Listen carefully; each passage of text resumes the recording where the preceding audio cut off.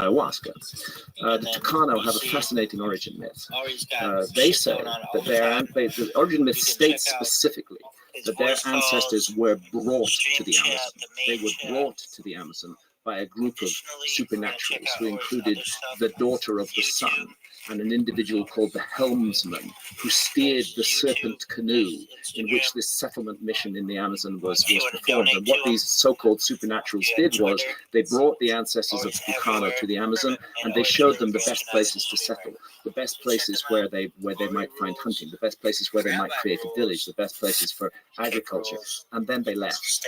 But they left them behind one gift, and that gift was ayahuasca. That's the story of the origin myth of the Tucano. And it sounds to me rather like the other side of the story of that DNA signal in the Amazon, that a group of people were deliberately settled in the Amazon by human beings who they chose to regard as supernaturals. That's what makes sense to me. When I interrupted you to talk about Quetzalcoatl, what were you about to say? I can't remember. Oh. I'm in California. I've been smoking lots of dope. You know. We were talking about different things in the Amazon. Should we rewind and figure out what we said? The serpent guy you're talking about. Before Quetzalcoatl, before that. I have another question. The Olmecs, you were talking about the genetics of these people that live in Native Americans, that they vary widely. But the Olmecs seem to have very similar features, the thick lips, the wide noses. Why do we think that is? Well, this is part of a curious mystery that is not unconnected to the genetic mystery. It's been known by archaeologists for quite a long time that there are anomalous skulls in parts of Brazil, which appear to show very strongly Polynesian or African features, very much like the features that we see on the Olmec heads. And a number of archaeologists who got into trouble with their colleagues for this have used that to argue many years ago, 30, 40 years ago, that the settlement story of the Americas is much more complicated than we've realized. And what the DNA is doing is it's telling us that there was something really weird happened with settlement. You see, what happened with those African or Polynesian looking skulls was that they were tested for DNA when DNA technology was not as advanced as it is today. And what that DNA showed was that they were more closely related to modern Native Americans than they are to any other people in the world. So the notion that there was some connection with Polynesia or Africa was dismissed. But now that we have very firm evidence of an Australasian genetic signal, Australian Aborigines, Papua New Guinea, Melanesians, with those kind of features, now that we have the genetic evidence that is found in the Amazon, we have to go back to that old evidence and reconsider it. Wow. Yeah, I would love to find out what that is. They've always fascinated me. The Olmecs, it's always been such a strange image, the large heads with the helmets on them, and how do they universally look like that? I mean, all of the features are very, very similar. Wow. Very, very, very similar. And always with the helmets. And almost always, I won't claim that every single Olmec head has a helmet on it, because I think I've seen one that didn't. It's quite a while ago since I explored the Olmec area. But what's fascinating about them is they are supposedly the first high civilization of Central America, that they create structures on a massive scale, that you can see connections between them and the later Maya. That whole mystery of the Mayan calendar was clearly inherited from the Olmecs. It wasn't something the Maya made up. The Olmecs used that same symbolism. So the Mayan calendar is actually an Olmec calendar. And if we then consider the possibility that the Olmecs may just be the latest, the earliest surviving manifestation of that calendar, it could go back much further than that. Do you plan on having any debates with people that oppose these ideas? Well, it was interesting on your very show, Joe, to have the debate that involved Michael Shermer, who's the editor of the Skeptic magazine, and some colleague of his who came in online, who I got a bit annoyed with, and myself and my great friend and colleague, the genius Randall Carlson, and I felt that was a very useful debate. I felt that it's possibly the first time that those of us on the alternative side of the argument about history were given an opportunity really to put our evidence forward and to confront so-called skeptics. Well, so-called, that's what he calls himself, Michael Shermer, with this evidence. And obviously I'm biased, but I don't feel that he fielded the situation particularly well. I don't think mainstream archaeology came out of that looking really good. I think it came out of that looking rather ignorant and uninformed. And a man like Michael Shermer, who is a professional skeptic, cannot begin to match the knowledge of a man like Randall Carlson, who has devoted his whole life to walking the walk of the geology of the end of the Ice Age in North America. And that showed on that debate. So I think the debate was worth doing. I think it showed that the alternative side isn't just wishy-washy stuff out there on the fringes of things, that there are those of us working in this field who are using really solid information and who our project is to rewrite history. And we're not going to do that with slight information. It has to be solid information. I think we had the opportunity on your show to say that solid information is there. I'm not claiming it was a complete victory for the alternative side. Michael Shermer is a smart guy, and he put forward some good arguments too. And there were constructive aspects of that debate, which I appreciated. I'd like to see much more engagement and much more positive approach. I wish the skeptics, welcome to their skepticism, but I wish they'd be less hateful, less full of derision, less despising. Well, they're so defensive with their ideas, and so defensive with their ideas when the possibility is there for a constructive debate, Well, what's interesting to me is that as this evidence piles up, and it seems to be continuing to pile up as more like these impact sites and more of this ancient civilization material gets unearthed, it's almost insurmountable. Yeah, it's almost, and this is how paradigms shift. I mean, everybody's familiar with the concept of a paradigm shift, and there's a book called The Structure of Scientific Revolutions by Thomas Kuhn, which outlines what a paradigm shift is, where an established model in some discipline of science that has been in control of people's thinking for a very long time suddenly falls apart. And it doesn't fall apart suddenly. What happens is that there's an accumulation of evidence which that model cannot explain. That paradigm cannot explain it. It seemed like a great paradigm at one point, but then it doesn't explain this. And then it doesn't explain like the paradigm that says that megalithic architecture is only 6,000 years old and that the first megalithic architecture was in Malta. That can't explain the massive megalithic site of Göbekli Tepe in Turkey 5,500 years before that. It's evidence like that, the slow accumulation of evidence that the existing system cannot explain, that at an eventual point, no matter how strongly the advocates of the existing system hold on to it, no matter how determined they are in their defense, no matter what dirty tricks they may choose to deploy to undermine their opponents, sooner or later the evidence overwhelms them and the paradigm goes down and you have a new way of thinking. And that is the story of science, and it is a story that I think we're at a tipping point in our understanding of the past of the human species. I am not saying that I am 100% right. I believe that what I'm doing that's worthwhile is I'm asking questions about the past that haven't been asked enough. I'm putting archaeologists on the spot and demanding that they explain themselves. I don't claim that I'm right. I'm offering an alternative theory, and my objective is to get people to think for themselves, to think about this stuff and not to accept the voice of authority as the sole medium of truth. That's what I've tried to do. Have you had any archaeologists review any of this work and change their opinions? No, I haven't. But what I have found, and I found it interestingly during the research trips for America before, is a younger generation of archaeologists who are in the field. And they are quite different from the older generation of archaeologists who were running the whole scene 25 years ago. Of course. Now we have a very different younger generation, a younger generation that has been exposed to open-minded thinking, that has been exposed to the internet, that itself, as part of the general pattern of the younger generation, is suspicious of authority. I'm meeting young archaeologists on sites. For example, I met a couple of really amazing young minds on a site called Blackwater Draw in Arizona, New Mexico, where one of the first Clovis sites, the young archaeologists I met there were incredibly open-minded and really willing to consider extraordinary possibilities about the past, and privately admitted to me that they'd read my books.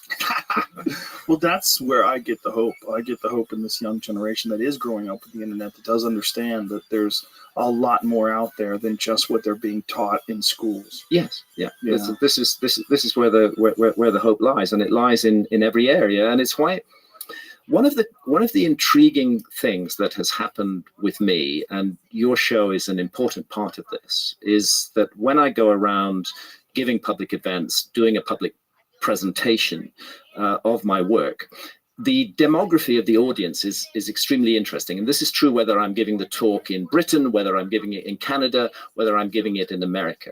Part of the audience are older people who read me in the 1990s, who got onto my work with Fingerprints of the Gods in 1995, and they've stuck with me, and they've carried on reading my work.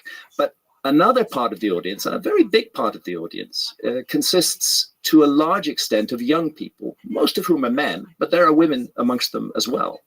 And what those mainly young men come up to me and say at the end of the event is, we first encountered your work on Joe Rogan's show, and it completely opened our minds. It changed it. I've had so many young men say, this has changed my life. And then I asked myself, well, why should a different take on the past change people's lives? Why should people feel that their lives have been changed by a different take on the past, which I add they would not know about unless you'd had the good grace to bring me on your show. These ideas would not be known, but they are known because of the amazing outreach of your show. And the answer to that question, why does it change a person's life, is that once we realize that we have been misinformed about our past, that everything that we've built our idea of who we are upon and of where we're going as a culture may be founded on falsehoods and perhaps even deliberate lies, once that is realized, then all the questions about the nature of the society we live in become open.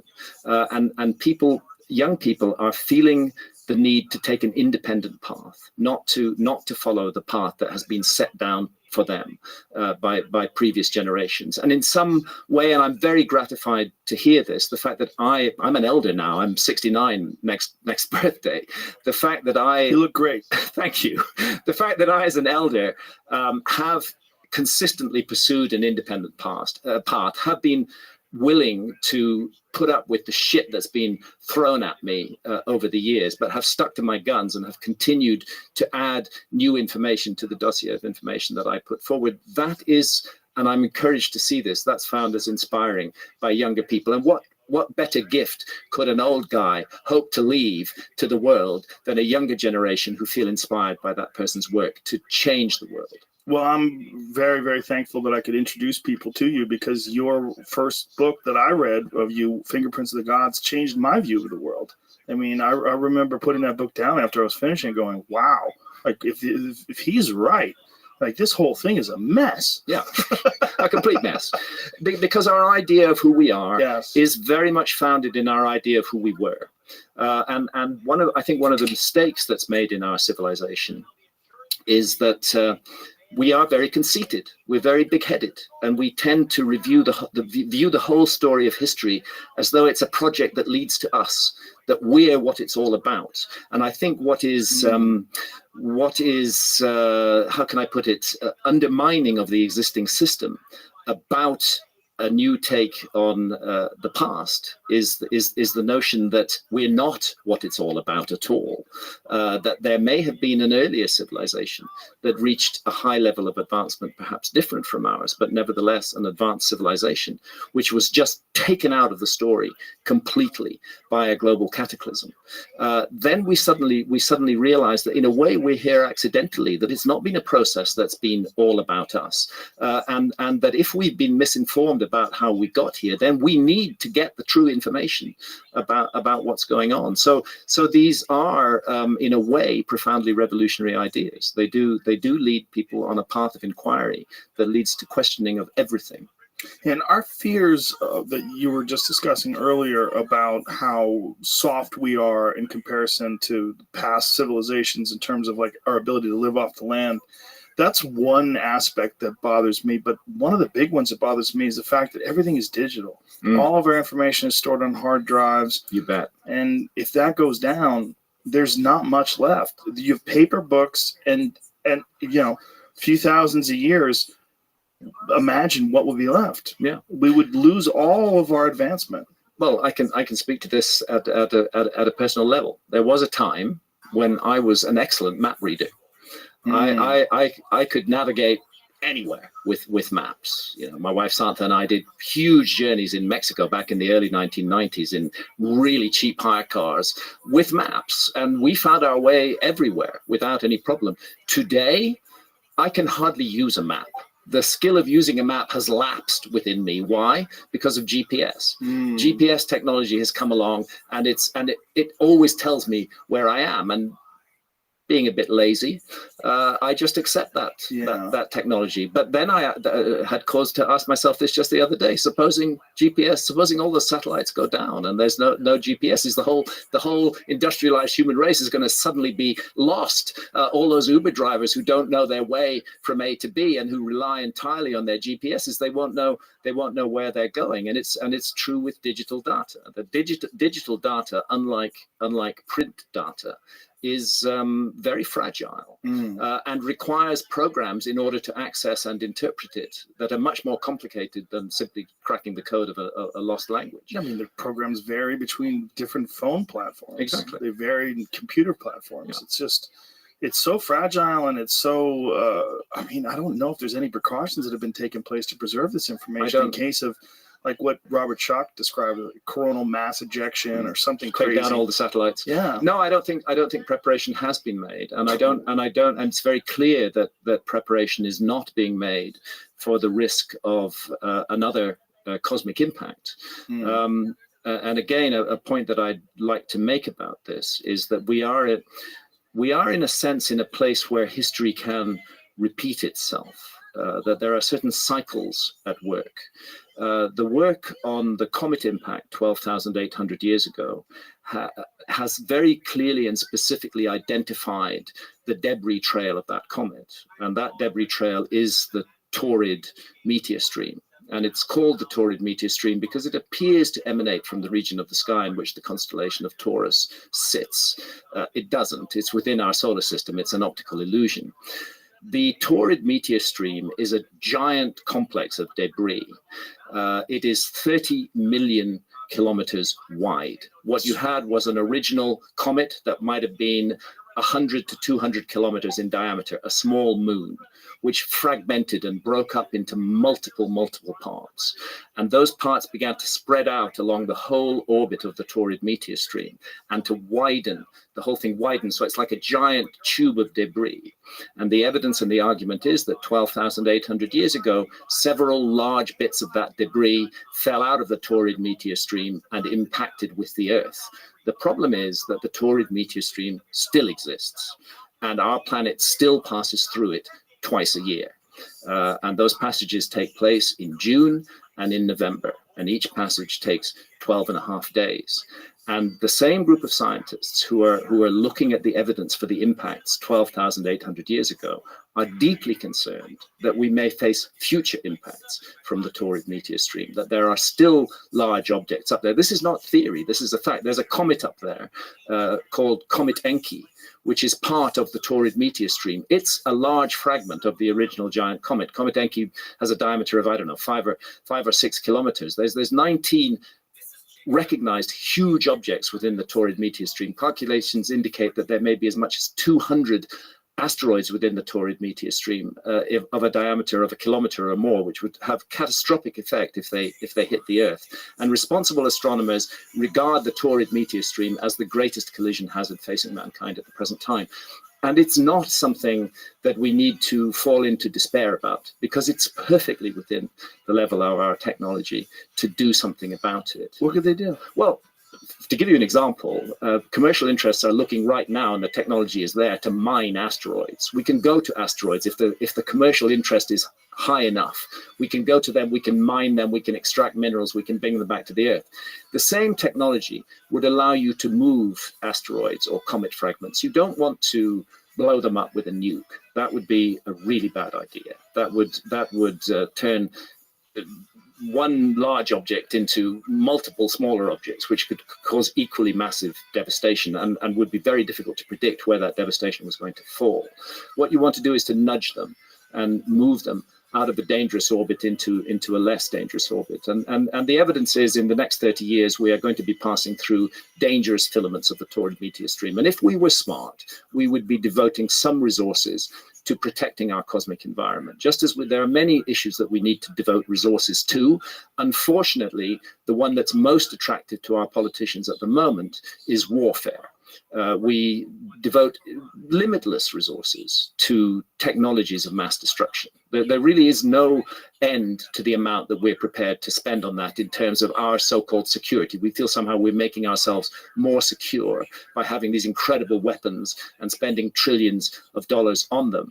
But the cosmos doesn't give a fuck about any of that. The cosmos is out there with these giant objects, which have a far greater explosive power than all the nuclear weapons stored on Earth at the present time. The comet Shoemaker-Levy 9, which hit Jupiter in 1994, had a total calculated explosive power of 300 gigatons. If you took the entire nuclear arsenal of the world today and blew it all up at once, it would yield 6.4 gigatons.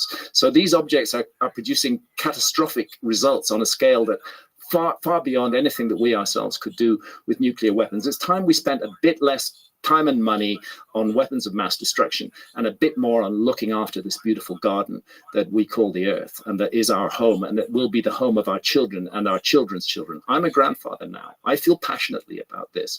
We need to look after this planet. It's our responsibility as a human species to do so. And one of the challenges, it's not the only challenge, there are many other challenges. One of the challenges is to pay attention to our cosmic environment and to realize that the cosmos can intervene cataclysmically in the human story, and that the torrid meteor stream in particular may have been a hidden hand in human history, that there may have been other impacts in the last 13,000 years that have affected and changed the course of humanity on this Earth. And the ancients were very good at paying attention to the sky. We ourselves have amazing tech to study the sky, but for some reason we're ignoring this problem of cosmic impacts. And that's incredibly irresponsible because, as I said a moment ago, it is a solvable problem. It is within the limits of our technology. It would require a global cooperative effort to sweep our cosmic environment clean, but it could be done. And a side product of that global cooperation might be a friendlier, more nurturing, more loving, more positive human community. It is very odd that we have this infantile nature, even as grown adults and world leaders, that we do like to ignore imminent danger as long as it hasn't affected us in the past. Yeah. There's no real moment we can point to other than Tunguska in photographic history, modern history, where you could take pictures of things. Where we had a giant and if I can pause you on that very point, the evidence is compelling that the Tunguska event was an object that fell out of the torrid meteor stream. That happened at the peak of the beta torids in June 1908. It is extremely likely that Tunguska object came from the torrid meteor stream, because we were passing through the torrid meteor stream at exactly that time. And what the Tunguska object is estimated to be between 60 and 190 meters in diameter. So it's not a very big object. It's not a kilometer scale object. It's big, but it's not that big. It doesn't even hit the Earth. It's an airburst. It explodes in the sky above, fortunately, an uninhabited area of Siberia. But the devastation is huge. It wasn't even noticed for some years afterwards until scientific teams went in and studied the area and discovered that 80 million trees across 2,000 square kilometers had been completely flattened by that airburst. And to put that in context, 2,000 square kilometers is the size of London. So anybody who knows London is aware that there's a ring road around London called the M25. If that airburst had taken place over central London, everything of London out as far as the M25 would have been gone completely. Is that what it looks like today? Pretty close. It says like 100 years later, there's still no trees. Yeah. And if you look above there, you're looking at the black and whites that were taken in the early 1900s. Oh my God! Yeah, which revealed the extent of this damage. So it's just stupid of us not to pay a bit more attention to this, especially when we have the tech to actually do something about it. We have that nature though when it comes to climate change. There's a curious denial. Yeah. There's a denial of the role of cataclysms in the human story. And Yes. there is even a word for that in science, and it's called uniformitarianism. And this is a particular philosophy of science where the view is that everything as we see it in the world today is how things have always been. So if we don't see cataclysms today, and they're not playing a major part in our story today, then there weren't cataclysms and they didn't play a major part in our story in the past. That's why, although it's before the time of human beings, when the evidence that the dinosaurs were made extinct by a comet or an asteroid first came out, Lewis and Walter Alvarez, the father-son team who were behind that science, were ridiculed by their colleagues, and they were told it's absolutely absurd. Of course, no cosmic event could have made the dinosaurs extinct. They spent 10 years taking that ridicule until they found the crater in the Gulf of Mexico. Since then, the whole scientific community has accepted that the course of life on this planet was radically changed by a cosmic impact. And, I like to joke about it, but it was a cosmic impact that was big enough, literally, to turn dinosaurs into chickens. Because that's what's left of the dinosaur line is, the birds. Yeah. And at the same time, skulking in those primeval forests is this little mammal. And it looks a bit like a shrew. 65 million years ago, going nowhere. The dinosaurs rule the earth. Then the cosmos intervenes. The dinosaurs are swept out of the way. And what happens? The mammals start to evolve very rapidly, and they start to occupy niches that were previously closed to them. And the bottom line is, we would not be here. The human species would not be here. We would not be having this conversation if the dinosaurs had not been made extinct 65 million years ago. So these are world-changing events, and my argument is that such a world-changing event occurred between 12,800 and 11,600 years ago, and it's high time we paid more attention to it. Is there any evidence that there was other species of human beings that existed in the Americas, like we're finding in Russia, and there's many of them that are being discovered all over the world now, these subspecies of human beings? Yeah. This is an issue that I go into in America before. And what first drew me into it was Denisova Cave in Siberia. I think everybody's heard of the Neanderthals, and these days I think everybody's heard of the Denisovans as well. A lot of people haven't. I guess a lot of people haven't. But first of all, let's take the Neanderthals. Okay. For a long time, it was held that the Neanderthals were stupid, primitive subhumans, shambling, lacking symbolism. Turns out that that's not true at all. The latest scientific evidence on the Neanderthals is that they were symbolic creatures, that they did do art, that they were in every sense human, and they were in every sense human because anatomically modern humans interbred with Neanderthals. You can't interbreed with another species. They clearly were human beings, but they looked rather different from us. And that's why certain populations in the world today still have 3 to 5% of Neanderthal DNA. Then in Russia, in Denisova Cave, they find a single pinky bone from a little finger. And they do the DNA testing on it. They're able to get a complete genome from it. And what they discover is this isn't a Neanderthal. This isn't an anatomically modern human being. This is another human species who they named the Denisovans. They think they're more closely related to Neanderthals than they are to anatomically modern humans, but they're clearly another human species. And they also interbred with anatomically modern humans. And Denisovan DNA survives, interestingly enough. It survives predominantly in Australasia, in Papua New Guinea and amongst Australian Aborigines. So as part of the research for this book, I went to Denisova Cave. I had an amazing, actually just incredible trip to Russia. I hadn't expected it to be like that at all. Siberia, I mean, America is vast, but my God, crossing Siberia, this is endless rolling plains, this just vast area. How did you cross it? Took a car. You can't travel independently in Russia. It's very difficult. You have to get permission, and you have to state in advance where you're going to be stopping off at. So what I found, and I just did so through the internet, was a local guy called Sergei Kurgin, who had a little tour business in Siberia, in the city of Novosibirsk. I got in touch with him. He found a translator who would translate my emails, and I said, we want to make this journey to Denisova Cave. And can you set this up for us and get all the permissions? And he did. And so we flew into Novosibirsk. Sergei and his translator, who turned out to be a Russian student who spoke good English, joined us. And we did this immense journey across Siberia. How long did it take? Oh, it took us 3 days to get to Denisova Cave. 3 days driving every day. 3 days of driving every day. Some stopping off along the way. Incredible hospitality of the Russians that we were amongst. Very independent people who are living out there in the wilderness and who actually do know how to survive. It's the first time I've ever drunk milk fresh from the cow. Literally milked right out of the cow and poured down my throat. How was it? It was delicious. And the cream, I mean, thick cream. Very, so there was a lot of things about Russia that surprised me.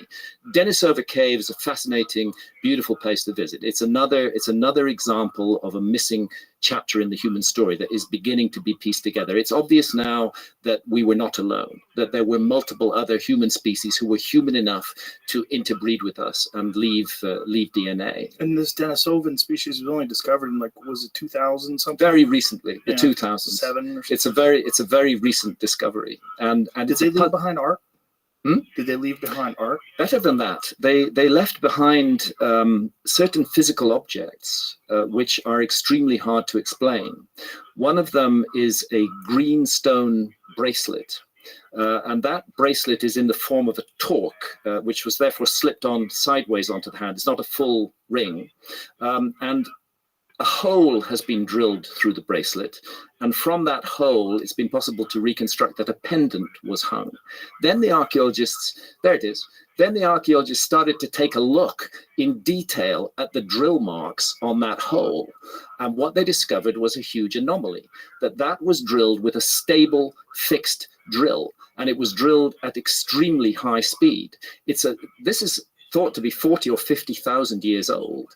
There is not supposed to have been any such technology in that period that was capable of drilling with a stable fixed drill, and yet there it is, and there it appears. So there are also incredible, very fine needles, bone needles that the Denisovans made, very long ones, which suggest that they were stitching very heavy stuff together. And the suggestion has been, were they making skin boats, for example, to use to navigate? That would explain how they managed to get themselves to Australia, which is where the largest amount of Denisovan DNA survives today. There's one of those needles. So there are indications of strangely out of place technology amongst the Denisovans, which is 20, 30,000 years earlier in the human story than it should be. Those kind of needles, that kind of bracelet, you could expect to find them in what archaeologists call the Neolithic, but to find it in the Paleolithic is very puzzling and very odd, and it suggests that the Denisovans were certainly not shambling subhumans, that they were refined creatures. Can you find out what year they discovered the Denisovans, Jamie? Can you Google that real quick?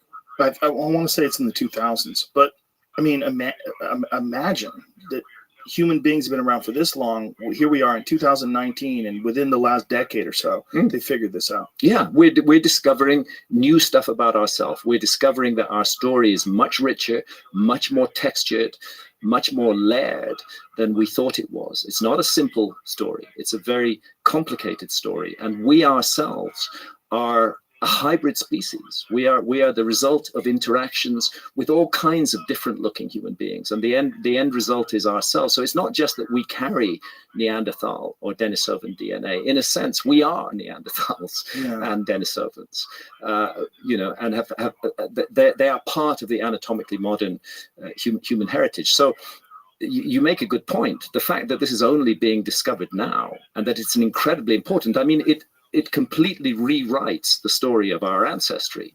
The notion, Says 1970s. 1970s. Oh, okay, I'm way off. The real work that's been done in Denisova Cave has been done in the 2000s, from 2006, 2007 onwards. Genetic examinations. That's when the major papers have been 2008. There have it been is. published, Yeah. which have revealed the genome of the Denisovans and revealed the Denisovan connection to anatomically modern humans. The fact that we're only finding this out now, that we told the story of our past and weren't aware of this, raises the question, how much else in the story of our past is there that we're not aware of? Let's stop being so arrogant, so sure of ourselves, so confident in our findings. Let's be more tentative. Let's keep an open mind and see where it takes us. That's the main message that I have from all of this. And I think, and I hope that this will be an effect of this book. I'm not kidding myself that the archaeologists are going to jump on board overnight, particularly so since I'm very critical of American archaeology in this book. And I'm critical of it specifically and explicitly because of the dominance of the Clovis first model for so long, which prevented other research taking place. And I have to say, archaeologists like to insult me by calling me a pseudoscientist. I can't think of anything more pseudoscientific than the Clovis first doctrine, which locked American archaeology for 50 years in a particular framework, which we now know was totally wrong. Nothing good about it at all. A complete mistake. What I'm hoping the book will do in the long run is that it will lead to more attention being focused on the Americas. This is a very neglected area of the world as far as deep and ancient archaeology goes. The recent history of the Americas has been relatively well studied, but the deep and ancient history has not been well studied. And I think America is going to contain revelations for us about our story and about our past. And I'm serious when I suggest that America is the most plausible and the most likely home base for a lost civilization. If you're going to propose a lost civilization, there are certain preconditions. You can't have it on a small island. There's got to be a large landmass with enormous resources and the ability for population to grow and for those resources to be mobilized. And what I suddenly realized, you asked earlier why I started to write this book at all, is what the new evidence is pointing to is that the Americas have been wrongly neglected. That here we have a giant continental landmass with extraordinary resources that has just been ruled out of the story of human civilization. But once we take account of the fact that there was a giant cataclysm over North America 12,800 years ago, and once we start looking, as I do in America before, at the incredible, deep, in-depth similarities between, for example, the religious system of ancient Egypt and the religious system of the Mississippi Valley, then you realize that you're into a global mystery here, and that the answer to that mystery may not at all be in the old world and may very much be in the Americas. See, it's odd. I mentioned Moundville earlier on. It's kind of odd that we should find what is essentially the ancient Egyptian religion manifesting in the symbolism of Moundville, the ascent to Orion, the transit to the Milky Way, the journey along the Milky Way. These are very specific and idiosyncratic ideas. And what makes it doubly odd is Moundville isn't that old. Moundville, as a site, is about 1,000 years old. Ancient Egypt had already been gone completely from the world for at least 600 years before Moundville was created. The end of ancient Egypt, there's Moundville. And what we're looking at in the foreground is Mound B, and we're looking at Mound A in the distance, and a complete circle of mounds. What is odd about it is we find this system of ancient Egyptian ideas in Moundville 500 years after ancient Egypt has gone from the world. The Romans were the end of ancient Egypt. By 400 AD, ancient Egypt is gone. Moundville doesn't even exist then, but 600 years later, it is created and it manifests the entire set of ancient Egyptian ideas. Clearly, it did not get that as a result of direct transmission from ancient Egypt, unless they were time travelers. The only way I think it could have got it is as a result of a legacy passed down from a much earlier civilization that had influenced and affected many different parts of the world. And the characteristics of that civilization, the shamanistic heart of it, the use of altered states of consciousness, the focus on those, are amongst the reasons that I would suggest that America is the place that we should be looking. And the big mysteries are in the areas that were so devastated at the end of the last ice age, up in the north of North America, the channeled scablands in particular, and then the Mississippi Valley, the whole story of the Mississippi Valley. Yes, Moundville is 1,000 years old, but then you can go back to Poverty Point in Louisiana, which is 2,700 years old. You can go to Watson Brake in Louisiana, which is 5,500 years old. You can go to sites like Conley, which are 8,000 years old. The system keeps on going back and disappearing back into time. And I think the most fruitful new work on exploring the origins of civilization is going to occur counterintuitively in the Americas, the very last place on Earth that archaeologists have ever thought to look. What do mainstream archaeologists, what do they think caused those drill marks in the Denisovan bracelets? They've not really explained it. The Russian archaeologists who published the report on that are themselves mystified by it, and they realize that it's dynamite. It's an explosive discovery. It's an out of place technology, and so they're trying to explain how come fixed stable drilling, which we thought was introduced first in the Neolithic, maybe 8,000 years ago. How come that is now found in a site that's 40 or 50,000 years old? That's how old those bracelets are? Oh yeah, absolutely. Those bracelets are 40,000 years old? They may have been older. There's recent research suggesting that they may go back 65 to 70,000 years. Oh my God. They're extremely ancient, and therefore they're incorporating an out of place technology which doesn't fit with the timeline of history that we've realize how out of place it was. Very, very out of place. Very, very, very odd feature that we have here. So what this says to me is that we as a species, and I guess this is kind of my pet phrase, we are a species with amnesia. It's my favorite phrase of yours. We have forgotten so much more about ourselves than we remember. And what the process of history and archaeology should really be about is a process of remembering. We shouldn't be imposing our ideas of what we should have been on the past. We should allow the past to speak for itself. And when it does so, it speaks eloquently. One of the sites that we visited and explored for America before was Serpent Mound in Ohio. I don't know if you've ever been there, Jamie. No, I've heard of it, though. It is an amazing... Jamie's from Ohio. You ever be there? Yeah, Jamie and I were talking about it earlier. There's Serpent Mound. There's an aerial view of Serpent Mound. Oh, that is crazy. But here's the thing. Beautiful. You see the head end of Serpent Mound there? So Santa and I went there at the summer solstice in 2017. We were there on June 21st, 2017. And my wife Santa is a photographer, and we acquired a drone for this specific purpose. Oh. And she flew the drone up 400 feet above Serpent Mound, and we sat it up there watching the sunset. And what happens on the summer solstice, and you can only see it perfectly with a drone. There's pictures of it in the book here. What happens on the summer solstice, you can see it from ground level, but you get up 400 feet, you really get it. The head of that serpent is pointing directly at a niche in the distant hills through which the sun sets on the summer solstice, on the longest day of the year. So it's a sky ground alignment, a perfection that is taking place there. It's a beautiful thing to see, to watch that sun majestically sinking down into the horizon and see this awesome figure of the serpent gazing directly up at it with its jaws open, almost as though it's about to swallow the sun. And then we remember that there are other sites around the world which are also aligned to key moments of the solar year, aligned to the winter solstice. For example, the Temple of Karnak in Upper Egypt, that kilometer-long axis targets exactly the rising point of the sun on the winter solstice. One of the interesting things about Serpent Mound, and I urge anybody listening to this, go visit Serpent Mound, and especially go there on the summer solstice, because that's the moment, that's the marriage of heaven and earth. That's when sky and ground unite in majesty at that place. But one of the mysteries of Serpent Mound concerns, how old is this mound really? how far back does it go?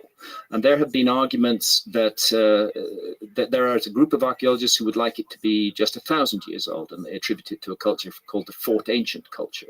There's another group of archaeologists, in my view, who've done much more thorough work, who attribute it to the Adena culture. The thing about which goes back to 2,300 years ago or so, there's evidence for an earlier construction enterprise. It looks like the site has been continuously reconstructed and remodeled, as we would do with any sacred site. If it begins to wear down, you remodel it, and then you get later organic material being introduced to the site that may give you the impression that the site is only that old. What's intriguing about Serpent Mound is it stands on a natural ridge. And that natural ridge, and this is entirely an accident of heaven and earth, that natural ridge, the head end of it, if you like, is naturally oriented to the summer solstice sunset. Somebody, a long time ago, noticed that natural orientation, and they decided to monumentalize it. Here was a place where earth whispered to sky. The earth, in her own nature, looked directly at the place on the horizon where the sun was setting. This was a highly significant place. This place mattered. So they then created Serpent Mound on top of it. They memorialized it. They turned it into a special place that human beings had a hand in making to honor the marriage of heaven and earth. And what I found researching this book is that Serpent Mound is not alone in that respect. A lot of people are puzzled by Stonehenge in England. Stonehenge is built on Salisbury Plain. And there are two kinds of big megaliths at Stonehenge. One of them are called Sarsens, and the other are called the Blue Stones. The Blue Stones, we know for sure, were brought a long way. They were brought from Wales to Stonehenge, a distance of about 150 miles.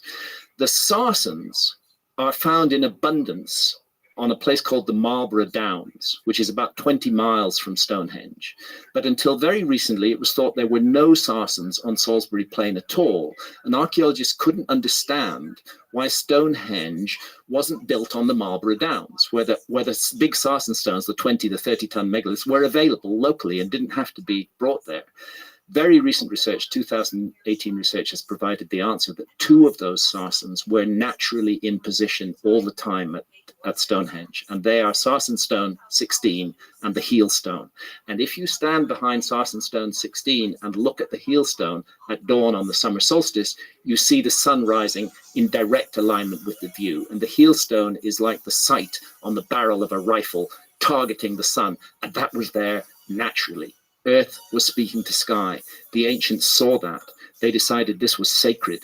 They went to huge lengths to bring the Sarsens, the rest of the Sarsens, from the Marlborough Downs to create the big stone circle at Stonehenge and then to put the blue stones inside it. But initially, what they were celebrating was a natural union of heaven and earth. And that brings us to the notion of as above, so below.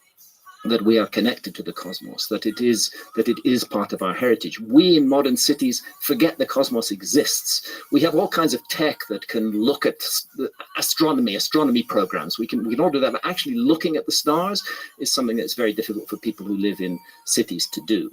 We're cut off from the cosmos. We're cut off from the notion that it is sacred, that it matters to the human creature. And what the ancients seem to have done is to realize how vital that connection is, and to memorialize it, and to celebrate it, and to draw our attention to the intimate connection between ground and sky.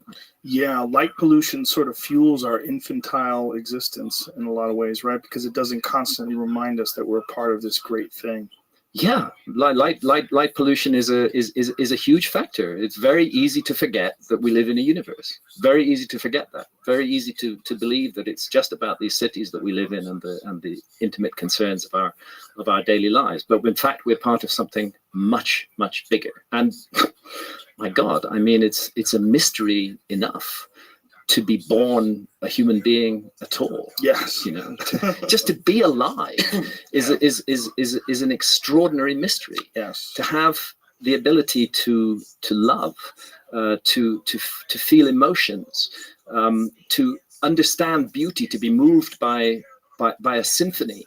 All of these things we take for granted, but actually they're deeply mysterious. We don't really know what we are or who we are, and which is one of the reasons I'm so fascinated by Rick Strassman's work. You presented his film DMT, the spirit molecule, and on my upcoming speaking tour I'm going to be doing an event with Rick on the 14th or 15th of May in Sedona. I think it'll be the first time that Rick has spoken publicly for quite a while. Rick has a colleague called Andrew Gallimore, who teaches at the University of Okinawa in Japan, and Rick and Andrew have together developed a technology for releasing DMT into human volunteers in a very slow drip that will keep them in the DMT state, if they wish, for hours on end.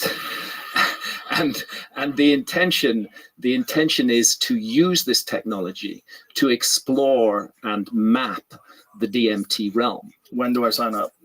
Soon as possible. Where do I go? It's very close. Imperial College, it looks like Imperial College London is going to deploy this technology in further research into DMT, and that research is not going to be purely and simply into the therapeutic potential of a psychedelic, which is very important research to do.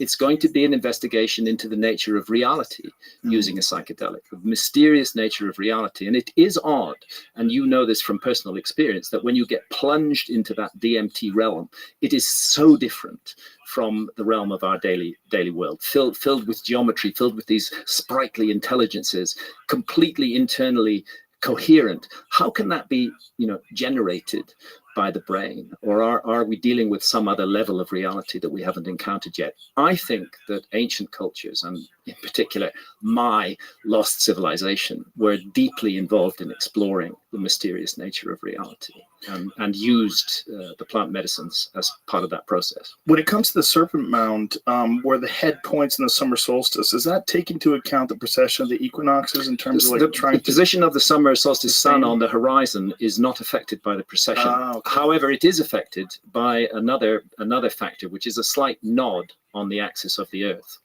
A nod, but not a wobble? Not a wobble. What is the nod? A nod, and it's called nutation. And the axis of the Earth nods back and forward over a cycle of about 41,000 years. And that does adjust the position of sunrise on the horizon over a very long period of time. And it would, in theory, if this idea can be taken seriously enough, it would, in theory, be possible to use very precise observations using the latest modern tech, not simply being up there in a drone and seeing the general connection between the position of the sun on the horizon and the head of Serpent Mound. It would be possible to refine that and actually say astronomically the precise date on which Serpent Mound must have been first created to precisely target the rising sun on the equinox. Wow. And on that note, we just did 3 hours. Did we? Flew by. I would ask your listeners and viewers, while we're talking about Ohio, don't forget about Newark and High Bank. What are those? These are two incredible, amazing, absolutely stunning, gorgeous geometrical sites. It's sad, but one of them is preserved within a private golf course. Oh, no. However, it's not so sad, because if it hadn't been preserved within a private golf course, it would be gone completely. More than 90% of the Native American earthworks that were documented in the 19th century are gone now. They've been plowed under for agriculture. That's another part of our missing story. There we're looking at Newark. See that octagon and circle combination? That's repeated at another site called High Bank, which is 60 miles away. And the octagon circle... Go back to that, Jamie. Give me a large image of that. So you is see, this an overlay, or is that what it actually looks like? That's what it actually looks like. That's a graphic based on it. Well, the octagon circle combination in the top left of the image are best preserved. The other bits are not so well preserved. And the reason the octagon circle are best preserved is because they're in a private golf club. Wow. Where otherwise they would have been plowed under. The interesting thing is that octagon circle combination is 60 miles from High Bank, but there's another octagon circle combination there, and it is oriented at precisely 90 degrees to that one. That speaks of high science in the Mississippi Valley a very, very, very long time ago. There's so much to explore and so much to investigate and so much to inquire into in America. It's just an incredible land, and its mysteries have been hidden from us. And I'm hoping with this book that I have managed to pull the veil back a little bit on those mysteries. And if we're really coming to the end of our, is it really 3 hours? My God, if we're really coming to the end of our 3 hours, can I repeat, I would love to see readers of my books at my events. I'm doing 3 events in Canada, Vancouver, Montreal, and Toronto. And I'm doing something like 17 or 18 events in the United States. I'm just speaking continuously right the way across the US. I wish I could visit every state in the US, but my goodness, this is an enormous country. Every state in the US is as big as the entire British Isles, you know.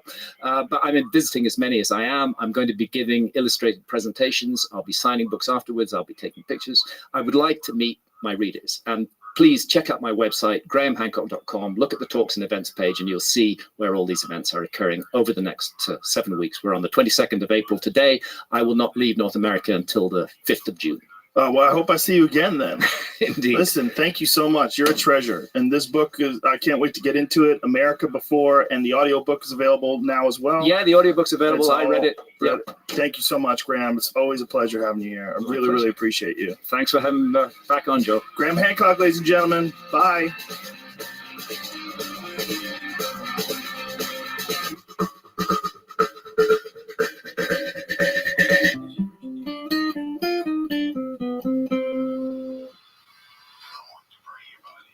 Oh, yeah, come on, let's go.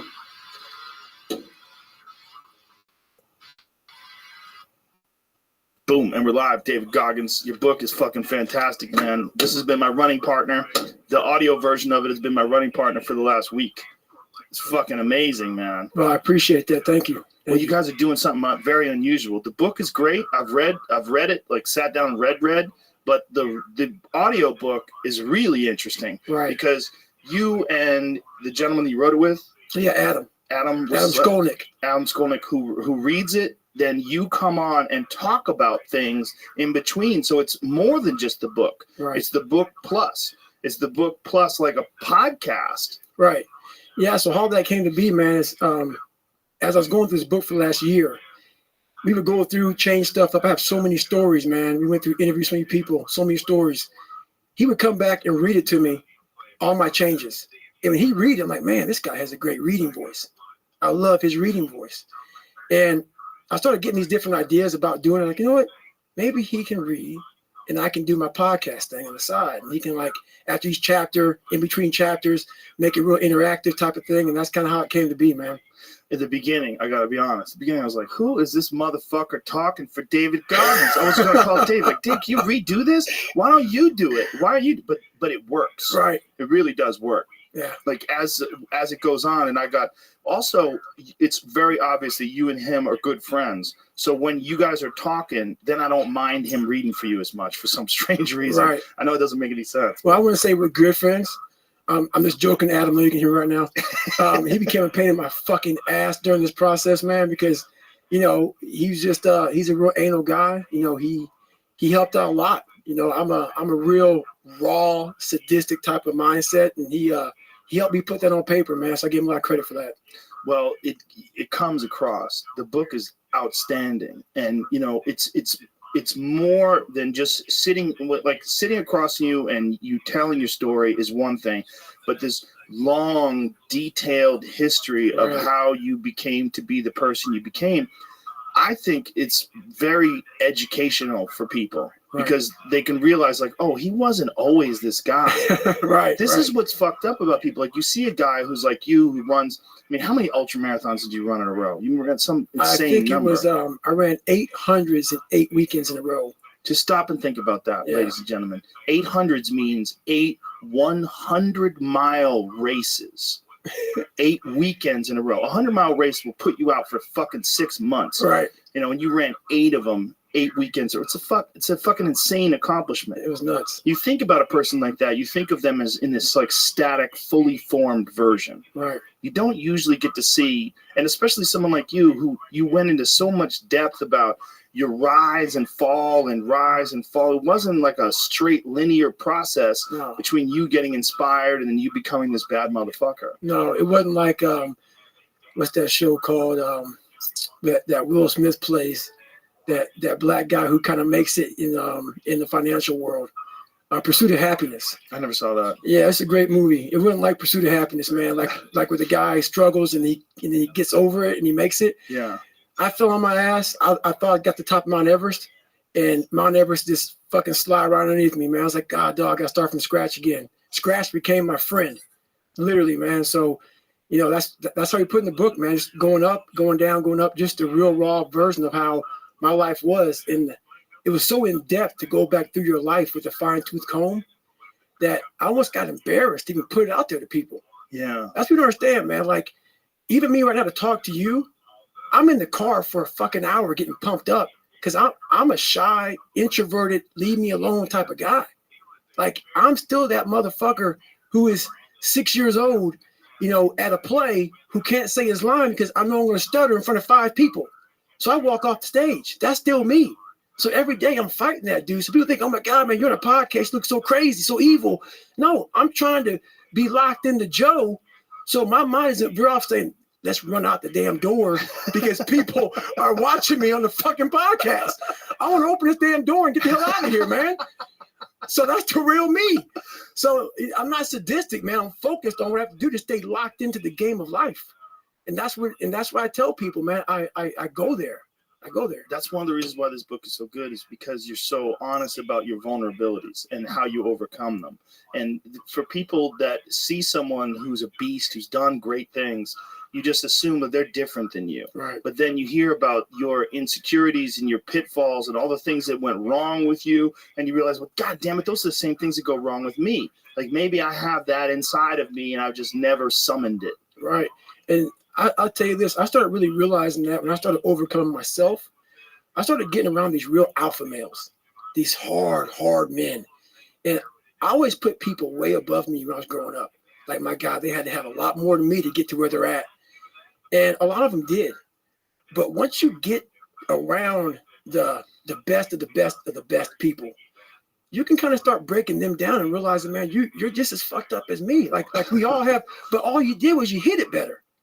Your upbringing, your mom and dad, your society, the way you were raised, it hit it better than mine. You weren't the only black kid, or it was like 5 in a school.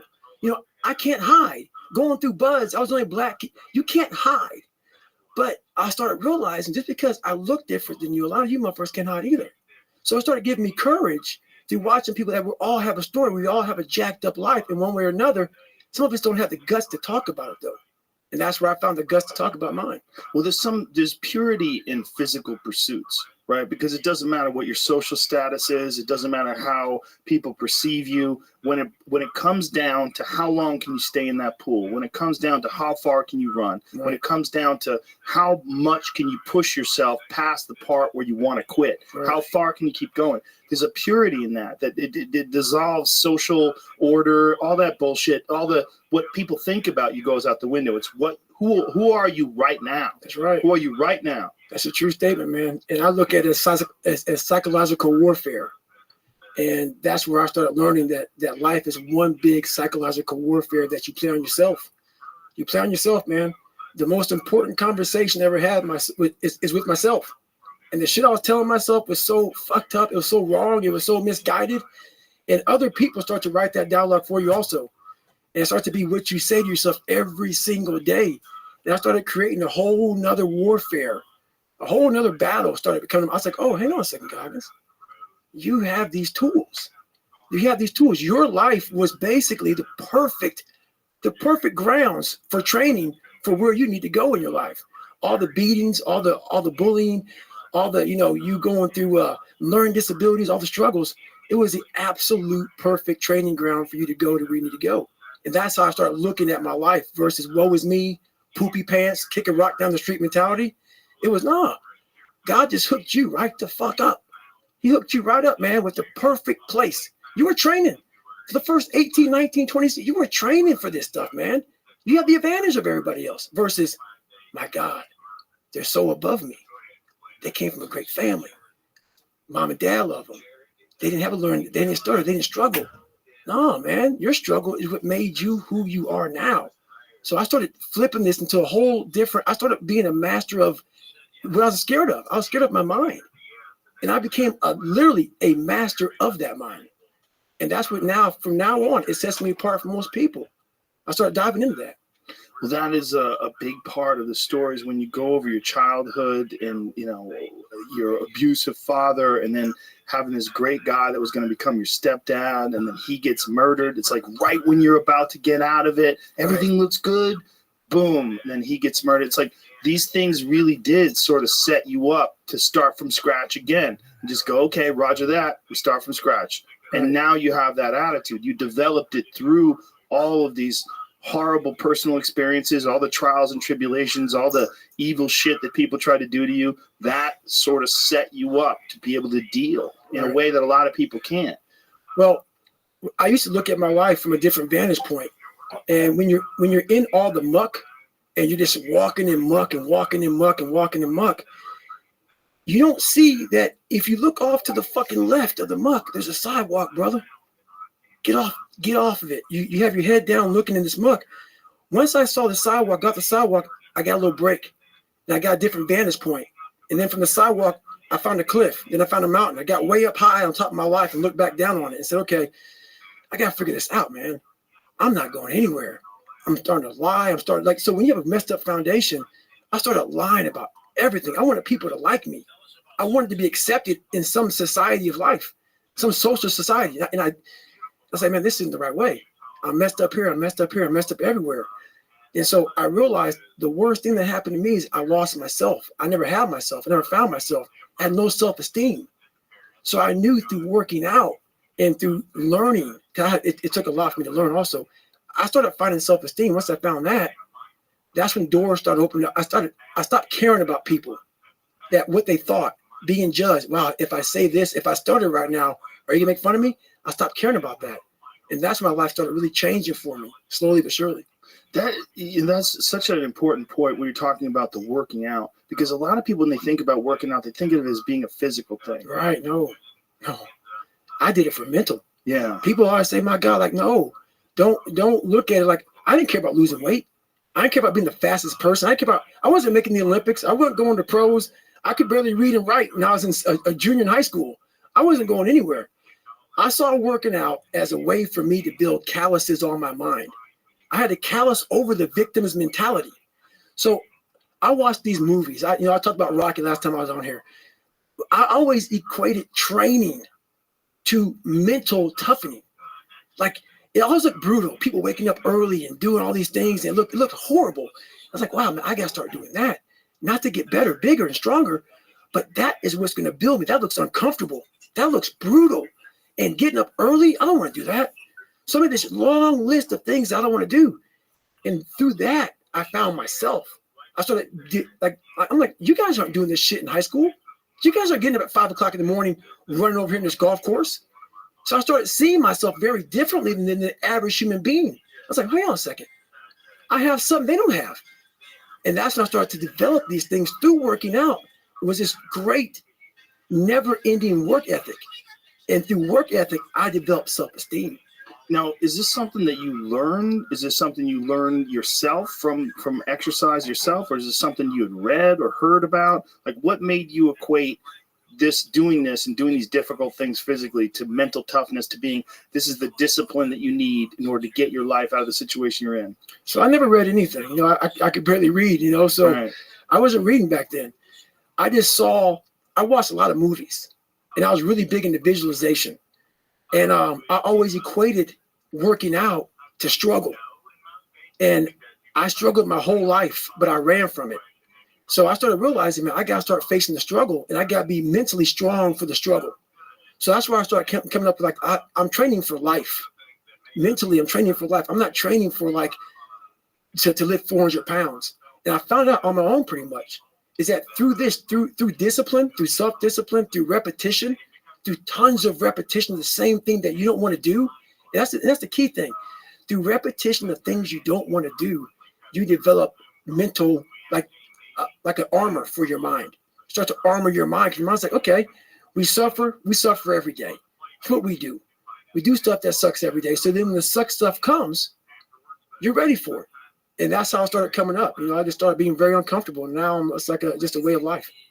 It's a crazy thing to figure out, though. It's like that you figured it out, and you didn't just figure it out, you embraced it. Like when you were talking about your senior year of high school, when you're talking about your mirror, being your accountability mirror. Like you had a radical shift. Like you just decided to not be a fucking loser, and to start tightening up and start holding yourself accountable and get ready for things. So I have this my whole life. I mean, I don't know if people believe in God or what. I don't care what you believe in. There's been this unrelenting voice in my head. We all have this voice. It's the right or wrong voice. And a lot of times that voice guides us into comfort. And my voice guided me into comfort a lot. But I had this other voice I heard my whole life saying, hey, motherfucker, what are you doing? No, man, we got to go over here. We got to go over here to that rock pile over in the fucking corner where nobody's at. That's where victory's at. We're over in that corner. So this voice was giving me all these answers. Now, I wasn't a real smart kid growing up, but I had this crazy voice in my head saying, over there is where the fucking answers are. And I wouldn't listen to it because over there was pain. Over there was me looking in the mirror. Over there was me being accountable for all these things I went through my life. You know, people put them on me. It's now mine to own. And I didn't want to go over there by myself, but I had to. And his voice was guiding me there. It's God, whatever you want to call it. But that's what it was in me. Do you think that's just what when you separate yourself from your ego and what your insecurities and all like if you were giving yourself advice, you would say that's what the thing is to do. So do you think that's what it was, like your subconscious or you stripped away from all the bullshit when you couldn't lie to yourself because it's a voice in your head? That's exactly it. It's exactly it. Because it knew. It knew. I was a character. I was trying to find myself through a character. I was making different hairstyles and sagging my pants, and I was off. I was off, man. I was a clown.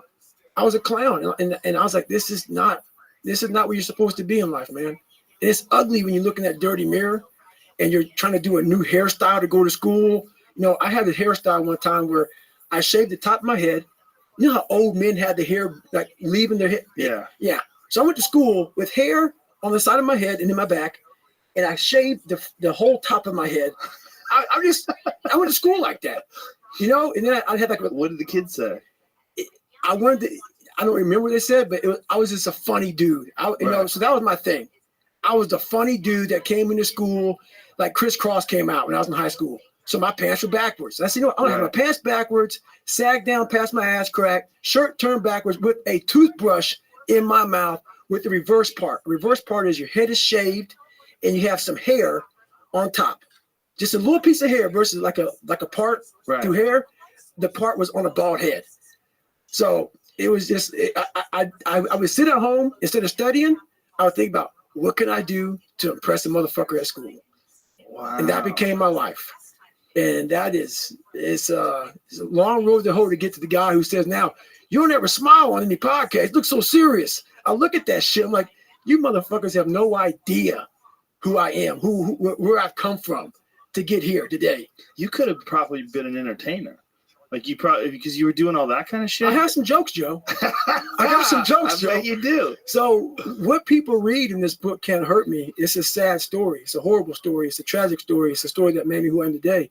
But you have to learn to laugh at yourself too. Once you go through that shit, so there's a lot of parts in there where there's a lot of me against a lot of white people, you know? And I have a routine that I won't do. So people who hire me to speak, I'm not going to do the routine. I often do it sometimes. And think about it. I was a 36 black guy to go through SEAL training. Okay. Out of how many people? Out of probably looking at probably 11, 12 to make it through, probably 13,000 SEALs. I was probably the 36. I was a 36 black guy to make it through. And over since like the 1940s, you know, you're looking at almost 70 years. Wow. Yeah. So, you know, do the math on that. So there's not a lot of black guys. And so I take that and I make a nice comedy skit out of that shit. You know, like the first time they tied me up and threw me, it's called drown proofing. Yeah. So I'm negative boring as hell, you know? Me too. Oh. I'm related to that big time. Yes, you and a few white boys, man, are negative boring. You sink like a rock. Like a rock. And that's hard. So imagine them getting your hands and feet, tying your ass up and throwing in the fucking water and say swim. It was like throwing a cat in the water with fucking a brick on her. So I was just losing my fucking mind. So it's so many things I had to get over, you know, and I found humor. I found humor in my suffering. I was like, motherfucker, what are you doing out here, God? And it's like, this is crazy. Like you're literally trying to reinvent the wheel. But I was trying to reinvent my mind. And I used every single tactic possible to do that. I didn't want to live live in this world where I was a fake human being anymore. And I was tired of blaming everybody for where I was at. My dad beat me, this happened. I mean, my dad ran prostitutes, man. My dad literally snatched the soul out of my mom. Like, my mom is still battling. Like, after my mom left my dad, and this is what I'll talk about in the book, she got married 3 times for a total of 6 months. I don't go there. I'm not even gonna talk about the guy she married. So this woman she's beautiful. She's so smart, all this stuff, man. This guy literally stripped her soul away. And I was a young kid watching it. And I had no soul to begin with. And my brother, he has a story that he could write 8 books. My dad just came through and just washed us all clean. So to come out, still around? He died about 4 years ago, 4 or 5 years ago. I'm not for sure. I didn't go to the funeral, but I forgave him. So I saw my dad through an 8-year-old's eyes. So we left when I was 8. And then at 22, I went back to see him through a grown man's eyes. And he was the same person I remembered. But I had to. You can't live with hate. You cannot move forward. As much as that guy tried to ruin all of our lives, that's where I came from. I had to figure out the origin of where I started from. So when I was going back through my life trying to fix who I am, the fucked up person I was, like, if your knee hurts, it's usually not your fucking knee that's hurting. It's something else, man. It could be a tight quad. It could be the right leg. If it's the left leg, you got to find out the origin of where all this shit began. And it was him. So I had to go back to where, my roots and the origin of all this happened. And it's hard to do that. Did you make peace with him? I made big peace with. So we didn't have a peaceful conversation. We left very Garanimal. He's a vicious man. He was a vicious man. I mean, medieval motherfucker. So I had become a medieval motherfucker at that time. I was 22 and I was the big boy. And so I was no longer the guy who was afraid. It was not like, hey, I want to kill you type of shit. And we were sitting at Denny's after an all-night skate or whatever the hell. He owned bars and skating rinks and shit like that. And so we were sitting down and we kind of got into it and I just kind of left. But I had to make peace with it in myself. I could not hold on to that hate, because holding on to that hate was half the reason why I kept falling into the same pattern of failing. I had to start dumping off some baggage.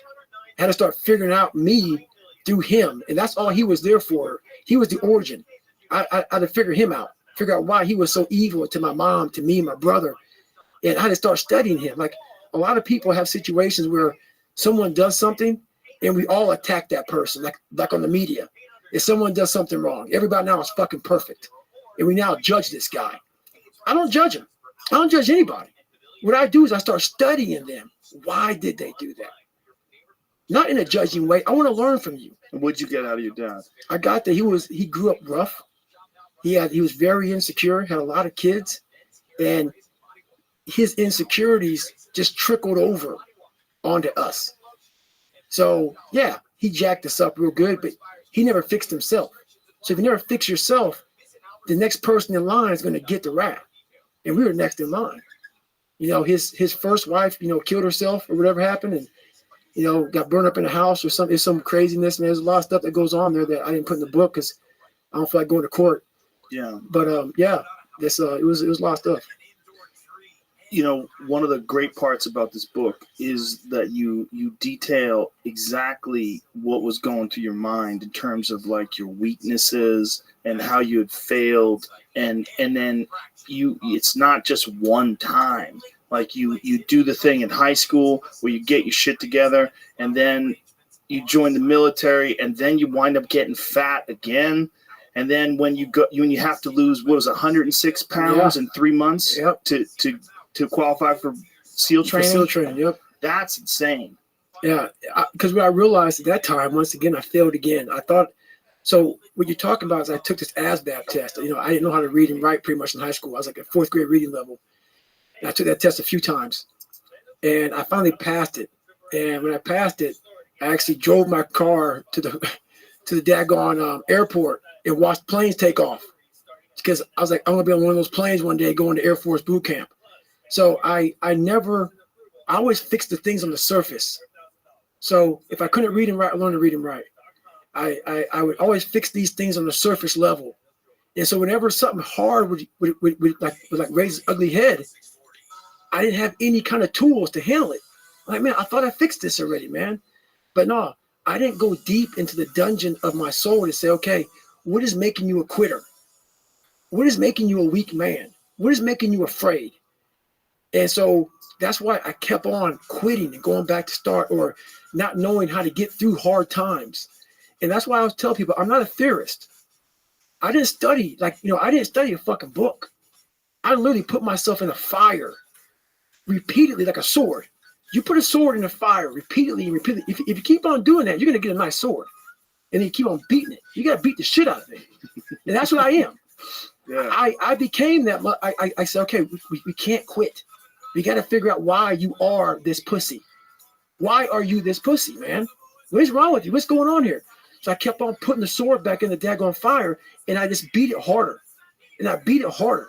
Before I knew it, I started realizing, all right, man, the brain is starting to get hard. The brain is starting to get hard. I'm no longer a theorist. I'm now a practitioner. I put it in hell. I dissected it while it's in hell, because you can't dissect anything in a normal environment. You can't dissect anything in 72-degree weather. You must put it in the fucking freezer and freeze the fuck out of it. And then you dissect it. Dissect it when it's miserable. Dissect the brain when all it's thinking about is, I need to get out of here, man. I want to get out of the fucking freezer. Open the door. And you said, nah, 5 more seconds, man. 5 more seconds in the freezer. And that's when you start to pick that brain apart. And that's what all this stuff did to me. I kept on putting myself back into the freezer or the fire and beating the shit out of myself, mentally and physically. Before I knew it, this is what happened. Wow. It's an interesting way to self-teach. You know, like most people that, you talk to that are disciplined, they, they have something that they read that inspired them. They have certain people that they look up to. There's certain, coaches that taught them. There's certain important moments in their life. But for you, it's a system of failure and reflection, and then rebooting. That's it. Yeah. Repeated failure. And people think a lot of times about me that I'm angry. Oh my God, you sound so angry. You cuss so much. Oh my God, why you cuss so much? Why are you so crazy? If you read my book, I cannot explain my life by saying, hey, it was a Merry fucking Christmas, man.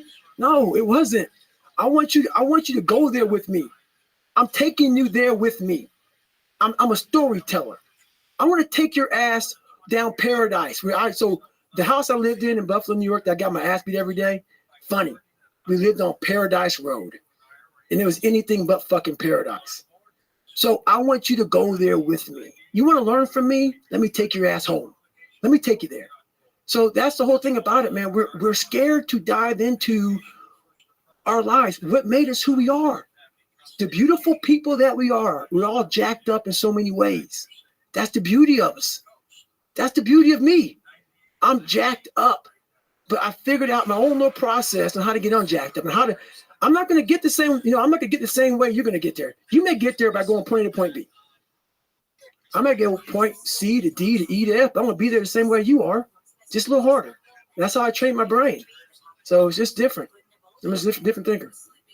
When you stop and think about all the different times that you did have to reboot and how you found like new goals and you found new inspiration and you fired up a new discipline and you became stronger and harder and you got one of the things that people always look for in life, they look for a point where they can rest. I'm going to retire. Like people love that expression, the golden years. They love that expression. Yes.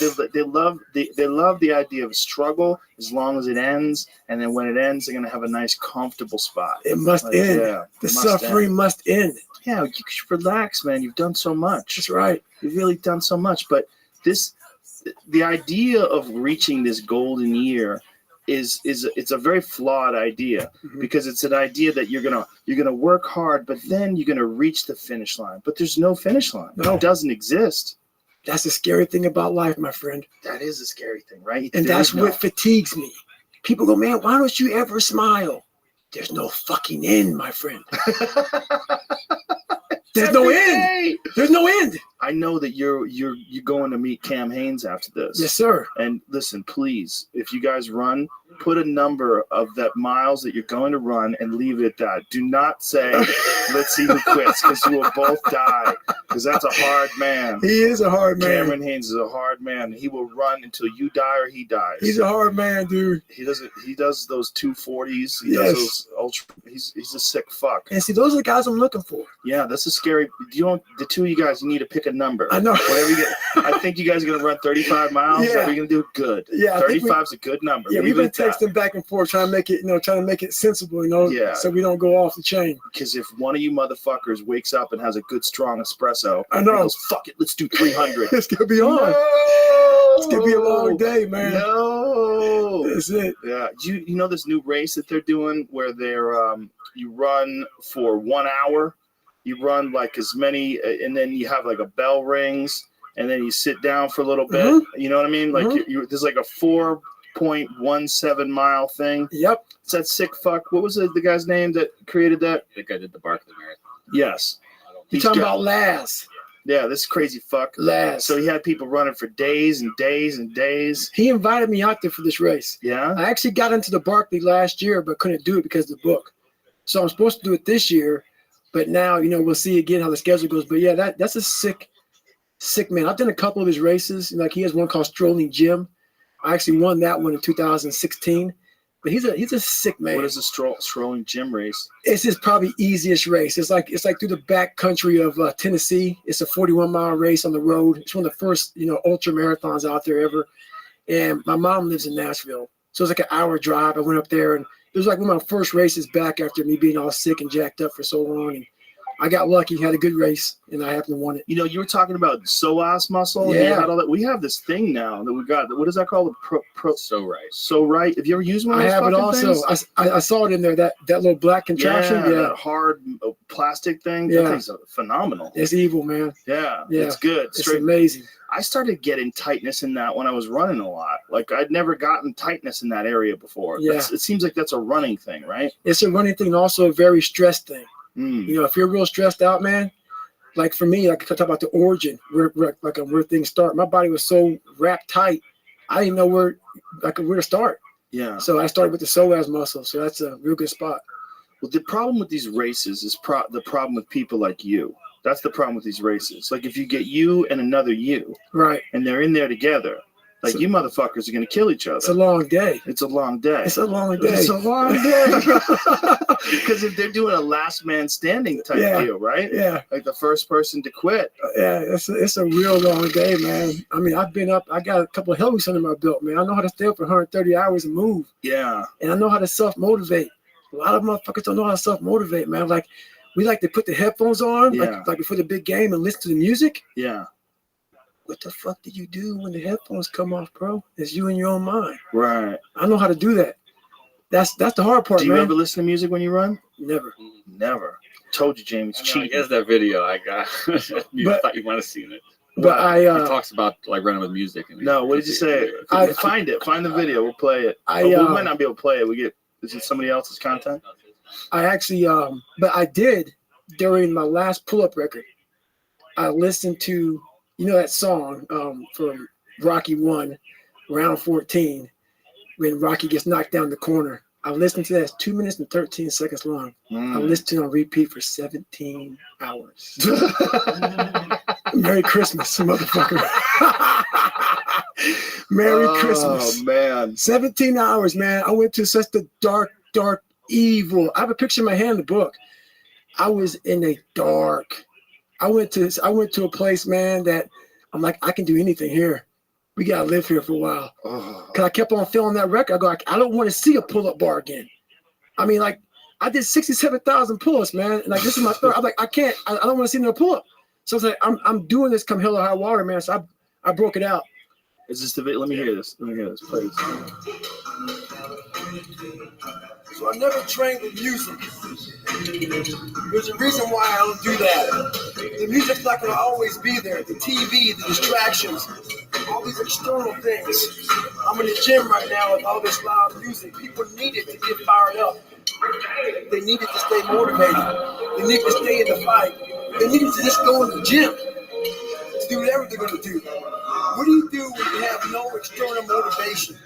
It's about the internal. What do you say to yourself? How are you going to fire yourself up? What's that flame inside of you that keeps you going? Let that keep you going. Not this.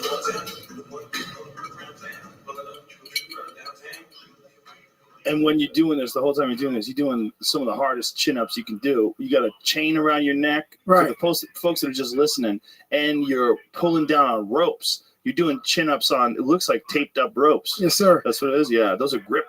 Yeah. That's like jiu-jitsu guys do a lot of those. Yeah, so I was I spoke to the University of Alabama, and they were in there. Most of these athletes, man, they got to get hype. Yeah. So that music is blaring. Yeah. I'm like, man, once that shit comes off, and you get popped in your fucking mouth. Yeah. Your headphones are on the sidelines, brother. What's gonna say? What's gonna happen? Yeah. We're gonna say to yourself then. So that's how I train my mind, man. I train my mind because I'm not gonna get popped in my mouth, man. I'm gonna get popped in the back of an alley one day, man, running around doing what I do, and there's gonna be no music. Yeah. You better figure it out. I told you, James, cheating. I told him but when I first started running, people said, "Do you run with music?" And I know running is cheating. When you have music on, it's cheating. You're cheating. You listen to music, but now I listen to music all the time. But more than I listen to music, I listen to books. Yeah. Books on tape, audio books, and yours is, like I said, has been the last 2 weeks has been my running partner. Well, I appreciate that, man. It's fucking phenomenal, man. It's phenomenal. And you're doing this kind of independently, right? Yeah. So what I did, man, is I pissed off a lot of people. So in 2012, I got an offer for my book for $30,000. And I said, you can go fuck yourself. You know what the hell I went through, brother? So then everybody was like, we don't see a market for a black guy, ultra runner, fat guy who couldn't read. 15% of America is black. We don't see me fucking, people buying your book. They think only black people will buy your book? There's some ignorant people out there, man. Everybody that follows me is white. I don't have a black.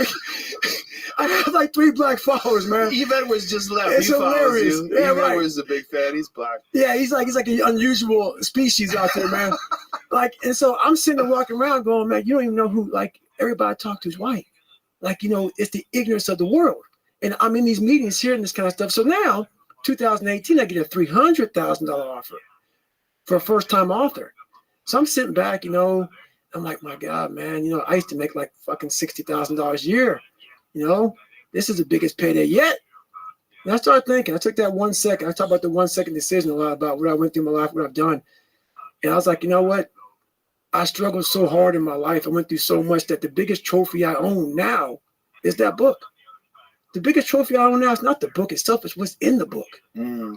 It's what, I don't give a fuck if that sells 1 copy. Honest to God, man, what I did, and that's what I hope people understand.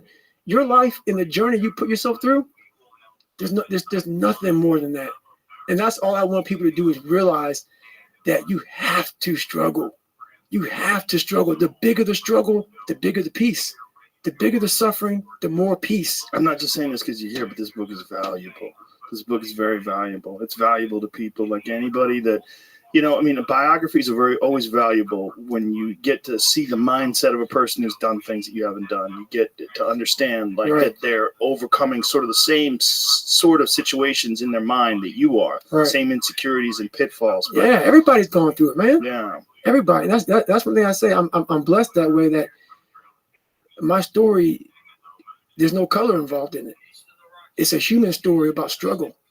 And I happen to be in so many different situations that so many people can relate to about struggle that I guarantee you, mark my word, you read that book, there will be a section of that book that resonates with you hardcore. It will make you think. If you're not ready to think about your life and think about, where you can be and think about what you haven't done, the book's not for you.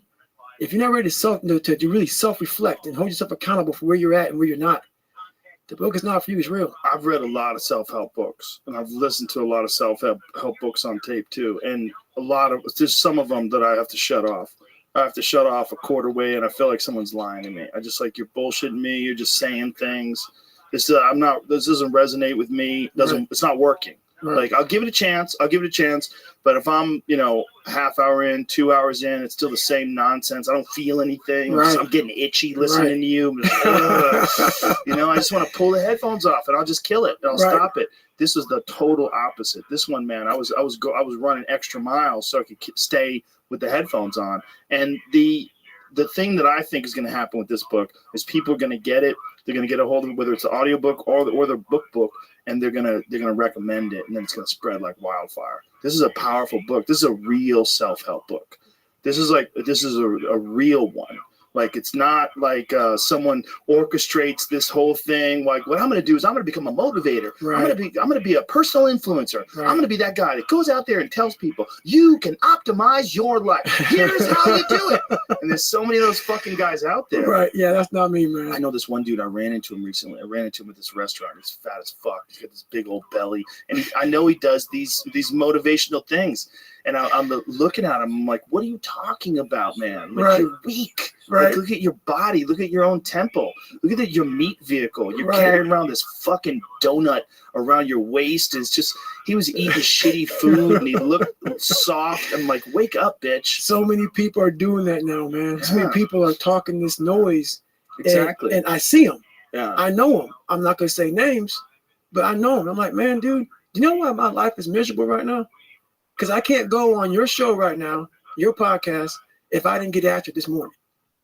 So I cannot talk to people Unless you're authentic. unless I'm authentic. Because I used to be the most unauthentic motherfucker on the planet. Now I have this voice in my head saying, oh no, I'll call you up. If I lie to you about something, even a white lie. Hey, yo, Joe, guess what, dude? I fucking lied to you, man. Like, that wasn't real. Like, it will bother me that badly Right.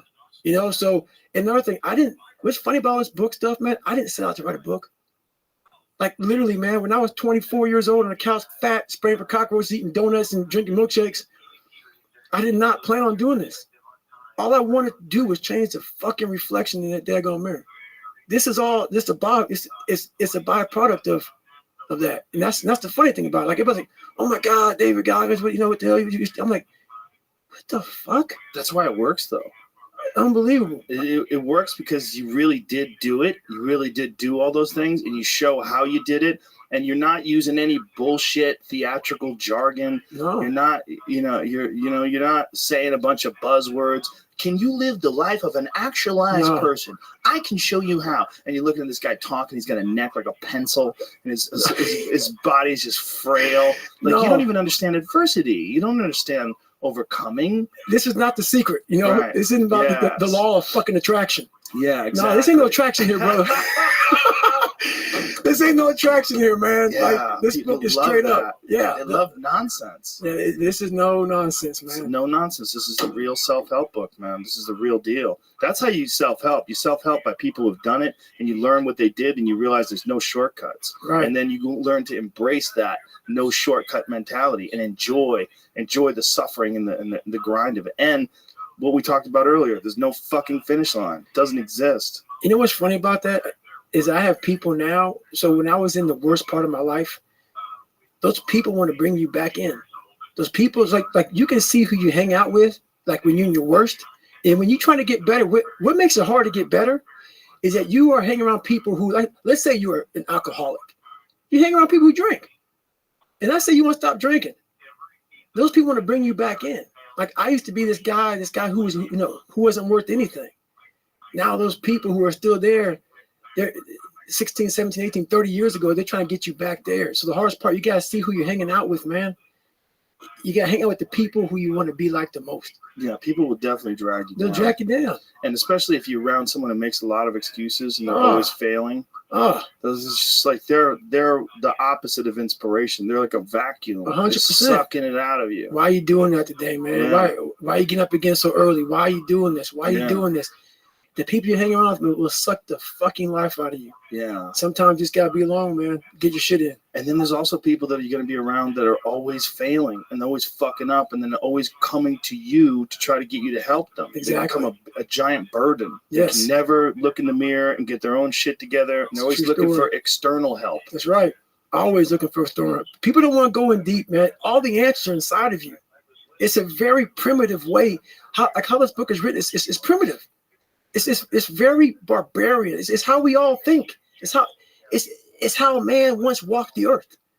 And then we get all soft and all this computers and shit. And we start going away from the most powerful thing we have is our fucking brain. It's our mind. And we don't use it anymore. So, it's like everything has to be so quick. Yeah, you use your mind when it comes to certain things, right? But what you're saying is you don't use your mind when it comes to enduring. Exactly. That is it. You can't Google that shit. Right. Hey, let me Google how to suffer. No. That ain't gonna be in there, brother. No answer. That ain't gonna be in there. Ain't gonna be in there. There's no answer. It's not in there. It doesn't exist. No. Find some water, real cold. And what's interesting is that is a mind thing. And people think of mind things. They think of calculating, mathematics. They think of literature. No. There's many aspects to the mind. That's it. Don't overthink it. Yeah. Don't overthink it. Put your shoes on. Lace them up. That's all you got to do, my friend. Don't overthink the process. Yeah, but see, because you've overcome and because you've accomplished so much now, that even when you talk about that moment of like embracing that suck, like you see the big ass smile on your face, like you've got a total different approach to it than the average person. Oh yeah, the average person, you talking to them about doing chin-ups for 24 hours or anything fucking crazy, they don't look at it, they're like, oh. There's like a negative, a doom feeling. That's the thing about it, man. I talk about my book, open-mindedness. What separates me from a lot of people is they go into a daunting task, and the task is overwhelming. Like when I heard the pull-up record was 4,020 pull-ups, and I was talking about breaking this record, people are like, oh my God. I went right to a pen and paper. They go, what are you doing? I'm doing the math, man. What are you talking about? I'm open-minded to the fact that, okay, if I do 5 pull-ups in a minute for so many hours, I can get so many pull-ups in. How much time do I have to rest? I was breaking the math down. You have to be open-minded to the possibilities that I can do this. Once you shut your mind down to the possibility that it can be achieved, there's no way it can happen. So that's why my eyes and my body light up about things, because I know that if you're in a fight, you have to attack. You have to keep attacking. The enemy has to know he is not going to give up. You must break the soul of whatever the fuck is in front of you. That's what I realized. I was never breaking the soul of anything in front of me. So that's why I came with a thing called Taking Souls in my book. I started to devise ways to break a soul of a human being, of an object, of whatever's in front of me. If you keep on attacking something, nothing wants to stand in front of anything that is relentless. Nothing. The Taking Soul part of the book is really interesting because you talked about like the mind shift that you had when you were in Buds. Yes, sir. Yeah, that's an intense part of the book. It is. That's when a lot of stuff started clicking, man. I started watching those instructors on the side because there's 3 shifts. There's 8 instructors, 3 shifts. Because the guys going through Hell Week, they're up all day and all night for 130 hours. This is the promised land of mental hardening for me. I love this place. And you have the instructors who they've been there, done that. Now they're instructing you. So they do their 8-hour shift. They have their parkas on. It's usually cold, coffee, drinking their coffee, and they're beating the crap out of us. And when I started realizing, I started playing mind games. And I was like, you know what? I bet these fuckers are looking at us, judging themselves about when they were going through Hell Week. Let me see, I'm looking at Goggins right now. I was better than him. I was better than that guy. I was better than that fucker over there. I was like, okay. You gotta judge me, right? All right. So that's what I'm gonna do to you. So what I started doing was I got my Boat Crew 2. It's in the book. It's a great, great story. I said, come here, guys. You can't break Boat Crew 2. You can't break Boat Crew 2. So it's Wednesday, and everybody's broken, everybody's beat up, man. And like this, when you start moving like a robot. Everybody's like just trying to get through Hell Week now, and your energy's zapped. And they know Wednesday's like that over the hump. I love that you talked about that in the book too, that they put it in your head. Oh, yeah. Wednesday you're going to be tired. Oh yeah, and that's another thing. They tell you how you're supposed to feel, so you are feeling that way. I was like, don't let these motherfuckers tell you how you're supposed to feel. No, it's day 1, motherfucker. This is hour 1. So I was getting my Boat Crew all jacked up. I said, we're gonna take these motherfuckers' souls. So when they had us doing this simple thing that guys were struggling with, Boat Crew 2 was just launching the fucking boat and you're yelling, yeah, you can't fucking hurt us. Can't hurt Boat Crew 2. And I looked on the instructors' faces and it looked like someone had just fucked with their soul. And I looked at my guys in my boat crew and I said, hey, guess what? Those motherfuckers aren't fucking tonight. We own space in their fucking head. We own space. They're gonna think about us tonight. They're gonna think about how the You're fuck. killing boners. That's right. How on Wednesday are these guys doing this? And screaming out, you can't hurt They Boku can't hurt- too. We were bringing the fight. We were attacking. So when you keep on doing that, guess what people start doing? I ain't fucking with these guys no more. So Boku 2 got a lot more sleep. Boku 2 just became that Boku, like, hey, we just kept charging and we started fueling off of that. We started fueling off the fact that, man, it takes 1 second of energy to steal everybody's. And then you have all the energy you need. That's all you need. You need to look at someone's eyes. You know how it is when you fight somebody and you broke that motherfucker. He's like, oh God, man, I don't want to go back to the next round. And you feel like, my God, I can fight all day. I can fight all day long. That's what taking souls is. But you have to have the will, the heart, the courage to go that distance when you're exactly jacked up. You have nothing left to give and give more. That is an interesting thing about the mind, is that you can find inspiration. And when you find inspiration, when you get charged up, all of a sudden you have energy. That's right. It's right. It's weird. I talk about in the book also is about, I learned how to control my adrenals. If you know how you get that fight or flight response when you get to move real quick. Yeah. And I started learning the mind a lot, how to get myself jacked extremely fast, like in a horrible environment when everybody's miserable. I learned how to really find strength in the misery when everybody's suffering, everybody's all poopy pants and their mentality's down and everything. I started just like, my God, this is where I shine. And I started using all that misery for tons and tons of drive and motivation to then lead people further. Because you can get a lot of power through misery. And once people see that, my God, Godness is fucking going, then everybody says, roger that. Let me get my shit and go too. So I started realizing that if you can just find strength just a little bit longer, you will have a crew of people following you along the way. And that is another thing that no one can ever teach you. Because you're going to have to learn that on your own. Mm-hmm. You're going to have to figure out how to pull that energy out of your mind on your own. There's no book you can read. All of a sudden, I have it. I've got the technique now. I know how to do it. Yeah. No, it's a grind that you have to start and finish on your own. You have to take great pleasure in the fact that no one wants to be where the fuck you're at right now. Great pleasure in that. What makes it has to bring a passion out of you. It has to bring something very, very weird out of you, man. Like, people don't really understand what that is. When you're in the worst environment possible, the worst situation possible, and everybody's looking like, God, man, I hope this ends. And you see that. Time slows down and you see that. You're feeling that. Everybody has that look on their face like, God, it's got to go. I don't want to be anymore. Have you ever gotten rhabdomyolysis? Oh, yes, sir. Did you get it? Yes, sir. Yes, sir. When did you get it? I got it on my second pull-up record attempt, and I talk about it a little bit in the book there. And I have sickle cell trait, and a young kid just died from rhabdo, because sickle cell's not a good thing, obviously. And rhabdo's a bad thing for having sickle cell. You have sickle cell trait, but you don't have the disease. I don't have the disease. A buddy of mine died from it when I was a kid. Really? Yeah. A guy I used to fight with, used to train with. Yeah, he was always sick. He'd have it, he'd get sick. It's horrible. He'd be gone. He'd be out of the gym for months and he'd come back and he'd just be trying to get his body back in shape again. Then he'd get it again. And he wound up dying. He's a talented guy, too. When you got it, what did you have to do? So they put me in the hospital for a while. That's when my hand got real messed up. And my fluids were extremely low. And I had done I think I did 3,000 pull-ups. And they're like, man, your body is wrecked up. Were you just not drinking water while you're doing it? I was drinking water, but not enough. I was sipping this carbohydrate drink. Mm-hmm. And my calories were extremely low. I didn't know how much I was going to burn through.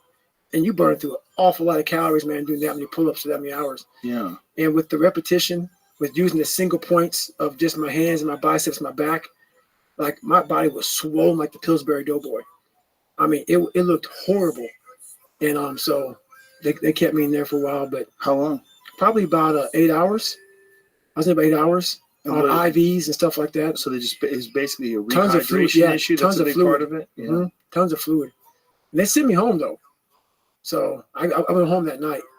And how long did you wait before you jumped back at it?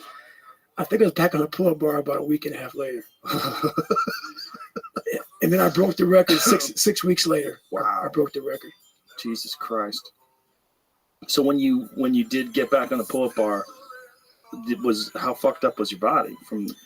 It was bad. But what I do is like what I've done through everything, which isn't real smart. I mean, it works for me. So I'm not saying do this. Is I've trained through a lot of my injuries. And I started developing, I started doing that in buds, in SEAL training. Because in SEAL training, you got to start from day one or they just kick you out. So I started from day one enough. So my third time going through, I was really jacked up. Well, you had pneumonia. Yeah, I had pneumonia and I had really bad stress fractures. So my stress fractures, so I would put a sock on and then duct tape my foot all the way up to the top of my, or to the mid of my ankle or to the end of my calf. And because my stress fracture was so bad, so like the pivot point between my ankle and my shin, I just casted that all the way up.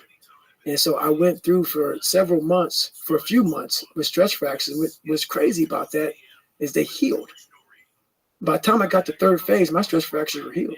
Wow. And I don't even know how, rhyme or reason behind it. I ran on them. A few months later, they were healed. Wow. So I don't know what that you means. Just pushed through the agony, and eventually your body just said, "This crazy fuck is not gonna stop." It's a true statement. Yeah, it's weird. A lot of my injuries I've just pushed through, and I duct tape it up. I mean, have you ever had to have surgery on any of them? No, just a couple heart surgeries, but none of my actual physical body. And what was your heart surgery for again? You talked about this before, right? Yeah, ASD. I had a hole in my heart. Yeah. So we talked about more ridiculous. Yeah, that's what we talked about that too, man. They took me off and studied me for a while, so they realized that my God, I shouldn't even been in the military. I wasn't even qualified to be in the military with a hole in my heart. Let alone be in special operations, be jumping on planes and stuff like that. So I was lucky. How'd they seal that up? So they went in with a helix patch, and through my femoral artery, and they went through, put a patch, and they realized, I missed like 3 or 4 years of a military career because of this heart surgery. Wow. Yeah. So I was off of jump status, dive status. I was just so that's why I talk about recruiting so much. I stayed in recruiting for like 3 or 4 years, and I became like a Navy SEAL recruiter when I was doing this for a while. So I got extended there because of the heart surgery. And other than that, you never had to have any other surgeries? No meniscus, no nothing like that? No. That's crazy. No, and I've had some jacked up injuries. But see how I grew up, like I talk about in the book, my dad didn't believe in taking me by the hospital. Like that's just how it was, man. It was barbarian stuff, man. But you learn to deal with it and you live it. You're fine. You get hard. Get MRIs? Oh yeah. Get everything checked out? Matter of fact, man, I was terrified of the MRI machine for a long time. I was claustrophobic. I was like, man, there's a lot behind that, man. But yeah, I've been checked out a lot. I've had so like I said, like 6 years ago, I started stretching out like I thought I was dying. I couldn't even get out of bed. So all that stretching out was from pretty much all these injuries I had that I never really fixed. And my body got knotted up and more knotted up and more knotted up. I mean, it's going to heal. One way or another, it's going to heal. And when it heals, it's not going to heal right. It's going to heal all jacked up and crooked. Yeah. So I'm a crooked, jacked up dude, man, but I can still get it done.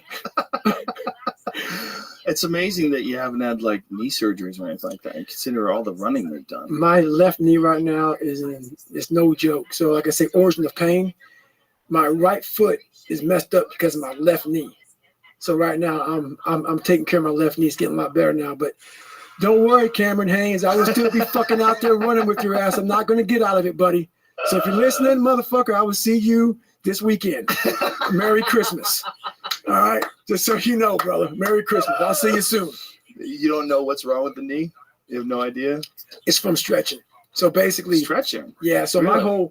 Because my body was in such bad alignment from just what I did to it, that now I'm in this huge stress routine and my body's getting back into alignment. So your muscles, like I was a power lifter, man. Like I grew these huge muscles and I'm this small guy and from the stress of my body going through 3 hell weeks and all sorts, my body became one knot. So as things start to open up, joints start to hurt, things start to hurt. And I'm like, God, so it's been this big, long process. So I'm faster in better shape than ever. My organs work better. I'm healthier than ever. But I have these little tweaks here, these little tweaks there from the fact that I am now, my body was locked in position from these muscles being so tight. Now, what do you weigh now? About 182, 183. And you were at like 300 plus pounds when you got your fattest, right? My fattest, when I weighed in for the military, I don't know what my fattest was, but when I weighed in on that scale, when Steven Salgio hit that scale on me, man, it was 297. And he's like, brother, you got to lose 106 pounds. I was like, fuck this. I can't. I was like, what are you talking about? I was like, how's that possible? So anyway, it just, And not a lot of time. That's the crazy thing. They didn't give you 3 months to lose that. 33 pounds a month is a lot of fucking weight. Plus a few. Almost impossible. And that's what I thought. But see, you see the person I am now. Yeah. I was 175 pounds in high school. So I was a skinny guy in high school. So I made myself big. Mm-hmm. I'm a small boned person. So it wasn't, trust me, it was hard. It was the hardest thing I've ever done in my life. But what did people think around you when they saw you 3 months later, you're 100 pounds lighter? My mom couldn't believe it. Because so I was living in Indianapolis, Indiana at the time. And so I was trying to study for this ASVAB test again that, I got to take it again, going into the Navy. And I'm out here trying to lose weight. And I'm, working for this company, spraying for cockroaches and all sort of crap. And I would lay in her pond in fucking November in Indiana. Just lay in her pond. Because I was like, I'm going to bust. I got to get hard. So I would lay in the pond, get out of the pond, and go for a run. Just all wet, cold, like like the daggone shirt would just freeze up from ice and shit. And I'd be out there running and said, what is wrong with you, man? Like, you were that kid who just didn't want to, like, what's wrong with you? So she started seeing the transformation, like, this guy is obsessed with trying to become somebody. Next thing she knew, man, my God, you actually lost that much weight that fast.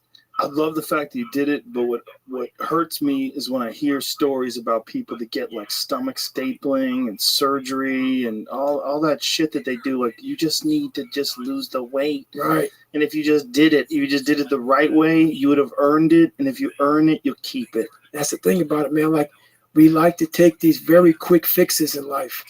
We want the 6-minute abs approach to life. Yeah. No, man. There's no permanent in that. Yeah. There's no permanent in that, man. There's no scarring.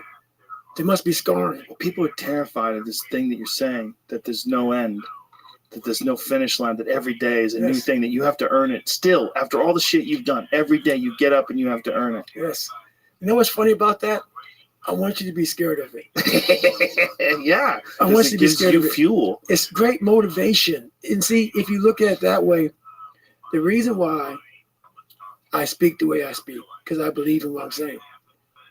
If I ever shut it down, that's the end of me. And whatever my 100% will be, I don't know what's going to happen to me. Tomorrow, what if you can't run? I will figure what the fuck I can do and do that. That would be my new 100%. You must continue to find your new 100%. Whatever life throws at you, you must find what you can do now. I may become the best, scientist of all time. Who knows? Watch out. You know what I'm saying? Watch out. Who knows? Well, that is an approach, like this approach, this mental approach. You can use that for anything once you get past the quitting mechanism of your mind. That's once right. you get past that thing, that this is applicable. You can take these lessons that you learn from these grueling runs, from this losing 106 pounds in 3 months, from all these different things of struggle. Mm-hmm. You can take these lessons of struggle and you can apply them to anything. Yes. I talk about it in my book here about that race I did that made SEAL training look like a child's play in Ranger School. That first 100-miler I did, where I shit on myself and all kind of stuff.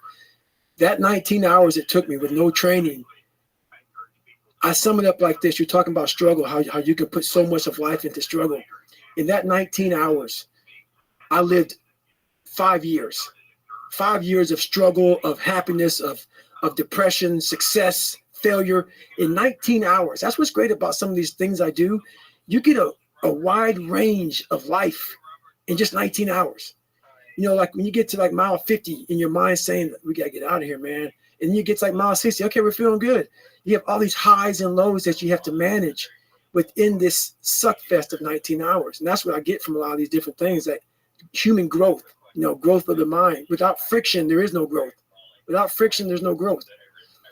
There's no growth and there's no satisfaction. Mm-mm.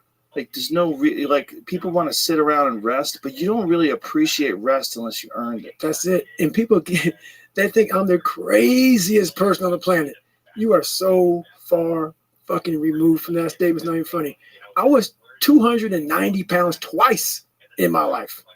I do not like to do the things I do, but there's humongous satisfaction from doing it. There's humongous satisfaction from lacing your shoes up saying, I don't really want to go for a run today. And then running. And then getting back and saying, wow. I did it. I did it. Yeah.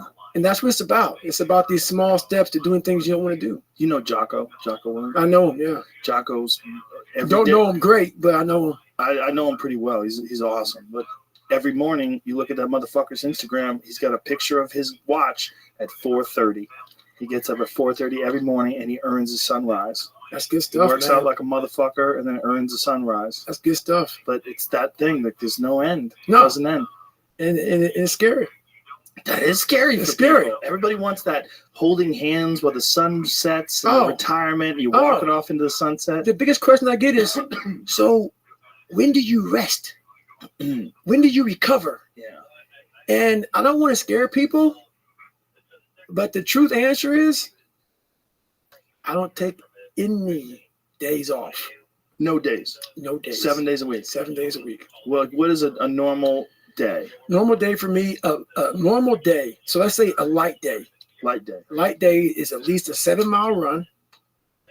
I will every other day, so about 4 days a week, calisthenics plus gym workout. So I don't do any gym workout without hitting pull-ups, push-ups. I call it nickels and dimes. So like 5 pull-ups, 10 push-ups, or I'll go, quarters and whatever, like it's like 25 pull-ups or in like 50 push-ups. So I have all these different things I mess up. So I will do weights with calisthenics, and every single night I stretch. For at least every night I stretch for at least 2 hours. 2 hours? Every night. Every night. So you stretch after you're done working out? Yeah, so at nighttime, usually I'll be either in a quiet room or I'll be watching TV or I love sports. Be watching the game and I'm on the floor, man. And that's what I do. So you just stretch while you're doing stuff? I stretch while I do stuff. 2 hours is a long ass time to stretch. Is this just because you're trying to correct I'm trying to correct years of not doing that? No, years of this. Do you ever fuck with yoga? A lot. Yeah? Yoga's the shit. What do you do? I have my own yoga. Mm-hmm. So I kind of invent my own little yoga for what my body needs. I've done hot yoga several times. Yoga's huge. Yoga's huge. Like holding those positions. And I'm big in holding them for a long period of time. So that's where my stretching is. Like people say, don't hold stretches for a long time. I hold them for a long period of time. I'm trying to get full range of motion. A lot of people go in for like my shoulders all messed up. I get surgery on it. Nah. If you don't have full range of motion in your body, don't go in and get cut on, man, until you know that your body is actually opened up. We start to get knuckle dragger syndrome from doing these push-ups. You never work your back, like your rear delts. So here you are, you start hunching over before you know it, your joints are out of whack. You need to get full range of motion before you know how fucked up you truly are. Mm. So I'm always working on full range of motion like a kid. They run so effortlessly. They're always in full range of motion. As you get older and tighter and sit and more stressed, your body starts to get more and more tight. Therefore, your shoulders start to get out of balance and out of joint and out of socket. Therefore, it's popping. Yeah, it's popping because you're fucking tight. Open it up first. Open it up. Can you touch your hands behind each other and raise them up behind you? It's all these different ranges of motion that I got real smart on from a guy, and I took it to another level. So do you work with a trainer, or do you always work out by yourself? Everything I do, I've never had training my entire life. Really? Never. Not one time. Do you read about physiology or exercise science or anything like that? Nothing. Nothing. Nothing. But what about like when they learn new shit about new ways to, enhance shoulder stability or new exercises? You're not interested? Nope. I don't I don't do it for that reason. What do you do? It's still to this day, man. To this day, it is for me to become better mentally. Mm. How I look has just become I have thousands, hundreds of thousands of miles on this body, running, pull-ups, push-ups, swimming, whatever you want to call it. This body is what it is now. It's from repetition. It's not from studying, hey, if you hold your plank for this long, fuck all that bullshit. I don't care about it. I just do it for my mind. Right. I want to continue to harden because that's the only thing I want. That's what I want. I want to have that mind ready for life. But you also want to increase your range of motion. Like Oh, you said yeah, before. range of motion is You want to huge. make sure that you're not causing any additional injuries. Dude, wouldn't you want to like stabilize some areas that maybe you feel like you might have weaknesses and find out new techniques to do that? Have you seen me with my shirt off? No. Yeah. It's stable as fuck. Oh, I saw you when you had your shirt off when you first came here. I walked in. Dave got here early, and by the time I got here, he was already doing chin-ups. Yeah, it's stable. It's stable. Do some pull-ups, push-ups, man. That's some stable shit. Yeah. But all that stuff is very important, honestly. Just all jokes aside, man. Full range of motion, getting your shoulder rotation, all that stuff is very important. I learned a lot about that coming up. I had a lot of people I worked out with that are real smart about all this stuff. I'm a real old school meat eater, like Bill Kazmaier type of lifter. I don't look like it. Back when I was that guy in the back of the skinny guy, that's what I did. And I got off really big into human performance, about the body, strength, fitness. That's what I wanted to be. I wanted to be a hybrid motherfucker. A guy that could run 200 miles and then go to the gym with your meathead who's scared of running and lift with him. And so that was my whole thing in life. I wanted to be the guy who can run 200 miles with the skinny guys and then go to the gym with the big meatheads and say, okay, load it up. Let's go. So that was my whole thing. That's a very difficult thing to tie the two of them together. When you think ultra marathon runners or people that run long distances, they're very thin. Right. Very thin guys. Like when you were talking about the first time you ran 100 miles that you did deadlifts the night before, like that is just fucking preposterous. Nobody does that. No, yeah. So me and the guy I talked about in the book, it's Silverback Gorilla is what I call him in the book. That's not his real name, obviously. But yeah, he saw me go into my car the night before my first 100-mile race. And, it was like he called me out. Said, hey, Goggins, come here. When a Navy SEAL calls you out, guy that puts you through 3 hell weeks, you're like, you know what? Fuck. I got to go to the gym and lift heavy now. So we're doing squats, deadlifts, power cleans, heavy bench presses. And I'm thinking, I have to run 100 miles tomorrow. But I also knew he was coming out there to watch me. So I was like, you know what? You put me through 3 hell weeks. You were my instructor. So now it's my turn to educate you on what a human can do. Because I know you could be sitting there thinking while you're watching me with your wife and your kid, and you just worked out with me the night before. We went real heavy. Did the heaviest shit and we're sore. You can sit there while you watch me run around this 1-mile track. How the fuck is he doing that shit right now? We lifted heavy as hell. And he's running 100 miles and never has run past 20 miles in his life. I use that for a lot of fuel. So that gym workout, Mr. Silverback Gorilla, there was a lot for my mentality that brought with me. I knew I would see you. And he came at mile 50 with a package of 6 donuts that I chomped up with the quickness. So I used that workout for a lot of motivation. I knew he'd see me. I know he'd be thinking about it. How'd you not get rhabdo that day? You know what? I don't know what I got that day, but I talk about it in the book again that when I went home that night or that morning, that was single-handedly, nothing even close. I'm 43 years old now. There's nothing even close to that pain. I knew for a fact I wasn't going to get out of that tub. I knew I was done. I was talking about dehydrated, no nutrition. I was eating Ritz crackers and Mileplex. That was the worst pain I'd ever experienced in my entire life. I was pissing Coca-Cola out of me. It was bad. It was bad. She probably did have rhabdo. I guarantee it. I guarantee I was pissing bad. Coca-Cola. That's Coca-Cola. No bueno. Yeah, no bueno, son. It was bad. And my ex-wife was like, fuck. And she's a nurse. Yeah. And she called my mom up, and mom had her friend there was a doctor friend of hers, said, hey, you got to give him to the doctor immediately. And I was like, hey, you got to give me that fucking phone. I got to call up Chris Kosman, let him know I did 100 miles so I can get in the bad water.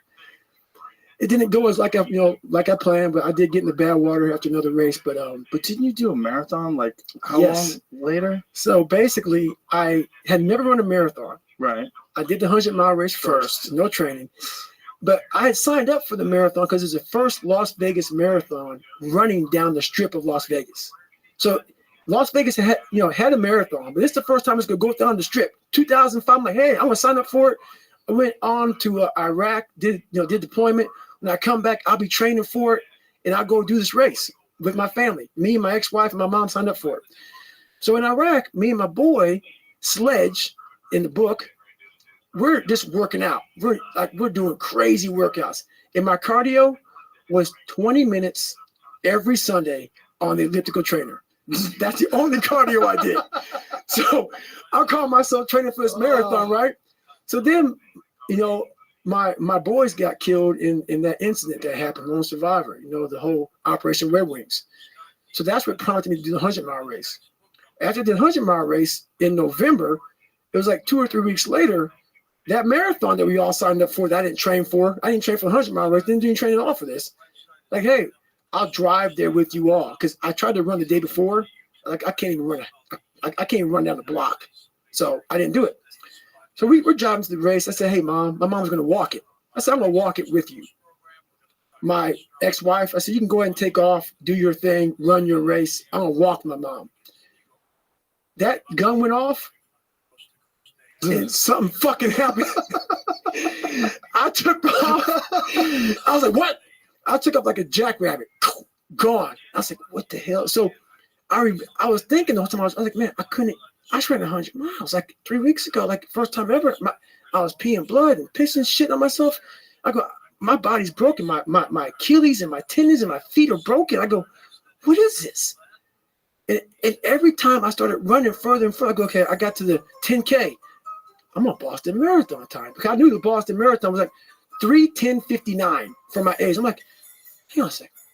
And then I started using all this external shit for motivation. Like, okay, who the fuck can go out here and run 100 miles, no training? And I'm broken. Most broken I've been in my life. And now I'm running a marathon. Who could do it? So I started just feeding myself. I get to half the mile. I'm about 30 seconds off the pace. I said, hang on, man, you're Goggins. You can do this shit, man. And I started just feeding myself. You can do this. Before I knew it, man, I kept to like the last 6 miles, and I was off the pace, and I just kicked it. And next thing I knew, I did like a 3:08 and change. I was like, and I was like, what the fuck? What have I been leaving on the table? Right. I've been leaving so much on the fucking table for pain. And that's when I started like going crazy about the mind. Like, what the hell am I? Like, what is up? Like, it opened these different doors of like possibility and like, what is humanly possible? What are we capable of?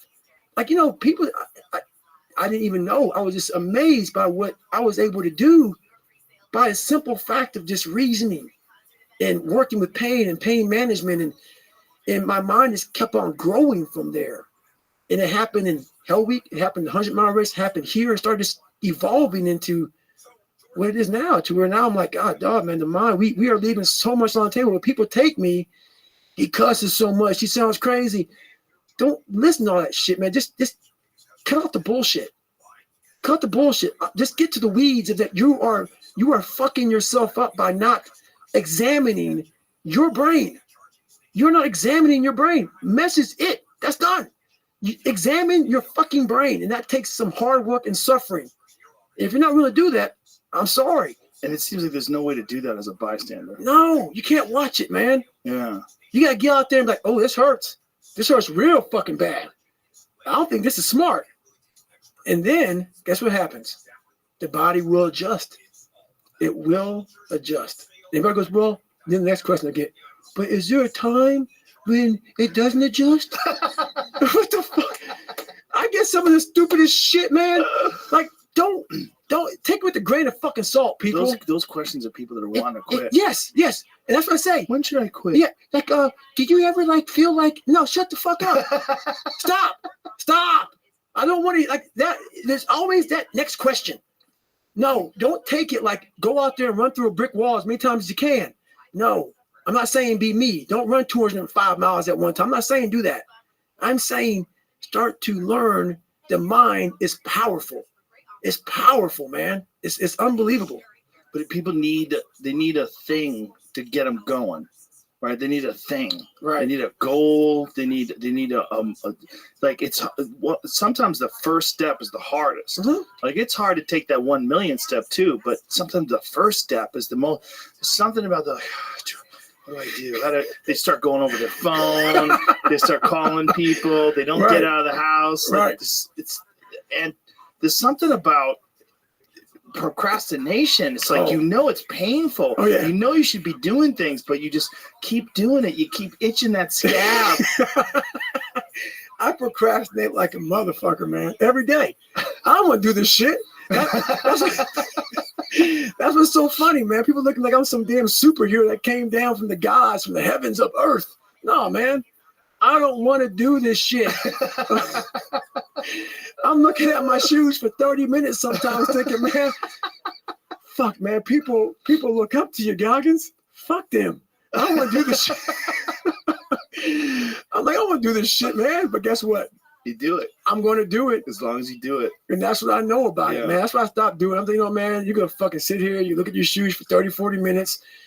You're going to think about it all day long. You're going to do it anyway. And sometimes you don't have the time to look at your shoes for 30 minutes. Nah. Those are the beautiful days. Yes. Because you just have to go. That's right. And so there's no room for procrastination. And that's when I was in the military, I loved my schedule. Because I knew I had to be at work at 7 o'clock. So you better get your ass up at 4 o'clock, man. You get your shit in, brother. Because I had to get my shit in before I got my shit in. Right. So that was my mentality back then, man. Like I had to get the miles and get everything in, man, and get to work, man. I'm competing with the alpha males. Yeah, but how much did that piss other alpha males off? That you were imposing a very high bar. I was a very misunderstood human being when I was in the military. The Air Force guys liked me a lot. The Rangers liked me a lot. So much not the SEALs. Because they were with you. They didn't like me so much, which is fine. I respect them. I think a lot of them respect. I have a lot of friends in the SEAL teams. A lot of guys that like-minded mentalities as me. And once again, man, I grew up and I got over it. A lot of guys still have, a lot of people can't get over the fact of whatever. When I became a SEAL recruiter, a lot of guys thought I wasn't deploying for a lot of reasons and whatnot. And I heard a lot. I was that guy who grinded. I grinded hard. I mean, I grinded hard. I was that guy who was up. Like if we went on an op or we had a workup, let's say we had a workup, we're in an island, we're out there shooting guns and doing land warfare. And we did it till like 1 o'clock in the fucking morning. Most everybody go to sleep. They didn't go to sleep. I went to the gym and I worked out. Or I go sleep. Let's say we'd be up at 5 o'clock. I was up at 4 o'clock and got my hour in. I made sure to always do that. And I did it to a point to where I think it pissed some people off because I wasn't a quiet person about it. I wasn't the most humble person always. So when you're around alpha males, you're sometimes picking a fight, all the time. And I look different. I acted different. I was different. I am different. I take a lot of pride in that. And so, if you didn't get after it, I didn't respect you. Because I believe that, where I'm at, I know that human potential is what we have. It's all we have. It's what the world sees us a certain way. And when I saw that people weren't doing that, I had a funky ass fucking attitude. And I own it in my book. I come back from Ranger School a big time leader. I was a big time fucking leader. I got honor man out there. I led by example. And what I realized a lot of times when you're in these schools, people want to graduate these schools because they suck. They don't want to ever go back to these schools. Those schools became my fucking life. People don't want to see a fucking guy that wants to go back to day one, week one, of fucking Navy SEAL training every fucking day of your life. And that's how I live. And it's a disgusting human being that I can be. It is. And a lot of people didn't like me. A lot of fucking people started some stupid shit and started saying this and that. The bottom line, man, is my fucking resume says it all, man. My resume is out there. Google the motherfucker. You say whatever you want to say about me, man. I missed some diplomas, man, for having fucking, 2 heart surgeries, and people try to start some rumor shit on me, man. You started rumor shit on me, man, because I fucking got the fuck after it. The real hard guys, like a guy named Hawk I talk to all the time. Yeah, he's a great friend of mine. When the heart's my first, before my heart surgery, my second heart surgery, I went on a 10-mile ruck run. Before my second heart surgery, the day of it, I went on a 10-mile ruck run, 50 pounds. I saw that guy. He's like, what the fuck are you doing out here? We got heart surgery. Roger that, brother. I'm getting in before I'm be out for about 6 months after the heart surgery. That was my mentality. Because I started realizing at a young age what I was leaving on the table. And once I found out what a human being is capable of, I didn't know how to control that. I was a fucking, you want to talk about fucking savage? That's what I was. I was a fucking straight up, people talk about savage very lightly. I was fucking from the backwoods motherfucking savage, dude. You know, and I told you what I thought. I had 8 chips on my shoulder. And a lot of times that wasn't great. So is it a situation where, like with the SEALs, where once you've gotten through buds, once you've gotten through all the physically grueling parts of getting to be accepted, once you're in, then you were imposing standards that they didn't want to keep up with? I would say some people, you know, Some people. I had one platoon that I had a problem with, you know, like I graduated Ranger School and I got in this platoon and I didn't see eye to eye. I was in charge of a PT program, and you put me in charge of the PT program is fucking your ass.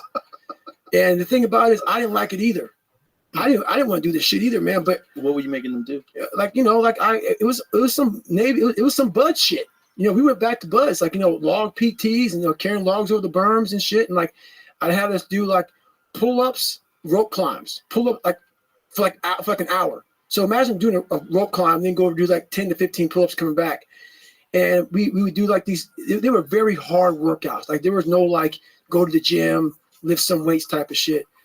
And I was imposing my own mentality on everybody. These are grown ass fucking men. They know, they don't want to be what I'm trying to make them to be.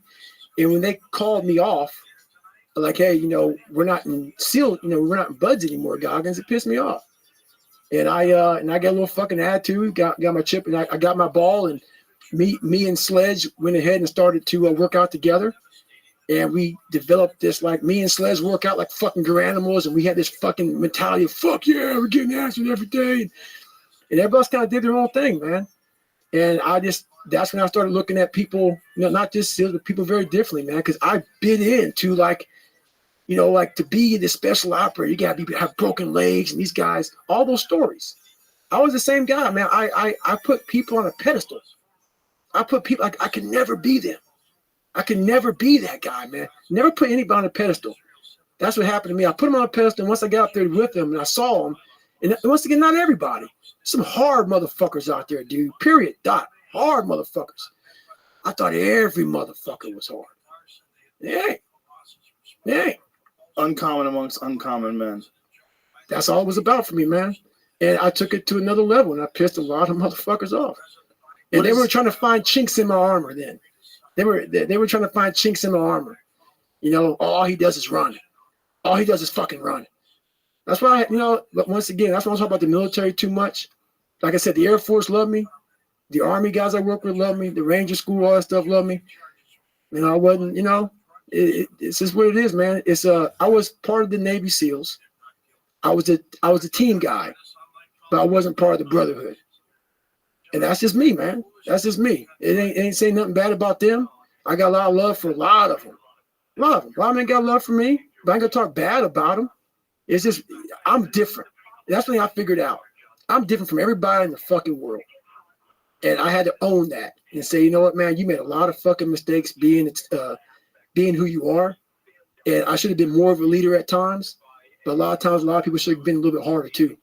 So was it that some of those guys just didn't want to work as hard, or was it just that they weren't appreciating how competitive you were? You were always against them. Is that what it was? That it didn't foster the sense of brotherhood because you were more like, "Come on, pussy." I didn't really call them pussies, but you can look at my face and how I looked at you, and you know, you can kind of say this, you know. So what happens? I started developing this separation. Another thing about me too, man, is I don't go out. I don't party.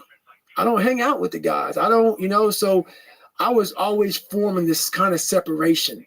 I'm a big time introvert. You know, I do my job and I don't want to see your fucking ass again. I'm gonna go home, refresh, and we'll see you again. You know, you're in a platoon with these guys for two years, sometimes a year and a half. And I would, you know, we work up, do our shit, and I was just a different fucking cat. I'm a different cat, man. Like you know, I think differently. I believe differently. I believe strongly in what I believe in. Well, some people must appreciate the fact you were self-motivated and that you were pushing the envelope, that you were pushing the pace. You were setting a high bar. Yeah, I have a lot of guys right now within the community. A lot of guys. Once again, this is like, it's like a big soap opera sometimes, man. When you're in a fraternity like that, that's what it's like, man. So I had to get a different vantage point, look at it, and see, like, a lot of guys did respect who I was and what I did, and I brought it fucking hard a lot and every day. But I also rub people the wrong way. I'm like that itch you're talking about. I'm like that itch. You want to scratch the fuck out of my ass, you know what I'm saying? You want to like, fuck this dude, man. I love what you talked about. When you ran the marathon, you realized how much you were leaving on the table. Because that is, I think the unfulfilled potential is the story of most people's lives. It is. And it could have been the story of mine. And I tell a lot of people go, what's your biggest fear in life? And my biggest fear, honestly, was, let's say this. Let's say, I don't care if you believe in God or not. I don't care. So let's just play a game with me. Let's say you're God. And we have a big fucking long line of people. And I made it to heaven. I'm 75 years old. I'm 300 pounds. I made it to heaven. I worked for Ecolab my entire life, spraying for cockroaches. That's what I did. But I'm dead. I'm in heaven now. And you're judging us all now. So we're in line. We're all sitting there in line. And you have Adam Brown. He has a big board up. And you're talking to Adam Brown about his life. And you rip it down. And I'm next in line. David Goggins. I see my name. And I see all this shit. And God goes, hey, you say, read this, man. And I'm reading this list. And I'm seeing 182 pounds, Navy SEAL, Ranger School, motivational speaker, changing lives. Okay, man, pull-up record, all this shit. And I'm like, that's not me, man. And God looks at me and says, that's who you were supposed to be. And my biggest fear, I visualize some crazy shit. My biggest fear is that one day I'm going to reach a judgment of my life. Something's going to judge me for what the fuck I was supposed to be in life. And what I want now is that whoever's judging me up there, I want them to have a board and them up there right now getting their pen out. Because, this person who judges you is supposed to know everything. Supposed to know from the time you're dead to the time you're, time you're born, time you're dead. I want this person up there to be like this, up there writing more about me, saying, "Fuck, I know you can do that. I know you can do that." So I want to impress whatever the fuck is up there, whatever's going on in life. I want to go up there and not have anything left on the table. I want to drain my soul of every fucking bit of person I am. Now, how do you plan on doing that, like going forward in the future? Do you have a plan? Yeah. So what I did, I believe in going back to scratch. So a lot of us, like right now, I've come a long way in my life. I've had to grow up a lot, accept a lot of the fucking things I've done in my life. I'd accept a lot. I took all this information, big database, took it all. So what got me to be where I'm at today is data. I collect even more data now, which way I can write this book, which I can tell people, hey, I fucking have a lot of faults. I have a mentality that can sometimes rub people wrong, all this shit. So how you get better is, so right now I'm way up here now. I was way down here. But what makes you way up here is being from way down here. So I love going back. I call it, so when I was growing up for like 3 years, so from the time I was 8 to the time I was like 12, we lived in a $7 a month place. And what I call it is I'm always paying rent in that $7 a month home. Every day of my life. I go back and revisit that place. Because that place made me this good animal. That place made me this hard man. And then from that place, so that place is hard work. That place is going back to the fundamentals of life. The fundamentals of what made David Goggins. Going back in there, going back to the library of David Goggins, studying even more than what I know, taking that out, going back to where I'm at now, and then moving forward. So I believe in always taking steps backwards to your roots. We cannot forget the roots and what made us the good animal. We can never become civilized. Isn't a granimal the like little kids' clothes? It's little kids' clothes, but I love the word. I don't know if it's clothes or drinks. I don't know if it's clothes or drinks, man, but something like that. So when you when you're living like right now, Mhm. like what kind of goals are you setting, and how are you feeding that beast inside of you? How are you calming all that down? Stretching's helped a lot. So when you wire yourself up so much, yoga and stretching has really helped me to like. You want to be quiet in your mind to see where you want to go, because noise is the ultimate kryptonite. Yeah, Too much noise in your mind, you're not going to be focused on what the task at hand is. it's one of the things that I found that like long cardio is the best thing ever for calming that noise. Yes. We all talked about that. All the guys that I did that Sober October thing with, the fitness challenge, that like if you work out 5 hours a day, you don't give a fuck. No. It's amazing. I'm like, if you could take that and put it in a pill form, Yep. how you feel about life after you work out 5 hours, Yep. you don't give a fuck. Nothing bothers you. Like, Nothing. fuck you. Nothing. Because you've struggled. True. My fiance right now, it's like, hey, I got X, Y, and Z. I'm like, I'll take you. She's like, what? You want to look at shoes? I'll take you. What? I'm like, I just worked out for 4 hours, man. I'll fucking sit down in this motherfucking chair all day long, son. Yeah. Yeah, I'm chill. It's different. Yeah, I get all that shit out.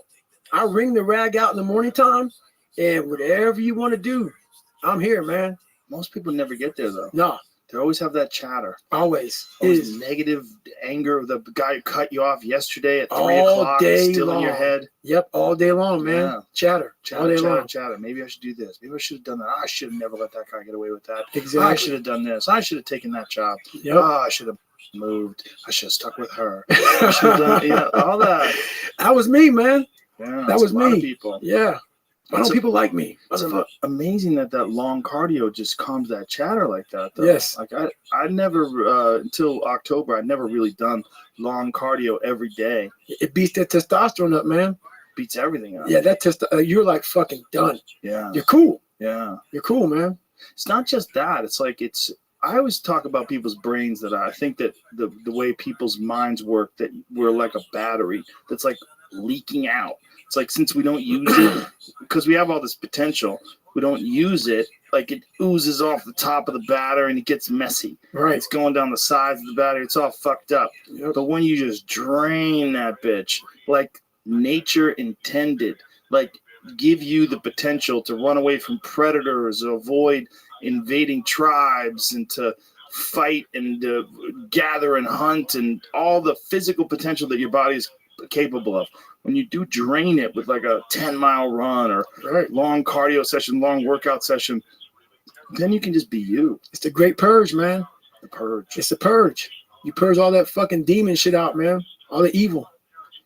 Evil can't stay in a 10-mile run, bro. It's gonna get leaked right the fuck out. It does. It gets pounded out. Pounded out. Yeah, but you can see things more clearly. And that is only available through effort. I mean, maybe it's available through meditation. I don't know. But I feel like there's a different thing that's available through effort, because there's also a satisfaction of accomplishment. Oh, yeah. Effort's huge, man. It means everything. Because you got to feel good about yourself. Now, do you plan out your future? I do. So I'm very goal. So I have that accountability mirror, but I also plan out all my small, big time, medium goals, all these things I have to do in life. I'm a big planner. So, right now I'm going back to scratch. So I'm trying to be a wildland firefighter. I did that for a couple seasons. You gonna do that now? Yeah. So I did it for 2, not full season, but 2 half seasons. So this year was my second year doing it. I had to stop about 2 months before it ended because of this book, to start promoting the book and start finishing the book up. But I've been doing that for 2. That's some fucking work, man. Those fucking guys get after. What made you decide to do that? The work, like when your hands stop becoming really calloused, it's time to get back to work. Like I retired from the military. I did 21 years in the military. The military was my life. Loved everything about it, the discipline of it. There's something about going back, and the money you make is nil. It's not about the money at all.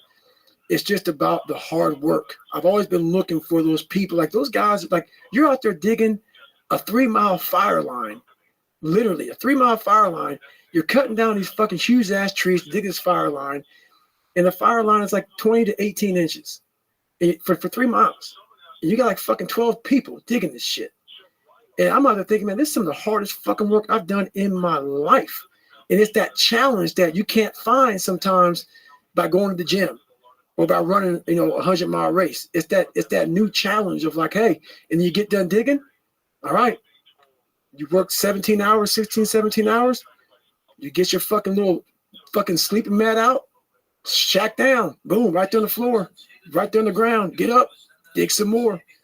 Be out there 2-3 weeks sometimes, man, it's doing that shit. And there's great satisfaction in the kind of work that you do out there. No one's watching. No one gives a fuck. It's hard, dangerous fucking work. And, you're doing it to help shit out, man. How did you get drawn into that? So I got drawn into it because I was always looking for the next challenge. And I was like, hey, what is there after the military? What the fuck is there, man? I'm 43. I'm getting back in shape, I'm fucking getting these health issues taken care of that I had. And I started, once again, Google's amazing shit. Hardcore fucking jobs, pretty much, hard ass fucking, that's how I found the horse, like the first race, hardest races in the world. So basically I started finding this wildland firefight. Like, what the fuck is wildland firefight? Started Googling that, started Googling smoke jumpers. I'm like, what the fuck these guys do? What? They jump out of planes and attack small fires? I'm like, that's the shit. So I'm like, okay, we can put down a list. And, okay, hot shots. What's a hot shot do? They go out, big fires, and they dig fire line. I'm like, fuck, what's dig fire line? And I saw a video of it. I'm like, that shit looks like it sucks. It's hot. There's, you're out there on your own. You're out there on your own, man, just digging fire lines. So that's kind of how I found it. I'm always looking for the next challenge. I'm never satisfied with, oh, I did that. Like, I became a SEAL. I was an Air Force guy. I became a SEAL. I went to Ranger School. I tried out for Delta Force twice. I'm always looking for what is next, looking for those uncommon men and women, uncommon people. Because I'm trying to grow. I'm trying to grow. And a lot of times, you won't be the one person that's making yourself grow. You're looking for those Cameron Haneses, those Joe Rogan, those people who are like just different. People who understand what the fuck you're saying. Because a lot of things I have to say, I can't say them all. You may not understand them. So I had to really find a way to communicate with people so they don't think, oh my God, like, what did you just say? So these Cameron Haneses, these Joe Rogan, these people get it. So I go in those little nucleus spots, get a little more strength, get a little more knowledge, get a little more tools. Take those tools with me, put in my tool shed, and I go off down the road on a new journey. So that's what I do. Well, the proof is in the pudding if you're really doing woodland firefighting, because there's no glory in that. No, sir. No, there's no fame. There's no one taking pictures of you. No, and that paycheck is small, son. I'm a fucking make you want to. Should I eat today? Yeah. Wow. Yeah. There's nothing involved in that, man. They work their ass off. So, but you're just doing it as a challenge. That's it. Do they freak out when you're there?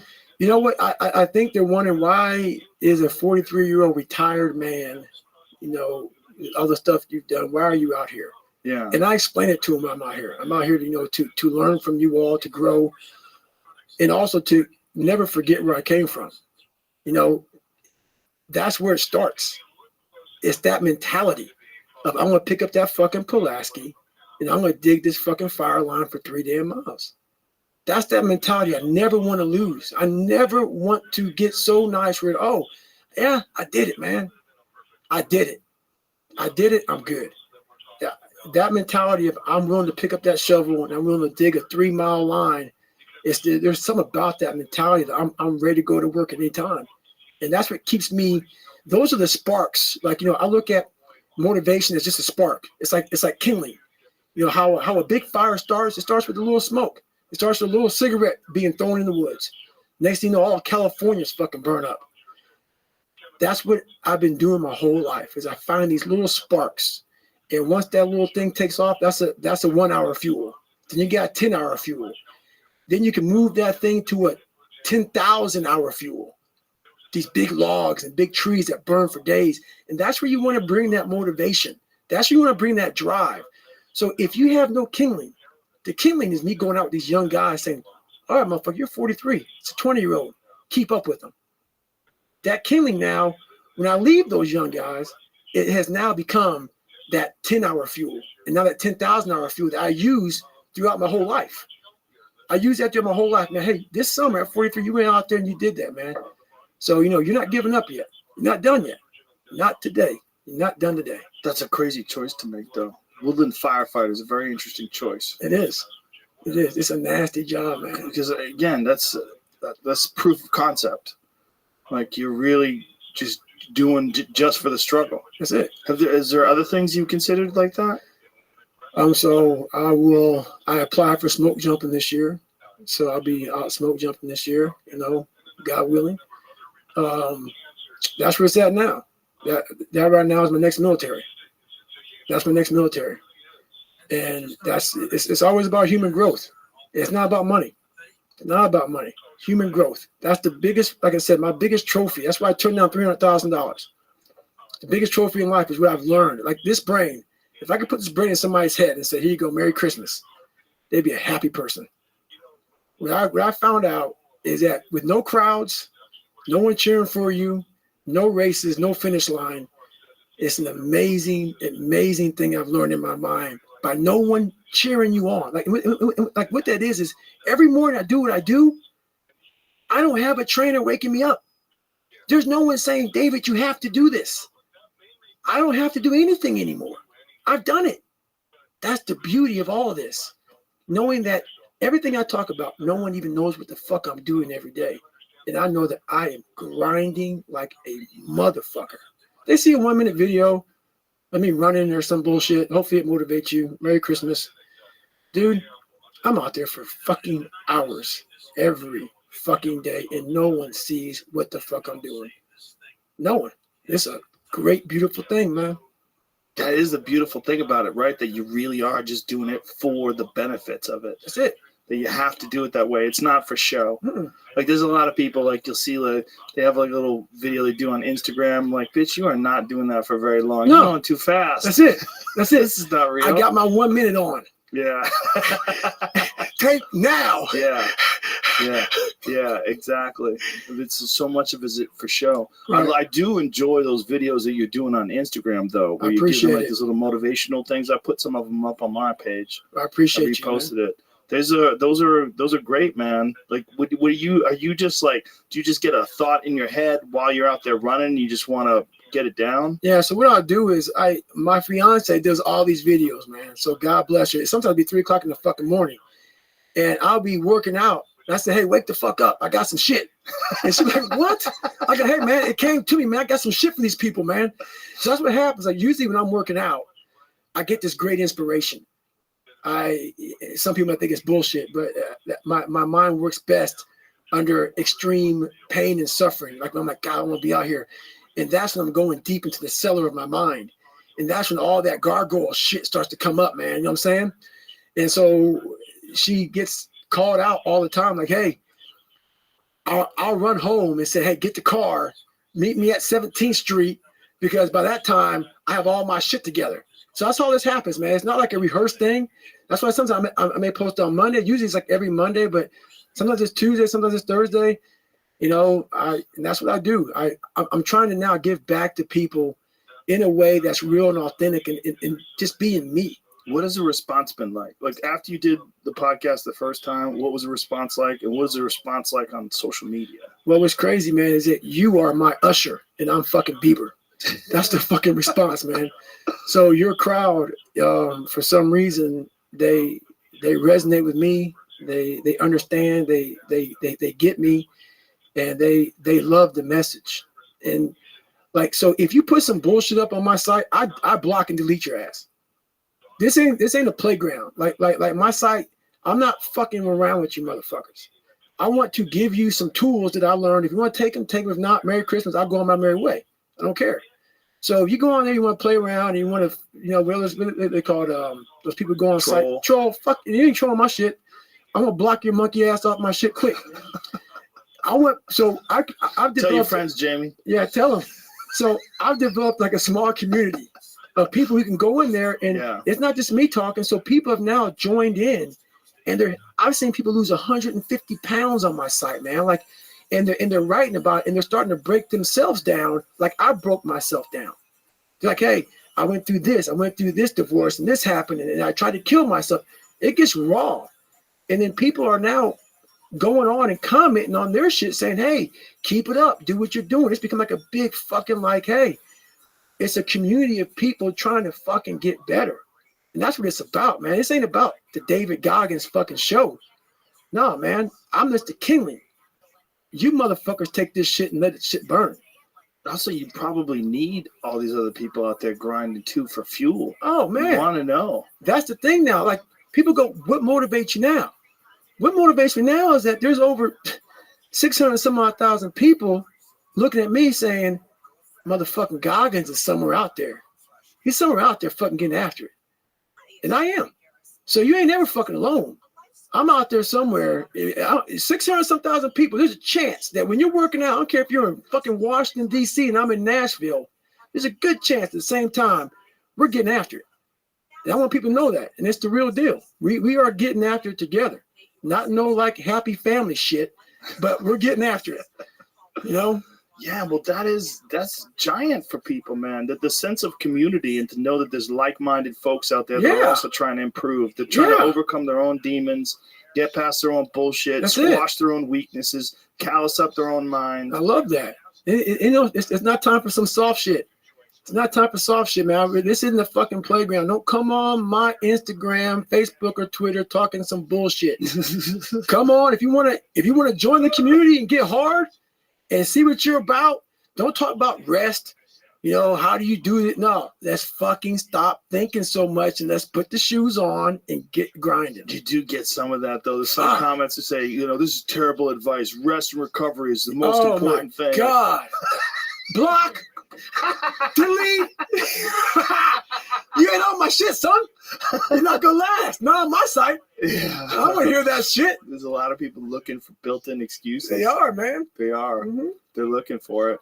But then there's a lot of people also that are just really interested in personal growth. They're interested in really finding out what they're made of. They're interested in improving their ability to toughen up and to discipline themselves. And they're looking for people like you and other people just to add to that momentum. Right. Like once you get going, it's easier to keep going. That's it, man. Once you get going, it's easier to keep showing up. It is. It is. You have to get past that hurdle. Yeah. And once you get past it, man, you're flying. And then you see other people that are doing it too, and you realize like this is a movement. There's a lot of other people out there. It is a movement. Yeah. It is a movement. Well, that's the thing that resonates with you, I think, about the audience of this podcast, that I've had quite a few people on that have that same message, and it resonates with people because we're all trying to improve ourselves. No one's perfect. Nope. I'm not perfect now and never will be. You're not and you never will be, but you're better than you were yesterday, and you're going to be better tomorrow. That's the true statement right there, man. And that's what that book says. I am not fucking perfect, man. But I have the balls to now finally tell you all, I am very flawed. But in that saying that you're very flawed and saying that you're very perfect, you exhibit way more strength than someone who bullshits and pretends. Right. Someone who puts up some fake facade of perfection, of moral integrity and growth and honesty. And those people are a real problem. It's exhausting. It's exhausting. How the fuck I did it for a while. I'm like, I can't. Hey, I'm fucked up. I give up. I quit. I'm fucked up. I'm going to tell you all, I can't do this anymore. This is who I am. But the confidence of you of constantly grinding and constantly putting in that work is what leads you to be able to express yourself so honestly. You're right. I for the first time believe in David Goggins. And I don't care who else believes in me. I don't care. For the first time in my life, man, I can tell you all my fucked up shit. And without lying. That's powerful. No longer care. That's powerful. See, everybody could get to that. Then you don't have any excuses because you don't need any. That's right. You don't need any. None. You don't like me? Merry Christmas. Shit. Kwanzaa. Keep moving. Yeah, that's it. Go. Yeah. That's it. Good luck to you. Keep moving. Exactly. Yeah, we're all in this thing together. Yeah, you got your own path. That's You're the one who has to stare at those shoes for 30 minutes. That's it. Every day. That's so true, man. That's so true. So fire jumping and woodland firefighting. I didn't expect that. I didn't hear that coming. Yeah. That's interesting, man. Yep. And what did you have any other options that you were looking at before you dived into those? You know what? Those are the first that came up because I saw how hard it was. You know, like at 43 in these jobs, like in the military, you're a dinosaur, time to retire. And while in firefighting, you know, you start to move into these desk jobs. Mm-hmm. And that was the challenge of it. You know, I'm like a fucking rookie at 43. Right. So I'm like being talked like a little bitch. So it takes a lot for me. You know, I'm like, I've done some things, man. Hang on now, but Yeah. I have to now humble myself again. Right. It's hard to humble yourself. You got some 21-year-old little punk ass bitch saying, "Hey, pick up that shit and come on." I'm like, what the fuck did you say? I'm like, but I'm like, okay, guys, it's like you're a rookie, man. Like, so that's all the training behind the mindset of it all. Right. Is that you can't ever be the point where you never learn from people. Right. You have to always humble yourself and go back to that. Yeah, like right now, there's people listening to this podcast, like, oh yeah, you're great, Goggins. No, you ain't shit, Goggins. And that's the mindset I always want to have. Not like I'm not proud of myself, but you have to always keep that, like, I want to keep that dog in me. Mm-hmm. And I can't always know everything. Yeah, well, being a beginner at something is fantastic for It's everything. amazing. Learning new things is fantastic for everything else. So much growth in that. Do you fuck around with martial arts? You know what? I learned a little bit. I've never gotten crazy in it. I've never gotten crazy. I boxed a little bit. Where do you live? I live in Nashville. There's a lot of jiu-jitsu in Nashville. You should get involved in jiu-jitsu. You would gotta take hook me to up. it like a duck to water. I'll find you a spot. Yeah, hook me 100%. up. Yeah, hook me up, I'll man. find you a spot. You get obsessed with that shit. Oh God, Because that's a never-ending pile of fucking tangled bodies and strangled people. Here we go. Because it's something that you just get better at all the time, and Right. there's no hiding. Right. Either you get choked or you don't. Either you survive or you don't. Now, I've been in a lot of ground. I've been in a lot of ground games, man, but I've never really learned the skill sets. Yeah. So it'd be nice to do that. I'll hook it up. Yeah, please do. I think you would get obsessed with it the same way Jocko's obsessed with it, the same way Right. a lot of other SEALs get obsessed with martial arts. It would be nice to do it. Because it's also constant competition as well. Mhm. I mean, you can get into competition every single night of the week. Really? And yeah, absolutely. And as a guy who's just starting out, you're going to be a white belt. You're going to get strangled a lot. You want to Get choked the fuck out. Yeah, you want to start from the beginning. You're going to start from the beginning, 100%. Right. There's like plenty that. of guys your size. There's plenty of guys that have been doing it for fucking decades. I know a lot of guys like to get their hands on me, so I'll be good. Yeah. Oh, Goggins, you coming, huh? Okay. Okay. But it's also a good thing to have the kind of cardio and endurance you have too. Yeah, that's where I get people at. So I've rolled with a lot of guys who have skills, Mm-hmm. but the thing that I really have, and I'm not gonna brag on it, man, is I got a fucked up cardio base, man. I got a fucked up cardio base, man, Yeah. and my mentality is kind of fucked up too. Yeah. So I realized that with fighting, that if you got a big cardio base and your mindset's fucked up too, Cardio is almost everything.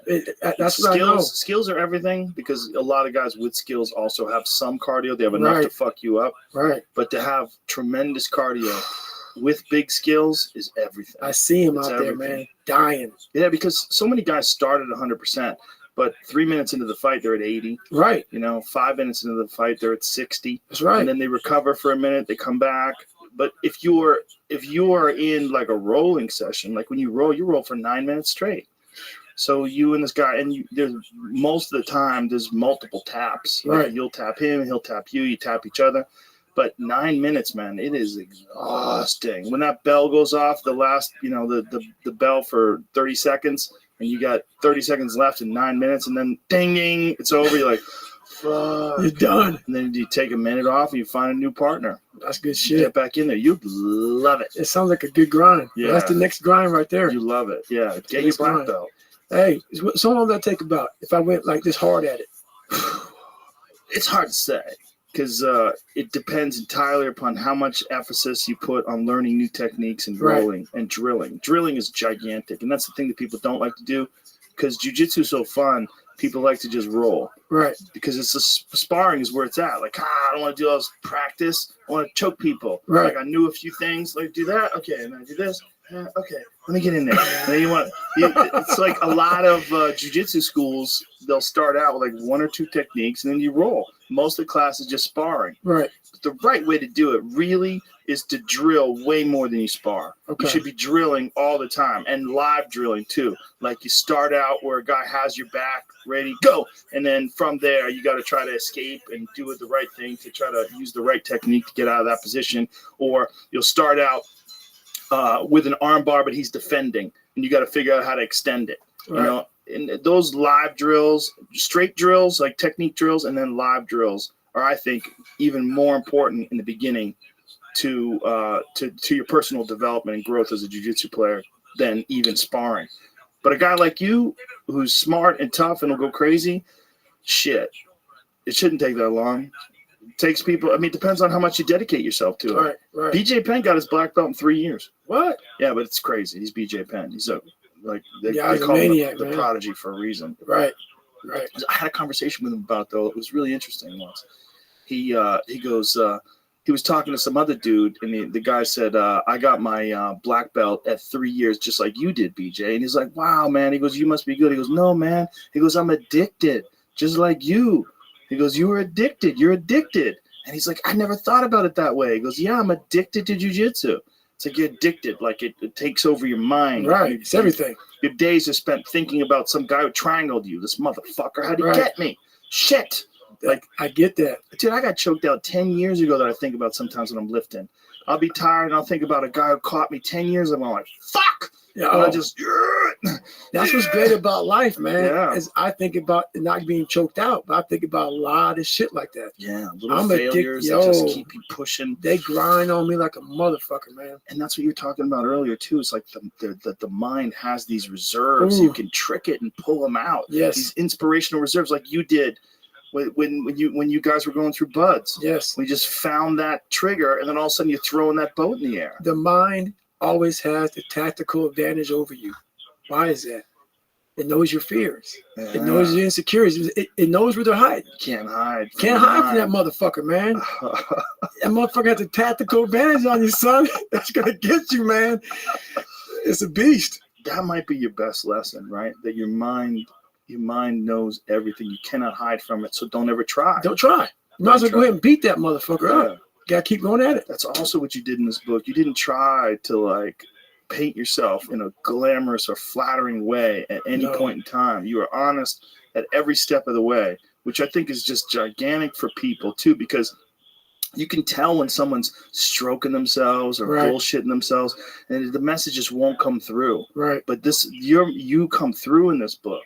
You know, like who you are and what you became and how you became who you are and who you used to be and why you were the way you used to be. All that comes through. It's like there's no filter. This is just your thoughts, like what you remember about your life and what you think about right now. Just all comes out onto the pages. Hardest thing I've done my entire life.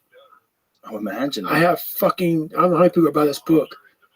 Then I walk up to people walk up to me. I'm like, what are you thinking about, motherfucker? Hey, think about me peeing in the bed? Nothing? You fucking ass. What are you thinking about? Oh, that's hilarious. I know, right? Like What are you thinking about, You man? opened it up all. Yeah, you know all about me. Hey, how about you, motherfucker? Tell me something about you. That's what people love, right? When they know some shit about you, Yeah. you don't know nothing about them. I don't know nothing about nobody. That's anonymous trolls. That's it, man. And they get at me. They come. Oh, there's a lot of those. But they're all doing that to themselves. They don't even understand. When you do that, you're doing it to yourself. Right. If you are attacking someone because you know that they have a weakness, but you're pretending you don't have one, you are attacking yourself. You are chipping away at your own personal sovereignty. You're chipping away at your own respect. So true, man. You can't respect yourself. No. You know you're a pussy. You're But talking that's what shit. happened, though, Joe, to me. Yes. I started looking at people realizing I know something about you. Because they don't want to talk about it. Right. I already know it. Yeah. If you're talking shit about me, Yeah. I know you're fucked up.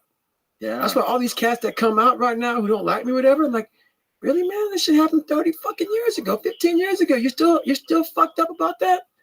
Oh man, I know something about you, brother. See, I get over everything. I'm good. It's water under the fucking bridge. The grind. It's the grind does that. Squeezes it That's out. it. You're not grinding hard enough. If you're worried about something that someone did to you years ago, you're being a pussy to yourself, man. You're not getting out there and squeezing that fucking soul out every day. Yeah. If you grind hard, man, I ain't got time to worry about your monkey ass. I ain't got time to worry about you, man. Because tomorrow, I got to go back to the grind. And tomorrow, I go back to the grind again and again and again and again. I don't have time to put you into the hate bank. There's no hate. It's all filtered out, man, through the grind. People don't get it. There's great joy in the grind. Great joy in the suffer. It totally cleanses your body out, man, of any kind of hate. Makes you grow up. it's also the being honest about it every step of the way you are in this book and the way you talk about things, and not trying to paint yourself in a flattering way. No. It forces you to continue to perform. Right. By exposing all the shit that you used to do, by exposing your procrastination, your slips, your fallings, you're falling back down and getting fat again, right. all that stuff, it forces you to be consistent. Like, you did it today. Do you know you're going to be able to do it tomorrow? Well, you have to. You have to know. That's you have right. to know. And that's my biggest fear, man, is that I know I can slip. Everybody goes, man, you're not permanent? Shit. No one's permanent. No one's fucking permanent. That's man. why people that have accomplished great things and then want to talk about those great things to the end of time and not do anything anymore, they're fucking themselves That's up. it. Those people that are looking for that golden age, they're That's looking it. for that holding hands and walking off into the sunset as the man. credits roll. That doesn't exist. It's not tattooed, man. It's not real. I thought it was tattooed. I was like, fuck, I'm slipping. I'm like, what? I put all this repetition in, I'm still slipping? Can't take a day off, man. Can't take a day off, man. No days? Can't take a day off. 7 days a week. I get after it. But see, the thing about, I do active recovery. Right. Okay. So what's a light active recovery day? You say 7 days, 7 miles is normal. An easy 6 mile run. It's an active active recovery day. Jesus. At a low heart rate. I look like I'm walking. I'm out to like a fucking 9:30, 10-minute mile. Heart rate's real low. I'm really big into the heart rate training, man. It's amazing. So it makes you a machine. It makes you a machine, man. How so? In what way? It trains your heart in a way that the way I was able to run these 100-mile races, like I was able to do it, was off the heart rate. So if you go at 80%, for me, for the longest time, it was like 100, like 147 heart rate, 148 to 152, right around in there. If I maintain that, man, I'm burning that nice fat storage. And that body wants to utilize that. And it wants to burn that nice and slow. And you're never getting that heart rate up or high. Can you get the heart rate up or high? It takes a lot to recover from that. And the higher it goes, the longer it takes for it to come down. When I stay at 145, 146, 147 heart rate for a long time, when I get done running, it will go back under 100 within 2 or 3 minutes. And that's what you want. You want that quick recovery. So quick recovery means that your body's right on point. And I look at my heart rate in the morning time, it's usually in the 30s. If it's like 45, 46, 47, I'm overtrained. Easy day. Easy day means zone 1. Zone 1 means I'm just going real light today. So I train every day because why? As my mind and as a human, I'm supposed to move. Every day I'm supposed to move. And I'm not saying get after it every day. Get after it means just do something every day. Right. Ride a bike. Like if you're real tired from working out hard, ride an easy bike, spin. And as you're spinning, take in your fluids. Rehydrate your body as you're active, because that's the best way to rehydrate your body. And like taking a carbohydrate drink, it gets all that good carbs. You start to glycogen store your body again for the next day. So as you're doing active stuff, that blood's flowing, nice active blood flow. Nice active blood flow helps the recovery process. Along with drinking some like endurance drink or some carbohydrate drink, it gets all that glycogen through the system back to the muscles, loads them back up again, ready to fight another war tomorrow. What do you use for a heart rate monitor? I used to use Polar for a long time, and I kind of still use Polar now. Is it a wrist one or a chest strap? It's a chest strap. It's a nice, cheap little chest strap. And now I'm at a point now where I know I only do my heart rate in the morning time. I don't even wear it when I run anymore. Do you check it with the strap in the morning, or Yeah, do you check do the it with your strap. finger? Check with the strap. So you wake up, you just put the strap on? Before you get out of bed, put the strap on your body. You don't. The first thing you do, put the strap on, or do your finger, whatever one you can do. If you don't have a strap, do your finger. Know what your average heart rate is. You know your resting heart rate, and then from there, if it's a little bit high, a little elevated, you know you can't go off into that zone 3, zone 4 training day. You got to keep it at zone 2 or zone 1. So it's all about the heart rate, the resting heart rate. So when you use it, the chest strap, does it register on an application, on a phone? Like how do you read it? On the watch. On a watch. Mm-hmm. Is it a smart watch or is it a Polar watch? It's just a Polar watch. So it's a watch that shows you the heart rate that's reading off of the strap. Exactly.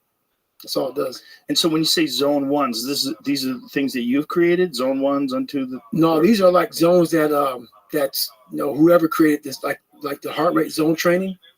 So basically what I did what's helped me out so much is my zone 2 training runs used to be 8:30.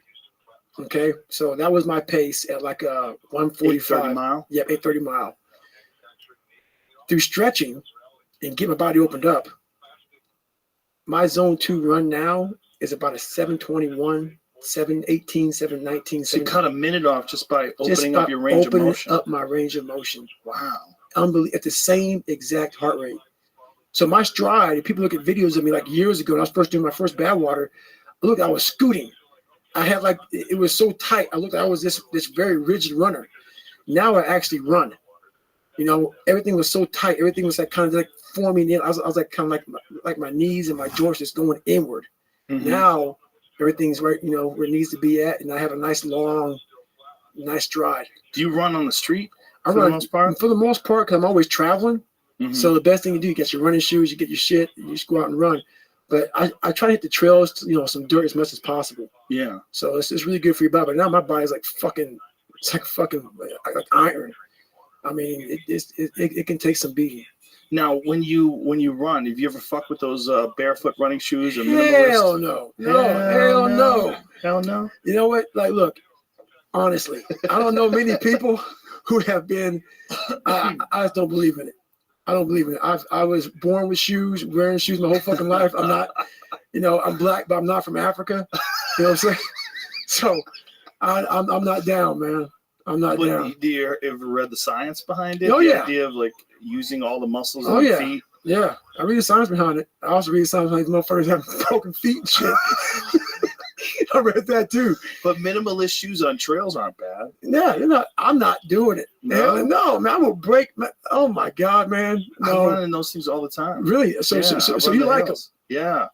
It would kill me, man. But I tell you what, I ran in fat tires yesterday. Under Armour fat tire, which is like a cushiony ass shoe. You like it? And I was like, it was so easy. It's like those hokas, whatever. No. Under Armour has these fat tires. It's basically like a BMX tire track. I think it's even made by a tire company makes the tread.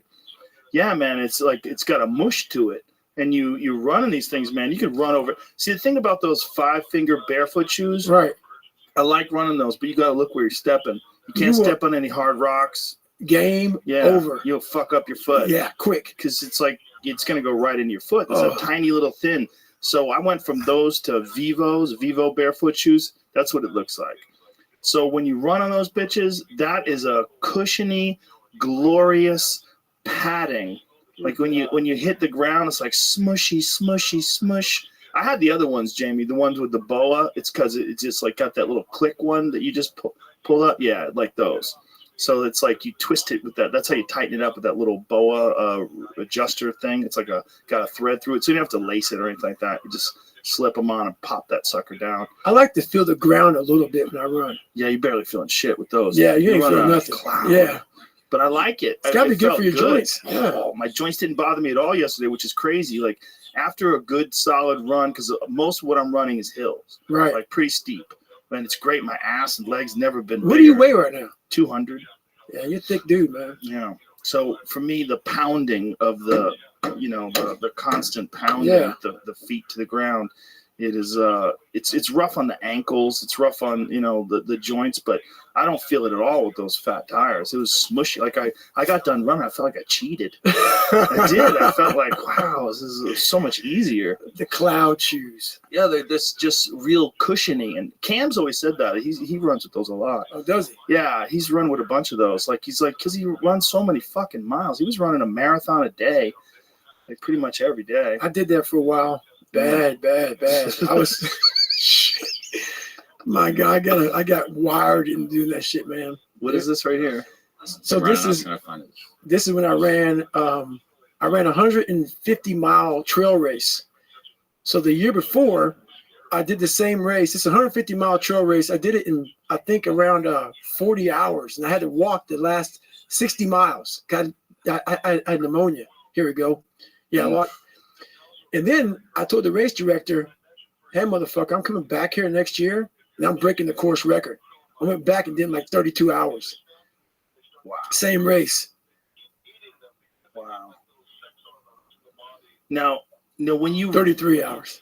So when you're running, what shoes do you use?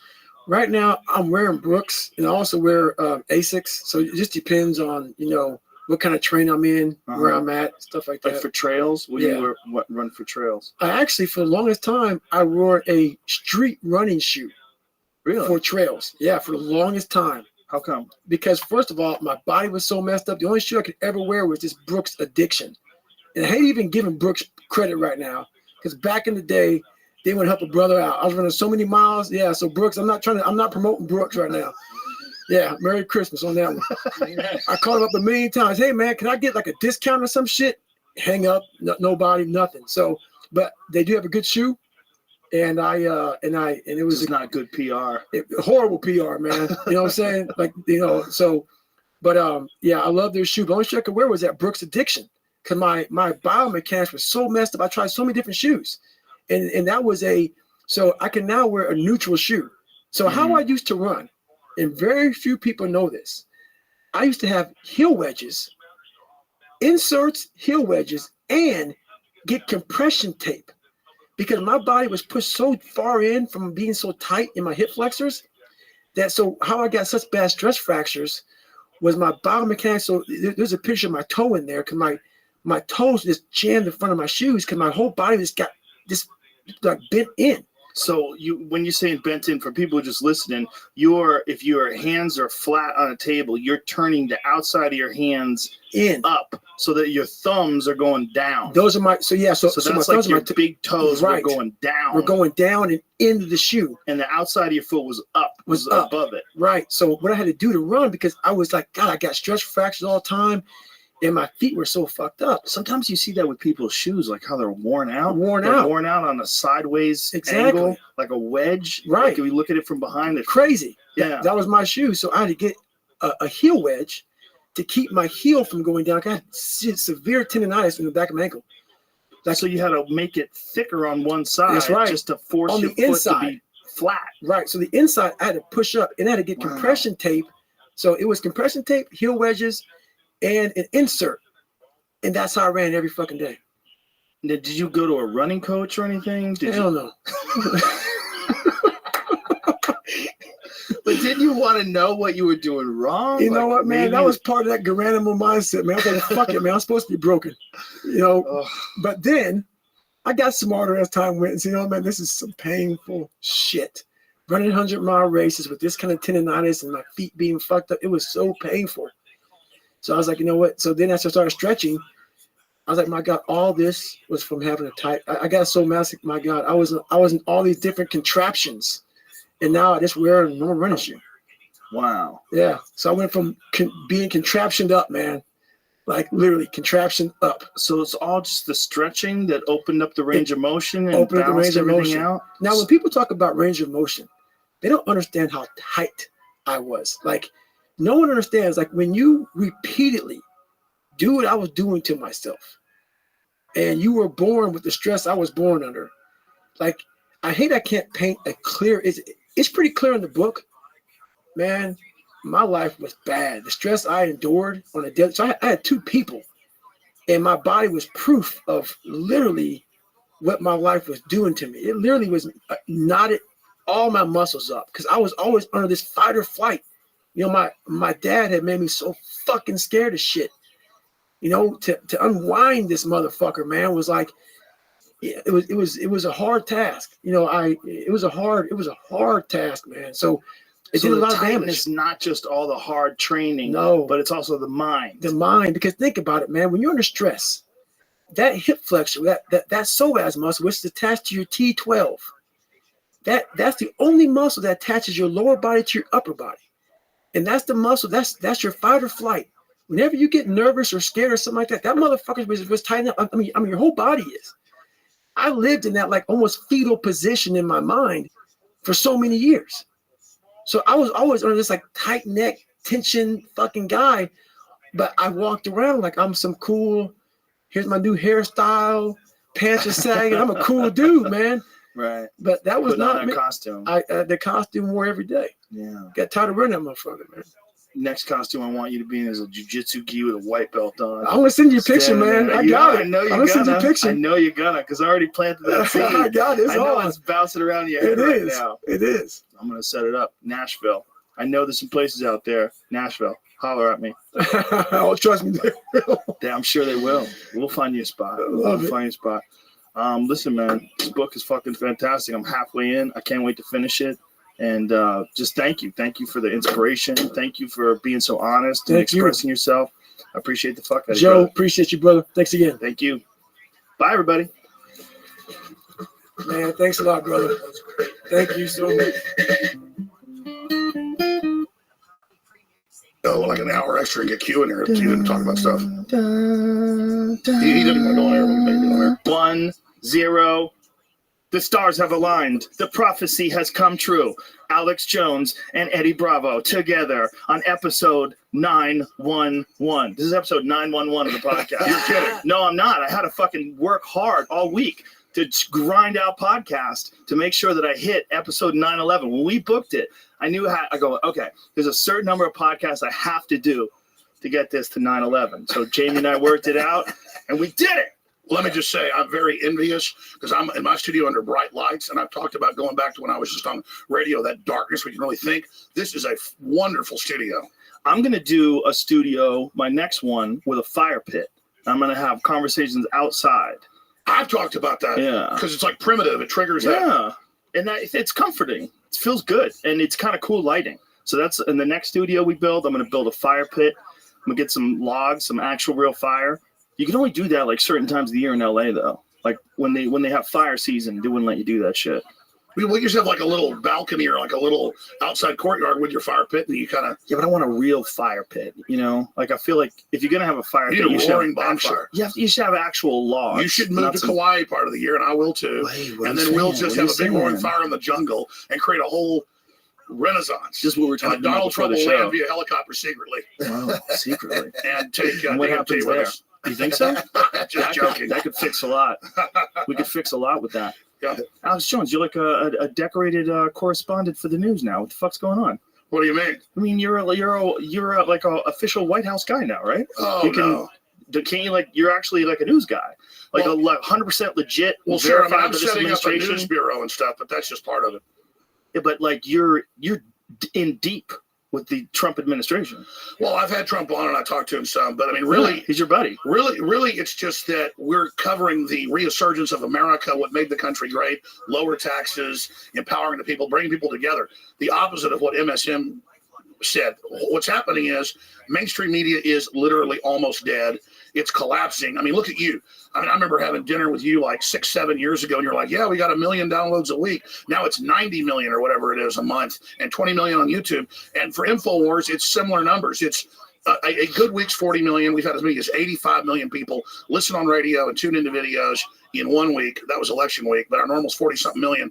It's just crazy. How can they compete with that? They're still delusional. The average CNN show has like 1 million viewers. Fox thinks it's the big swing and dick. It's got 3-4 million. It's all, I'm sorry, people transmitting and broadcasting to geriatric homes. You know where you see Fox News and CNN in nursing homes. You know what you see with kids 10 years old up to college and beyond. It's a Joe Rogan experience. And it's InfoWars. And it's all these other folks. It's amazing. Yeah, it's a weird time, isn't it? It seems like those shows where you have to tune in from 8 to 9 and you have to sit through the commercials, that's kind of all gone away because of DVRs, because now people just have to wait a few minutes so you can DVR through all the commercials, or you record things after the fact. I remember you like 15 years ago saying, the internet killed television. They haven't announced it yet. You watch it's going to kill it, because how can they compete with what you can do on the internet? You know, a guy getting screwed by a horse or whatever it is. I mean, how the hell can you compete with all this craziness? Did you see the guy in China that got jacked by the tiger today? I did see that. Yeah, yesterday, that's crazy. actually. Was it yesterday? It's like, oh, let me not pay admission and just go through here. Well, they even shot at the tiger. So they scattered the tigers. They shot at the tigers to get him off this dude. And then even after the bullets were shot off, this tiger was like, nah, fuck that. I'm going back in. And he ran in after they shot at him and finally killed the dude. And it was all, everybody's got their phone up and they're all filming it. It was in the zoo. Well, imagine Yeah, those so tigers. crazy. It was Those a tigers. guy fell in, or No, what he happened? jumped in. He jumped in. He wanted to get killed. Oh, really? At first they What? thought it was a mission. Yes. Yeah. That was another guy who went in with a lion and tried to convert him to Christianity. Did you ever see that guy? God, that's crazy. He went in with a Bible He's trying to convert the lions. The lion just fucked him up. I'll tell you what's crazy about that though is imagine those Maybe he wasn't lions. trying to convert him. Maybe he was just like praying that the motherfucking lion wouldn't eat him. No, he went in on his own. He was talking to them in the name of Jesus, and he's like talking to the. You never seen it, Jamie? Pull it up. See, He was here it is. definitely probably schizophrenic. See, here he is. He gets in there and he's talking to the lions. This motherfucker just jumped the fence and decided he was going to convert the lions to Christianity. And lions are apparently like way cooler than tigers. And they're like, what is going on here? Tigers see people and they just fuck them up immediately. Oh. The lion like barely fucked that guy up. He just kind of Well, slapped that's because at him. they're more tribal or more like dogs, pack animal. They're the only cat that's in a pack or a group, so they're not, as Aggro. exactly. I mean, a tiger sees you, you're in my territory, I'm going to kill you. Yeah, tiger's a totally different beast. Like tigers sometimes will like adopt another little animal, like a wild dog or something, like be licking on it, being nice to it, and like won't let the other ones eat it. Yeah, they do weird stuff. Lions do.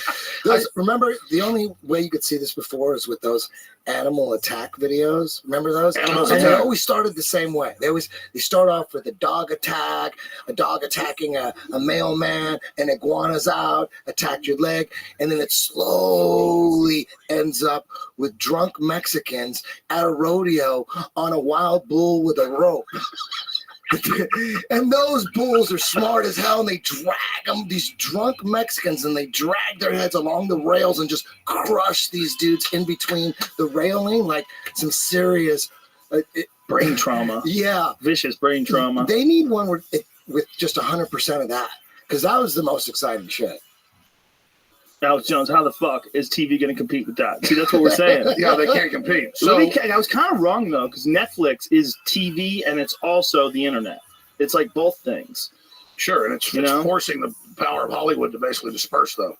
Yeah, well, look, it's better if it gets if the ability to get your workout gets to more people. It's better. It's better if anybody can do like these And it lets YouTube more stars. competition in. Yeah, like these new YouTube stars. Like all they have to do is get stand in front of a camera. There's zero production value. They don't have. If you got a camera, you got an internet connection, you could have a YouTube show. People find you interesting. All of a sudden, you've got millions and millions of subscribers. And Eddie was bringing up this fact for your audience up front. A lot of MSM lies and says I'm this big right-wing guy, but you guys know that I was really against George W. Bush and all the wars. you were arrested early on in the Bush administration. I remember when we first became friends in 1999. We were running around the White House or the state capitol lawn Texas. with George Bush Jr. and senior masks on, and you were always against Sure, the but Bush that's why I administration. supported Trump is the entire power structure, the media, the Vatican, the communist Chinese, the Saudi Arabians all put money in and said, stop him, and then lied that the Russians were giving him money with no proof. And so the issue is he's simply trying to actually be president and not have special interest in there running him. And that's why the whole power structure is against Trump. So Eddie was asking before we went live, well, how is it you're this outside guy against the establishment, but now you're for it? No, Trump's trying to create a beachhead, just to explain it, to try to take the country back and actually devolve power back to the states and back to the people. Doesn't mean he's perfect, but notice the stock market went up $1.2 trillion, just in the last month or so, because a lot of institutional investors and others understand with Trump, he's trying to create real prosperity, not a bunch of social engineering. And I'm not here to pitch Trump to people.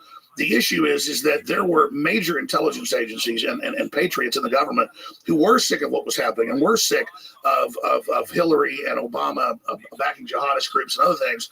And so they're rolling those groups up right now. They really are standing up against them. And this is a historic moment. And so there's been a counter coup through the electoral process in our country. And that's what WikiLeaks was. That wasn't the Russians. That was U.S. intelligence agencies. I said 2 months ago that Anthony Weiner in New York, Uma Abedin's husband, the former congressman that was working for Hillary, I said that he's under investigation for child porn. Okay, and then now it came out yesterday that they're looking at indicting him for child porn. Well, I had that from the NYPD. That came out yesterday? Yes. Wow. Why? What did he do?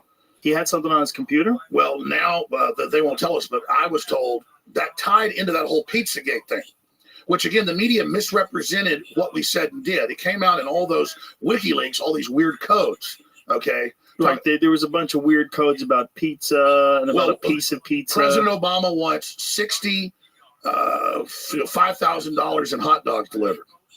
And they're like, are these really good hot dogs? The hot dogs weren't as good last time. Well, these are succulent hot dogs.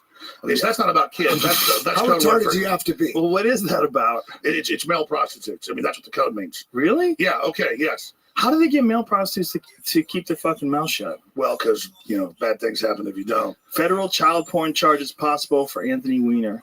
But I'm on record months ago saying that that's the case because I had those sources. And so the government, good elements of the government know what's really going on. So the media then misrepresented and said, oh, look at 4chan. They're talking about a thing called Pizzagate in some pizza place in D.C. And the media looks at it and says, oh, Alex Jones is claiming all this bad stuff's happening at this pizza place. I'm like, what is this? So they divert to some probably innocent pizza place to distract off of all the emails that the New York police have and the FBI have. That's just this monstrous reported pedophile network. So to discredit that, they go create a fake story, hoping we jump on it to then divert over to that story. And then once we're on that, it diverts everybody off from Anthony Weiner. What? Which then leads reportedly to a larger network. So they're playing that far ahead. So they're literally attacking a pizza place with fake stories just so that people can focus on that and take attention off Anthony Weiner. Yes, because it was connected to that story. It was connected to Podesta, to stuff in D.C. and New York, and all this other crazy stuff. So I'm not saying because we're making a lot of like long sentences here and a lot of long statements. So here's what I'm saying. But let's for a lot of people that are going, what the fuck is Pizzagate? There was this Ben Swan guy who did this recent piece about it, and a lot of people got very angry. Did you see the piece? Yes. Did you see the piece that he did? It seemed to me to be pretty measured, and he was making some connections between that symbol for child pedophilia, yes, and or just pedophilia, right? And the logo for the pizza place. He also did he make the Hastert connection with Podesta? Well, I mean, Hastert. Confirmed child molester and best buddies with Podesta and former Speaker of the House. And then you expand on that. Right, but let's just do it step at a time because this is really kind of important stuff. So that's all 100% true, right?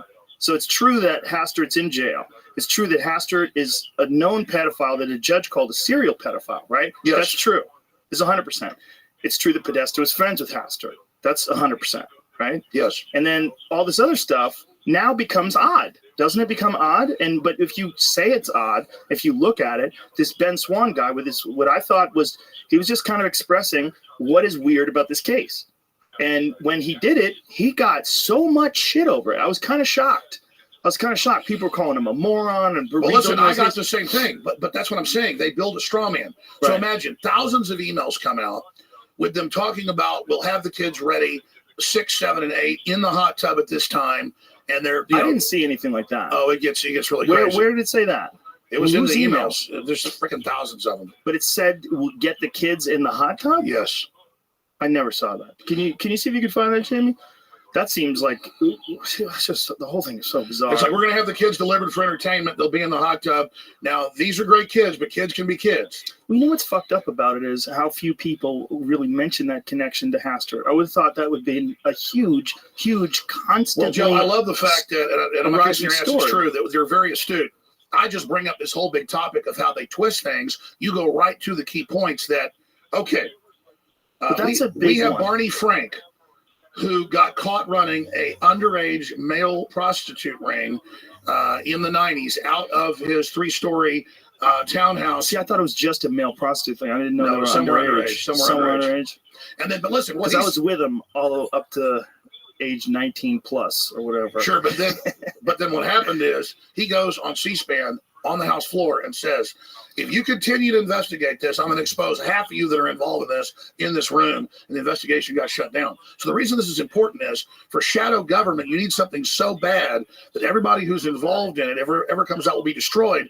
So that binds them all to the secrecy. So that's where child pornography comes in, and that's where pedophilia comes in. That's where you get so many of the elite being into it. But just as you said, you have the Republican establishment trying to get Hastert out of nowhere as a wrestling coach to run for office. Then reportedly he's the procurer, just like Penn State, and just like they had the Sandusky, Sandusky and the underage, kids that they were quote mentoring, getting farmed out to supposedly big donors. What's crazy is we're talking about two very specific cases, right? Two very different cases. But what's crazy is they're both real. It's both real. 100% Sandusky, who was a very respected man in the community, did a lot of charity work with young, disenfranchised children.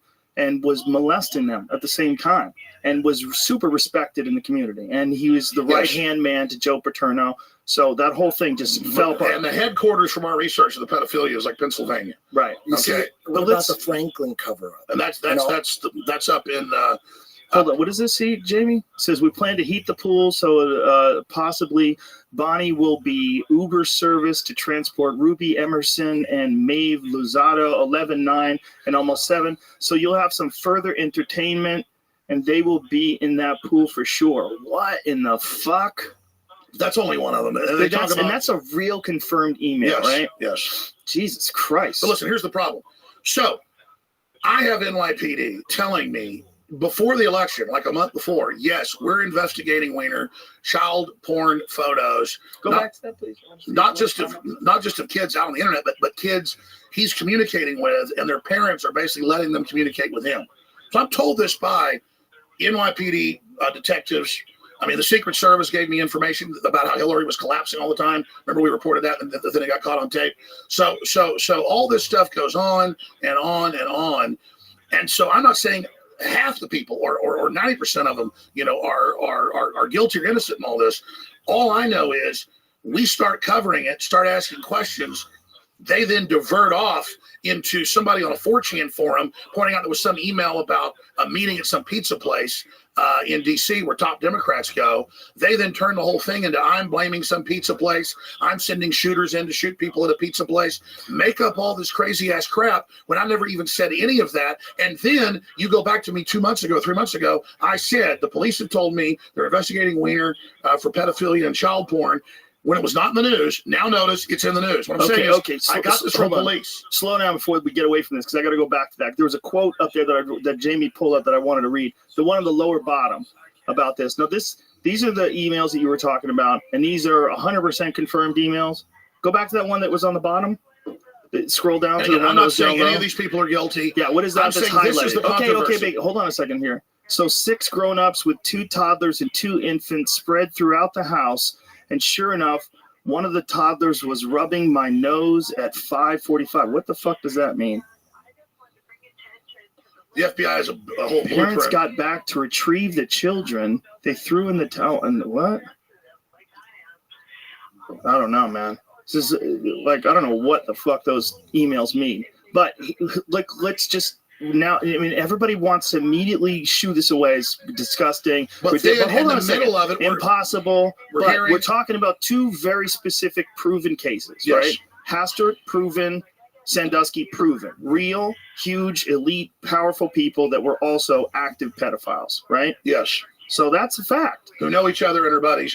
And then you've got Podesta's brother, who's big in Washington, in an article in 2007 in the Washington Post. I'm going to try to give you the exact headline, which was something like radical art or something. And it's like naked photos of the neighborhood kids in their house, and then they're showing it, throwing it in your face. It's just crazy. But that's not even stuff I get into. But there is something to that, because some of his artwork was super disturbing that he had in his house, like little kids with their pink butts. Yeah. They were in their underwear, and it looked like they had been paddled. Yes. And they were all standing there with their butts facing. See, as usual, very bizarre. Joe knows more about this than I do. See, and that's all I do is cover these real things. So let me give you the new news. So that is real. The government got pissed off about this. The pedophile rings have gotten so big that the intelligence agencies began to leak all this info. And they knew Hillary was planning to steal the election. She did steal 5 states, according to the experts and proof we have. How did she do that? What do you mean? But let's not try to break into 6 states. Let's not go on these long rants where there's a bunch of different statements that need to be addressed. Sure. So let's just, from right there, you got to get to that. Like, how did she steal 5 states? You can't kind of gloss over that. Okay, no, she tried to. How did she try to steal 6 states? She did steal 5 states. Well, Bev Harris, who's a big liberal, big Democrat, had the HBO documentary Hacking Democracy. Right. She's the leading expert. She was actually a month before the election, through whistleblowers, got the actual code that had been loaded on machines all across the country. You should have her in studio to steal the elections. I saw Hacking Democracy, and I saw that they did engineer those voting machines so that you could have a third-party input and change it. And they did it live on the show. And that was a decade ago with Bush. This is new. Okay. So she's the top election fraud expert. So she comes on my show. The story's on Infowars.com. And she says, we've got evidence. And then I had the hacking experts on, and I had the industry whistleblowers on, and I had the county officials on at every level. We have the fraud proven. that Democrat-connected groups were already loading code onto machines all over the country. But it's different companies, but about, I think it was 18% of the machines in the country, to be able to remotely break in and flip votes. So because they were aware of that, a bunch of states were waiting and watching, and Homeland Security broke in live into 6 states and kept trying to flip the results. And they even have screenshots and videos of them in the computers, in there clicking and doing it all. There's major investigations going on. You hear the news going, Trump's crazy. He claims illegals voted, to make it about illegals. That was one statement in a larger election fraud deal of actual computers. So Trump knows about all this. So she comes on and says, they're planning this fraud. Then she comes on after the election and she says, yes, it's clear. Here's where precincts closed. Here's where all this happened, where 100% went for Hillary, or right after it closed, all the votes that then came in were 100% for Hillary. They didn't even care. But the landslide was so big for Trump, they couldn't steal it. She successfully stole 5 states. She tried to break into 6 others, or her controllers did, and got blocked. The tsunami for Trump was so huge, with the real polling we can break down later, that they still weren't able to steal it. And now patriots inside U.S. intelligence agencies are preparing to roll up the pedophile networks nationwide. That's why you see arrests in Pennsylvania, arrests in L.A. I haven't seen these arrests. Who's getting arrested? It's just now breaking. And it's big institutionalized. 474 arrests, 28 sexually exploited children rescued during statewide human traffic operation. They're getting down now. Holy shit. There's a takeover, right? Holy shit. But look at the numbers there. 474 people arrested. But they're only rolling up the Renfields that get the people for the psychic vampires. You But understand? how insane is it that this is still happening, right? So all the people that thought that this idea that, you know, well, I mean, whether they tried to make it ridiculous by calling it Pizzagate or connecting it to a pizza place, everybody that thought that was ridiculous. It is not ridiculous that there could potentially be some sort of pedophile ring. And see how they trick It's us, not though. ridiculous. See how they trick us. They go pick some pizza place, probably have their people go on, make comments on some message board. CNN, New York Times, Washington Post, the same day come out and say, all the emails are discredited from New York and California and Hawaii because there's this innocent pizza place over here that some of the Democrats go to, and they're all saying that's where the pedophiles are at.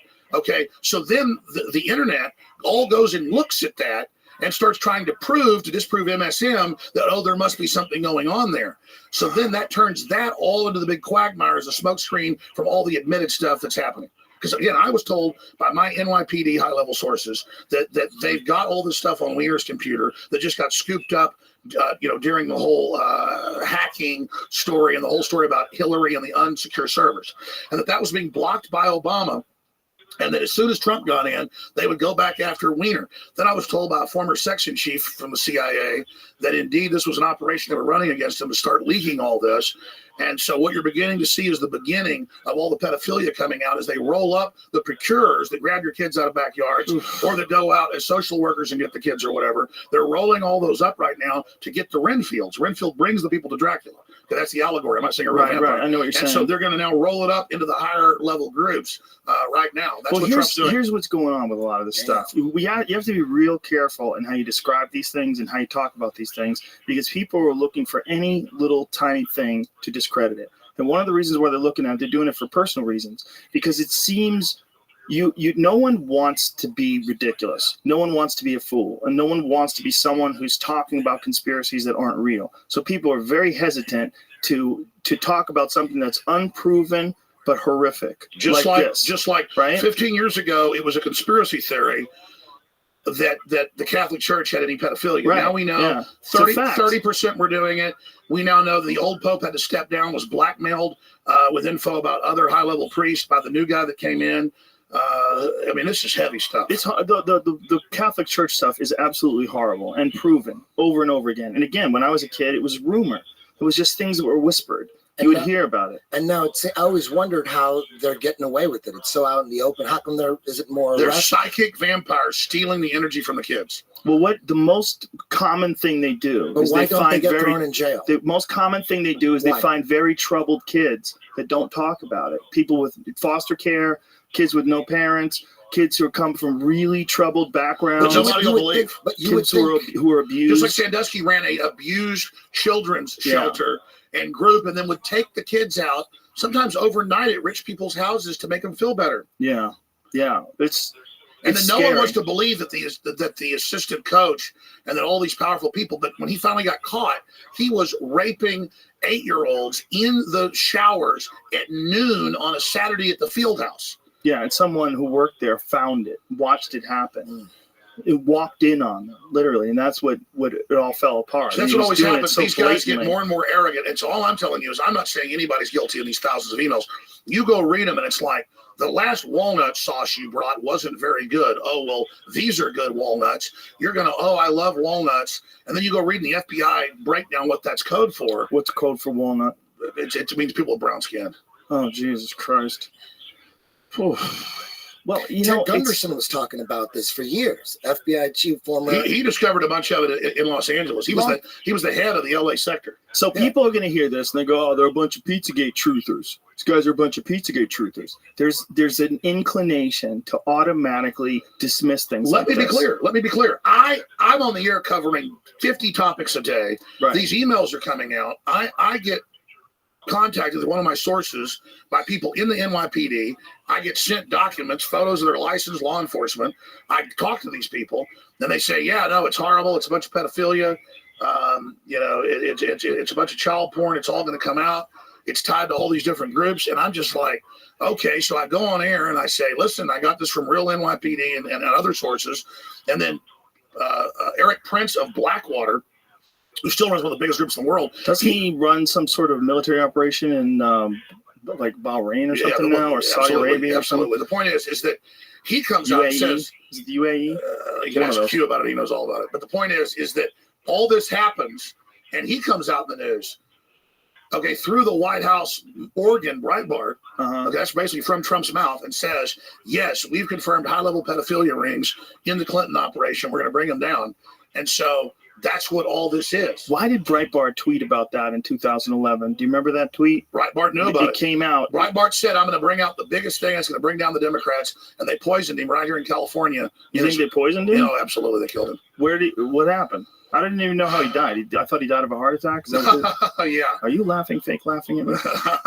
Pull up the No, I'm Breit- laughing at just, no, I know you're quoting the media. I'm not I know. laughing at you. Pull up Don't the choke me Breitbart. out, Joe. I won't, buddy. You know I love you. Anyways, Pull up the Breitbart email or the Breitbart tweet because it's a crazy see, it turns out tweet. Joe knows all about this. Well, the tweet is pretty insane. When you read it, you're like, wait, what the fuck is going on? Like, everybody, there's an instantaneous reaction that people have Yeah, that because are they're not intelligent, pedophiles. Because the people average that aren't person isn't a pedophiles. pedophile. Right, you're right. You're So right. you tell me people are doing this to kids, you don't Right, believe you're it. like, get the fuck out of here. That's nonsense. Yeah, But when you tell people about the stuff that's been proven, the ones that have Well, been here's the big proven, they news. don't account. They don't attach those. I was on air saying, I'm told this by NYPD in like 3 different shows, and that it's going to come out that Wiener's sending child porn. And it's in the news today. Well, what they're saying, what they're accusing Wiener of, apparently, is sending sexually explicit text to an underage girl. That's what's against the law. So they're calling it child porn, but it's essentially he was sending pornographic text to a 15-year-old. Yeah, well, I was told it's a lot more than that. What they're Maybe doing, it is. This is just what what was they're in the doing is paper today. minimizing it because the higher ups are being told you don't let this out. Hmm.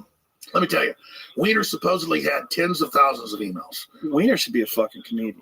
For sure. He's a freak. He's got real problems. He's a good communicator. I bet he's hilarious.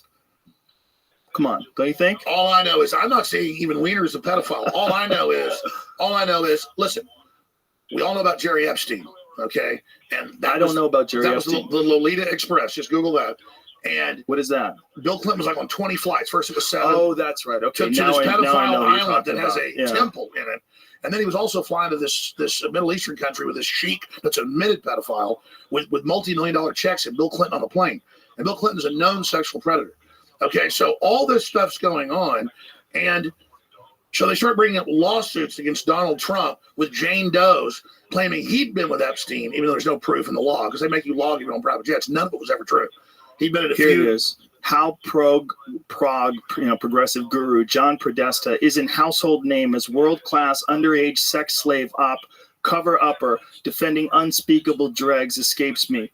Early on, did John Podesta imagine his baby MMFA, I don't know what that is, would be covering up for underage sex ops and hate crimes against blacks? Huh. I don't know what that means.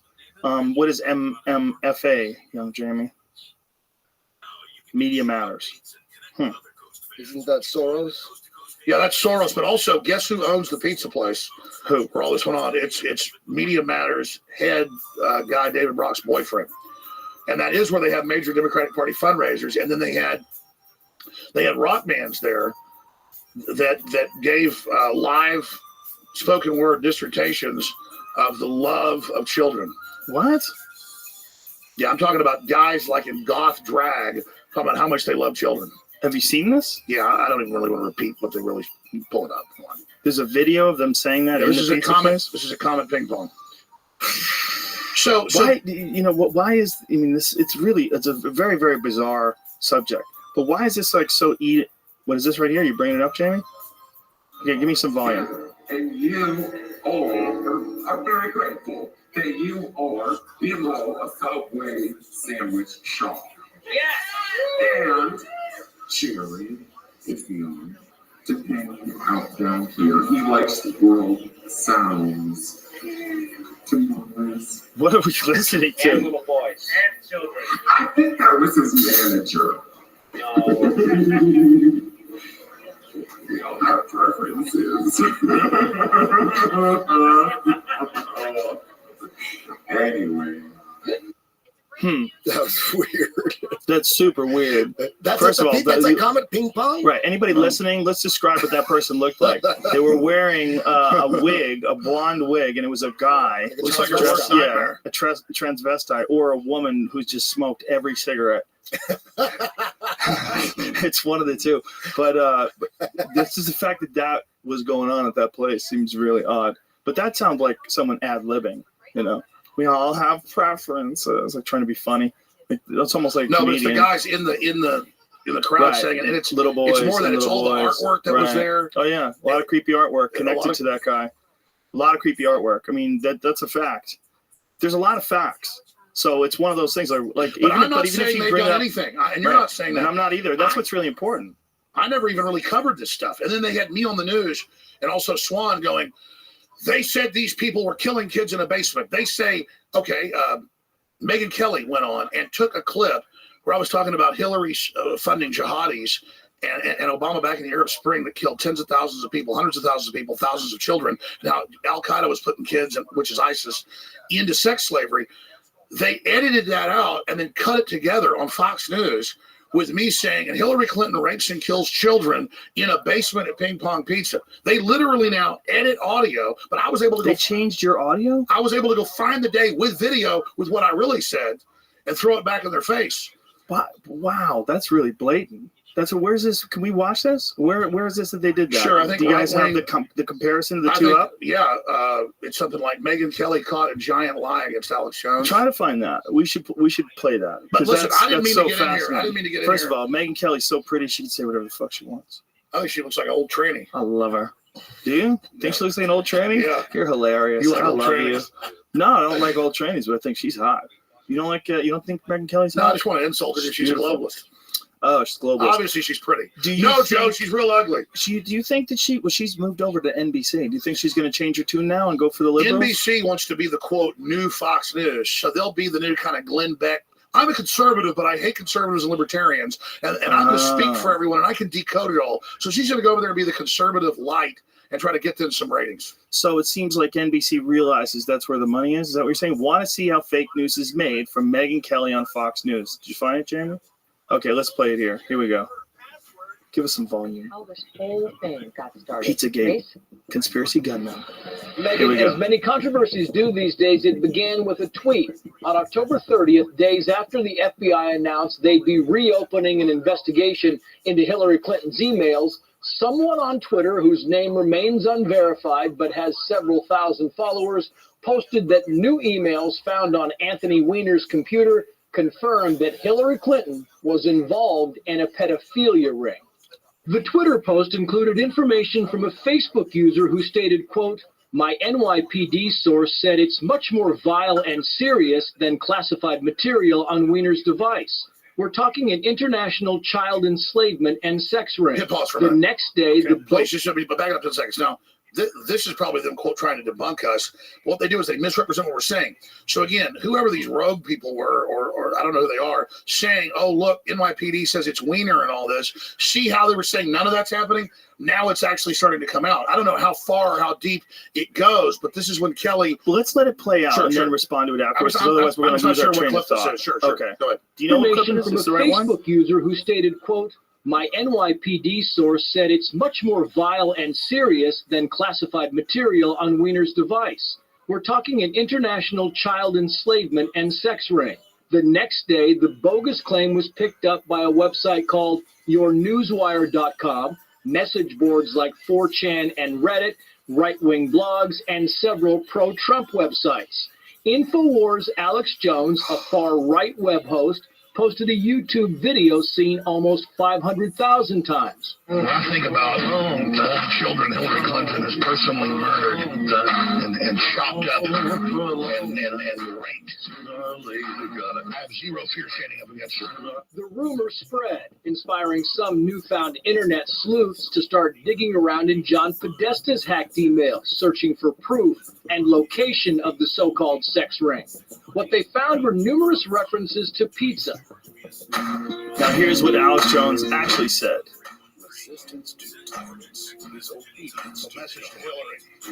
Alex Jones. You can run on. When I think about all the children Hillary Clinton has personally murdered and chopped up and raped, I have zero fear standing up against her. Yeah, you heard me right. Hillary Clinton has personally murdered children. Go tell that long-tongued liar. I just can't hold back the truth anymore. Hillary Clinton is one of the most vicious serial killers the planet's ever seen.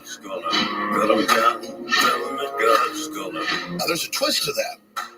Am I talking about the devil worship story with her chief of staff or campaign chairman looking at the menu of blood and semen and body parts at the Aleister Crowley event, the private event? Oh, no, I'm not talking about that. I mean 200,000 plus dead Christians with her operation with Syria and our operation in Libya, and not letting the Christians get out, and directing Al-Qaeda and ISIS, who target and murder children and put them through sex slavery and throw Catholic priests off cliffs and kill people in mass and murder gays and everything else you can imagine, because they don't like peaceful people. And they con everybody that they're for open society and they love everybody. Anything they do is for degradation. And someone could have been killed inside of your restaurant for no good reason other than people like Alex Jones fanned a conspiracy theory that even the DC police say has no basis in fact. Yes, it's a pack of lies, and it's dangerous. What happens That's the top Soros opera's boyfriend. To drive across 4 state lines with an assault rifle and enter a family-friendly restaurant at 3 o'clock in the afternoon on a Sunday. I know Reddit has banned this topic on its website. I mean, slowly but surely, those who help ban it are trying to dial it back out of the safety, out of concerns for the safety of those who have been endangered by Really, this could happen to anyone. It's not just us. It's any single person. I know you said to our producers, it's all so surreal until the gun comes in. Wow. And then some guy, so they went, they got it, they didn't get it off YouTube, they got the full clip, they cut the front off, knowing I was actually saying, I don't know about the Satanism before the term Pizzagate was out there, but I do know she's funded the radicals. I saw, they die, who do rape and kill and cut up kids. So she personally is. You were making a very provocative statement, and you made a very provocative statement by saying something kind of crazy at first, and then backing it up. And so what they decided to do is just edit a chunk of that. And so they didn't really have to edit it and chop it up, but they did take it as bizarre as it seems. They take it out of context. And said that I was talking about Comet Pizzagate, right, you weren't. And I was talking about the spirit cooking Aleister Crowley stuff where the lady is written, it's real for her. And they take little kids to these parties and they have vats of blood. That's one thing if you were an adult wanted to do that, issue some art project. This is real. And so I was talking about the menu where they're in the email saying, we're going to have plenty of blood, plenty of semen for you and other delicious things on the menu. And he's like, what are the juicies on the menu? And they go, well, we're going to have cheese pizza. We're going to have the nut sauce. And we're going to have the pasta. We're going to have, succulent hot dogs. We know you love succulent hot dogs. What the fuck? And they go, oh God, I want to go back to that place in Hawaii that had the best hot dogs. It's like, yes, we've got hot dogs. And Obama wants $65,000 where the hot dogs deliver to the party. Will the hot dogs be there?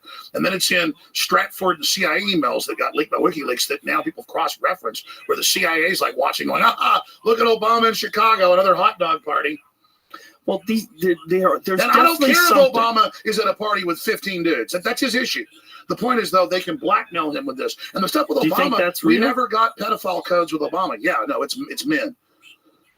I mean, he's had his. Are you trying to say that Barack Obama is a homosexual? Saying he's bisexual. How dare you? I really don't even care. Have you ever seen him with a man? How do you know this is true? Well, I've seen him with men walking down the street. Maybe he just likes to bring dudes in and have conversations with them. Maybe he just orders. It's probably hard to talk to people when you're the head of the free world. Maybe he had a party with $65,000 worth of hot dogs. Yeah, maybe he loves hot dogs. He's like, fuck it. Fuck this diet. I'm not the president anymore. Yeah, I'm chilling now. Now listen, I want $65,000. He's balling. That's more than 65,000 hot dogs. What a gourmet hot dogs with $1 a piece, $2. How many hot dogs? Let's say it's super gourmet. $5 a piece for each hot dog. President needs a hot dog helping hand. What does that mean? What if it turns out he was like the 10-time hot dog eating champion? He's like one of those. That's probably it. What if that's it? He probably let's say a hot dog costs $5. It seems like he actually just really likes hot dogs here, Alex Jones. Like there's a whole article on his love for hot dogs. $65,000 worth of hot dogs, $5 a piece, $5 per hot dog. Right, but listen, you got to get those delivered. Someone's got to make them. You got to grind it up, put it in the casing, the whole deal. Maybe he gets like gourmet hot dogs. Somebody's got to put those kids in the hot tub. He might have been putting together some giant party. Some I'm out of this job party. No, I don't know. But what I'm saying hot is, hot dog is a code for male prostitutes. Okay, maybe it is. But what I'm saying is, anybody who's skeptical, anybody who's looking at this and going, "You guys are so fucking crazy. This is so you're making such gigantic leaps of faith." No leaps. Just look at what the weird code in those emails. There was definitely some code. And let me tell you what happened to me, Joe. After this one, in fact, my crew actually got. Now, to be honest with you, just tell everybody the truth here. We're about 5 days into this, and the news hadn't even picked it up. And all my crew is doing is all day reading thousands of emails. I mean, there's thousands that are just related to food and hot dog and kids and hot tubs and kid deliveries and the spirit cooking and Aleister Crowley and there'll be semen and blood. I told my crew, I said, it's probably true. No one's going to believe us. Stop obsessing on it and stop reading these emails because I want to focus on the election and everything else that's happening. So then sites start accusing me of covering up the Podesta stuff before it's called Pizzagate, and then I get blamed for being behind Pizzagate, and I'm not even bitching. I'm explaining what it's like to really be trying to get at the truth, and then people take the fact that it's complex. She'd be better at this than me, Joe, because you know how to put stuff out clear and parse it. I just know all this crap. Well, you get crazy and start ranting. People won't listen to me because I got too much data. And you imagine what this is like? I mean, it's just, I'm sick of it. I don't know everything that's going on, but I know this. I have good CIA people and FBI and Secret Service, telling me, yes, Alex, it's worse than you know. Keep getting them. It's going to come out. And it's starting to come out and saying, watch, when we start arresting the pedophile networks, we're going to roll up the Democrats and the Republicans that are involved. That's why Trump said in his speeches at the inaugural, this is not about parties. We're taking these people on. We're bringing God back in. Even somebody that wasn't very religious like Trump has gotten religion learning about this. Because let me tell you something, Trump's not a devil worshiper, and he loves God, and he's been briefed on all this, and he's going to roll their ass up. So the pedophiles better get ready. I want you to clear something up right now. Look at that camera and tell everybody you're not Bill Hicks. That's so stupid. Tell them you're not. I'm not either. Tell them. Well, These fucking people think there's a goddamn conspiracy. Well, and here's Bill what Hicks happens. pretended to die. Here's what happens. They think it's a flat earth, too. I take real stuff. Notice Joe's done his research, not kissing his ass, so he knows all these little points I'm making better than I even did. Yeah, I'm like remembering stuff when he brings it up because I try to suppress half this crap. I can't handle it anymore, man. I'm 43. And I'm sitting here looking at all this, and these people come up to me on the street and they go, hey, Joe, something like 5 times. And then I try to go, I knew you were, not Joe. Alex Jones. Alex. Whatever your fucking name is. Alex Jones. Right, the programming. So they yell at. No, the comedian. You're a Manchurian candidate. They say Bill. Hicks. Yeah, no, seriously. Oh, they say Bill. I'll be on the street, or I'll be at a restaurant, and they come over and they say, hey, Bill. Maybe really Joe Rogan. That's the conspiracy. And I turn around, they go, oh, I know it's you. all because I did a few pieces in one little video with a guy that lived in Austin that you knew. It's how I met you. But you don't Kevin look Booth. like Bill Hicks. That's what's ridiculous about it. Like, what did you get? Like massive plastic surgery, changed the way your voice sounds. Like your voice is so different than But his. that's It what I'm always has saying been. is that no one ever wants to look real conspiracies because they're complex and hard to understand. They want to just go with the Earth is flat. There's aliens living underneath the Capitol. Dinosaurs aren't real. Listen. The point is, I'm not going to bash Eddie. It's good to have a free, open mind, but he doesn't promulgate stuff. He's only researching what's been said. So I want to just get this out of the way. I am Bill Hicks. I'm actually. You are. How old would Bill Hicks be? Like 60? I think he died at 32 in 1994. So do the math. I know one thing. It's hot in here. Is it really? Oh, I'm not hot. Eddie, you hot? Nope. I always keep my studio really cold. Oh, do you? Well, you get crazy. You're a goddamn human inferno. I'm melting. There's a lot of people that don't know like how you got started. But one of the things I thought was really bizarre in that thing was that lady was calling you a right-wing host, a far right-wing host. No. You've never been a right-wing guy, and it's a big misconception. Like you Huge. were always totally anti-Bush. You got arrested speaking Twice, actually. before Bush was even elected. Yeah. You were trying to stop him from being elected back when Clinton was in office. And then when he stole the election from Gore, who I didn't even really like, I still came out and exposed it, and it's now been certified in Congress, and they've documented it. I just go with what the facts are. Right, you've never. And one of the things that really opened my eyes, this is a really important video that you did, 9/11 Road to Tyranny, where you talked about the World Trade Organization protests and how they had sent in these people in government uniforms with government issue boots and these anarchists that were dressed in black, and it's that this is an actual tactic that they'll use to break up peaceful protests. Well, they'll send in soldiers or policemen or whoever the hell they're hiring, no one knows, and they send these people and they smash everything up. They turn into a violent protest. They light things on fire, and then they all hold up in the building and they negotiate their release, and none of them were ever arrested.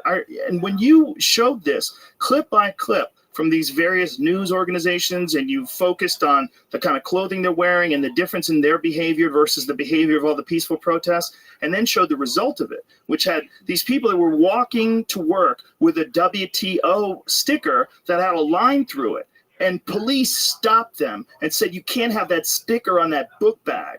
It was an admitted beta test for martial law. And again, I'm not anti-cops themselves. The media always spins it. You expose pedophilia, they blame some innocent pizza place. You expose the government trying to make cops do bad things, now you hate average cops. It might not have even been cops. I mean, who knows who was doing that? They admitted it was. It was Delta Force. That makes sense. Delta Force, and I'm not blasting Delta Force. They were given the order by Clinton to go out and to recruit, and they recruited just about 400 leftist foundation-funded groups funded by big private foundations. They trained them for about a month before in Oregon. They flew them there, put them in a government housing facility. This was on the newsletter. I just covered local news stories. But they did retreat to a building and negotiated their surrender, and they were released, right? Yes. But this is after all this property damage, They all were this the ones, craziness. though, they went out to start the attack, so they had it on video, so they could then attack the 100,000 peaceful protesters. So this was something that, I mean, we like to think, just like you don't like to think that pedophiles are real, you don't like to think that anyone in the government would ever organize some kind of an attack or some sort of a fake event where a bunch of people that you hire to start smashing things to make a peaceful protest look bad. We don't want to think that that's possible, but it is possible. It goes on, but it turns out that this is actually a documented tactic. Yes, it was the WTO. In fact, Esquire about 2 years ago was doing a profile on me, and the guy, his dad had been a former CIA section chief and had been involved in a bunch of stuff himself. And I told him, I said, yeah, Delta Force ran those riots. And he goes, you're a liar. And I said, no, I'm not. And he went and Googled it and couldn't believe he got the Seattle Post intelligence and stuff. And then even went and talked to journalists that knew because he'd been there covering it as a journalist and he didn't even know. So he says in the Esquire article, okay, Alex Jones got me there because even though I'd grown up in the CIA and stuff, I didn't know that was happening. But let's be clear. It's criminal elements using compartmentalization that do this. They always claim I hate the government and I want to have a war and all this other stuff. No. I have to give credit to the good elements of the CIA and the good elements of the NSA. I mean, I'm good friends. That's a very important point. It's a very important point. I've had this point with a friend of mine when we were talking about, I've had Mike Baker on the podcast before. And through the few conversations that I've had with Mike Baker, who's formerly of the CIA, I get you. You start getting an understanding of how it works. Like these drug dealings that always, wind up like jets crashing with all the coke on board. They're cowboys. You got like a few dudes. Guys running side shows. Yeah. A few dudes who realize they can make a fuckload of money if they sell, and there might be a lot of people involved, but it's not the whole CIA. It's not like they have government memos on it. Well, it's not what like they'll do is they'll have a covert option they're running. The president says do this. Like Ronald Reagan didn't know about the cocaine dealing. I talked to folks that were involved, actually flew the planes. He says, I want communists knocked out. Congress doesn't give them the funding. They go, what you do in the government is you go, the president said do this. We're men of action. We're going to do it. So then there's cocaine already being sold.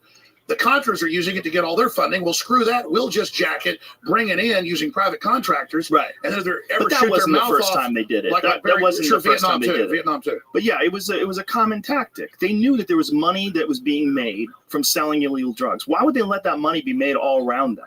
They're not going to. Well, that's the argument is you don't want to let the communists do all the cocaine and heroin dealing, or because then they have more money than you. Well, what the fuck is going on in Afghanistan? It's just as crazy. And to our government's credit, people how much heroin production went up since our occupation. Sure, anybody can pull this up. Again, that's what's frustrating is a lot of the fake liberals, because I see myself as a real liberal, but a lot of the fake liberals just go, oh, that's a lie, this is a lie. No, you can search engine opium production in Afghanistan pre-2001, and then look at the latest years it's come out like 2014, 15. It went from 3% of world supply to 7% to 30%, and after 10 years of occupation, it went to 93% look at it up of there. global supply. So look at the hectares. See, I just went from memory. Was I right? Well, it's pretty substantial increase between 2001, which is at an all-time low on this chart from 94 to 2016. So 2001 is an all-time low, and then the next year it fucking skyrockets. Yeah, but Google it, so you see it from like up. BBC and AP. Just type in Afghanistan 90+% world opium production. It's very, very It's high. gone to 93%. Now listen, and is it used also for like opiate pills, or is it just for? It's used for everything.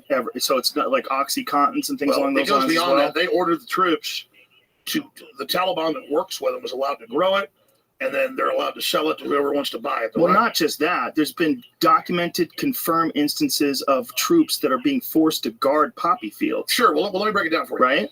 When this started coming that's out, on Fox News with Geraldo Rivera. Sure, absolutely. Remember that? Sure. Well, that came out a year after I broke it. And again, let me tell you how they work.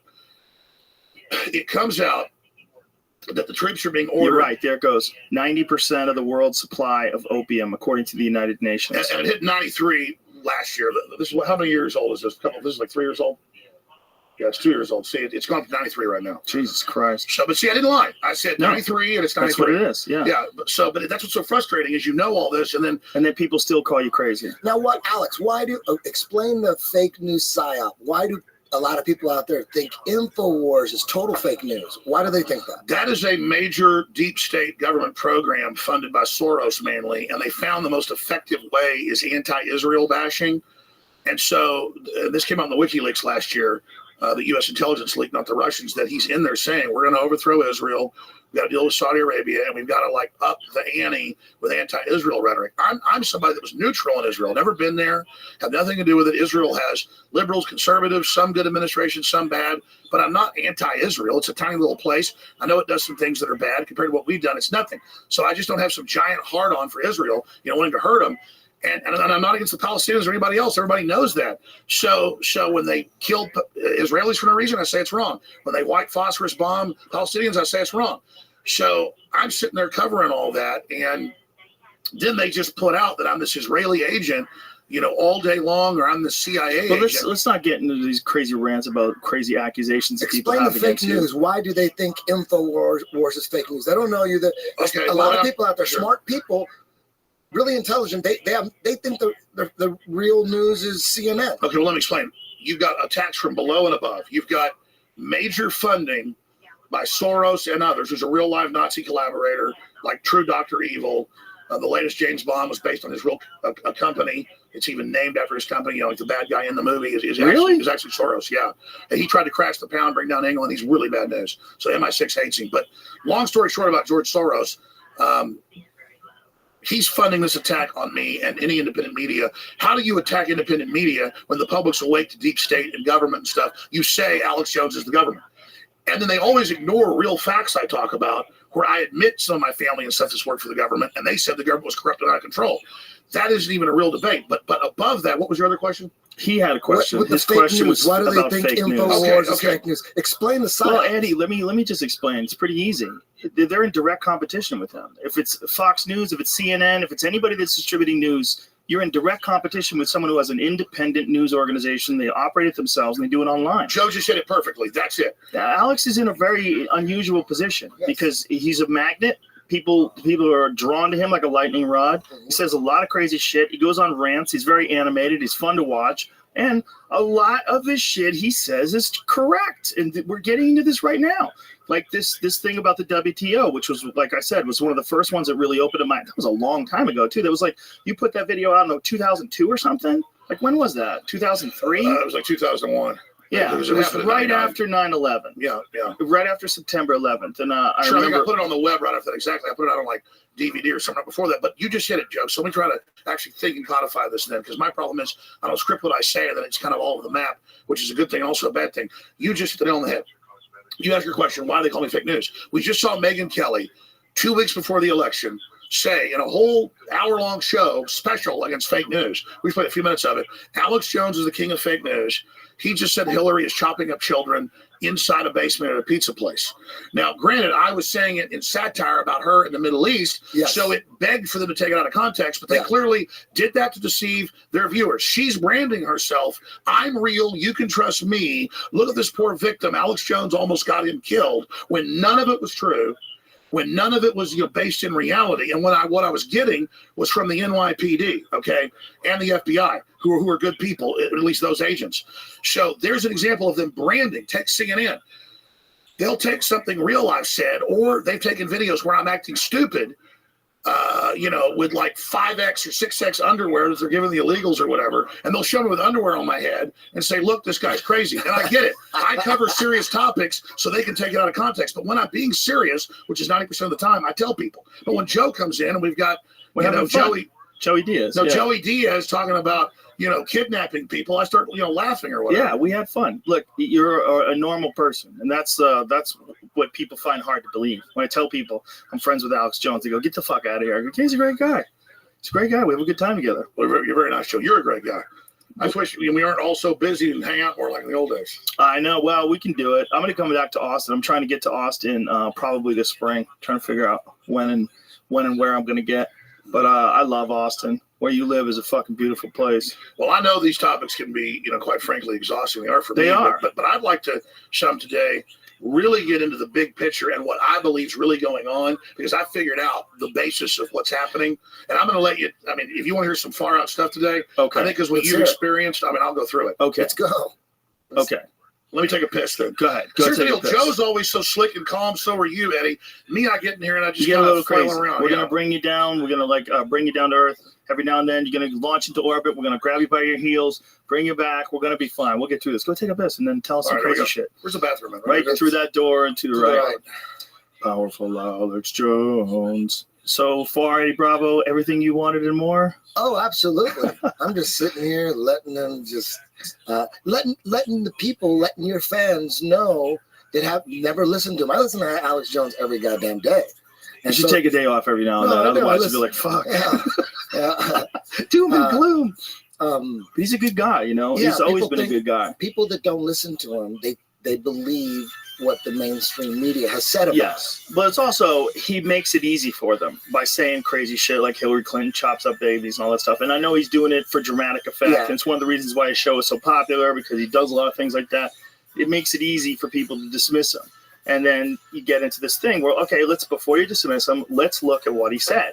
What has he said that's true? And then look at what he said. Everything he said today so far, we've been able to corroborate all of it. So far, everything that he said, it's just like his radio show. Yeah. He doesn't have any teleprompters. This dude can talk for hours forever. Straight. Well, that's a thing, though, when you wind up doing a lot of podcasts, especially doing these radio shows like Alex does by himself, where he just rants and rants and rants for long periods of time. They develop like a certain muscle. Like there's a lot of guys who do their own like Bill Burr is a perfect example, does his own podcast by himself all the time. And he's got this ability to go just rant from one subject to the next subject and keep going. And when you have him on a podcast, it's just, you just kind of got to get out of his way. Yeah. So with Alex, you just kind of got to feed him some subjects, get out of his way. But every now and then he does so many subjects in a row. I got to bring him back. I got to go, you got to, okay, let's get to this one. How did she steal the states? You just can't gloss over that. Let's get to this. Okay, let's get to this one. He broke it down pretty good. He did a great job. Yeah. And this is, I think this is going to help people have, just seeing Alex like this is going to help people have a chance to look at this whole picture of, just forget about where your loyalties lie, whether you enjoy CNN or Fox News or whatever it is. Just sit outside of it right now and look at what it really is. Because what it really is why does anyone want to give you the news? Are they giving you the news because they love you? Or are they giving you the news because it's a program and they're trying to make money? And do they have access to certain people because they're willing to play certain games? Most likely. When you're looking at something that's on a major league television show, whether it's Fox News or NBC or CBS or whatever the fuck it is, you've had to go through some serious channels to get there. If you're a guy with a suit and a tie, good evening, America, and you're doing that guy on any of those major networks, you've had to go through some fucking serious hoops and ladders and checks and balances. You got to represent something in order to be the person who reads the news. But what is that news for? Is it a fucking show, or is it really the news? Are they really trying to help you? What are they trying to do? You know, why are they doing the news? Are they doing it because they love you and care for you and they want you to be informed? Or are they doing it because they're clearly biased and they've got an agenda? Well, if you watch Fox News and then CNN, just go back and forth whenever there's something going on. Like I did it after the election. I was like, Fox News, CNN, Fox News, CNN. It's who the fuck is telling the truth? Someone's got to be lying. One of you fucks is lying. One of you fucks is lying because there's one story over here and there's a totally different story over here.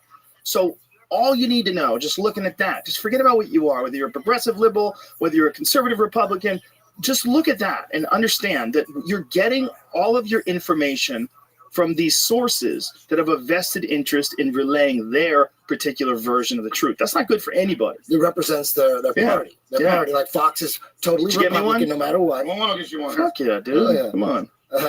Get one for Eddie Bravo, too. Let's get crazy. Bring out the hatchets. I hope that people that listen to your show, the people that have never given... So long. I was a little nervous. I want to get going for a while. Let's do it. Bring out the whiskey. All I want, like for me, I don't want to be this conspiracy guy making money and doing shows. I walked away from my podcast. I was talking about conspiracy. I really don't want to be that conspiracy guy, but something inside me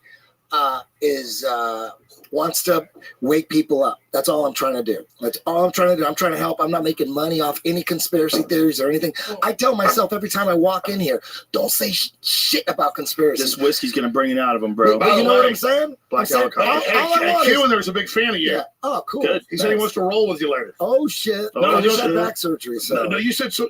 He said so you can kick his ass. No, Eddie just had a disc replaced. Oh, really? Is he CIA? Yeah. It's finally time. Hey, actually, Q, I think might be with the CIA. Yeah, every now and then, don't you want to be like on that side and just have full access to the CIA? Don't hold that whiskey hostage. Don't hold that whiskey hostage. This is the joke, Alex Jones. All right, listen, let me give you guys the big freaking data. Okay, pour the whiskey first. I'm willing to give it to you, okay? I'm not bullshitting. I got the thing figured out. Pour one for Eddie. I got it figured out, guys. Oh, shit. Pour a little more for me. Do it. All right, gentlemen, cheers. I'm going to keep my mouth shut. Joe Rogan experience. Cheers to you, Alex Jones. Here's to you, buddy. Good stuff. People were so on one side or the other when it comes to this. There's so much anticipation regarding this. So much bullying about don't have Alex Jones on it. Well, there was a lot of that. There was a lot of, but you're going to call him on his racist shit. Someone said that to me. I'm like, Alex Jones is one of the least racist people you'll ever fucking meet in your life. I've never even heard you say a racial thing. Race is so inconsequential to you. I'm into what people think and what they stand for. You've never discussed race, ever. In the almost, what have I known you, 16 fucking 17 years? I've never heard you discuss race at all. So someone calling you a racist, like, what? You're just making things up. All they do while Trump's waving a rainbow flag is say he's a homophobe. There was a guy walking next to me in New York. I was there after the election. I was there for the UFC. It was right after the election. And me and my friend Cam Haynes were walking back from the gym. We went over to the gym. We're walking back. We walked right into the fucking protest. And there was this guy that was standing next to me screaming, Donald Trump, KKK, racist, sexist, anti-gay. Donald Trump, KKK, racist, sexist, anti-gay. He just kept screaming it out as if Donald Trump's in the KKK, as if Donald Trump, are you sure he's racist? Are you sure? Well, there's any discrimination. You sure it's that he's he anti-gay? mainly hires gay guys that run his casinos and hotels and is friends with them and like gave interviews to The Advocate 20 years ago. It's all just complete made-up horse crap. Yeah, He's right. waving a Yes. rainbow flag. At the RNC speech, he says Republicans have to stop being mean to gay people and have to be inclusive. And he's about to enforce civil rights laws for gays and others. And they're calling him a literal homophobe. And listen, all I'm saying is it's the upside-down BS, man. Yeah, but this is my problem with it. My problem with it is that people want to use a real, you're a bigot, you're a this, you're a that. They want to come up with like a nice quick label That officially makes them in charge. You in. That makes you bad. It boxes you in and defines you, and then you have to defend yourself. Look, you said it best at the beginning of this. Donald Trump's not perfect. He's a man, and he's also a super ambitious, super wealthy man that's constantly on the go. And those kind of dudes are type A, hyper-aggressive personalities. And he's definitely said some shit he shouldn't have said, right? I mean, don't you agree? Like, sure, we all do. Yeah, and the big one is one that he said in confidence with that Billy Bush guy, the grab him by the pussy thing. That's the big one. And who has it in confidence, especially if you're famous, said, man, it's crazy. Women throw themselves on you. You can do anything you want. That's not sexual assault. Yeah. A woman's climbing up on top of you. You can do whatever you want. That's what mammals do. She's showing she wants it. She gets it. Imagine they turn it into a sexual assault. It's pure horse crap. Imagine if a woman said, yeah, I could just see it in their eyes. I could just go up there and grab them in the balls. We would laugh. We would laugh our fucking if asses off. If Rihanna just talked about how she can fuck any guy she wants, just walks up to him, grabs him by the dick, we would be like, ah, yeah, bitch is crazy. Totally. We would think it's amazing. Now, he's talking about groupies. He wasn't talking about that he hides behind bushes and waits for joggers and reaches out and grabs them. It's also out of context. It's out of context. He's having a guy conversation, like he described it as locker room talk. And there's an asshole outside with the recorder going, oh, I got this. And this is not defending it. I mean, it's definitely not something he should have said, probably, right? Sure, we can all agree to that. But what is he really doing? He's really what we call talking shit. Like Eddie and I have talked shit so much to each other, laughing, saying things we totally don't believe, we totally don't mean, but we're trying to make each other laugh. Being silly. Yeah. Eddie and I are silly all the time. You had a transcript of all the conversations that you and I have had over the fucking 17 years we've been friends. Oh shit, we'd be in trouble. Can't put it on air. We'd be in fucking real trouble. You guys are you really just took being him funny. out of context. Before I went on Facebook mentions and did that live video, you guys are being so funny watching the stupid TV show. Oh my god, that show was awesome. And then as soon as I turned the camera on, you went to say all that stuff. And none of it was bad, but it was like off the cuff. You weren't censoring. Well, I forgot what I said too. There's a lot of marijuana involved in this conversation. Go off. It's been forever since I off. wore headphones. I know. Jesus, I'm putting these off. You don't like them? You don't have to wear them. It's so loud. You don't have to worry about it. Ah! Alex Jones is here. No, seriously. I just want to do a good job and actually reach out to your 110 million. Who knows how many? You got 90 million downloads a month, 20 million on YouTube, all the derivatives and everything else you're doing. And I hear you sometimes on XM. You still doing that? No, I'm not on the XM anymore. Well, whatever. The point is that you're one of the biggest shows in the world. Let me give you a little newsflash. Not for your ego, okay? You need to know this as a signal to the mainstream media of how pathetic they are. CNN's top show has maybe 1 million viewers. Their average show about 100,000. Fox's top show, maybe 4 million a night on a bigger night. Okay, great. Good for them. I'm not in competition with them. The point is they're a freaking joke. I conservatively, every day on terrestrial radio, have 4 million listeners on my 200 plus stations. That's rated, proven. I mean, that's big right there. And then millions and millions of downloads every day, tens of millions of people watching the videos. You add it all together, 40-something million a week. We go back to this. What's happening? It isn't about Joe Rogan or Alex Jones or Eddie Bravo or any of that. It's about the people are hungry for being able to have a wider selection of things. Well, you and I are in totally different categories because all I'm trying to do is give them interesting content. You're actually trying to run a news show and expose things. Oh, but you've got really smart commentary. I watch clips all the time. I have people on all the time. But it's just talking. You try to open minds all the time. I try to open minds a different way. I'm honestly not trying to open minds. I'm being curious and I'm asking questions and I'm trying to learn as much myself. And then once I do learn about things, I would like to have that person come on to teach other people about it because I think it's interesting. Well, here's the big enchilada for folks. If you want, I can lay this out. Enchilada. And I'd like to make a documentary down the road and actually break this down, but there is a whole breakaway civilization, and listen, I don't get into UFOs. Get ready. I don't ever talk about this. For real? Breakaway civilization? Are you ready? Hold on. Joe, how many things did I tell you over the years? Too many that came true. There was a couple that you got wrong. You can't get them all right. Like Which one? Y2K people They knock take you that all out the of time. context. They- My Explain listeners, that. Explain the Y2K. But it's okay. A conspiracy theory is just not trusting criminals. Every now and then you can't pin that murder to the criminal, but he's still a criminal, even though you're wrong. well, one of the things I'm actually embarrassed about is the Y2K.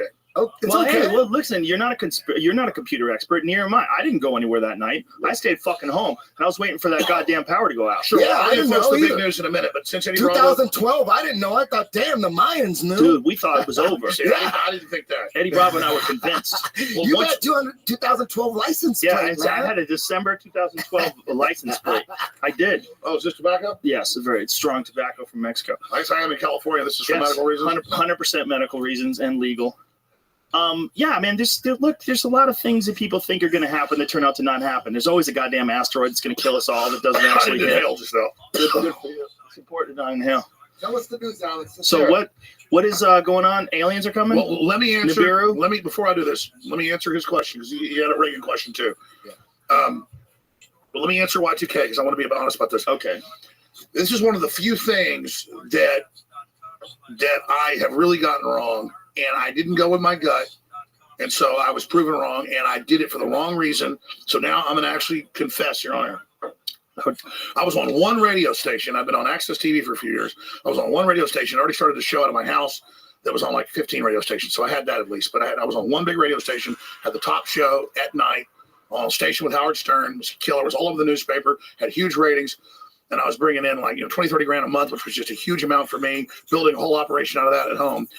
And they come to the sales guys and they go, look, for a year, you've not been behind Y2K and you're not letting us have all these big sponsors. And you're going to basically be fired if you don't let us endorse these sponsors and have them on air and say you believe in Y2K. Hold on a second. So these sponsors were like doomsday stuff, like canned food and shit and bunkers and everything else. So Jesus I don't even Christ. believe in food So they and stuff got in to case push there's a problem. Y2K. But You got let to me push tell you what that happened. Y2K means But the station wants to make all this money. 500K. Okay? So the station made you push Y2K. Wow. Well, but let me go further. This is one of the few times in my life that I don't want to say I didn't have integrity.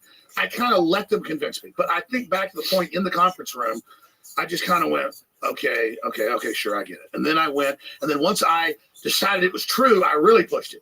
So it's almost like I lied to myself, because I'm being honest about this process. Right. So this is what happened. For like a year and a half, I'm saying it's BS, it's a government hoax, because they're like, the Navy says the chips are all bad and 54 cities will completely fall and it's all the death. And I said, they just want to upgrade with all this new spy hubs. They want a new global standardization for the U.S. It's the Telecommunications Act of 96. They want to force all the new chips, because I had NSA sources then that I was having on, okay? And I didn't realize how special it was that I had these sources. They're telling me it's all BS. And people are like, don't argue with the Navy. And Fox News had ads to get your food. It was just everywhere. So I went, okay, stuff's going to be real. So it was like a Black Friday for It doomsday was like a Black people. Friday deal. So the last few months, and the moral was they ended up firing me anyways. They did? But the moral was I kind of convinced myself it was real. So by the end of it, and of course they edit like 12 hours beyond that day to like 5 minutes. I'm totally insane. Right. But it's like nuclear reactor having a problem here, and it really was happening. And like, and there was a missile fired from Russia, which like was an ICBM and then got like shot down. That was ABC News. So I'm like, all right, this isn't really happening. Okay, we got prepared. It's always gonna be prepared, but hopefully, the reactor's having a problem. Okay, some stuff. So there was some outages and some problems, but government and MSM had hyped it. Then they used it to demonize alternative media even then when it wasn't catastrophic. So my gut told me it was BS. It was BS. And so thank God I missed the whole 2012 thing. But still they said, Alex Jones says the world's ending. The Bureau 2012, where you really search what I say, it's all a load of crap. But I didn't criticize you when I saw you doing it. I said, I was balls deep in the Bureau. I said, I hope he's wrong. yeah. But here's the thing. Well, It wasn't just the called radio the Bureau. station. It wasn't the radio station. It was the listeners. They were pissed at me that I wouldn't go into this thing. Well, it's fun for them. See, when you start talking about the end of the world or doomsday coming, people like that shit because it gives them something to think about. But Because here's there's the a thing. lot of people, I'm talking Alex about a real Jones. future. I believe in humanity. I know. I'm not doomsday. Listen, it was a long time ago, 17 years ago, right? Wrong. Y2K, Yeah. 17 fucking years ago. But at least And- 2012 didn't get you, so Right. you redeemed yourself. Yeah, you came Because it back got strong. me. That's okay. Look, 17. Think about 17 years ago. That's a long time ago. I mean, and you getting fired from that job. Every great radio guy's gotten fired. Yeah. Howard Stern got fired. You got fired. Like Bubba the Love Sponge. It was just fired. like Howard Stern. Fired. I had top ratings, and they were all pissed and weird about it. The weird thing is they didn't mess with the losers. They were all flipping out because I was getting the big paychecks. Well, it makes sense. It all makes sense. It was the same thing. And the Y2K thing totally makes sense. That they would want you to really push that and sell it hard because who the fuck knows? You know, we don't know. You get scared. You're like, what if they're hiding this from Alex, the Navy says it's going to happen. Washington Post. Now, your listeners are really, and it was the one time I went, oh, okay, maybe I'll go do it. I had people on that were telling me there was something that was going to happen on 2012. They were sure of it. Yeah. So they bullied you into I had people. No, it's not a bullied thing. Well, you just hear everybody doing it. You start like stampeding like lemmings. I'm telling you, there's a psychological going on. Just massive double crossing. Because I really used to be into UFOs, but the more you look into UFOs, it looks like, and that's another conspiracy theory. It looks like the government. Listen, I had a guy that was going to give me the full NASA deal, and when he came to the meeting, he couldn't do it. I knew this guy well, and then the next time he was going to meet with me, his heart blew up. It blew up? Yeah, like a bomb in his heart? Like they said his heart like completely ruptured. Wow. The point is, his name was Raymond Teague, and if you look at Mission Control, he was the main guy on Mission Control that controlled the cameras and everything. Mm-hmm. And I've been to his house. He had national security letters from the president. He'd run like secret operations in Cambodia and Laos. He was an Air Force engineer, and he knew the whole deal. And he would say, "What whole deal?" He would say, "I need to meet with you and tell you everything." And he would come and start gulping, and he couldn't get it out. Couldn't get what out? He said he was so threatened or whatever he couldn't tell me. About you think about NASA. He probably left and he was laughing. He was in the car. No. Raymond wasn't. He thinks I was having a No, hard he did time. tell me a lot of this it. crazy motherfucker. He said, Alex, your sources are right. There were advanced technologies. We were worried the astronauts might die. They had two teams in orbit, one with the real ships. This is not a joke, Joe. Wait a minute. They had the one real with the ships, advanced they had ships. UFOs in orbit, and they were communicating You with them? think Kennedy and the government and everybody and Nixon are going to have this giant thing about America's #1 and not have a backup plan if the astronauts die? Put those headphones back on. You lost your fucking mind. This weed has got you into a corner. Hold on. Let him finish there. So tell me what you're trying to say. Are you trying to say that the United States government... Raymond Teague was going to give me the secret of NASA. Okay. And then he couldn't ever get it out. You don't know what it is, though. You don't know what it is. No, they had a second program. They had a second program. How do you know? He died. They told me. But before the heart attack? In the middle of the heart attack. The second program. No. I met with him at the old SAC command base. What did he actually tell you? Word for word. Or not what he told me. He said from your analysis, your sources, you're dead on. I was in control of the video and radio communications. He was you go to TVs, it's him on TV. I mean, he's running. That's very important, the guy controlling the camera. No, he was on Mission Control 1. It's pretty huge. He had two backups behind that. Are you kidding? Of course. The moon landings, are you kidding? Come on. Well, you raised it. You wanted to know. Oh, come on. That's ridiculous. No, but that's why I don't trust the government. That's why I don't trust anything. Because from they NASA. ran a fake op.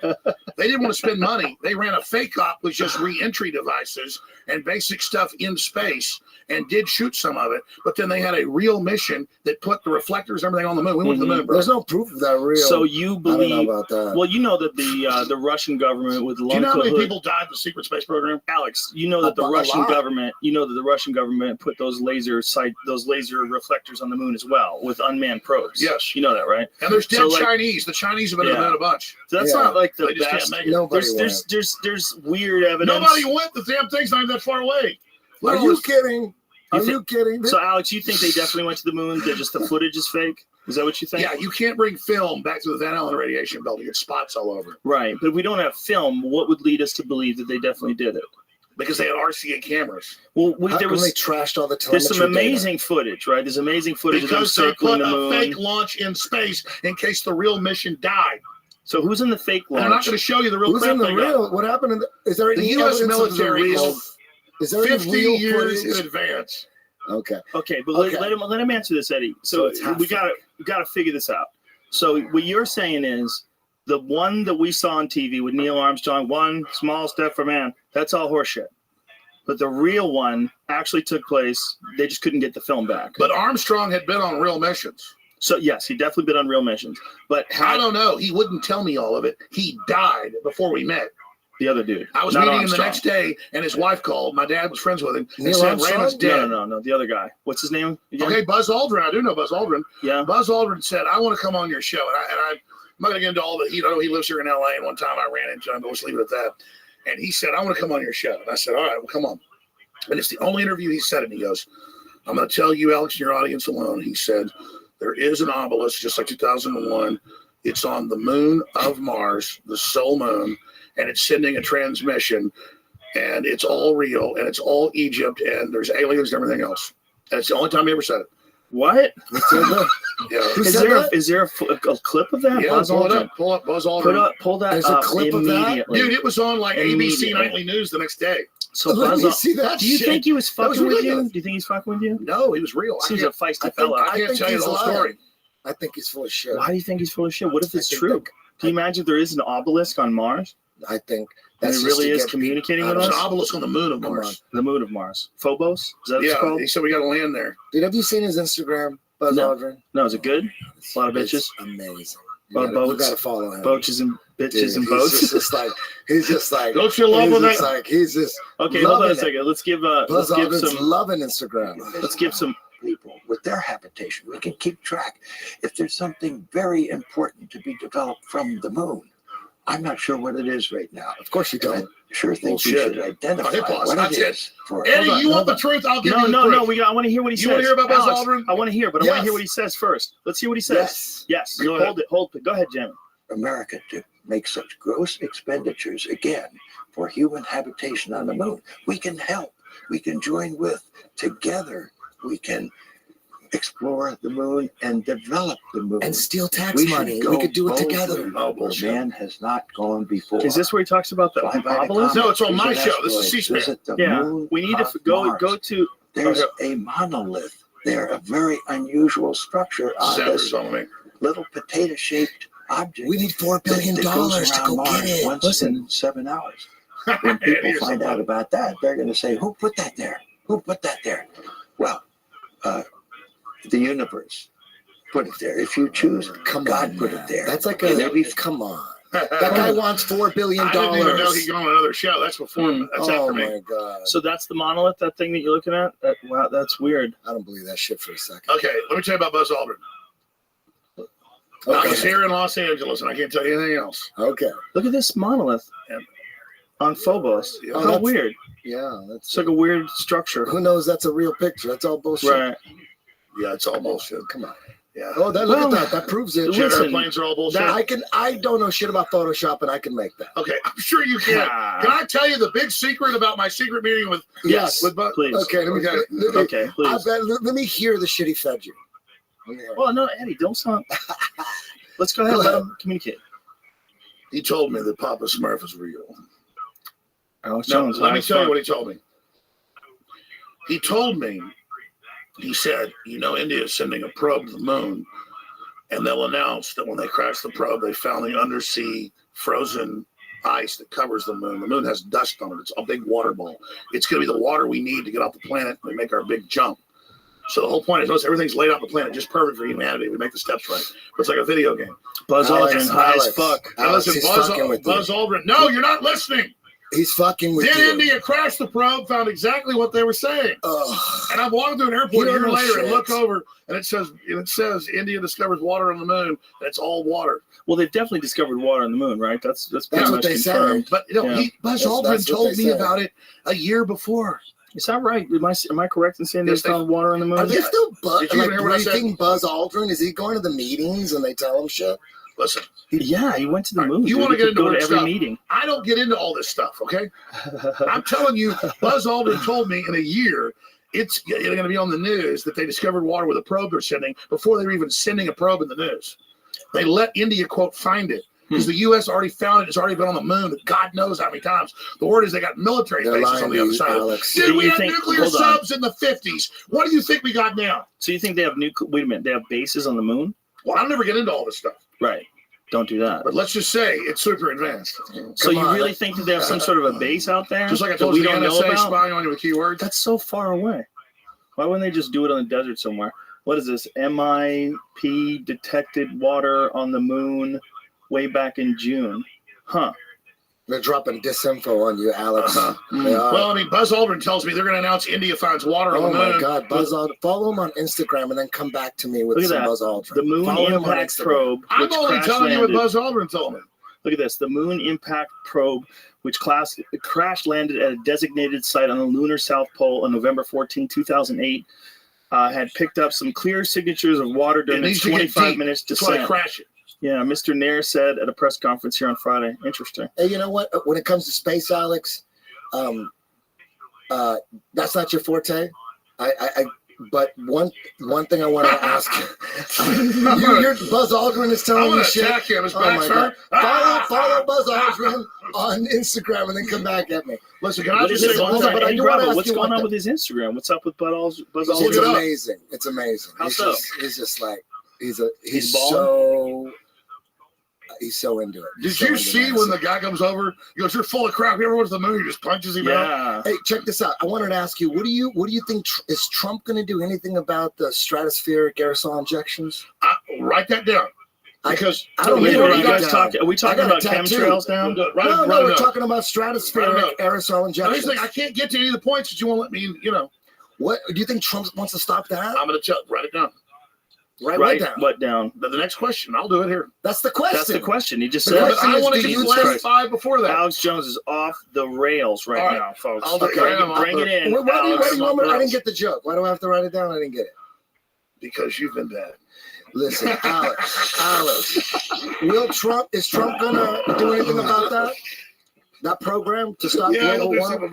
Well, what do you think the program is, Eddie? What do you think the program is?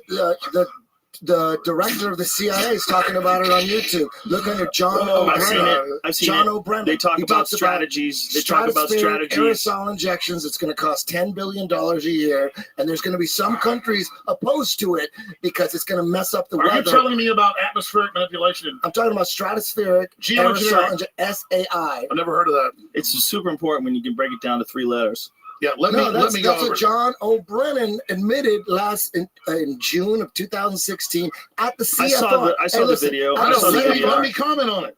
Can you play it, Jamie? Look, let me comment. John O'Brien. I've been talking about this forever, and Joe, I'm not bashing you, but you had your TV show, made jokes about it, which I get because a lot of it's BS. There is an entire atmospheric terraforming, geoengineering manipulation. They don't call it chemtrails, and of course, the CIA director admitted they have this huge program. Bill and Melinda Gates Foundation owns the major patents on it from Westinghouse and others. They use these big antennas to manipulate the weather. They can, like China is like causing huge rains and stuff. Like HARP, yes, that kind of technology. It's all declassified. Do you think HARP manipulates the weather? They admit it does. I have the head of HARP, General Bitten K. Parton, on all the time. But exactly, there's giant weather modification systems, and there's weather wars between different governments, and it's all declassified. Let's explain to people that are listening what HARP is. What does it stand for? High altitude something. Yeah, they've got a system that supposedly, well, you don't know what HARP really was under its classification. What does it stand for? High Frequency Active Auroral Research Program. Yes. So the idea behind this was they wanted to do research on the aurora, and didn't they want to see if they could communicate using it and send radio waves? They wanted bounce over off the horizon ionosphere? radar. Right. Yeah, that, and they also wanted to be able to send radio signals to places where they wouldn't reach. HARP doesn't really go. But what does that have to do with stratospheric aerosol HARP injections? doesn't really go into the atmosphere. Well, the speculation, I know all the HARP secrets. I've interviewed the private head of it. Okay, I actually know the HARP secrets. Okay. I don't know why the Pentagon decided to let him on my show. How does HARP work with the chemtrails? What do they? Let me tell you. What goes on? Okay. Only a micronic amount, a small amount of what HARP does is in the atmosphere. It's bouncing off the aurora borealis and then resonating back through in a deep Earth communication program to satellites and other things through the planet. So it's something so you can communicate to satellites, through the satellites down to the submarines. So here it goes. This is an actual definition, how HARP works. The facility's transmitters send radio waves upward. Hold on, let's just read it first. Waves upwards into the ionosphere between 100 and 350 kilometers of altitude. The resulting heating effect creates irregularities in the electron density there, which in turn allows communication signals as from satellites to be relayed off the ionosphere. That's not what it really does. Then they can shoot the satellite frequency coded through the Earth to submarines. Now, what is this website from? Then the submarine puts up a buoy. You want the real stuff? I'll tell you. Yeah, sure. Okay, Nature magazine. Let me explain something. Okay, nature.com. I had the head of the HARP program on. I'm just fucking. I got contacted about 10 years ago, and they said the head of the HARP project really likes your work. He'd like to come on, the interview's online, and he'd like to come on and tell everybody. And about 30 minutes in, a colonel came on the line and said sorry during a break and cut the guy off. Wow. Dum, dum, dum. I mean, this really happens. Cue spooky music. Cue spooky music. But let me get back. I believe you. That's a true story. I want to know. I want to know that. I want to know the relationship between. Like, what do the chemtrails have to do? Do you think Trump is going to look into the SIA project that the CIA has greenlit? He is starting out with vaccines, as I told people he would do, investigating all the damage they've caused. Ultimately, that's good too. Start the vaccines, get that shit together too, for sure. But what about the SAI programs that the CIA has greenlit? You think he's going to get into that? Yeah, I think it's next level. Soon we won't even communicate with these microphones. It's just going to be like, you don't have to explain it all. Eddie, you're so locked onto this. I'm just like, here's the problem with all this SIA shit. Most of what you see when you see those jets flying around, those clouds behind them, most of that is just a jet engine. Exactly. The jet engine. Everybody confuses that with the real program. What's the real program? Well, here's the thing. You're right, and so is Joe, because the world's complex. There are secret and quasi-secret and public programs to test manipulation of the weather and weather systems. The Arabs are doing it. The Chinese are doing it. The Russians are doing it. People have been cloud seeding for 100 years. He's not talking about cloud seeding. The Chinese were doing it too. That is weather manipulation. But they're doing it for different purposes, not to produce crops. Okay, I had been Livingston, the head of the U.S. weather weapon program for 27 years on my show first, because I saw it was declassified. I saw that he was in the Panhandle of Texas. I called him running a major cloud seeding company with his son and got the 90-year-old to Austin. And then after that, he totally freaked out because the CIA came to his house. Do you want the interviews on YouTube? Do you want to know what he said? Yes. No, he was a World War II fighter pilot. And at the end of World War II, he flew the first planes into hurricanes, which are in the Atlantic. That's pretty gangster. And into typhoons that are even faster in the Pacific. And then he also led squadrons in Vietnam, flooding everything up to 10 feet of water out of clear blue skies within hours. What a badass. With their chemicals. What kind of badass you have to be to do that? I'm super badass. Fly into a hurricane or a typhoon? Jesus he's Christ. The first guy to do it. Holy shit. Anyways, he's super badass. I don't even know he's alive. He's Ben Livingston. Right. At 90, he was still all there, and I thought at 90 he could kick my ass. What a He was big Texan. I felt like the guy was tougher than me. Anyways, so we're sitting there, and he gives me all this data, and I can't believe it. He's giving me all these classified photos and stuff because they just declassified the file. No one thought to call the old man from Lubbock or whatever it was. Right. So I call him. I get him on. They sent a bunch of people to their company and threatened them the next week after I aired it. And he laid it out. He said, in 1967, we certified at the Stanford Research Institute that he was able to control hurricanes, create hurricanes, and steer hurricanes. All that got black budgeted, shut down, and then they got into these arrays where they could use antennas. And out of that, in Westinghouse, came the whole HARP program. So in the 60s, they could create, control, and steer or kill hurricanes. That's why you Google now, Bill and Melinda Gates bought all those patents, and the quote, Bill Gates is going to save the world from bad weather. Bill Gates wants to stop hurricanes. Google it. Bill Gates owns the weather machines. Let me pause for a second. Yeah. How do they manipulate a hurricane? So the hurricane's going to happen. How do they break it up? Okay, if it's coming into land's their problem with aerial arrays projecting into the sky, they can break it up or strengthen it or kill it or steer it. Because it's all computerized. And they're doing that with HARP? Well, they've got HARP bases all over the place. They call them Doppler radar facilities. Oh, the government wants your local city to have Doppler radar. I thought that was like so you could have the guy in front of the screen. But that's at like 0.1% of 1%. They can crank those arrays up that have massive. Your lights might go out when they do it a little bit. Really? Yeah, because they'll use the whole power of your town through the Doppler radars. Then they control it. The U.S. has a giant weather weapon hidden in front of everybody in every town and city. And poor Russians and Chinese are just discovering it all. The U.S. has weather weapons that can knock them all out right now. Can Bill Gates control the weather? Ideas for barges to pump cold water from the depth of the ocean to create some sort of a roadblock for the hurricane. Since hurricanes pull power from the water's warm temperatures, cooling the water could have theoretically lessen the impact of outright dismantle the hurricane. Well, it sounds like a good idea, though. No, but the point is, look how loving he is. But doesn't that sound like a genius idea? You spray cold water into the air, it'll cool off the hurricane. John O'Brien in the front of the CFR is saying we're doing this because for global warming, Eddie, we got to save the planet. You are right about geoengineering and chemtrails. You were wrong about the dinosaurs not being real. But hey, what about that? They're coming out saying, hey, there's going to be some countries that aren't going to be for it, and we got to figure out how we're going to deal with them. Because do you want me to give the audience the big secret? Yes. What's the big secret? Keep going with that weather manipulation. Keep going with that. Come on, man. Don't change the subject. Keep going with that. You're not done with Livingston. Okay. Imagine, it's good you're here, but imagine me and Joe were actually. Come on. You got me off on. You want me to hear about Ronald Reagan too, don't you? Later. Finish the SAI program. Well, he doesn't know about this. I know about it, but it's not a minor deal. What do you know about the SAI program? Look, let's get this done with. Most of the real programs are just like fronts for something else. It's not even real. So you don't think they're spraying shit into the atmosphere? No, there is a program for geoengineering. There's a program in place. And you said it's the Doppler radar system and HARP and what else? And aerial spraying still the most effective. And what do they do? They do have patents. When you say aerial spraying, what are they spraying?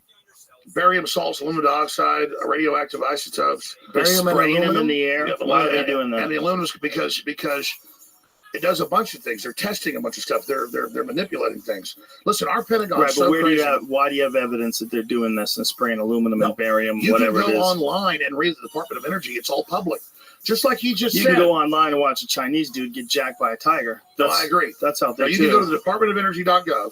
Right. And you can watch CFR, the CIA director at the time, Brennan, admitting all this. This is all public. Yeah, he admitted it. He talked about it. No, I saw it. I saw the video. We could play the video and go over it if you want. But he's talking about various options for controlling global warming. Yeah. They're laying out the future. Look, if global warming there's a guy. Hold on a second. If global warming is real, and we know it is, right? Don't you think they would have? You don't believe global warming's real? I think so. When they keep measuring these temperatures, and scientists keep saying that this is the hottest year on record. Temperatures. Okay, that came out in emails. Well, let's find out what Joe, the most I believe recent global thing warming is. is real. I believe it's real. Okay. I believe that it goes high, it goes cold. There's always micro temperatures. There is always a big change. There's shifts. Change is the only thing that ever happens. That's I think we all agree carbon taxes to Al Gore won't fix it. Okay, I think we all agree that there's shifts. But what I'm saying is there absolutely is global warming, right? What does the CIA have to do with global warming? Let me tell you, my dad's farmhouse, when my dad was a kid in the 1950s, for 3-4 months out of the year, it was below zero or freezing, and you had to chop wood, you'd freeze your ass off, and all houses had, even in the South, had all sorts of chimneys in them for fireplaces because it was freezing cold. Right. And now there has been a warming period, but that's part of a normal global cycle based on the sun.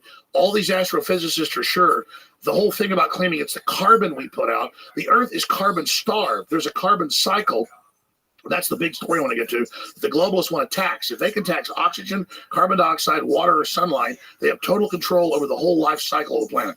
Let's play the video. This CIA guy talking about it, because what I inferred from it is that they're trying to come up with some sort of solutions if global warming becomes a giant issue. Brennan is a freaking known Wahhabist.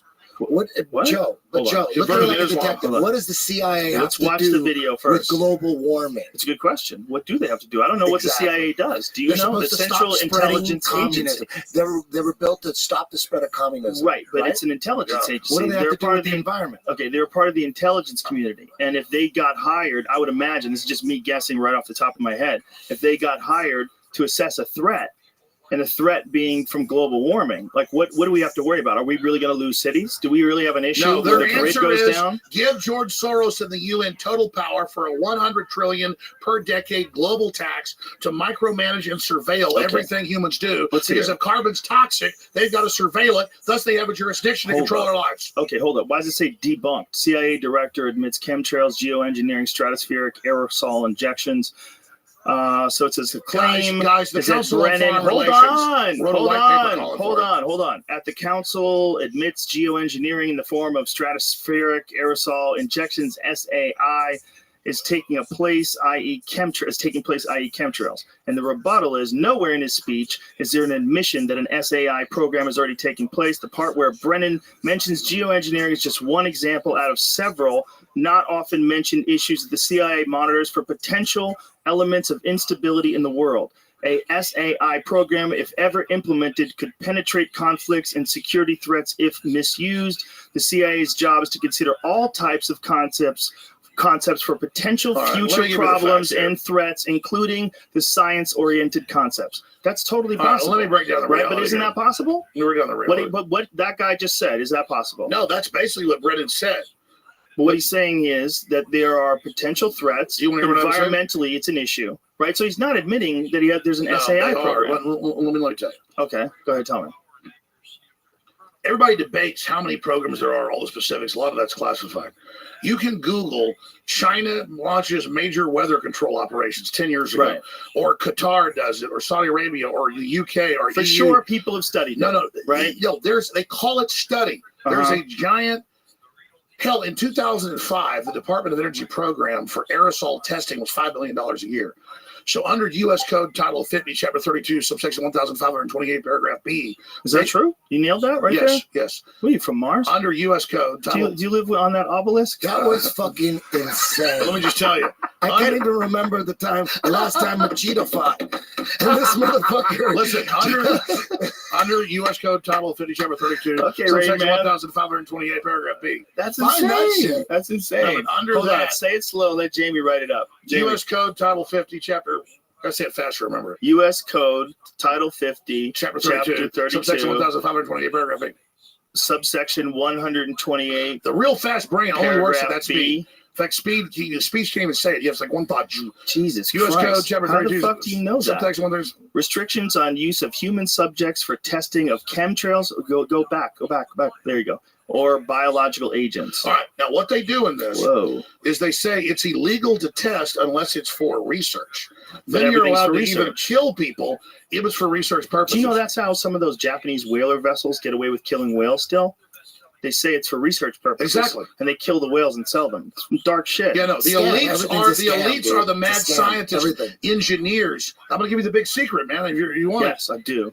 I'm not kidding around. I know, I'm not either. The thing is, they're the high priests. They're scientists. Right. They're engineers. They're allowed to kill people, test stuff on kids, inject black people with syphilis, all the declassified stuff, because they are scientists. All the real executioners, torturers, or most of them, or people making decisions, are doctors.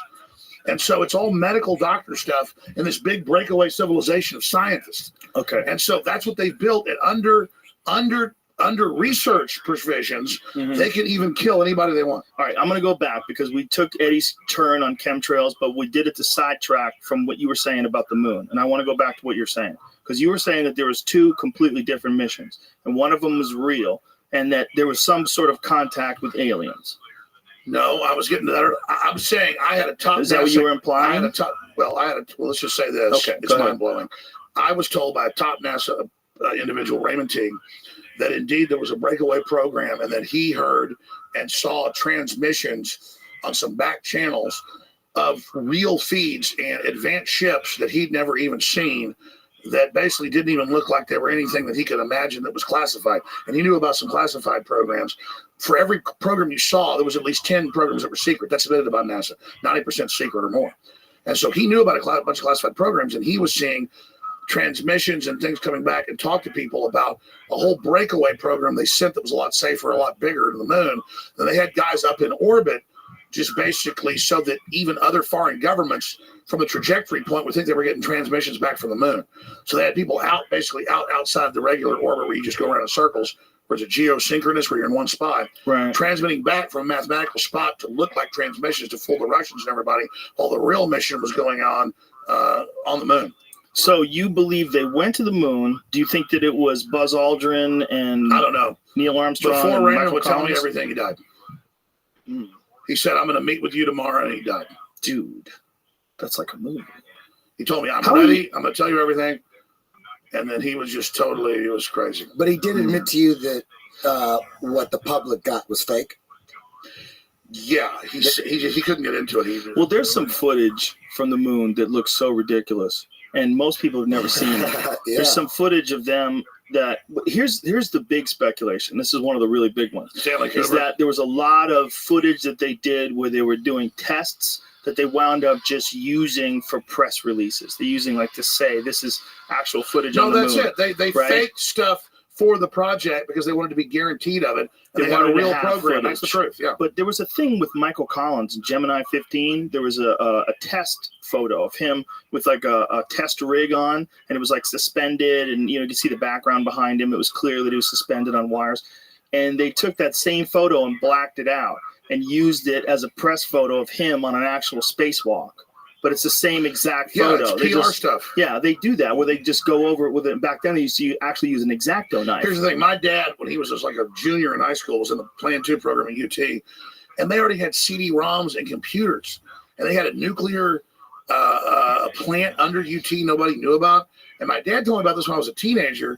And I would like later go to the library, couldn't find it. And then I Googled it. It's not even really in the news. Then I've gone to UT and talked to them. And they go, yeah, you know about the reactor under the building? They have a reactor? Yeah, that Austin's got, and then no one even knew that Austin has 2 nuclear reactors in North Austin. What? Yeah, but the point was that was after he was in college. They built the 2. There's a reactor under which building in Austin, Texas? It's big. It's a big railway system under there, but it's built right under, like I said, Jester. So there's a nuclear reactor in Austin, Texas. How many people know about this? It's in the literature. My dad told me about it when I was a kid. And I thought, I believe my dad. My dad told me about a Dallas hospital that was killing people for their organs.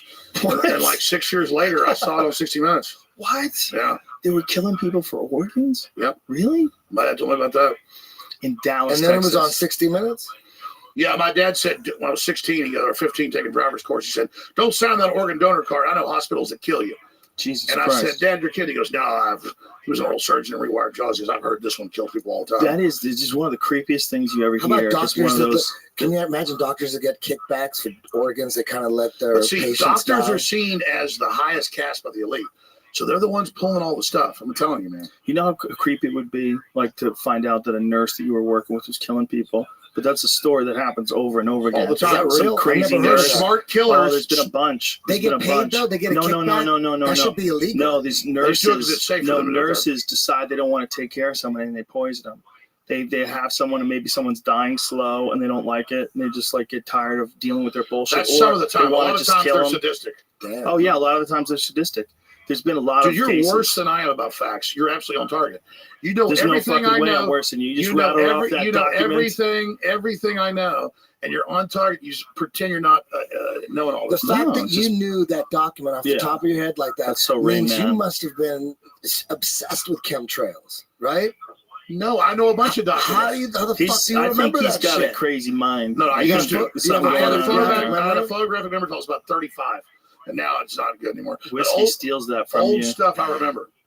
But I want to tell you guys the big enchilada. Okay, please, the big enchilada. Do I have to wear these headphones? No. Well, the problem is when we don't have headphones on, we talk over each other. No, it's hard when 3 people are talking. It's none of our fault. It's just natural. I got a conspiracy. You are Bill Hicks. Huh? No, I'm younger than him.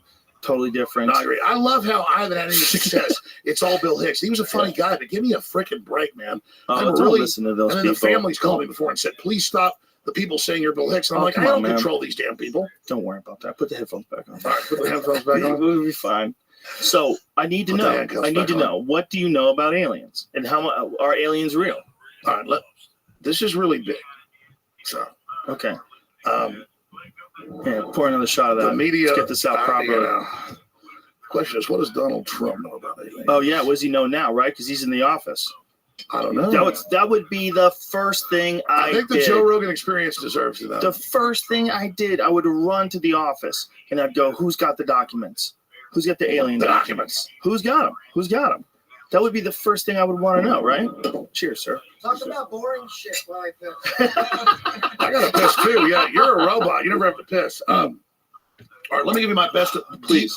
Deep research approximation. Once again, what do you think is going? But am I wrong to still hold out hope that aliens are real? Because I tell you, as the 2 guilty pleasures that I still cling to, is Bigfoot and aliens. Those are two. Bigfoot, not so much. I wish it was real, but I just don't think Are you it ready? is. Yes. Bigfoot's real? No. Come on, Daddy. No. Are you ready?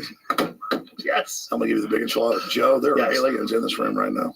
For real? Yeah, you're not of this world, bro. Me? You're the alien. Oh, wow. I didn't know. It's like there was like an old comic book about that, about some dude who was a forgetful professor. And then he realized at the end of it, he was actually an alien from another planet that seemed sent down here to monitor people. He just forgot. Well, here's what the elite believe. And let me be very clear because the media will take this out of context. I only go with what I can prove. Oh, thank you. And people can't even handle that. Okay. Well, I'm really surprised how much you knew every angle of so-called Pizzagate that I'd even forgotten. Well, to me, well, obviously, we both have children.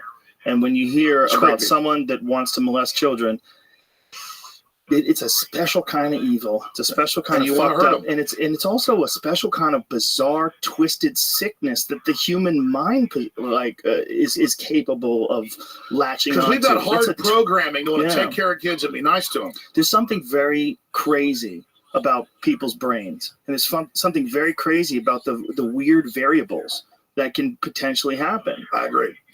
All sorts of weird, crazy aberrations in standard behavior. You know, like the standard behavior of a bunch of people that are just normal folks. You got kids, I got kids. Oh, get the kids together for a play day. You sit down, you have a couple of beers, you laugh, you joke.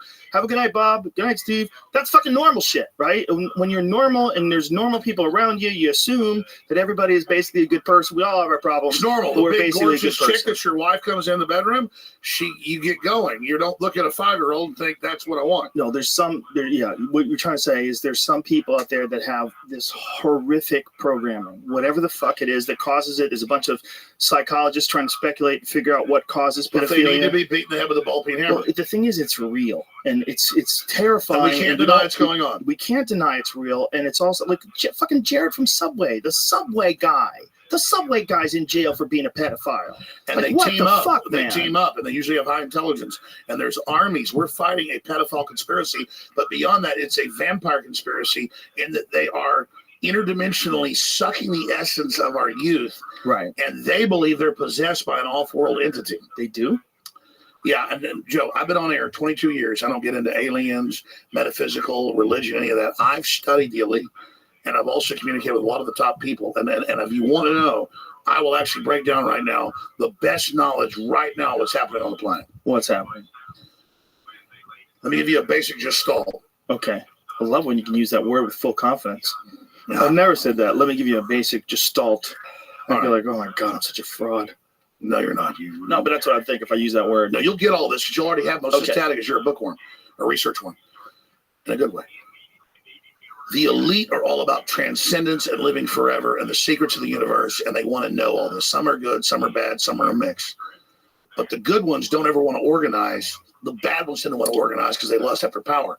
Powerful consciousnesses don't want to dominate other people. They want to empower them, so they don't tend to get together until things are really late in the game. Then they come together. Evil's always defeated because good is so much stronger.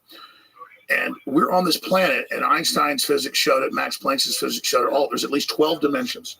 And now that's why all the top scientists and billionaires are coming out saying it's a false hologram. It is artificial. The computers are scanning it and finding tension points where it's artificially projected and gravity's bleeding in to this universe. That's what they call dark matter.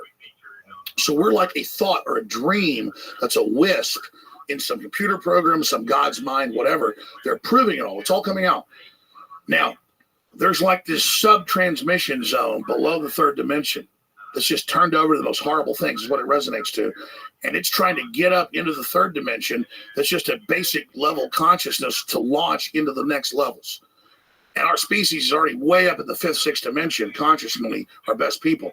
But there's this big war trying to like basically destroy humanity because humanity has free will and there's a decision to which level we want to go to. We have free will, so evil's allowed to come and contend and not just good.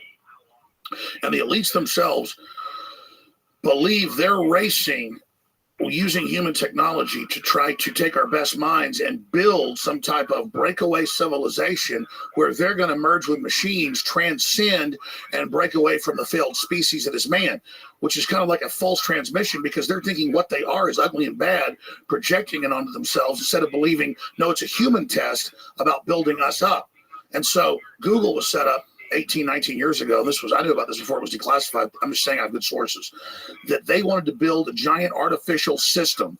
And Google believes that the first artificial intelligence will be a supercomputer based on the neuron activities of the hive mind of humanity, with billions of people wired into it with the Internet of Things. And so all of our thoughts go into it, and we're actually building a computer that has real neurons in real time, that's also psychically connected to us, that are organic creatures, so that they will have current prediction powers, future prediction powers, a true crystal ball.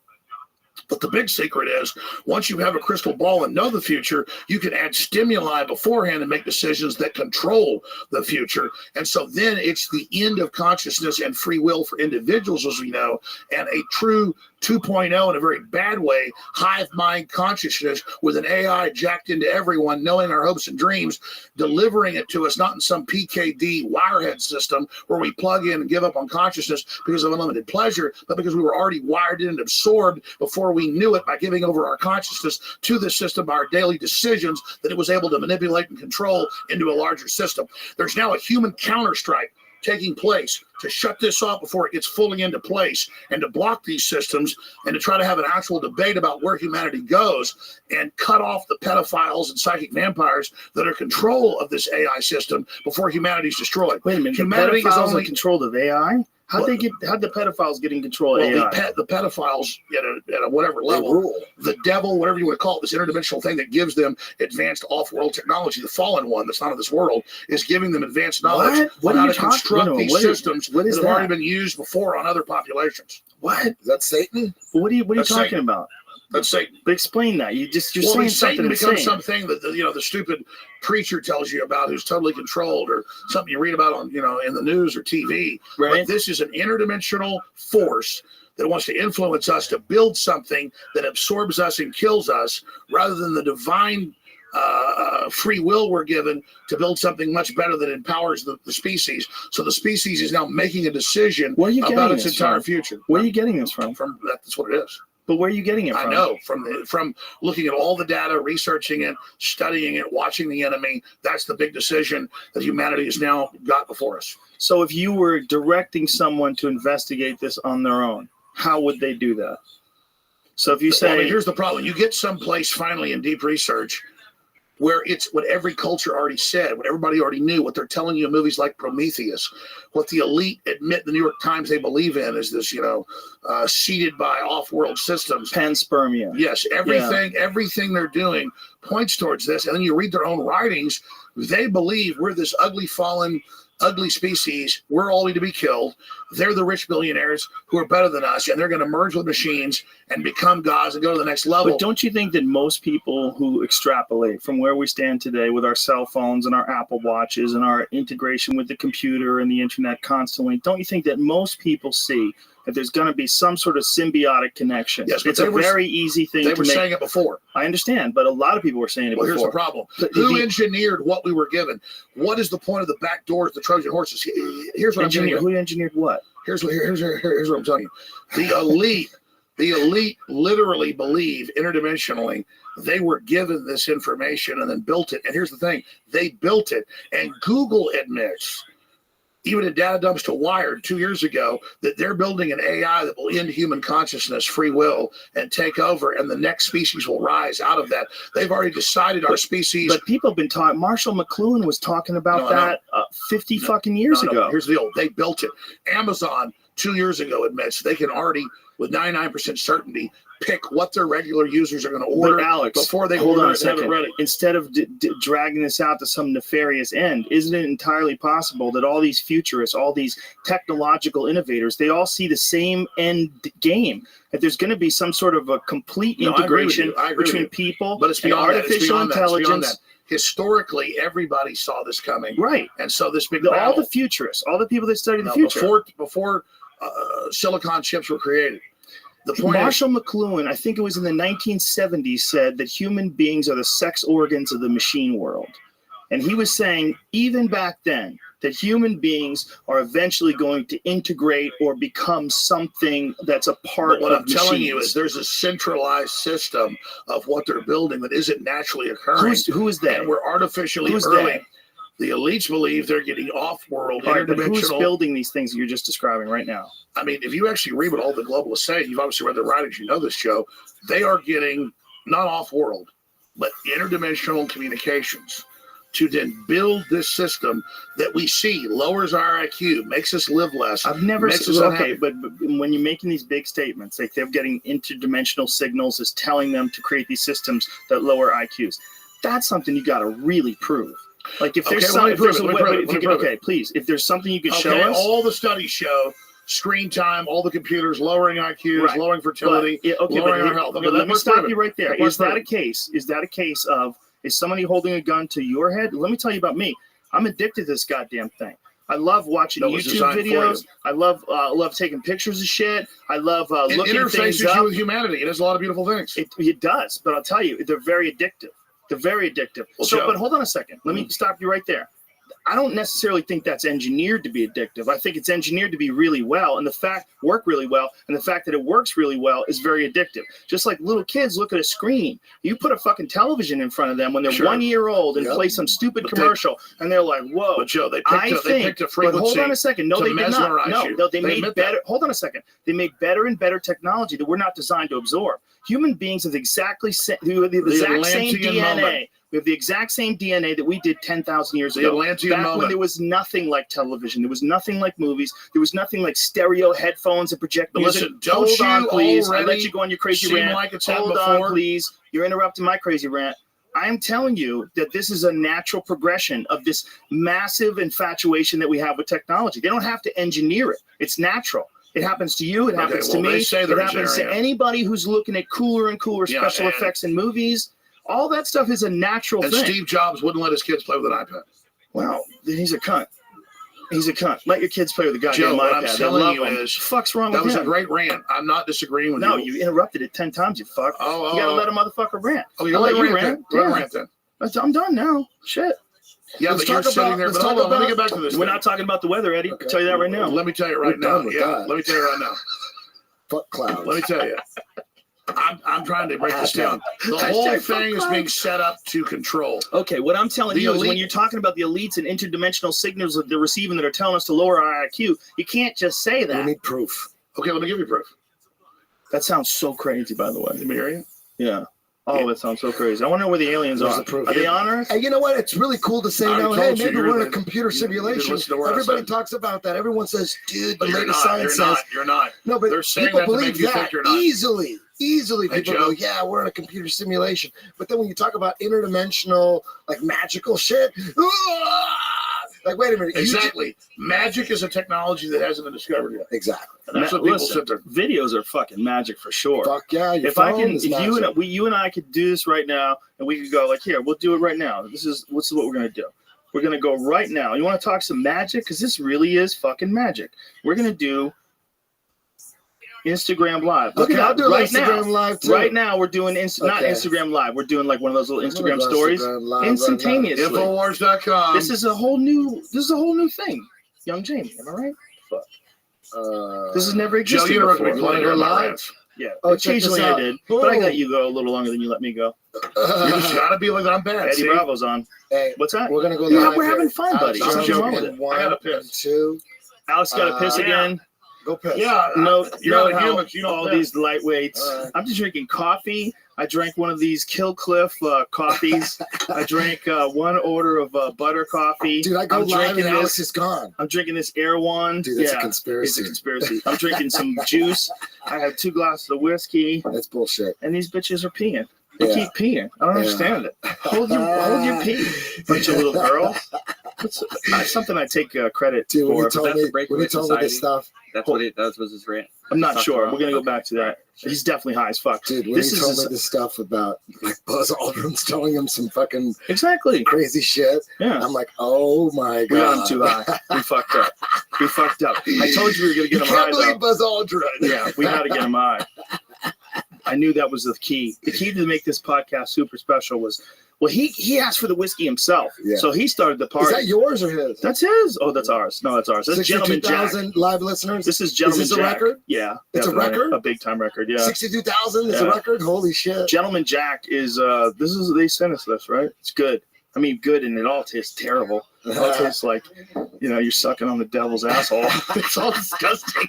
It's all disgusting. I mean, that's kind of half the fun of whiskey is that it's disgusting. Hey, I don't want it to taste good. Shit. Powerful Alex Jones. Alex, you're live on Instagram. I love this. A lot of people thought that this was a conspiracy because Eddie went live on Instagram Live and you disappeared. So there was a lot of talk online. He never existed. There is no Alex Jones. No, I wasn't trying to interrupt you earlier. Being Bill Hicks. The globalists are anti-human. They think we're a bunch of dumb animals. But where are the aliens? They're carrying out something. They believe it's not aliens. Does that have to do with interdimensional? Hey, does that have to do with the Luciferian Freemasonry type shit?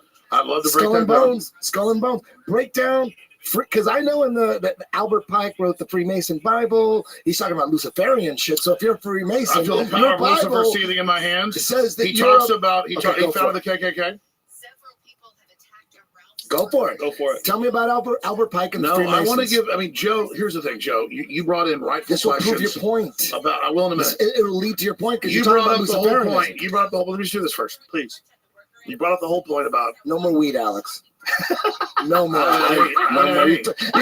You're taking quotes from Buzz Aldrin. When I'm Eddie like, no more Bravo weed for tells you went too deep, Hey, you went too yeah, deep. No more. I knew you period. shouldn't have smoked. You're taking quotes from Buzz Here's the Aldrin. difference. I'm not trying to dominate the discussion. I'm being definitely nice. not. I'm being nice. You are Listen, being nice. seriously. I want to be nice. You I'm are a nice. person. You're a great guy. Look, I love you, man. I love I'm you too, always, but let me- happy to see you. What I'm telling you is that the globalists admit a lot of this. It's in a lot of their white papers, a lot of their reports. If you want me to actually give it to you, I will. Oh. They say they believe they're going to become gods. The rest of us are profane and Right, don't but all get that to. shit about interdimensional beings, giving them all the data. Let me Where's tell all you. that coming from? Is there video? Okay, you know where the theory of the species and where all the Darwin stuff came from. He had an hallucination and believed he was given all this stuff from like demons.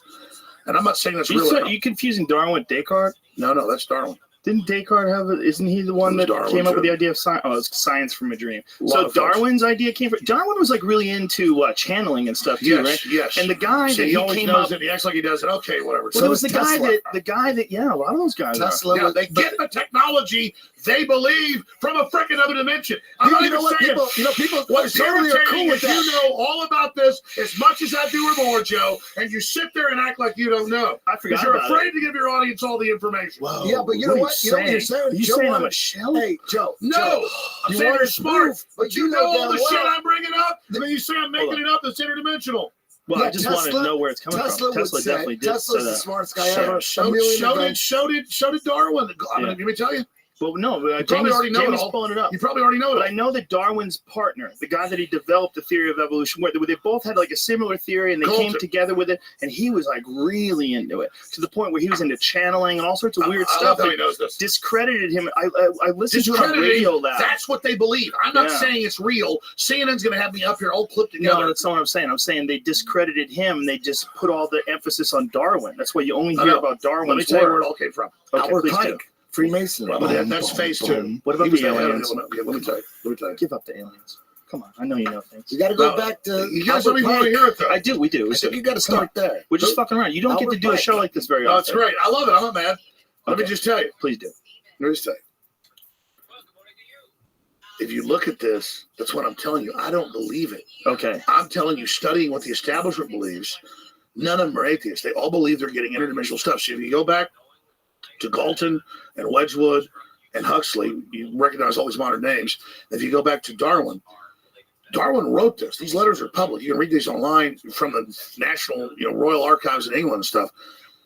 They all believed they were all part of a secret breeding program where the British thought they would have like this superhuman if they bred these 6 families together to like create all this. Is like mainline British history. This is Right. this is known in the Okay. whole eugenics history.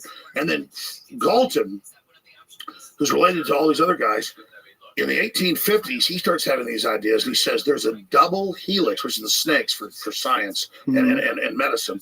And he said, we're going to discover the keys and the building blocks to life. And he said it's going to be called biometrics, and we'll track everybody by reading their genetics. This is what Hitler freaked out about and picked up. And something like 8 of the 14 new sciences, like half or more than half the sciences that came since the 1860s were all from Galton and all from Darwin. So the media and the liberals give you this one thing Origin of the Species, like, I'm not saying it's wrong or right. It's super heavy, like galactic stuff. They give this to you. This is only one little boiled down BS that we'd have. You go to what these guys really wrote. They were like intermarrying and involved in wicked seances and channeling and all this weird ass crap. And then they envisioned, okay, there's a double helix DNA discovered. Okay, biometrics. Okay, world government. Okay, computers. Okay, atomic weapons. Give me the equations. And they were like all then like going to other scientist meetings and go, we believe there's a program where you take different matter together in isotopes and it'll cause an explosion. And it's like they were like given, either humans are super advanced and already had this knowledge from somewhere else in our genetics and we're here before and we're able to then manifest this through genetic memories and archetypes, or it was given off world. But humans like have all this data compacted and compressed, ready like programs. What's that called? Like the Akashic records or something like that? Is that what people believe? All of it is Akashic. Epigenetics. Here's the deal. Epigenetics. They'll take chickens with eggs and do 10 generations in major universities that have never seen a hawk. And they put them in these 20-foot ceilings. And they'll have a triangle fly over and a square fly over, and the little baby chickens never care. Generation after generation go on for 15 years. They fly one hawk over, and they all squawk, yelling, screaming, and run into their nest. Now, they never saw a hawk. They never saw it kill a chicken. But generation after generation. It was compressed data knowledge of the hawk that is passed on genetically. Yeah, they say that's why children are always afraid of monsters. It goes used down. To be tigers and bears. Yeah, it used to be cats. My son just wants to be chased so much. He wants to practice getting away from a predator. Yeah. He loves that the most. He wants to get away. You can't catch me. And he'll just start. As a man, you want to be ready to fight one. Yeah. Well, as a man, some predators you can't fight. If you can get the fuck away from that tiger at the zoo in China, I recommend you do that. Yeah. My son's good. I give you a spear. I think you take it out, Joe. Not even, man. Keep going. You I love what you're saying, Alex. Yeah, with one claw.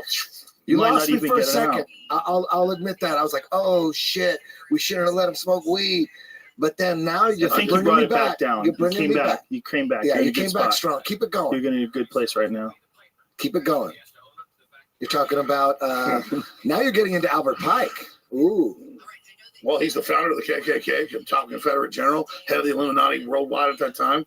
So let's establish something. It's like maybe people that are listening to this might go, what in the fuck are these guys rambling about? Well, I'm exposing the KKK. Let's establish this. Throughout history, from the beginning of organized human beings. There's been secret knowledge folks don't want to pass on the general public. There's also been people conspiring to control whatever. Society. And people conspiring to control whatever aspect of it, whether it's political, whether it's the military, like whatever it is. There's always been that. It's always happened. There's been military coups all throughout history. There's been wars. All throughout history. The United States just had a peaceful one, bro. How so? I mean, dude, the intelligence community leaked all the data to bring down the globalists. Eddie's asking a question. The intelligence community leaked all what data? They leaked all the WikiLeaks. He's over here saying, Alex, why are you suddenly pro-government? So you're saying that the Russians didn't do it? No. Really? How do you know this? Because the mainstream media said. But hold on. I mean, Joe, give me a break, dude. No, I just want to know how you know. If you know me for like 16, 17 years. Yes. If you ever know me to say I have a source and I'm making it up, be honest. No. I mean, I've got sources. But so you can't tell us how you know. Let's just say I got data today from a head of state. And what did he say? I can't tell you. Okay, don't tell me. The point is so that, glad you didn't tell me. Yeah, but the point is we screwed it up and released it early, so it caused a problem. Explain the whole Russian diversion. We didn't mean it on purpose, so I'm always mad at us. Bust out with that. The whole Russian thing, because there's intelligent people like my students are like, you don't believe the Russians hacked the election? Where did it come from? How do they? So why are you saying? Believe that? Yeah, why are you saying that the intelligence agency leaked all this, and not Russia? Because I was told before it was all leaked by the former director of psychological operations of the CIA it was going to come out. He told you that it was going to be leaked? Yeah, and before I was never like in bed with the CIA. I've interviewed people from the CIA, NSA, Defense Intelligence, you name it, over the years. I mean, it's all over the news. But isn't it entirely possible? General Flynn, former head of Defense Intelligence, tweets all my articles. I'm not telling you it's some secret. I mean, the enemy knows. The point is that I'm seen as an honest, good person that understand what's going on. I'm out for humanity. I don't want personal power. I want to help people. But isn't it entirely possible? I mean, like, how does information like that get out? Well, there's an open rebellion against the criminals that hijacked our government. And so we overthrew the globalists and Obama, and we're taking them over in France, in Italy, in Spain, in Greece, in the UK. The only place we're not successful so far is Canada. So we just took Australia, took Australia with the idea of free open society. What does that mean? See, most people sit there and brag about stuff. I'm telling you what's really going on. What does it mean by we took Australia? I mean, globalists are losing countries every month right now to the liberty movement. What says that? These are free market people that want you and your family to be successful and aren't out to hurt you and make you poor like the globalists. There's good people, and they used the intelligence agencies to defeat the globalists, and there's been a major counteroffensive, and the globalists made one wrong move. It happened 5 years ago. It was the system-wide leak 4 years ago. I've had CIA whistleblowers, all of them on the show, colonels and special operations, you name it, who were authorized by high-level senators to come on my show. They ran a counter coup. There was a deal made with radical Islam to actually take over Europe and then the United States. And by that, make us not convert, but submit to Islam, not criticize it or they blow stuff up. They thought they'd bring in some, new masculine arm that would make us submit. And it got so bad that even our own intelligence agencies that had been corrupted said, well, this is too far. We're not doing it. And so America, about 4 years ago, started coming back up for air, and now we're just overthrowing their whole system. There's a huge war going on. It's beautiful. We are kicking their ass on every front. Now, like I said at the top, it's the dawn of a new age.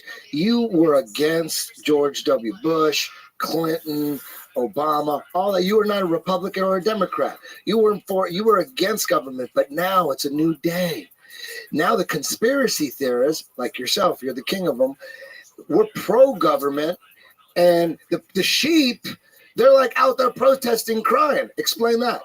Well, I mean, look, it's not that Trump's perfect. He really genuinely is like going into all these corporate incentives and one-sided deals. There's no meetings now. There's no lobbyists. He banned them all for a lifetime. He literally goes in with actuaries and computer programs and goes with super NSA technology that he even had before he was in. And he says, because the generals came to him years ago, they said, we can deliver all this to everybody. We don't want to make America poor. We don't want to have big wars. We want to just have prosperity, sir. We've got next to free energy, all these technologies, cures for cancer. We're ready to release it. That's why he talked about in the State of the Union or his first inaugural speech. And so it will be the second. And he just really cares about humanity. And he's not a Satanist. He doesn't like raping kids. He likes super hot Eastern European women. And he just, who wants that? Yeah, I mean, who wants a little kid? You can have that. I mean, he's somebody not out to get humanity, and he's got the intelligence agencies totally backing him to the hill. And it's just a super epic moment to be alive. What's going on so far with Trump? Hold on 1 second. So what do you think when you said earlier in the podcast that you don't think he's perfect, right? What do you think he could do different that would make people accept him? Well, I said last week you should just about torture you the next day. Just magically, I guess. Because are you saying that you came up with the idea and you listened to it? Say that again. I missed it. What did you say? Disavow torture. There's a zeitgeist, and I'm in the zeitgeist. So in that zeitgeist, you kind of see everything. Right. Even though you're like just a normal person, you can like look into any avenue, any window. But your take on it is that it's good to have him in, despite whatever flaws people may perceive. He has goodwill. He wants prosperity, and he's not a part of the system that he replaced. That's why they're totally against him. And he likes full-grown women. Okay, I believe that. You don't have to say that anymore. No, but I'm just telling you. I know most people up there. Most people like to grab a kid out of your backyard and torture him for a couple of weeks. Yeah. So they kidnap, they torture, they rape. Oh, in these emails, you thought that would come on? And the emails are like, well, these are kind of exhausted. We're about to have to retire them, so you need to get in there. Some of these are damaged. Look him up. You didn't believe me. Go look him up. No, I believed you. Look, I don't know what that's code for. 3-year-olds in there, and a big old guy comes in and just breaks their jaw and goes. Urgh. So do you think Trump's going after him? Is that what's going on? Oh yeah, well he's done and he's successful. It's an entire route. Like a lot of people aren't just getting indicted right now; they're getting taken care of right now. What about the Vatican? Are they going to? How is that work? You see the Vatican? Trump's the devil. Stop Trump. He's the devil. Stop him. Anything we've got, stop him. That's what the Vatican said? Yeah, the Vatican, Pedophile Central, is shitting their pants over Trump. The Vatican is so bizarre. Yeah, can you imagine Trump going after the Vatican? It's a country. That's what's crazy about it. Is he? Yeah. Because I always wondered, this is what I always, hey, Alex, I always thought, how weird is it that everybody in South Park is making a goddamn episode about them being pedophiles, and yet nobody's investigating what's going on here. So to me, then you watch Conspiracy of Silence, that documentary that never got released about the whole network. Then you begin to realize, oh shit, no, the reason, my opinion is the reason no one's getting arrested at the Vatican at a high rate anyways, is because everybody at the top is involved. That's it. Let me give you the good news. I'm not here to kiss the ass of the establishment. A lot of patriots in the government who have always criticized ended up being the people that heard me bitching and you bitching do something. They've done something. And they're really trying to reverse this whole thing right now. And there is a full-out war inside the government of guys that like to eat steaks, drink beer, and have women versus a bunch of pot-bellied pedophiles. Whoa. Jesus Christ. What's really fucked up is that the people that before the Sandusky thing came out, the people around it probably heard rumors. That's probably someone had talked, someone had said something, but nobody really wanted to believe it. Well, then when it did happen. Well, in Conspiracy of Silence is a documentary you can watch on YouTube that never got released. Yeah. They're talking about the base, the headquarters of the pedophile network. It's an international network, is in Omaha, Nebraska at Boys Town. Yeah. They like taking orphans. Orphans, there's different levels. There's guys, they don't want any trouble. They just want orphans, you know. And then there's the psychos that want to go kidnap them. There's like the hardcore people. And you know what? They're top officials in every aspect of government and celebrity. It's not everybody, but it's enough. So there's enough people involved that nobody's investigating anybody because they're all involved. They all better keep their mouth shut. It's just so crazy that something gets to the level that the Catholic Church got to with it. Yeah, no Sure, one's I don't want to get arrested. into it. You want to hear about a conversation molestation. with myself and Donald Trump? Yes. Sure. Go for Are it. you allowed to do this? Wait a minute before you do it. Should Just you do let this? him. Who cares Oh, if he he doesn't? made Let a him. secret. He's in Go. trouble. He's Listen. drunk and high. No, Just no marijuana. That was Okay. that was I had fake. to drink up this. I This is understand. freaking. This is That's apple American. juice. Let's go. No, Trump basically said, "We're going to clean it up, Alex. We know all about it, Alex. We're going to stop them, Whoa. and we're going to do it." But he also said Obama's from Kenya. Well, that's a huge intelligence hop. You want to write that down? You want to know about Reagan? Let's look about birth certificate. Okay. So I now can tell you the full scoop on that. Right? What do you think happened there? I know exactly what They happened. told him that Obama was from Kenya. They fucked with him. You want to hear it right now? Yes. Okay, I was going to tell a Trump story, but okay, I'll do that. We'll go back to the Trump story. Let me write down Trump story. Yeah, we're good. Thank you, Eddie. Trump story. Powerful, Eddie Bravo. We are, I can't do it. Okay. Jamie, you better add extra Okay. juice to that time Here, signature. one more for Joe. Hold on. Apple juice. What? Apple juice. Oh, maybe not, Alex. Come on. Okay. Deep secret. One more. Jesus apple Christ! If you Juice. give I'm me gonna go another, 5 more hours. if you I pour haven't been there another in 20 drink years. for We're gonna do me, this. I'm gonna fucking. How many years I'm you gonna doing your send you to podcast, another Eddie? dimension. How many years? 7 years. So You're gonna be what on were the you moon. just about to say? What was the issue? Jesus Christ. Do you remember what the question was, Jamie? What Donald Trump told you? No, that wasn't it. Yeah, no, you were about to say what Donald Trump told you, No, but no. what was it about? You wanted to know about something else. What the fuck was it pedophilia, about? but let's leave. Fuck. But hold on a let's- second. let's You're move on. fucking with my memory. What was it? You were just good about. I'm not the only one. I used to have a good memory. Not Jamie. I don't remember. Oh, we're too high. Let's go to the Trump I'm story. not high. I didn't do Okay. anything. Whatever. Trump. Jamie's gonna figure it out. What is it? Someone will tell me in just a second. Yeah, someone's gonna tell him on Twitter, and we'll figure this out. Jesus Christ. And then I'll write It's that a problem with being too high and talking over each other. Trump- He's about to tell us Son, some you really go for 5 important minutes. shit. You go for 5 minutes. Trump calls I'm being you rude. I'm how sorry. Go many ahead. times a week on average? You go for a Eddie. long time. 10 hours, Joe. No. This should be your longest podcast. We'll definitely peter out before then. No. No, we'll go forever, dude. What is? No one knows what the fuck we were just talking about. A minute gap. How did before we something all comes Joe forget? out. asked a really great How question. did we all forget? Really good question. Because we're blasted. Dude, you better call your dispensary and get some answers. So you were talking about the Vatican. We were talking about pedophiles in the Catholic Birth Church. certificate. Oh, the Birth Kenyan certificate. thing. That's right. Okay, so Kenya. listeners are paying attention. The powerful Twitter. yeah. Okay. So tell me what This happened. is a place where I'm not ashamed of this because I got conned.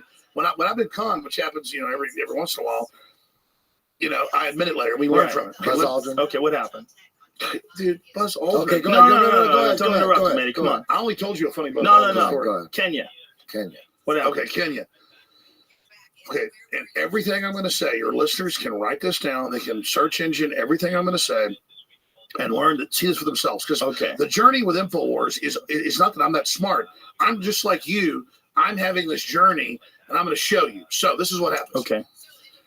Obama's running for office, and Hillary's people, because I follow the news every day. Hillary's campaign, this letter came out, puts out that he's born in Kenya. And I'm like, screw her. I was quietly, and I'm really ashamed of this, but I told listeners this, so I'll just say it. I was an early on Obama supporter in that I wanted to try to unify people. I didn't like John McCain. So I said, yeah, he's bad. The Democrats are bad, but I hated what had happened so much. We were fooled by Obama, too. Well, I was hoping. Let him talk. I mean, I wasn't an Obama supporter. I just didn't attack him. You liked it better than the alternative. Yeah, I didn't push him for office. I was just like hoping that all his BS was real. Okay. So, and then I started hearing these leaks, and it was from Hillary. And you can Google this. Hillary first progenerated the whole deal. So I'm sitting there hearing that he's born in Kenya. So I think, I don't care. That's a bunch of BS.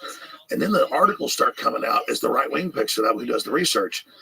And it's his wife in like 2006 and 7 in speeches going, my husband born in Kenya knows about the immigrants' experience. It's video. You can pull up. Michelle Obama. Oh, yeah, pull it up. And then Harvard Law Review, which he headed up for at least 3 years. He was the editor. And he says, I was born in Kenya. A little bit he blurred by his picture. Really? Oh, yeah. Says he's born, but he wasn't born in Kenya. Wait till I get to this. Oh, so that was some. It's just like Pizzagate. Oh, it's what? I finally learned how the double cross. Well, it's not in pedophilia. I mean, hold on. Let's hear her say it. Here you go. Testing, which is still plaguing so many of our communities, which you all know, a lot of that is due to homophobia. Barack has led by example. When we took our trip to Africa and visited his home country in Kenya, we took a public HIV test for the very point of showing folks in Kenya. Okay, but that doesn't mean that he was born in Kenya. Clip. Like there's another clip. He just found that fast, but there's another where she said, there's the Harvard Law Review, but she edited where he says I was born in Kenya. Oh, okay. Well, she right there, what she's saying is his homeland. Like if you're from Ireland, like I know dudes that are born in America, they want to go back to Italy or Ireland or it's always the totally homeland. Agree. They call it the homeland. But listen, let's just going on to what were we covering? Kenya. Trump. The birth certificate. Kenya. So yeah, Trump got involved in all that. And the whole birth certificate. Go ahead. No. So how did did someone like leak that information to him to try to make him look foolish because he chased after it? Yes. So we're just researching. It's not anybody trying to make anybody foolish. So do you think they just maybe made an incorrect judgment? Well, we found out all about it. This is stunning information. So people want to say he's illegitimate. They then look at him in the Harvard Law Review saying he's born in Kenya. They look at clips. They look at the fact he won't release his birth certificate. He had a name named Barry Saturo in Indonesia. He had all these weird cutout names. He had like 5 aliases. Wow. Why is that? Then he wrote Dream. Look it up. He wrote Dreams of My Real Father. Right. Or Dreams of My Father. Dreams of My Real Father is the documentary. And in it, he talks about Frank Marshall Davis, the communist, famous pornographer, that he spent summers with. He looked side by side, it's the same guy. So they were worried that it was going to be Frank Marshall Davis. But it had actually been his mom in like a scam, making money off, she was CIA, bringing back people to the U.S. in sham marriages to have them immigrate. It was basically a cover-up to the fact that his real father was Frank Marshall Davis, the communist. And so that's who Obama's real dad was. And Dreams of My Real Father breaks it all down. It's online. It's pretty powerful info. So what does that mean? It just is a perfect example of you're not born in Kenya. You're really born in Hawaii on the main city-based island. They're in Honolulu to Frank Marshall Davis. Right. And your grandfather's CIA and your mother's CIA. That's all been declassified. You're this cutout person. His mom was the CIA? Oh, yeah. What did she do for the CIA? She was a sex operative. Yeah. And she posed for news photos in kind of Betty Page style with sex operatives in photos at Frank Marshall Davis's house. And you know this because you've seen these? I've interviewed the people involved. I've read Dreams of My Father, where he admits I stayed at Frank Marshall Davis's house. He was like my dad. My grandfather had a special unspoken relationship with him. These are quotes. Look up Obama Frank Marshall Davis. Or Obama Dreams of My Real Father. What do you think about the conspiracy theory that Obama was like bred by the CIA the whole way through, all the way That's up? true. It's not a theory. Oh, really? When you say CIA, that just means like a marketing project of whoever was in power at the time. 4 or 8 years, whoever's in charge of that, whoever shows interest, can go in and then just basically be involved in controlling the levers of the social engineering of the society. So what does that have to do with Obama growing up? Were those rumors that he was in a CIA agent in Pakistan while he was supposed to be in Colombia? What about those? He Is that probably real? exactly. He probably spent 6 months. Yeah, there's the supposed father Barack versus Barack II versus Frank Marshall Davis. I think he looks more like the other Barack. Okay, well look up Frank Marshall Davis's pornography.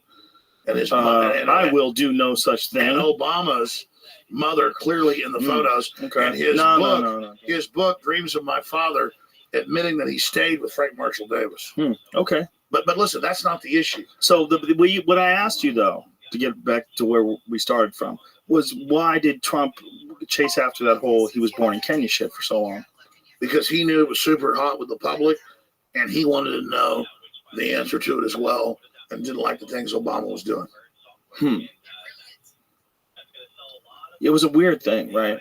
Because if you were a guy who was a white guy and we wanted to prove that you were born in Austria, but you had some birth certificate that said you were born in the United States, you spoke perfect English, but you had a square jaw and you looked like you're from the frozen north, like, this motherfucker he's from Austria, dude. I'm telling you, he's from fucking Austria.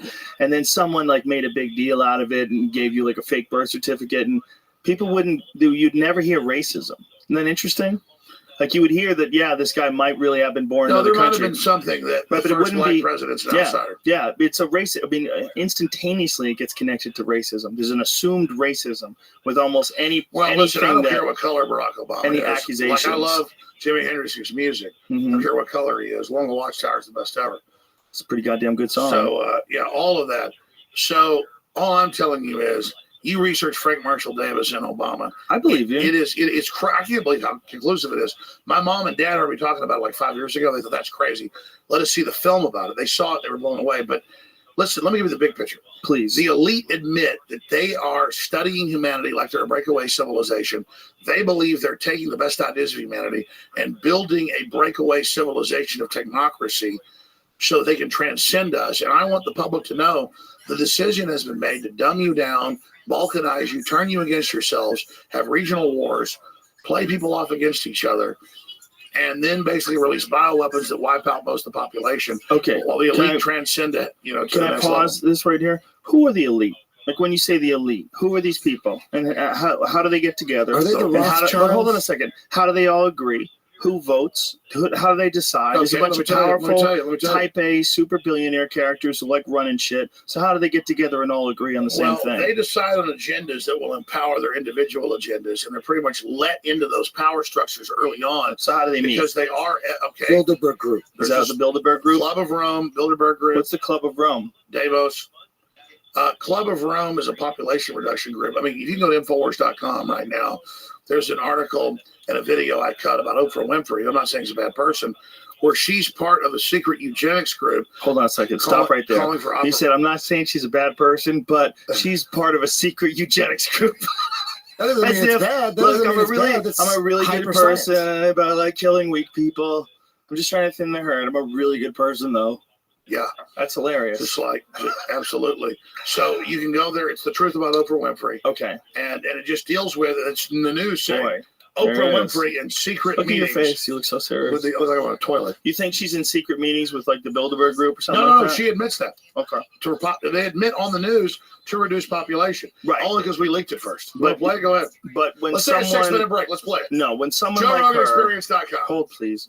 When someone like her says something about reducing the amount of illegitimate babies born or the amount of babies that are born because there's no birth control, a lot of times those kind of statements get construed into population control. She's in the secret meetings. Then people start saying she's into population control, and that means she wants to kill people. She's in the secret meetings, and she's pushing it, and she's tax exempt. I'm not in those secret meetings. Are you in those secret meetings? Let me tell you. Do you go to those secret meetings? We leaked it. Have you ever been in one of those secret meetings? I did sneak into one. Do you hear what they said? Yes. They say they want to kill half the people? No. What they say that was really I snuck into Bohemian Grove. It wasn't. I remember that. Yeah, dude, that was some real shit. It's epic fucking Jim Brown type shit. Oh yeah, dude. I mean, that is like if you want to go back to like conspiracy theory fuel. Like people that get excited about something. When you find out that there really are a bunch of global elites that get on this ranch and they got a fucking giant stone owl and they burn a bundle of wood in effigy and they all wear fucking masks and shit. And then you actually have video footage of it and this weird sort of a ceremony they're doing. And whether it's satanic or not, they're whatever pretending. The fuck it is, it's crazy. They're pretending it is. Whatever it is, it's crazy. Sure, and I was there. Pike. And they That's hide. exactly what it is. Yeah, go into that. How did you sneak into the Bohemian Grove? That was amazing. Well, people always said it was a setup. They let me in. It wasn't quite like that. We had an insider wanted to get me in to actually see it, and most people aren't bad to go to it. But the point is, it's kind of a gateway into all of this. It's amazing. So this is you at Bohemian Grove, and you're on the other side of, like, it looks like a little pond or something. Is that what it is? Feel free to play. He goes, "Beyond old care, make fire, make merriment with your dust. Beyond old care." It was so strange. It was so bizarre listening to that guy and the speaker blaring out across Walter that lake. Cronkite. Play it. Let's play some No, of it this. was Walter Cronkite. Ye everlasting fire. For behold, here is Bohemian shrine, and holy are the pillars of this house. Sounds like a play for high school. It is. It's all play. But religion started that way, as like entertainment. So what do you think this is? Just some really ancient ritual that they're redoing? Yeah, I thought it was no big deal until I was in the crowd of old men. They were just lavishing. They were like, they loved it, basically ejaculating in their pants without touching their Christ. babies. You sure? Are you projecting? No, they were like in ecstasy. What is it about people that love those secret societies? Like, you remember that JFK speech about secret societies? We will not tolerate them. Yeah, it's a fucking beautiful speech. Well, because pull it up, Jimmy. Pull up JFK's speech about secret societies. Normal people don't want power over others. They don't crave some secret essence. Right. They're looking for that secret place from the Most High. Yeah. No, absolutely. That's just like you were talking about pedophiles. Just like, any other deviant, fucked up They're into form weird of human secret thinking. crap. Yeah. I just want to go eat a big pile of steaks and drink some beer. I like how you say. Let's crank this up. Ladies and gentlemen, the very word secrecy is repugnant in a free and open society. And we are, as a people, inherently and historically opposed to secret societies, to secret oaths, and to secret proceedings. I'm by myself, but JFK's decided long playing. ago Put this on. I don't know if you've ever heard the this. dangers of excessive and He's talking unwarranted about secret concealment societies. of pertinent facts far outweighed the dangers which are cited to justify it. Even today, there is little value in opposing the threat of a closed society by imitating its arbitrary restrictions. Even today, there is little value in ensuring the survival of our nation if our traditions do not survive with it.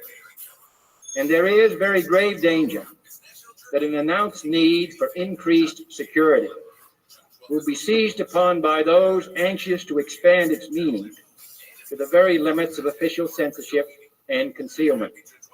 That I do not intend to permit to the extent that it's in my control.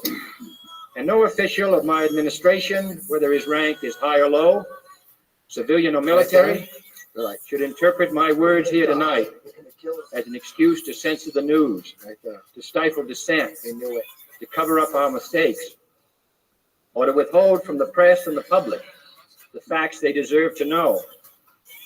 For we are opposed around the world by a monolithic and ruthless conspiracy that relies primarily on covert means for expanding its sphere of influence, on infiltration instead of invasion, on subversion instead of elections, on intimidation instead of free choice, on guerrillas by night instead of armies by day. It is a system which has conscripted vast human and material resources into the building of a tightly knit, highly efficient machine that combines military, diplomatic, intelligence, economic, scientific, and political operations. Its preparations are concealed, not published. Its mistakes are buried, not headlined. Its dissenters are silenced, not praised. No expenditure is questioned, no rumor is printed, no secret is revealed. No president should fear public scrutiny of his program, for from that scrutiny comes understanding, And from that understanding comes support or opposition, and both are necessary. I am not asking your newspapers to support an administration, but I am asking your help in the tremendous task of informing and alerting the American people. For I have complete confidence. We're cool. We kill it there. That's such a crazy speech because it's him talking about the structures that were already in place and about the dangers of withholding information from people, and him being forthright as a president in a way that we've never heard before since. Like he's literally talking until Trump. Trump's being like that now. What did Trump tell you? Well, let's just be clear. He's talking about our own military-industrial complex that Eisenhower just warned about, his outgoing predecessor. He's talking about the Soviets there at the same time. He was a really smart cookie. The Eisenhower warning is one of the creepiest things in human history. Oh, yeah, about the really military-industrial complex. Yeah, because JFK, that sounded like he was talking about communists. Yeah, pull up Eisenhower warns of the military-industrial complex. Farewell address. He did it, but there's a clip that just has that segment of it. Which you know what he said before? Yeah, there was a lot. He says there is a scientific technocratic elite that is in control of all information and about to shut it down to the public. And then they will control the military. So beware the military. He wasn't saying the military was bad. Right. He said these the military-industrial complex. The eugenicists were about to get control of it. The scientific people I'll tell you about. See if you can find where it goes. This is it, Jamie. This is the address right here. My fellow Americans, we now stand 10 years past the midpoint of a century that has witnessed 4 major wars among great nations. But instead they put him on house arrest. Joe's right. Type in Eisenhower military industrial complex speech. Yeah. He's going to say it in here somewhere, but it's a 3-minute speech.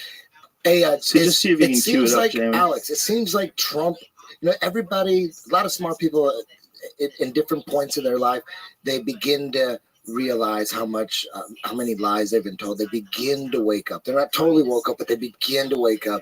And then they find out about 9/11, but they don't believe all this other shit. And then they find out about this, but they don't believe in all that other shit. And then they find out about that. And then at the very high levels, like the dudes, there's like, yeah, all this shit is true. If you could follow the money, it's probably true. You might be wrong 1 or 2 or 3 times, but generally we're dealing with a totally crooked situation. What are they doing? They're not stealing money from corporations. You steal money from a corporation, they're going to come after you and kill you. What they're doing is it's the mastery of stealing tax money. That's what this is all about. It's just stealing tax money because nobody's going to go after. You steal tax money, you get all these programs and these bills passed. Let's play this. Go ahead, Jamie. These military contracts, the taxpayers are paying for all this. Sources of livelihood are all involved. So is the very structure of our society. In the councils of government, we must guard against the acquisition of unwarranted influence, whether sought or unsought, by the military-industrial complex. The potential for the disastrous rise of misplaced power exists and will persist. We must never let the weight of this combination endanger our liberties or democratic processes. Jesus Christ. How could they let that out? Like, it was so tight, because you think about this. Back in the early days of radio and the early days of moving pictures, only the elite, let me finish. Only the elite had access to this technology, moving pictures, radio, right from the get-go, right from day one. They were programming it the way they wanted. Yeah, right from day one. It wasn't like your average guy who was trying to help humanity. The guys who had this technology were like, damn, they believe whatever the fuck we say. Back in the day, you'd listen to the radio, those news reports, or when the movie pictures were How about Reefer Madness? Yes, that's what I'm talking about. Right from the get-go, TV, movies, radio, propaganda. All of it was propaganda. Well, let me tell you what happened. It never left. Alex Jones, is aliens involved in this story, please? No, talk about propaganda in movies. Eisenhower had L.L. Lemnitzer come to him. Who? That was the chairman of the Joint Chiefs of Staff. L.L. Lemnitzer, is that his name? No, just Google Operation Northwest. Oh, I know about that. Sure. So they came to him and they said, we're going to launch terror attacks in America and start a war with the Soviets. He's like, well, I know they're evil, but we're not going to do that. So he fired him. Then JFK comes in. The same guys trying to make him do it. He refuses, so they kill him. Well, they wanted to have drone jetliners and blow them up and blame it on the Cubans. 9/11. They wanted to arm Cuban friendlies and attack Guantanamo Bay. They had a bunch of really crazy shit planned. When you realize what Operation Northwoods was, and you realize that this was signed by the Joint Chiefs of Staff, it scares the shit out of you. Because it makes you realize, Alex, is this real? We're all talking here. We're all talking here. Doesn't that scare the shit out of you? Yeah, that's what doesn't it blow your mind that there's still today, it's 2017, doesn't it blow your mind that people still think that 9/11 happened the way it was? Okay, we'll get to that. Operation Northwoods is 100% provable. Isn't that crazy? Let's get back to that. It's declassified, 2000. Well, when people realized that that was a real document. It was the U.S. government plan to start war with Russia. And kill people. They'd blow up movie theaters, attack U.S. military bases. Kill American civilians. Attack the Capitol. Kill American military. Shoot people, hijack jets, crash them, have CIA get on board so a fake plane lands, or the real plane lands, a fake plane attacks. It was 9/11. It's just bananas that someone would actually sit down and write that out. And it was leaked by patriots 6 months before 9/11 trying to stop it. Really? And that's not saying Islamic terror isn't real. It's not saying Bush even did it. Some super dark state group, which Congress now has 28 pages vindicating 9/11 truthers, that Saudi Arabia, with people that they had gotten to convert to Islam and paid off with their trillions, and they got trillions, had joined them in some larger plan to blame Iraq and other countries that were non-radical so Saudi Arabia could take them over. Who put together 9/11? Saudi Arabia. The Muslims hate Muslims more than anybody. So they want to invade these other countries. How did it happen in the U.S.? I mean, the U.S. wasn't involved? Of course, right? What are you saying? Who was involved? Who were the key players in 9/11? It's totally compartmentalized. So you run a drill of the World Trade Center and the Pentagon being attacked on that day. So the planes are told flying around, oh, this is just a drill. So that was a drill that was supposed to be run that day. It all came out. A drill that was about an attack there was a drill. New York, it seems like when they do false flags, it seems like, okay, we're going to do a false flag. We need to set up a drill. They need a drill going on at the same time. Let's be clear. It's 99.9% of the government wasn't involved because of computers. It was a test. They can do stuff 100 times worse now. No one will know because it's all remote activated. The jets by then were all remote control. Every jet for 25 years, the big new ones has remote control. It's crazy, man. There's jets now are unmanned. Absolutely. Well, no, they're manned. It's just they can go on autopilot. It's stupid to have autopilot. If you think about it, it's remote control. It's dumb. It's better. Remember Bush? That was the thing they said about the drone jetliners when they were going to blow up that jetliner and blame it on the Cubans. That wasn't going to be a jetliner filled with people. It was going to be a drone. Exactly. So they had the capability in 1962 of doing that. Which is how did Robert F. Kennedy or JFK's elder brother, who was Joe Kennedy Jr., die? He was flying a fighter plane, remote controlling two B-17 loaded with explosives as drones to crash into Germany. What? They had drones in World War II. Jesus Christ. They had drones in World War II. What were they powered by? Yeah, Google. How did Joe Kennedy Jr. die? It does secret mission over Germany. It does seem like Joe that's Kennedy, be... the father? No, Joe Kennedy Jr. Oh, the crazy thing about the Kennedys is you know, if you're a lot of times you see criminals come from like a good family, and then you see Robert Kennedy and John F. Kennedy, they come from gangsters. His dad is a gangster, straight up mafia, and then he has two kids. They thought they had him under control because he's from a mafia family, exactly. And they start going after the mafia. And then here's the guy's name, Joe Kennedy. Isn't that weird? Because it's like you're the opposite of your parents. Like you want to go against your parents. Right. So Robert Kennedy and John F. Kennedy, they went against that shit. They went for the mafia. They were crazy. That's the only reason they were in there because of the mob. The mob supported them. The mob stole Illinois for him in Texas. The mob supported John F. Kennedy. Yeah. He was hanging out with Frank Sinatra. Then all of a sudden he flipped, and you know what? He stopped hanging out with Frank Sinatra. He started changing his ways. Something flipped. Did he have a kid that died or something like that? Something made him flip? I thought I read something. It could be total bullshit. Who knows what happened? But it could be that he had a son that died that made him flip. Jamie looked that up. But let's go to Joe Kennedy Jr. here. He was killed in action. Dies, that could make you think totally different. Yeah, for sure. When your kid dies, you're like, fuck this. I'm going with my soul, right? Yeah. You're like, fuck this. What could be worse? My son already died. What could be worse? I'm coming after you. Yeah, I'm it's coming terrible. after you like a fucking Apache savage with nothing to lose. Joe Kennedy Jr. was killed in action while serving as a land-based patrol bomber pilot in World War II and was posthumously awarded the Navy Cross. Alex Jones throwing down. Alex Jones throwing down. Dude, you're on fire. This was almost 3 hours of there's people out there that This is thought nothing. I only you go were for a 6 total hours. nut. We're doing You're this for totally 10 nut. years. Don't And then pussy you're out. just We're going you're down. just laying it down. You're laying it down like Game of Motherfucking Thrones. No, I'm not. Like yes, you are. All I know is there's people in the government that want to empower people, and they're trying to do a good job. And I'm not anti-government. I want to have a good constitutional government. And the truth is, I couldn't believe it when NYPD contacted me of the Secret Service. The Secret Service came to me when I was at the RNC. So I had like the #1 passes nobody had, red passes. I go behind the scenes, nobody stopped me, like back in the back deal. The Secret Service, like in their suits, go, "Hey, Alex, come here. I want to tell you something about Hillary. Give us a contact number. The next month, we're going to contact you." About a month later, I get a contact. They go, "Can you come down? Because nothing's digital. Can you come down and meet at this place?" So I go down and meet. We're meeting one of my other people as well. Because the way they work was like they were hitting both sides of our operation. And they said to me, "Hillary has seizures like every 30 minutes. She's got an ambulance that's black. She falls down all the time. Just have your people at her events. You'll see her falling down. She's covering it up."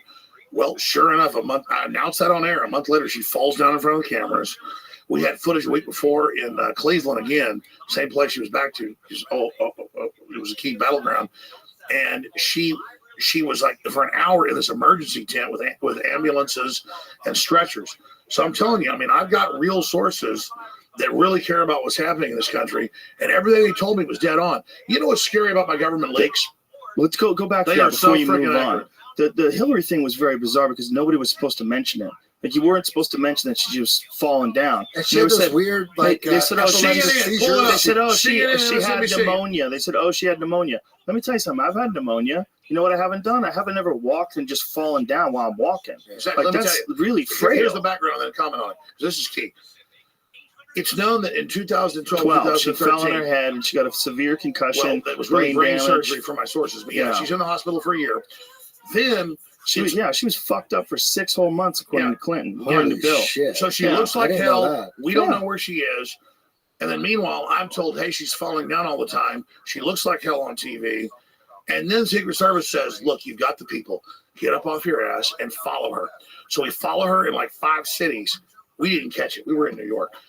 They sneak her out. She falls down having epilepsy every 15, 20 minutes, 30 minutes.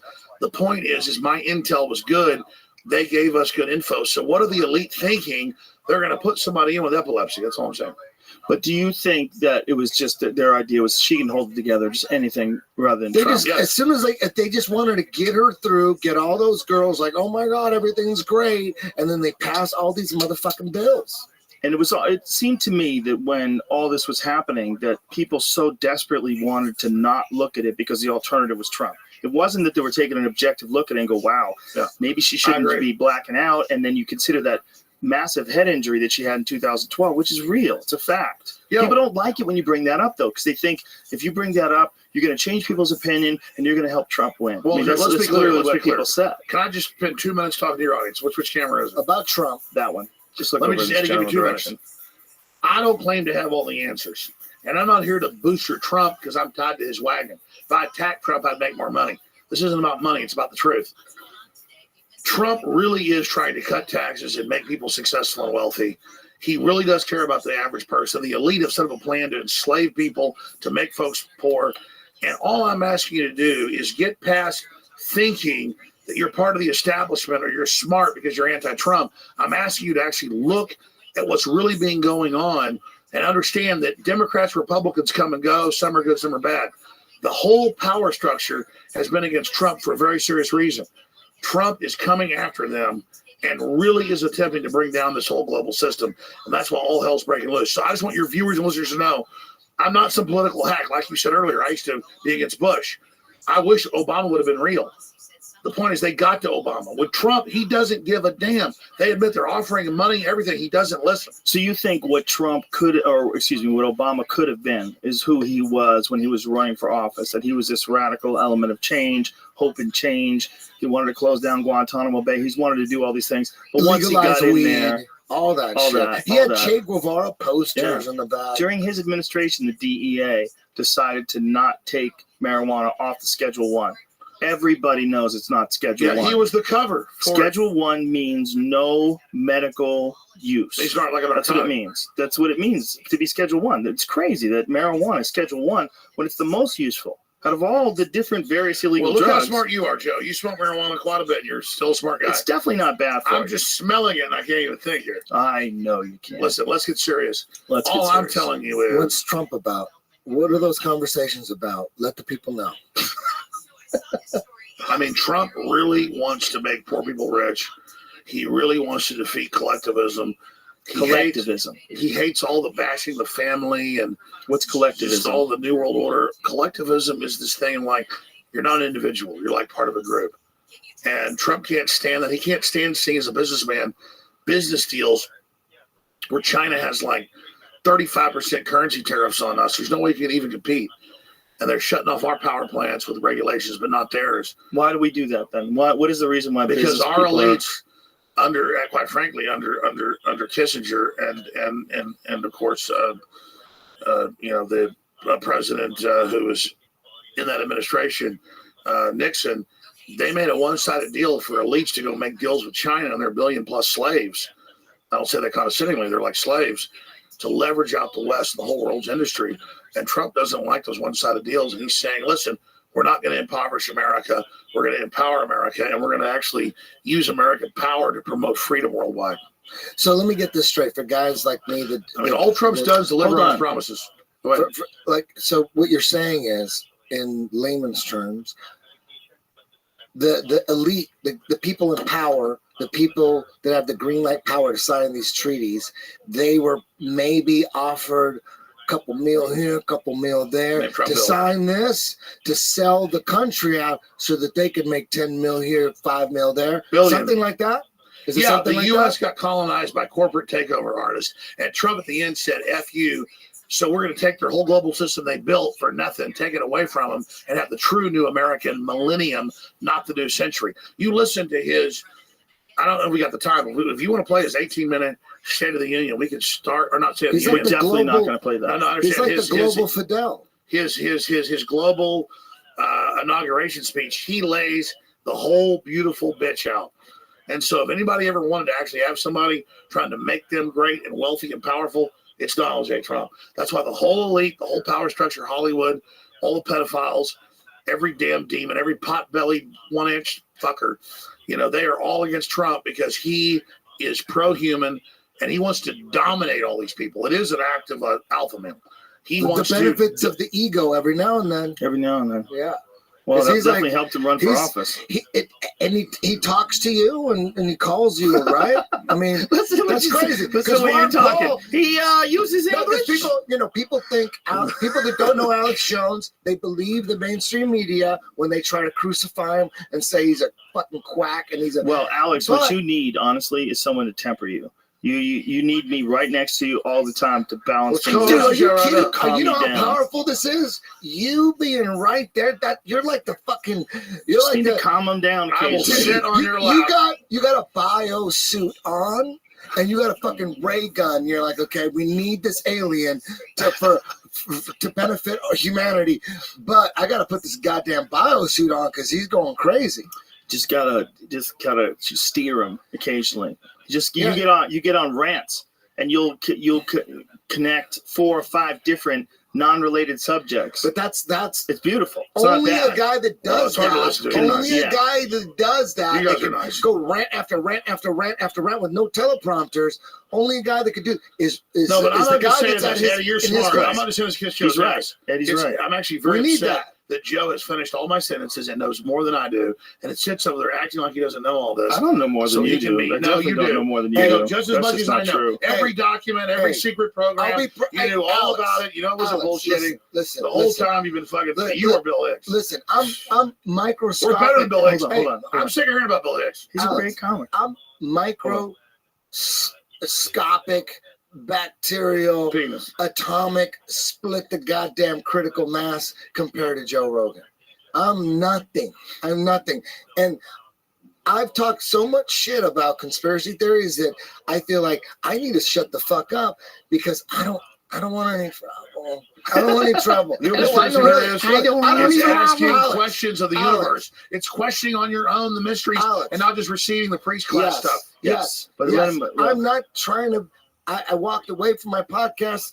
I thought nobody was listening, but now people want me to go back. I'm like, I thought nobody. But listen, I don't want to be a conspiracy guy like you. I don't want to be that. But I listen to you, and you are my canary in the goddamn coal mine. As long as you're alive, I feel like I'm okay to say shit. But I'll tell you this: every time I come to do the Fight Companion, Joe Rogan Experience, I swear to God, I tell myself, this Fight Companion, no motherfucking conspiracy theories. Let's just live life. I call joke and I call him after Fight Companions. I go, I can't believe I did it again, Joe. I can't believe. But something in me, Alex, something in me. You want to question. You want to discuss the real world. Something in me wants to help people for some reason, and a lot of times my inner me's like, fuck them. Make a fucking, you know what I mean? Fuck them. And I'm like, damn. If I just walk away.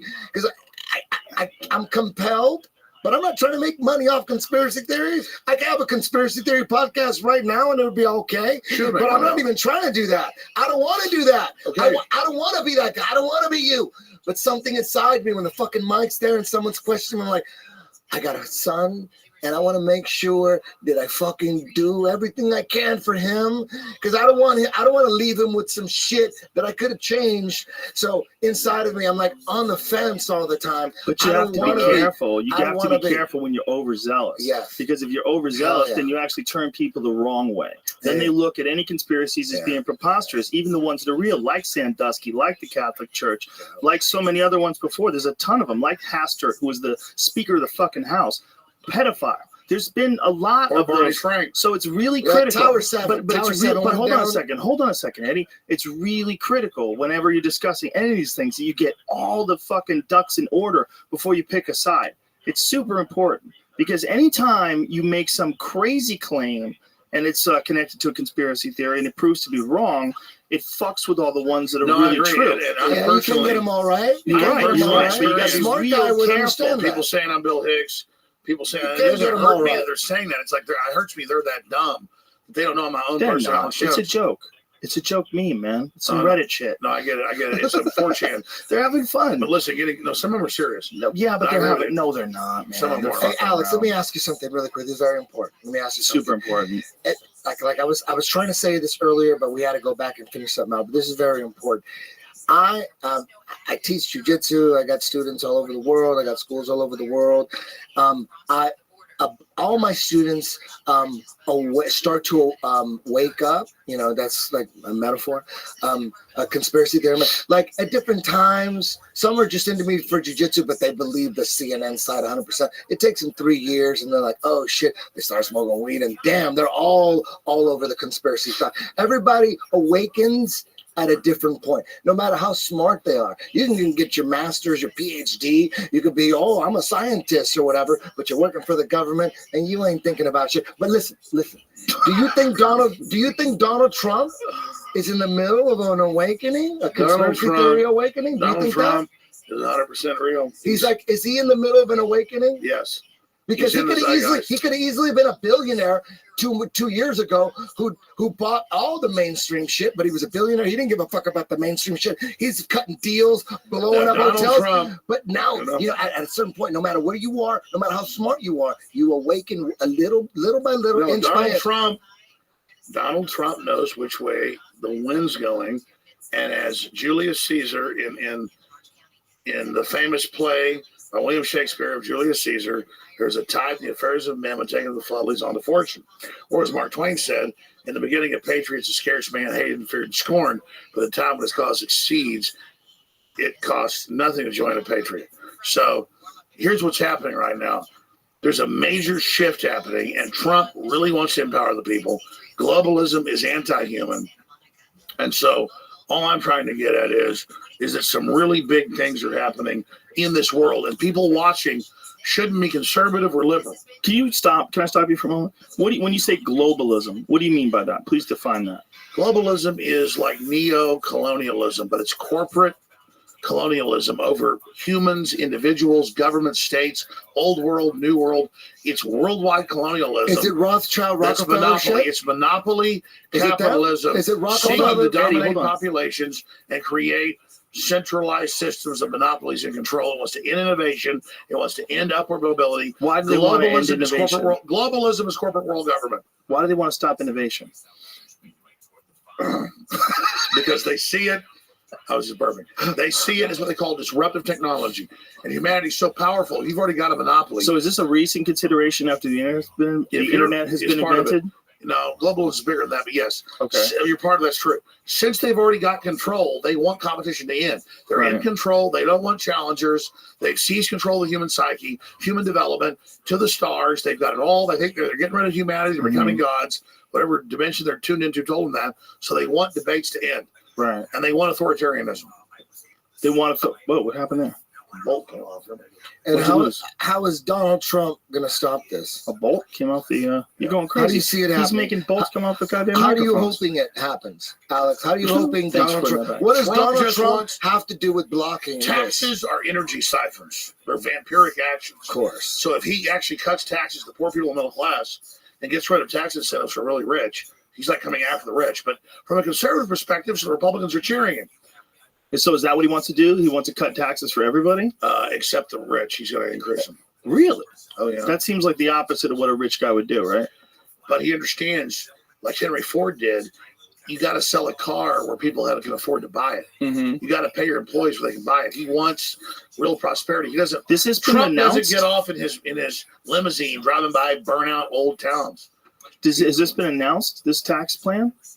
Yeah. So, Jamie, see if you can pull up what it says. That's fascinating. I wonder if that'll change people's opinions. If that really does happen, if people can save a significant amount of money in taxes. Where's the problem? The globalists admit they want a global consolidation. They want a global downturn to break everybody's will and accept all the new taxes and regulations. And so Trump is racing. Remember, they had for 8 years 0% interest, but it was only the big banks. Trump said, we're going to keep 0% interest for 1 year. You know, he's against it. But for poor people to get 0% interest, who cares? It's all fiat anyways. The banks lose the money. It's all just write-offs. They're killing it all now and raising taxes. Trump tax reform that will make America great again. The goals of Donald Trump. Number one, tax relief for middle-class America in order to achieve the American dream. Let people keep more money in their pockets and increase the after-tax wages. Number two, simplify the tax code to reduce headaches Americans face in preparing their taxes and let everyone keep more of their money. So he's That's trying some to old plan. He's already implemented it, though. That's We're interesting. we're 12 days in. We've already got he's doing it.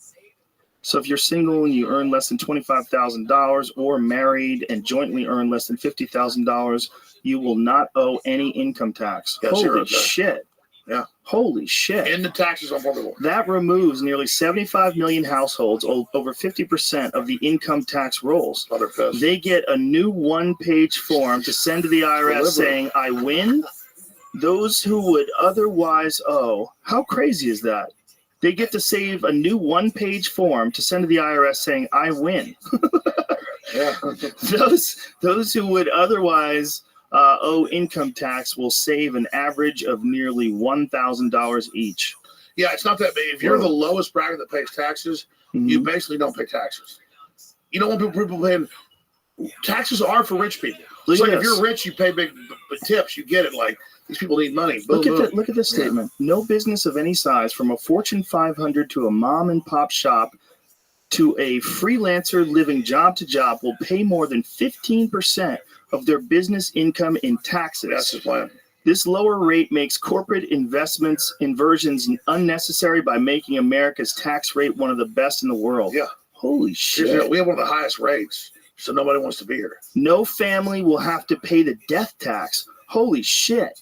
You know about this? Yeah, that's giant. That's he's giant. a deliverer, man. It That's seems giant. like Trump is for real, right? No, he's totally. You for real. earned and saved that money for your scary, real, man. family He's and sexy. not the government. You paid taxes on it when you earned it. That is so beautiful. Take immigrants. His That immigrant plan. is a beautiful tax plan. That death tax is disgusting. So like if you left money for your kid, they would take half your money.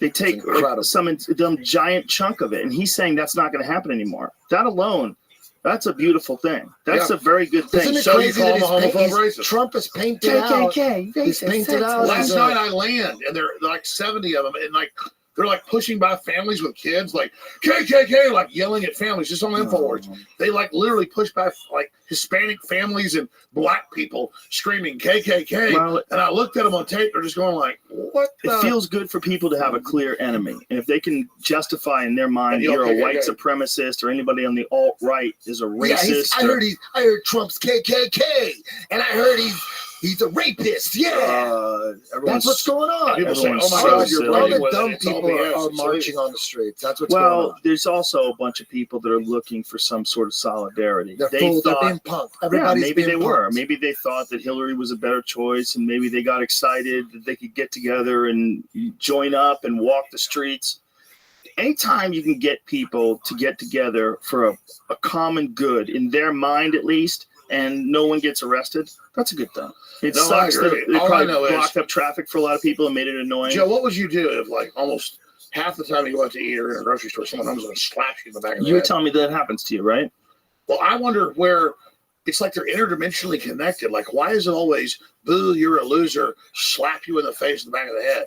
It's like, how are they so coordinated? It's not. Because they don't just really deal. That was the greatest thing you've ever said right there. No, I'm serious. Yeah, They all do that. You just invited the door for people going, boo, you're a loser, and then try to slap you in the back of the head. It's going to happen now. No, You started a meme. You started a human meme. No, I don't even care. The point is, how are they so synced? Okay, here's the deal. Well, you have women going, Allah Akbar, I love God. They're synced by the media. Synced by the media. And I'm out there peacefully videotaping them the Saturday after Trump's inaugurated in D.C. before I leave. And they're like, F you, white male. They're all white women. F you, jihad. Allah, Allah. And they put hats on. They put burqas screaming, I'm going to join jihad. You'll never stop me. I'm like, I'm not going to cut your genitals off and put you on a slave block. I don't get where I've never done anything to women. And all these weird-ass women, including the D.C. police, were letting people attack us. They were wearing like these pink hats. And then they're got like attack? Praising, yeah, it was on video. Someone was saying that you were drunk. That's not true, right? Absolutely not. I didn't think so. No. The truth is, the headline was Alex Jones kicked out of inauguration. Oh, yeah. No, right. they had people blocking the entrances because they had it all fenced off. You couldn't get in. Yeah, it was the whole thing is it's very the whole movement is very aggressive. You know, it's like a response to what they think is aggressive. You know, Joe, you're all over there slick asking questions. In the time we have heard, let's be serious. Okay. What is your real worldview on the nature of consciousness on this planet in intergalactic space? I've been really honest today. Okay. Given a lot of true answers. So metaphysically, what is the secret of the universe? This is what I think. There was a little organism that was just recently discussed. I tweeted it, I think, yesterday, and they think it was one of the very first organisms that was the precursor to what we eventually became. And that all biological life, all like living, walking things came out of this one multi-celled organism, right? Yeah, so one thing. I think as that happened, whatever hundreds of millions of years ago, I don't know what the number is, but however long, billions of years that happened to go, if we keep going in that same direction, whatever we are now, it's going to be totally unrecognizable just a few hundred years from now or a few thousand years from now, or if we just do it biologically, a million years from now. But I think that if human beings manage to stay alive for a long period of time and not blow each other up, we're on the cusp of figuring out how to manipulate our very beings. Like to the point where we're not going to be people anymore. It's just going to change. That's it. Yeah. Humanity is at the crossroads, and that's my message today. The elite have decided, they think, the course of our evolution. I'm here to say, shouldn't we decide it and have a debate about it? Well, I don't and that's think why the Joe I Rogan think experience is a great place for that. People have this insatiable need for innovation. They're fascinated by it. They want the newest phone, even though their phone works perfect. Exactly. They just want it. They have this desire. It's a weird thing. It's just like we were talking about. Like these things aren't designed to make you addicted to them. You're just addicted to them, and they're designed well. There's a weird sort of connection that we have to this technology. And I think it's because of what Marshall McLuhan said. I think it's because of what Marshall McLuhan said, that human beings are the sex organs of the machine world. I really think that's what they're doing. I think all of this integration, all this innovation, of all this compelling focus on technology is because evolutionarily, that's where our biology goes. It goes to technology because it can manipulate it at a far faster rate than our evolution. And I hear what you're saying biomechanically, but genetically through round cells, not square silicon, we do it more beautifully and strongly. I agree with what you're saying overall. I don't think it's an either or, Alex. We shouldn't just But Alex, I don't think it's either or. We shouldn't just accept it. They're going to be able to do shit in both ways. I agree. They're going to be able to do shit where they're integrating computers. Longer, I'm going to do it. It's going to happen. The point is, you're going to be screaming about 9/11 400 years from now. The public needs to know this. Yes. So I think humanity should have a larger debate about it. Well, they are learning about it. It's just something that you have to seek out. It's all and controlled, it's really though. All the information is controlled. Well, I don't know about that. The information about innovation and artificial intelligence. Come on. They're letting a lot out. If you were a constant studies. If you were Tony fucking Montana running the planet, would you let that shit out or would you keep it for you? But Eddie, Tony Montana's not running science. The thing is, these scientists are almost all involved in universities and different studies, and they're working on their PhDs. They're trying to make a name for themselves. They're exploring all these different possibilities, and then big companies that can profit off of it in billions and billions of dollars, like Sony or Apple or any of these other companies, they scoop these people up, and their fucking thing. But hold on a second, their thing is to innovate and make money. That's what they're there for. That's what they're doing. They're trying to push the envelope in technology. But they're not Tony Montana. Do you understand this? You're talking about two different things. You're making a false entity. You're talking about some utopia. No. I'm talking about what the Apple scientists is. are trying to benefit the Eddie, world. I think it's between. I'm talking about what Intel is. Here's what I'm getting the people at. who makes iPhones It doesn't matter. We're having a real discussion about the future of the technological system of humanity. Right. They don't want that discussion. So this thing's, whether it's Joe or Alex Jones or Eddie Bravo, we're all having on the Joe Rogan Experience a discussion the elite are having right now in Kauai, right now with Zuckerberg. I know for a fact. The elites are meeting with Zuckerberg in Kauai. Are they pissed off at Facebook too? He's about Kauai. But the whole point is they're having this meeting right now, and we should discuss what's happening. Is Facebook part of the Illuminati? Now you know. No. Is a bear shit in the woods part of it? Come on, aren't you on Facebook? Now you know. Look at Alex Flex. They're going to delete your profile. You better take that back. Joe, delete don't delete your profile. I know you do. I know you do. Folks off. I know you do. Hey, the big issues of the world is he never asked me about Ronald Reagan. I want to know about aliens. Aliens? I keep coming back to that because I want to know. What do they know about aliens? What do you want to say? What are they real? Okay, I'll tell you right now. And what I say is not political, and it's not from my particular perspective. Okay. It's from the known knowledge in the universe. Okay.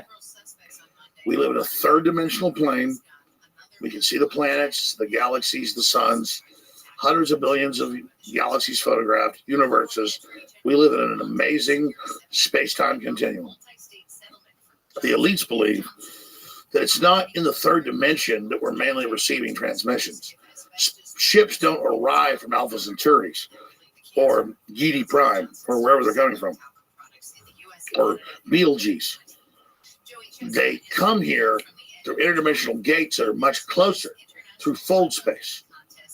And so we have to discuss the different influences that are in the universe and on the fact that we have free will and we decide what we want. I don't believe in any of this. I'm simply telling you what the elites believe. So they believe that there's another dimension, and these beings are from another dimension. A bunch of dimensions. And they need baby blood, right? They need they need baby blood, our right? brain is able to tune in. Let me tell you, we're really powerful. I didn't make this up. Okay. We're made in the image of our Creator. Our brain is able to tune into the lowest dimension, the highest dimension. Humans are basically really powerful creatures that can live right close to suns. They're highly radioactive. Nothing else can live this close. They're very short lives because we're like a hive organism that actually lives second to second in the space-time continuum. It's like 100 years. It's a second. And we transmit our data up to be able to live next to like these Stargate jump gates that are suns. So because we live so close to these suns, we only have like milliseconds to be alive. So we're actually a hive organism that keeps transmitting up to the next species in our hierarchical system and then down below us. So we're alive right now in this continuum and we're trying to progress and make things better. And the elites are trying to make sure that we don't dial into that incredible knowledge we've got as a species and basically die as a species, so that we're not competitors on the next level, as the Bible says, of the interdimensional plane. But God you don't damn, that believe sounded that, though. good. But you don't believe that. You're just saying that's what they believe. Oh, yes, exactly. I don't believe in anything. What do you believe? No, I mean, I believe in research. Do you think that I believe in research too? Do you think that there is something from other dimensions that can access us? We are other dimensions. The third Inside of dimension us. is only one limited plane in a larger So spectrum. you do believe So what we're they a believe. part of that spectrum. Well, let's just say we're not in Kansas anymore. Alex, have you ever done DMT? No. Do you want to? I don't need to. I go every night when I go to sleep. I believe that. He's on, it's like he's on natural DMT all You're day. definitely on something, man, for sure. Hey, I got a question for you. You know how this is kind of off the cuff a little bit, but off the track, off the beaten path. But you know how the CIA has always been involved in Hollywood and making movies, and you know, like Zero Dark 30, and you know all these movies that are clearly propaganda movies. You know what I mean? And most, like, even movies you think they weren't propaganda, but they are. Like the superhero movies, how they're just all the plots and the evil. Oh, they're gonna build a bomb and all that. Is there whistleblowers within Hollywood that are making movies, just like in Brazil, it was martial arts were outlawed, so the people that were about the truth, they were like doing dance, but they were disguising their martial arts dance. Are there filmmakers like that out there that are trying to help humanity with the basis of their films? Or is it all propaganda? Hollywood's like anything else. There's good people and bad people.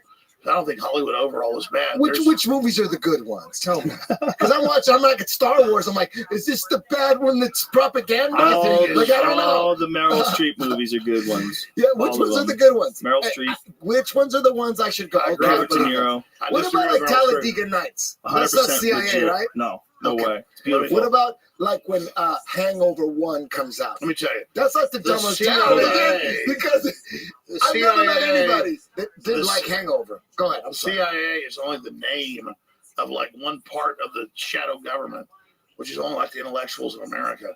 So those people are on Trump's side now? Yeah. And that's the first time ever? Well, the CIA has never been perfect. It's had some But they must have problems. been with Bush, right? Because Bush used to be the president of CIA. Bush Sr.? Yeah, George Herbert Walker. Yeah. So he was head of the CIA. Here's the deal. Right? The CIA was set up supposedly to defend the Republic and do all this stuff. It got hijacked by multinational interests. It's been retaken. And they're cleaning the CIA out right now. Are you serious? That's fucking breaking goddamn news. Put that shit up on InfoWars. The CIA is cleaning house? Oh my God, are you kidding me? Why isn't that the headline news on InfoWars right now? In other news, Jamie is wearing the Rock t-shirt. A lot of folks did really, really crazy things for the CIA. That's in this amazing country's shit. history. The CIA does like half the fighting. And they were all pissed off and they were betrayed by infiltrators inside the CIA and really bad stuff that went on. But right now, there's a counter coup within the CIA going on. They're cleaning them out. Well, they're definitely trying. Jesus Christ. Damn. I like what I'm hearing.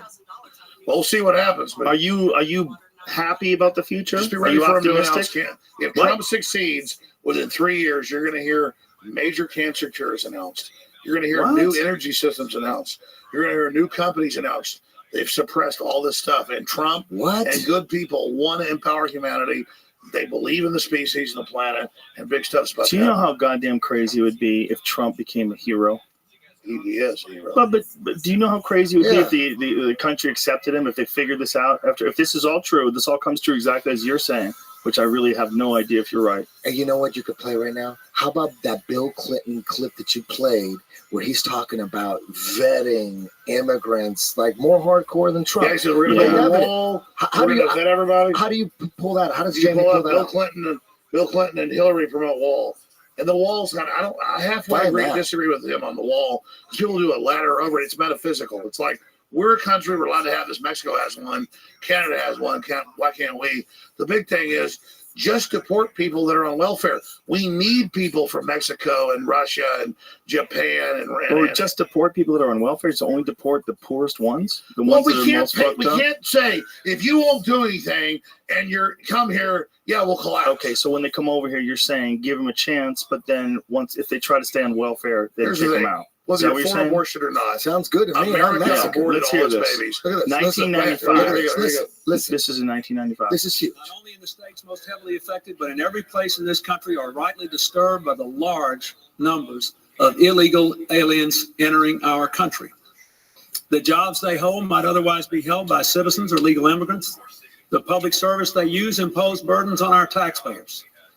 That's why our administration has moved aggressively to secure our borders more, by hiring a record number of new border guards, by deporting twice as many criminal aliens as ever before, by cracking down on illegal hiring, by barring welfare benefits to illegal aliens. Way more radical. In the budget I will present to you, we will try to do more to speed the deportation of illegal aliens who are arrested for crimes, to better identify illegal aliens in the workplace as recommended by the commission headed by former Congresswoman Barbara Jordan. We are a nation of immigrants, but we are also a nation of laws. It is wrong and ultimately self-defeating for a nation of immigrants to permit the kind of abuse of our immigration laws we have seen in recent years, and we must do more to stop it. If that doesn't vindicate fucking Trump on all that fence shit, but it also makes you realize what retarded. a bad motherfucker Bill Clinton was, because Trump can't make a speech like that. Think about that. Bill Clinton was a good guy. Think about that. Hit me. I want every brother hit me right now. Full power. Dude, that was Bill Clinton. So if you're out there marching, talking about the fucking wall, if you're some chick out there marching, talking about the wall, and you just heard that, and you don't realize, I'm giving you a chance. Admit you were punked. It's okay. Everybody gets punked. Full power punch. But from this point on, shut the fuck up about it. Full power. That's not full power. No, okay, let's, that's about it, folks. Are you kidding? I was a everybody. 27-time Taekwondo champion. If I give you full power, you're going to be in the hospital. We should go to a piss break. I think we had it enough. No, it's 5. We're going to wrap this up. We got it. We did a good job. We put it together. Can I ask one more question? Go ahead. One more. You know me, I'm fucking fascinated with the conspiracy theories, just like you. Every night, dudes are watching fights and boxing. I'm listening to conspiracy theories every fucking night when I go to bed. I listen to Alex Jones every day. Okay. The one thing that gets that I don't get, I get the establishment, I get the Illuminati, I get all that shit, but then there's Ronald Reagan. Every now and then you have Dr. Steve Pachenik on your show, and he's talking about some serious conspiracy theories. All this shit, he's confirming everything. He's deep in the CIA confirming shit. But then when they talk about Ronald Reagan, they talk about like he was the last great president. And I thought, that actor, the guy, wasn't he an FBI informant? Isn't he so goddamn establishment? Ronald Reagan, I don't get that. Explain Ronald Reagan. I mean, George Sr. was the vice president, director of the CIA. He just seems like hey, Joe, I don't mind establishment. cutting this off, but this is once in a lifetime. Okay, explain Ronald Reagan. So if you want to end the transmission, that's fine. No. Explain Ronald Reagan. Go ahead. We're just joking around punching earlier. No, it's okay. But his question. Explain 8 more hours. He wants to know about Ronald Reagan. And I want to know the movies I could trust. Tell me the movies I could trust. No. Ronald Reagan. We're not in some bloodfest with Reagan, but after all the Obama globalization, it's like a nostalgic good thing. Reagan ran against George Herbert Walker Bush, said he was globalist, CFR, world government. Then they told him at the convention, okay, you won, but we're going to not let you have the nomination if you don't put Herbert Walker Bush in. Then a year in, they shoot him. They just released that guy. And so all this stuff went on. Oh, shit, I didn't know that. And so Reagan didn't get his agenda through. And they tagged on Iran-Contra, all this other stuff. Reagan actually wanted to get rid of the IRS and a bunch of good stuff. So, yeah, I know he's an anti-communist. So he was running against George Bush. He beat him. And then when he got the presidential nomination for the Republican Party, they forced him to take. That's the true story. They forced him. The only thing, I think Trump's way better than Ronald Reagan. And I wanted to believe in Obama, but he's a total globalist. This new tax thing is crazy. That's pretty radical. What did you think of that? It's pretty radical. Joe got mad at us trading punches. That's okay. I just don't want you guys getting crazy. Give us our final statement on Trump. Give me Shut me up. There's people out there that think Trump is racist and they think he's a sexist and a whoremonger. I Close don't know with about. that. I think you Listen, added that more whoremonger thing. He's not a sexist. Hey, I'm not He's not a racist. criticizing. I do think he Okay. likes women. Okay, well, good for him. A lot of people do. Okay. So you think he's a good guy? I know Trump's a good guy. He look what he's done is he's delivered like no president ever. All right, I mean, everybody, ever. So far, everybody it's been wants 2 to, weeks. everybody wants to find some reason to hate him and some reason to figure out a way to get him out of office. But shouldn't we, at this point? I mean, he won their game, right? There's a popularity contest. He won the popularity contest, and that's really what being president is. Yeah. Figuring out a way to get the most amount of people to say, "I like you better." I mean, it's really what it is. And he's the first truly popular person who's really good at manipulating the media to win the popularity contest. Everybody before him had just been a politician. He's the first guy that's actually famous that then became president. He's 2.0. It's never Have we happened only been before. on air? Ronald How long have Reagan. we been 3.5 hours. Ronald Reagan was We went at famous. 3:30. Ronald Reagan was an How long have we been actor. on? What time is it, California? Yeah, it's 5 o'clock. But Ronald Reagan was an Reagan actor. famous. That's only 2.5 hours. Yeah, but the point being that he wasn't that famous. Ronald He Reagan wasn't was a famous famous like actor. Donald Trump. I don't think he was famous like He Trump. was a movie star. Yeah. Ronald Reagan, are you kidding That's me? true, but I don't think he was a big movie star. I think he was like Christian fine. Slater. We should probably end Donald this Trump now. wasn't a movie star at No all. offense, Christian Slater. I loved you in Blade.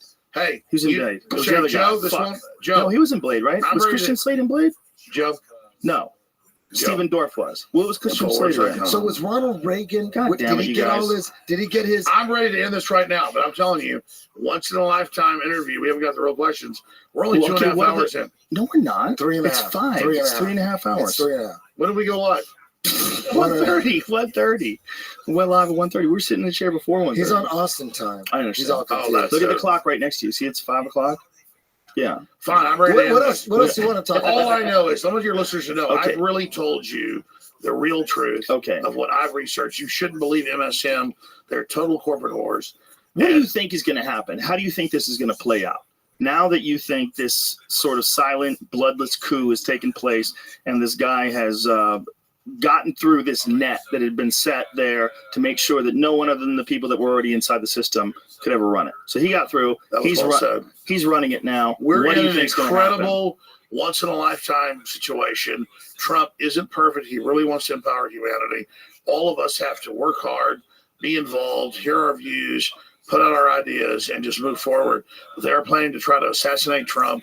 You think so? Oh God, they're demonizing him, saying killing him all. Do you over the mean news. assassinating for real, or do you mean assassinate him like publicly, like politically Both. assassinate They him? want to politically destroy his name, and they want to politically also try to kill him.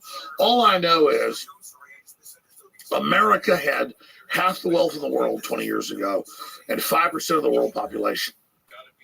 We've lost half that wealth. And it's that as we get more powerful, they get more powerful. And the elite have been trying to domesticate America. Not that we're perfect, but we've got ideas of industry and ideas and doing things that change everything. And so the real elite of this planet want to kill competition. They want to consolidate control. They want to end the internet of governments. That's America. They were about, if Hillary would have won, they would have censored the internet. Oh, yeah. I'm going to tell you this. How are they going to do that? 100%. Look it up. Look it up. That's Explain really that, good. Alex. I'm actually surprised They how were fast on- he is. they were- Can I tell him? Putting the pieces together, they were about to do it. Okay. Tell him. The headline is Obama establishes Ministry of Truth. 3 weeks before Trump takes office, 1 week after Trump's elected. So Ministry of Truth being something that stops fake news. Yes. Is that the idea behind it? News the government Right. doesn't agree with. Yes. Right. So the problem becomes, how do we decide what's fake? Exactly. Obama So quietly they're gonna signs. put- Go back, please. Go back, please. Obama shit. quietly signs the Countering Disinformation and Propaganda Act into law.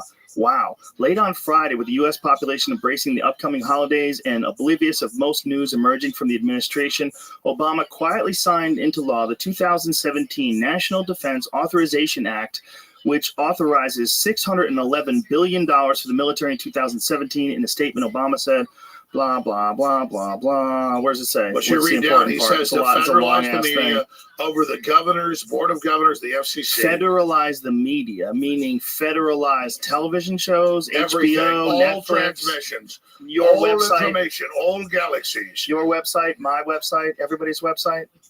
What are you doing, Eddie? He says Obama last minute bills. Like all that shit he signed right Oh, yeah. on his last No. days. Read all down. that shit. Read down a little lower. It says in the bill We're going to federalize put it back up. Jamie's going to find it. We're going to federalize communications and put the CIA over the Board of Governors of the Federal Communications That Commission. sounds so crazy. Dude, you would have been subject to that shit. Of They could have course. easily came to you and said, listen, you can't talk about that no more. Of course. If Hillary would have won, that would have happened, dude. We were like this close. See, I wonder if people would have ever went for that. That seems Let like me tell you what Trump does. He is like up till 2 in the morning. Everybody knows. 3 in the morning. tweeting. Just getting mad he at watches people. video clips. He gets on the internet now. He's a conspiracy theorist. Which means he questions Donald Trump. Yeah. I'm not saying Trump's perfect. I'm going to keep Trump honest. If he does anything, I'm going to come out against him. The point is that he's a different kind of thing. Is he going to open 911? He's a rogue element. 9/11. Is he going to do anything about He's that? already exposed the fact that elements of the government worked with Saudi Arabia to launch the September 11th attacks 16 years ago. He's going to reopen that shit? He said he will. You think that? Imagine that. Imagine the reopening of 9/11. Imagine Get that. him to tell us about the alien bases on the moon, please. Tell him to release that information about the alien bases on That's the the moon. next question. What does he know about geoengineering? Right. What does he know about aliens? Not about aliens. Fuck aliens. No. I How want is to it know about gonna aliens. help Don't say us fuck here aliens. I on don't say the fuck land? chemtrails. You don't say fuck aliens. Okay? All right, let's do a Donald I Trump thought we call. were over aliens. Let's do a Donald Trump I'm call. back. I'm back on Let's aliens. do a Donald Trump call. I'm so Okay, bored let's do it. lately. I'm back on aliens and Hello, Bigfoot. You're Alex. back on aliens? And Bigfoot. Dude, How I are you was doing, done Mr. with President? aliens 10 years ago. Well, sir, I'm doing well. This shit ain't real. Go ahead. Sir. No, it's like ring, ring, ring. Oh, you hello. ring, ring, ring. Here we go. Hi, Alex. Oh, Mr. President. What's going on? Well, we're moving the agenda forward to cut taxes. What do you think? Well, I'd like to know about those secret space bases. Well, Alex, you got to come to Trump Tower for those meetings. Ooh, I'll come to Trump Tower. I want to know about aliens. Hey, ask Trump. If he wants to Okay. learn some jujitsu, If I'll he give him tells us to private get a private lessons. jet Half and off. fly to New York to meet with. Do you want to meet with Trump? I want to see the bodies, the alien bodies. We go to Get Ohio. Trump on We this need to go show. to Hangar 18. Alex, can you imagine Trump on this show? That would be huge for him. Probably not a good idea for anybody. No? I don't know. Who knows? If he wanted to Joe be on the just show, wants to you do would this. accept Hey, it. I I don't would care. have to say yes. Joe, I don't care if you're too cool. We're going to go eat after this. Well, we have to get the fuck out of here for sure. Let's talk about whether or not we're going to eat or anything else. But it's already 5 o'clock, so we're at 3.5 hours in. Is there anything more that you have to say before we get out of here? Oh, let me get another question. Is it no, Eddie? I want to ask Alex. No, I mean, literally, I really seek the truth and try to tell the truth. Infowars.com has all our articles, our research, our videos, our podcasts, what we do. And I'm not left or right. I'm not liberal or conservative. I'm really trying to find out what's going on in the world. And so after all these years, Joe, it's been I love I'm how glad you we finally did it. crystallized really good questions. You kind of knew all the stuff I was going to bring up. So Well, that was scary. you just get crazy. You just get crazy, and you want to keep going and keep going and keep going and keep going. But I think sometimes you got to go. Okay, hold that thought. Expand and explain, because No, a you lot did of good. times things that, but hold on a second, Eddie, things that are in your head, self-explanatory, you already know about it. There's a giant percentage of the people that are listening to this have no idea what you're talking No, about. So we I gotta, get it. I get it. I want to say this. For the Joe Rogan listeners, have an open mind. You've heard him for 3.5 hours.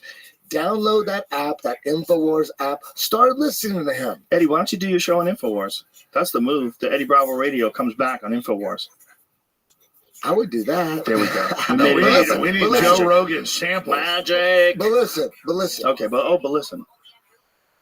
What were you gonna say? All I want people, I just give him a chance. He doesn't know shit about space, but when it comes to politics, You don't when know it comes shit to about space. Yeah, when it comes to politics, he's a fucking master. He's He's like a fucking coral with you, belt. dude. He's like He Helio. believes you on the he's other like stuff.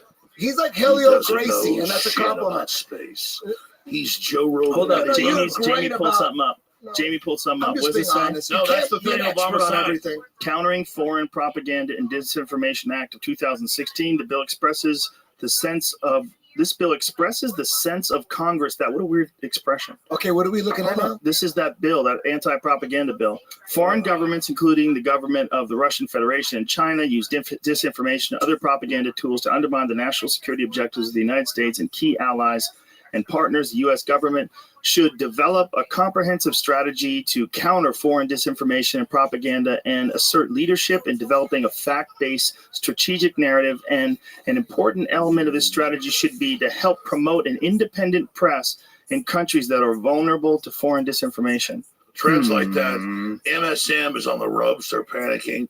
They want to shut down their competition. What American watching this or listening doesn't think they should decide what they should listen to or not? Do you think that would be ever accepted, that they would allow people, someone that works in the government, to censor websites and podcasts? Obama signed a China, law. It's already happened. Yeah, but this is in China. Month ago. I mean, do you really They think signed these it things to are do this. They signed a bill to try it. That That's what I'm seems telling you. so crazy. Notice how I tell you, look at it's a damn bill. One of the things about podcasts is that they're basically just a pure conversation. It's just people sitting down and talking.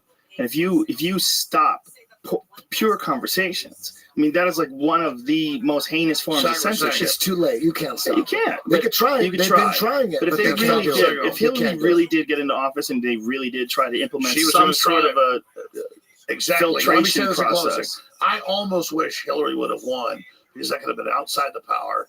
And I keep Trump honest. I mean, I attack Trump when he does something wrong. It's hard to find, but he makes some mistakes like torture, iPhone codes, or whatever. But so torture, you think, is just, it doesn't work? It's not doesn't good. work. It makes us look terrible to foreign countries. It lowers us to their level. Yeah, exactly. But Trump came out against torture 2 days ago and said, okay. So he changed his mind. He's good on stuff like that. Well, that's very He's unusual. waking up. And when you wake up, you change your mind on he's a lot also of shit. independently wealthy. That's one of the He's things that huge. separates him. That's probably a huge factor in this. I gotta mean, be. he's not part of the Obama-Hillary network. So that's what I'm saying is that there's no calculation. I just treat you like I want to be treated. Big stuff is happening. It's a very exciting Let time. me ask you this before we wrap this up. You know, if Trump is this new stage of politician or new type of politician, what kind of person do you think would be like literally the perfect person to run this country? And what would the perfect person do? Ron Paul? Yeah, Ron Paul's great, but I think it's somebody who's worked hard in private business, who really has a sense of success, who loves America, who has been through the gauntlet of demonization and attacks and dealt with it. Yes. I think it's Donald Trump.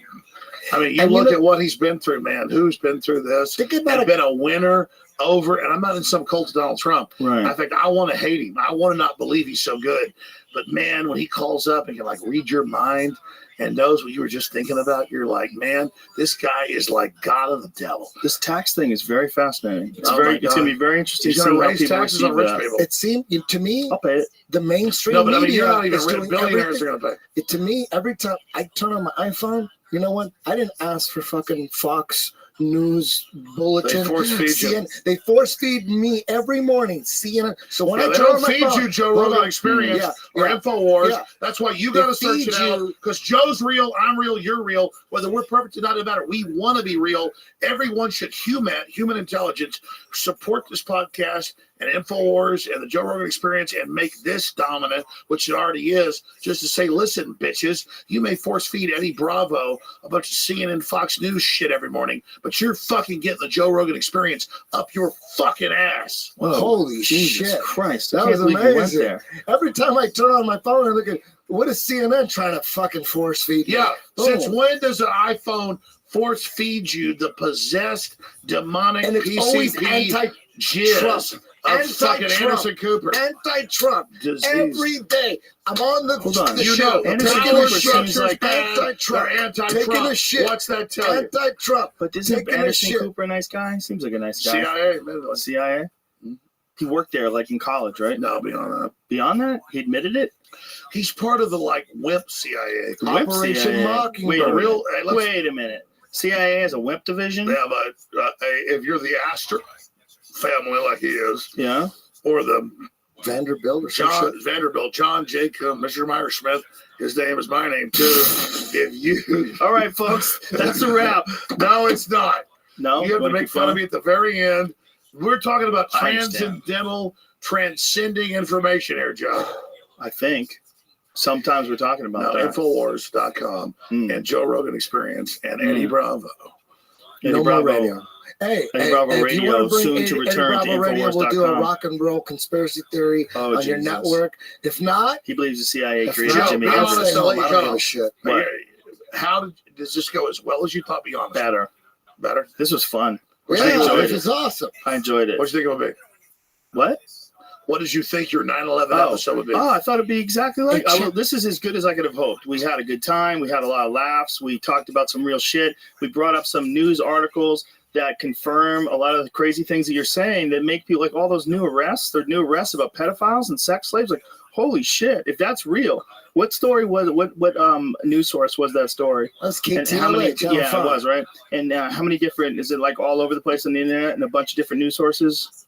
They're going after that one it. about the sex slaves and being released. This is Associated Press. Children. Yeah. So You it's know a what I'm sitting mainstream here, story. I'm sitting here thinking Trump is a major force, global force right now. Trump, and he talks to Alex Jones. Alex Jones talks to Joe Rogan, and I'm here because of Joe Rogan. I'm like, holy goddamn shit, we got some kind of lightning bolt going through the world right now with this Sure, but it's podcast. not like Joe's like, it's like all of us together. We're all there. It had to be like this for it to be like this. Every day before today, however it went down, had to be like this for this to happen. Well, Are you I want it to kidding? be better than 8 years before I come back. And Joe, next time you're in Austin, you got to come in studio. We got to do an interview. That story, that 474 stories, the rest was like many major news sites. It's crazy. Yeah, no, it's real. This is Yeah. a galactic thing going down right now, man. This Well, is huge. some interesting things are happening to people, and it's happening at an accelerated rate, and we're all part of it. Everybody listening to this, everybody talking to their friends, It's a everybody species-wide reading, awakening. everybody reading the internet, everybody watching documentaries, Yeah. everybody reading books, everybody understanding that we know more about how things work today than we ever have before, and it's weirder than we ever thought. And, It is. and Isn't and this discovery incredible? the crazy thing is when people are you're just not asleep and then awake. You're asleep and then you're partially awake. You know about you saw Zeitgeist for the first time. Oh, you're partially awake. You don't know about all this other stuff. So when you hear about all the other stuff, you still got that mentality where like that's bullshit. That's bullshit. People are partially awake.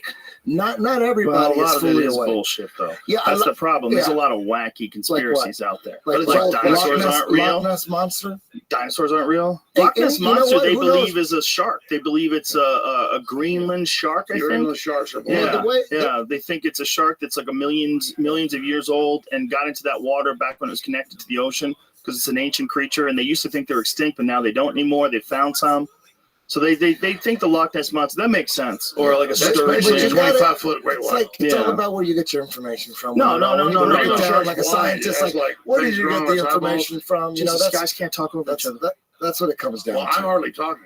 I know, but he's talking over Alex, you. you talk when too you're talking much. about Greenland sharks. Let's be in the arm. No, I want the don't full hit each One other. thing about Don't Alex hit each Jones is other. I Now, will like, say as this. we end the show, Yes. Eddie Bravo back. No. I'm gonna fuck you up Not with my left necessary. hand, and my left hand is my strongest. I do it. No. I want it. Okay. Because I'm South. Everybody, I you want guys are For those of you beautiful. that don't Thanks for know, listening in. Southpaw- Thanks for listening in. Thanks for tuning in to episode 911. Infowars.com. Eddie Bravo, Alex Jones, and Joe Rogan signing off.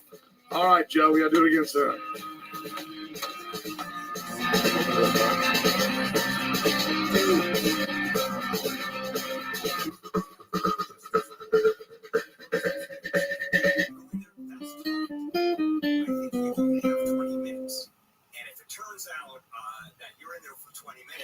Two, one, boom. And we're live. First of all, cheers, gentlemen. Let's have a little toast.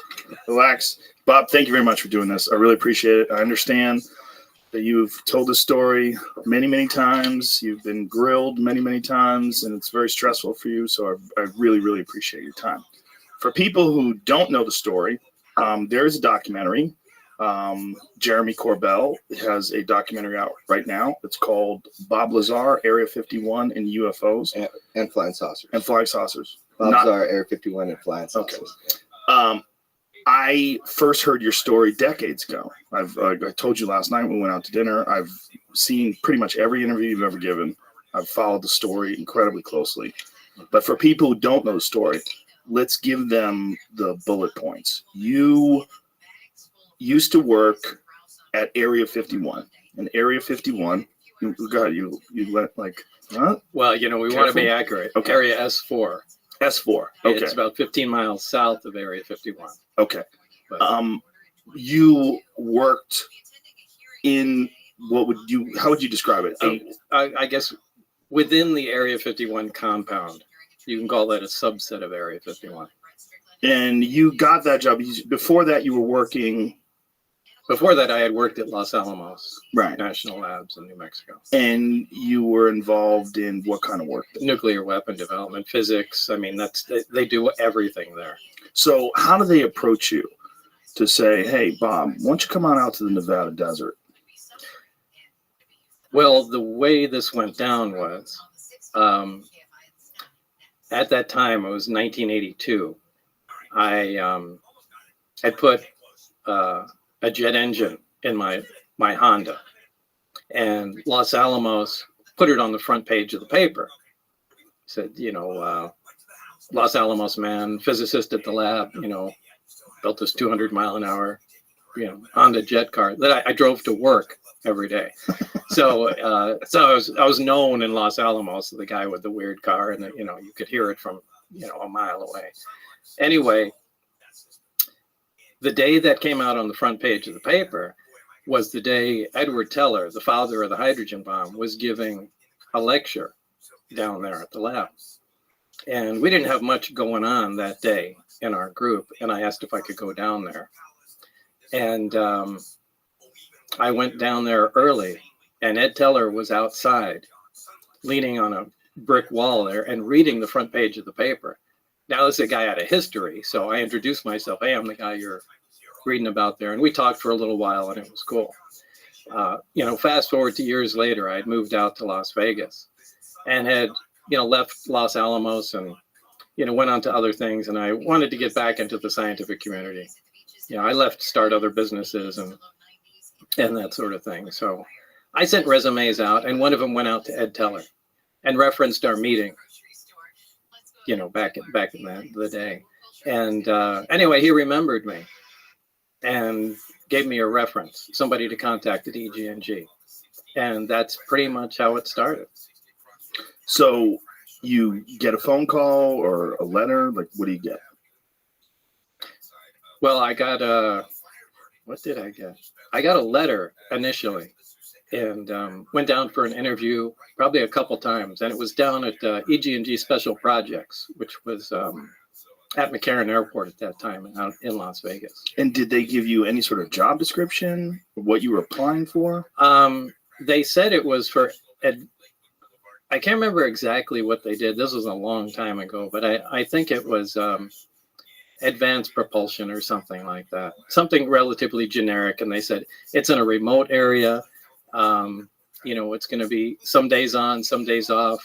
And, it was kind of not exactly a full-time job, but you might have to be out there for 2 weeks at a time and take 2 weeks off. So it was kind of the work schedule would be kind of broken up. And did this seem attractive to you, or did it seem weird? No, it really wasn't weird, because people that work at the test site, anybody that's familiar with the area up there, working at the nuclear test site or at the Tonopah test range north of there, that's typically how things go. So you had known about it from the scientific community? Because Area 51 at that time was No, they didn't say anything classified. about Area 51. Okay, so they just said it was in a remote location, and you just know it was up at the test site. Right. So, but there was no mention of Area 51 at that time. So they've done hundreds of nuclear tests in Nevada. That whole area there's giant chunks of Nevada that people. Yeah, there's a big piece of Nevada, and it's split up into different areas. There's a nuclear test site. There's Area 51. There's the Tonopah test range north of that. There's little sub areas. There's areas where they test chemical weapons and things like that. So it's all broken up as a gigantic test area. So take me back to first day on the job. You accept the job. They take you out there. Yeah, it's the first day, really, I didn't really get to see a whole lot. The first day was essentially just paperwork. That's when I flew into Area 51 proper. And I left McCarran Airport and flew what they call the Janet flights. Just, a passenger plane from Las Vegas to Area 51. And it was really just going through a mountain of paperwork that day, from security clearances to... it was like 2 or 3 hours of just solid paperwork. And that was really an uneventful first day. When did things get weird? When did you realize, at what point in time did you say, hey, this is not normal work? Like, this doesn't even seem like it's from this planet. That I can't tell you what day that occurred on because so much time has gone by. The days have kind of fused into one, and I can't separate the days. Was it a slow burn, or was there a moment of recognition? Well, the first inkling I had was when I came in. There's this facility that is at S4. It's in the side of a mountain, and normally we had pulled in with the bus and gone around the front through a normal double door. This time that I went in, there were hangar doors open. I went in through the hangar door, and in the hangar door was the disc, the flying saucer that I worked on. I saw it sitting there, and we walked by it. It had a little American flag stuck on the side, and I thought, oh my God, this finally explains all the flying saucer stories. This is just an advanced fighter, and this is fucking hilarious. Right. So I went by, I slid my hand alongside it. I got reprimanded immediately for touching the thing. And there was a guy, an armed guard, that followed us in and just said, keep your eyes forward and your hands at your side and just walk in the door. So that was the first time I had seen anything that was weird. It was sometime later that I was introduced to my my lab partner, Barry. And we had some of the subcomponents of the craft in the lab. And Barry was very anxious to get a new lab partner. So he was very talkative and couldn't wait to show me different things. And it was in the demonstration of the reactor working where it caught my attention to where this is technology that doesn't even exist. So, I mean, that was the first time I knew that this is really something different. What was it? What was it? What was it about this reactor that made you think that it didn't exist technologically? Well, it was I actually have to back up because there were some briefings that I read before that certainly gave me the impression that this was going to be a weird job, but this was the first hands-on thing. This was a small reactor about the size of a hemisphere, about the size of a basketball on a metal plate. And when it was running, it produced a gravitational field of its own. Now, this is something that we can't do. We can't produce any gravity. The only way we get gravity is from large quantities of mass.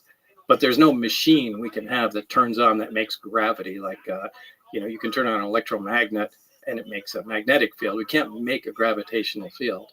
Anyway, this device was producing that. And Barry said, almost like he was bragging, go ahead, try and touch the sphere. And I couldn't. It pushed my hands away, just like two like poles of a magnet. So that was so like when you take two magnets and you try to press them together and they push against each other. Yeah, that kind of cushion feeling, but you can't get them together. The closer you put them, the more they push. But and you felt that physically with my hand. Yeah. Now there's nothing that does that, and that immediately caught my attention. Going, wow, this is something else. What was your thought? Like when you felt that and you knew that there was nothing that you were aware of that could produce then this? that connected me to the briefings that I read on the first day at S4 was that, everything that I had read was apparently accurate. What were you reading? It was kind of an overview. This project was to back engineer the alien craft. And specifically, it was to try and back engineer and see if we can duplicate the technology with available materials. Now, to do this, they split the project into, many different pieces for several reasons. They do this on all classified projects, so nobody has the complete story, but they compartmentalize everything. And we had the power and propulsion system. So what the briefings they gave me were like a 1 or 2 page overview of some of the other projects that were going on, on the craft. The only reason they do that is just in case what you're working on is connected intimately in some way that we don't know of to one of the other projects. You have to know their, their existence. So, again, they have everything from metallurgy to, weapon potential of the craft. And these were all, essentially very short briefings, but mine was just power and propulsion. And it made it very clear that what I read was accurate. So when you're reading that, before you actually saw the reactor, what were your thoughts on what they were describing? If you knew that something like that didn't exist, and they're describing it in the briefings, what did you think you were going to see? I didn't know at the time. I mean, I was reading, I thought, is this some kind of test? See if you're crazy? Well, not to see if I'm crazy, to, a lot of times they'll take in real high security jobs. I mean, they'll intentionally insert nonsense into them, whether it's to confuse the fact or if for someone was to leak it out, they would carry that information along and know where it came from. So I read through the documents, but, I didn't know if this was, part of some kind of test or, or what, or was it potentially realistic? I mean, I really didn't consider it being all that possible as far as being the actual thing that I was going to work on at the time. How did they turn it on? The reactor? Yeah. The reactor can be turned on or turned off in a lot of different ways. The way Barry showed me it, the hemisphere is removed. There's a small tower in the middle. When you put the hemisphere on, the reactor activates. The reactor shuts down. It's load sensing. So if there's no load on the reactor at all, it shuts down. When there's a load present on it, it starts up again. Load meaning? You can consider it an electrical load. So although it doesn't necessarily operate electrically, there's no wiring that connects any of the subcomponents together whatsoever. They just have to be in the immediate vicinity. The stuff is borderline magic. And that's essentially where we left it, when I left the project. So there was no progress made? There was some progress. I mean, we did identify, at least we think, some processes and had a rough idea, we think, of what was going on. But I think this is a problem that they've had for a long time. And, I was replacing somebody that Barry worked with prior to me. And I think there was some horrific accident that I didn't have a whole lot of information on, but, Barry alluded to that. A horrific accident, like where someone died, or? Yeah, where somebody died. Because they were trying to tamper with things or figure out how something worked? Yeah, the reactor in particular. But yet he let you touch it. Yeah, I think what they were trying to do was cut into one. Oh, now Jesus. they had more than one there, and that was supposedly there was an unannounced nuclear test, and that's what it was. At the time, remember, they were still doing underground nuclear tests at the test site. But from what I understand, according to Barry, there was an attempt made. Now, this must have been a pretty desperate attempt because it's not a very scientific process to analyze something that way. But it looked like they used a plasma cutter or something like that to cut into an operating reactor. How many of these things did they have? They had nine craft altogether. I only got hands-on with one of them, so I can't really say what how the others operated. Did you see the other ones? Yeah, at one time, and only one time, the bay doors that between the hangars were all open, and I could see all the way through. And were they all exactly the same? No, they were all different. Different shapes? Yeah. But they were all from somewhere else? Yeah, absolutely. Now, did anyone make any attempt to explain or to tell you where they came from? No one is the least bit interested in letting everybody know all the facts. They want to give you the minimum information that's necessary to complete your task. So you're not getting the story of where they came from. You're not getting the story of how much progress other people are making. You just focus on the small component. But they gave you some indication that they've been working on these for a while? Yeah. When do you think they acquired these? I really couldn't say. I think they've been around for a while. So they bring you into this room. You see this reactor working. You realize this is nothing that, as far as like the scientific community at current time, has the ability to create. We still don't. What is your life like from that moment on? Is that where everything changes? Because I would imagine the moment you actually make contact with something that's extraterrestrial, whether it's an object or a being, something where you can actually absolutely be certain it's not from here, your whole paradigm, the whole world you live in, is now a different place. Well, this is the only time it became exciting. You know, the rest of the time it was really an ominous feeling being at work. But at that time, it was exciting. I mean, now I knew we were on the absolute beyond the cutting edge of science. And I was so absolutely excited to be there every single time I was. You know, this was a fantastic opportunity. And however, in short order, it began to concern me. We really have no idea what we're talking about. And the excitement kind of turned to dread at some point, because the amount of power we're dealing with is astronomical. I mean, to affect gravity, to produce the effects like this equipment does, takes huge amounts of power. And I've given the example before of, you know, taking a small portable nuclear reactor and, you know, putting it back into Victorian times, you know, with the scientists of the time, and just dropping it in a room. They come and look at it and see that it's producing power and wonder how it works. So they start taking it apart. And as soon as they get some of the shielding off, the people are going to drop dead because of the radiation inside. Now, the people have no idea that radiation even exists back then. But anybody that comes in to check on them will also drop dead. And, you know, there's no reason that exact scenario couldn't happen with what we're dealing with. We have no idea how the physics operate within this thing. The power levels are, like I said, astronomical. Like, it's incredibly dangerous to tinker with something like that. And, you know, in some respects, we were guinea pigs, just try to find out how to make this thing. So they had a series, as far as you surmised, they had a series of different scientists try to back engineer this thing, try to figure out what this thing was, and they would bring in new people and like, let's throw Bob at it. Yeah, yeah. And I don't know how many, but I knew there was certainly one before me, and I knew he died during the analysis of the reactor itself.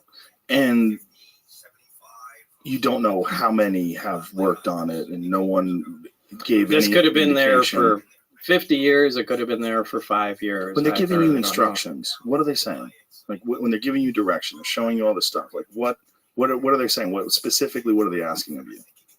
Well, essentially what they ask is what I said. We are just to gather as much information as possible, find out how it operates, and see if we can duplicate it. So, but they never told you where it was from. They never let you ask questions about where it's from. Well, if the information I read in the briefings was accurate, now what I do have to say is the information that pertained directly to the reactor was accurate. What I read did jive with reality. In terms of how? In terms of how it was made, what we saw, how it operated, the materials, how it, you know, turned on, and what was discovered about it. I'm sorry, the migraine is really making it hard for me to think here. Sorry, no, we talked that before the podcast. You tell everybody Bob is getting a migraine. I know you're very stressed out by this, which is one of the reasons why I appreciate you doing this. Where was I already? We're talking about right, the way you explained it. And so there was some paperwork that indicated that this was from the Zeta Reticuli star system. Now, how they obtained that, I haven't the slightest idea. But it wasn't just from the Zeta Reticuli star system. It was what they called ZR3. So it was a third planet in that star system. So there was no other information about it other than that's supposedly where the craft came from. Now, is that true? I don't know. I have no way of verifying that, but that was printed in the same materials that referenced the reactor. Now, I looked that stuff up when I went home, and Zeta Reticuli is a binary star, two stars that orbit one another, and it's only visible in the southern hemisphere, and it's about 30 some odd light years away. So that's literally all the information I have about that. I don't know how they found out it came from there. And you also probably have some suspicions that they give you some disinformation like you were talking about before. Where they would, if you ever decided to talk about this, they added a bunch of nonsense to make whatever is factual look ridiculous.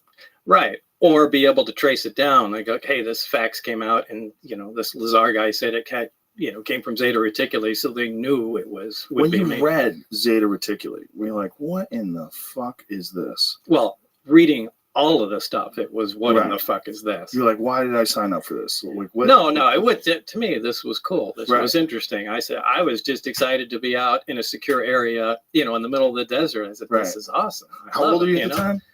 I was in my 20s.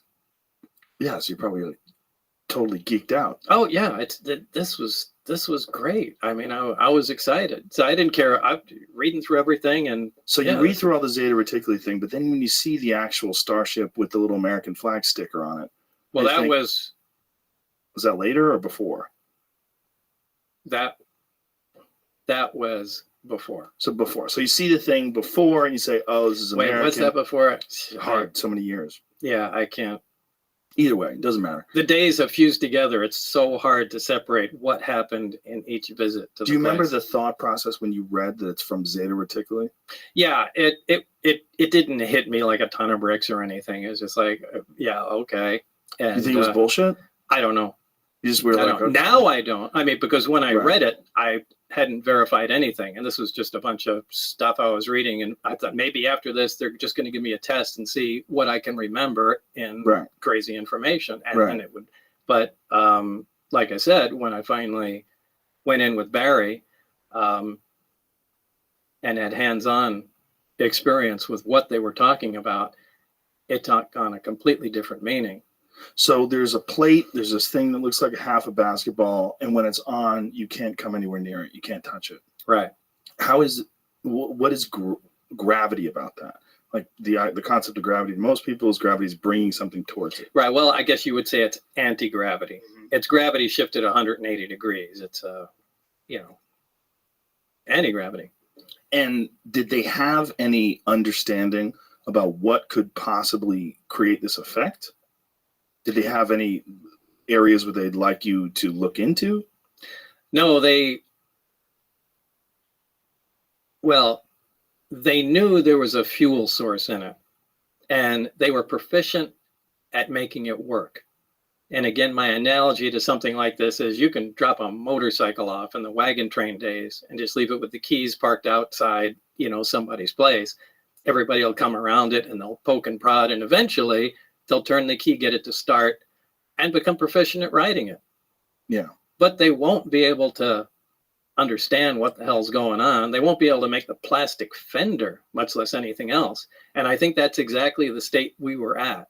We played around with the parts long enough before I got there where they could make the reactor operate, take the fuel out, and know that it makes it work. How exactly what was going on in the reactor remained a mystery at the time. I think we made some progress on what was going on inside, but I don't think anybody really knew anything. They could just watch what was going on and make note of it. How long were you there? I'd say about 6 months or so. And what progress was made while you were there? Well, we came up with a bunch of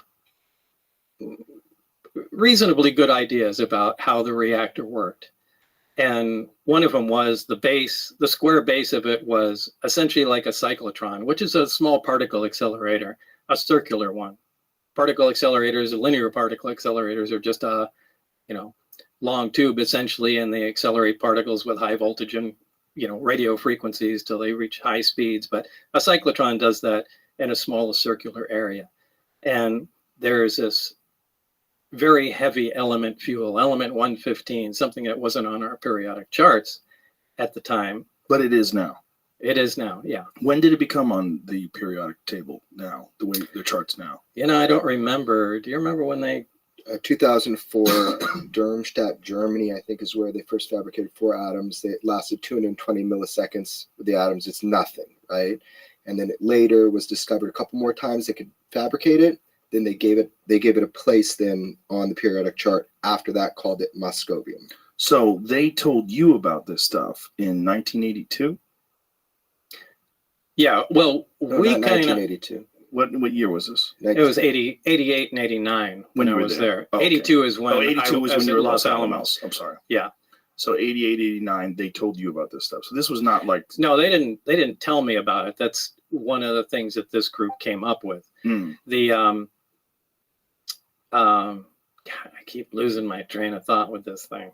So this one area, this element 115 was the fuel. Yeah, it was the fuel.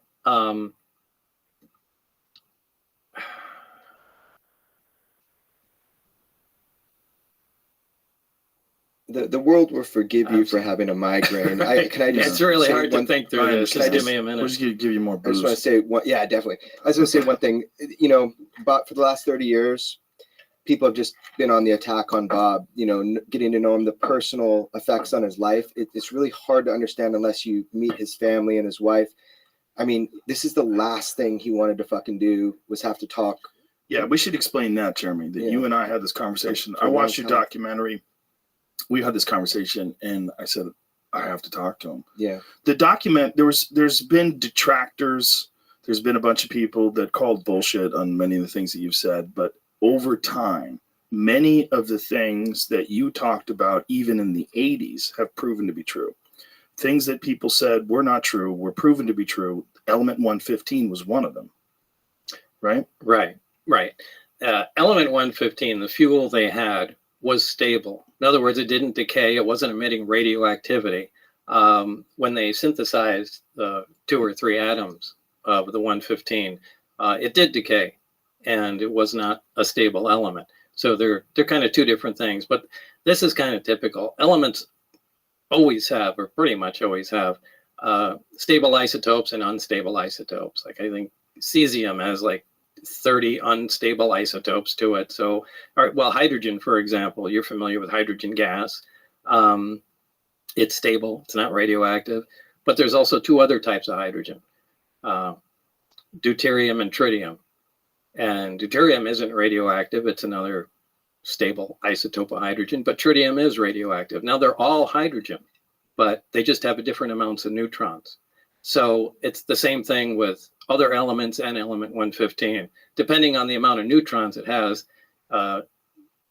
designates the isotope, but it's 115. They will continue to take or experiment and try and make 115 at different isotopes, and I'm sure eventually they'll come up with a stable version, but it's the stable version that has the properties that we're talking about. So they somehow or another had acquired a stable version. Did they say that the stable version had come with this craft? Yeah, it absolutely came with the craft, yeah. So at the time, you having a firm knowledge of the periodic chart and knowing what was real and what wasn't real, what was your reaction to having this stable element 115 that wasn't even supposed to exist? Well, everything was impossible. Right. I mean, down to the metal. I did get a chance to look inside the craft on only one occasion. And this was important because where the reactor sat might have been critical to how it operated, since everything operates without any interconnection. So the placement of components might be critical. So they allowed me to go inside and look at it. Again, I forgot where the hell I am. So you're going into this craft, and what are you thinking when you're inside of it? Like, what are you seeing? It's a very ominous feeling because there are no, first of all, everything is one color. It's like a dark pewter color, and there are no right angles anywhere. It's as if somebody took, I've said this before, somebody took a model and fashioned it out of wax and then heated it just for a short time so everything melted. Everything looks like it's fused together. Everything has a radius of curvature where 2 items meet. It's a really weird looking thing, but there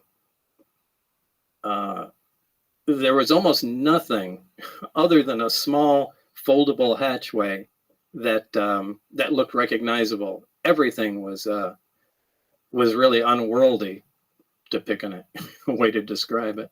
So you get inside this thing, and it's designed for something that's much smaller than a human being. Yeah, you can't really stand up till you get to the very center of it. And how tall are you?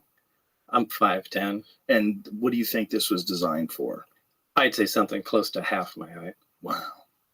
So these little 3-foot tallish creatures. Yeah, and the seats were small too. I mean, obviously it was made, for something small. But there was no Like there's nothing else in there. There's just seats, the reactor, and some of the subcomponents. There's no control panels. There's no bathroom. There's no decorative components or artwork or anything that you would recognize or trim. I mean, it's just a very bare bones thing. You're not seeing any screens. Well, there are archways around it that are part of the superstructure, and that one of the archways can become transparent. When I was in there, there was another group working on one of the archways, and you could call that a screen, more or less. So through that archway, it would maintain the solidity, the solid, whatever metal it was. Yeah. But you could see it through just became transparent. Yeah. I saw that happen once or twice before I left. Did you ask any questions about what the fuck? No, there's no asking questions. There's no asking questions. No. But when you watch something become transparent and you realize it's still there, but you can now see through it. Yeah, I mean, now that's not that impressive. We do have some liquid crystal materials that are like that. You know, they have smart glass. Yeah, they call it smart glass. So this is just, and I don't know if the craft is made of, you know, an advanced metal or a ceramic. It was cold to the touch. So, you know, I would lean more towards a metal. You're not allowed to ask questions. No, they work on the buddy system. So I can only exchange ideas and talk to Barry. Now, this really interferes with science because science is based on free discussion. And ideally, you get a bunch of guys together, exchange ideas, work on problems, and that's how things move forward. But they're so over the top concerned about security, they split everything off and everybody becomes stagnant. It just destroys any of the progress you can make, or at least makes it go so slow. I think they wind up shooting themselves in the foot. Which is probably why they arrived at this bottleneck that they need to get this madman with a jet-powered Honda come in and see what he could do. I think that was an act of desperation. I think they wanted someone that thinks out of the box and let's just give this guy a try here, because they weren't, and they might have done this 4 more times since, you know, up to the point in time today, assuming they're still working on this thing. And when you see this craft and you're inside, was there any indication that there was an area that they would use to control it, to pilot? Was there a pilot seat? There were 3 seats. They sat around, the reactor was in the dead center of it, and then equidistant around there were 3 seats. So that's all.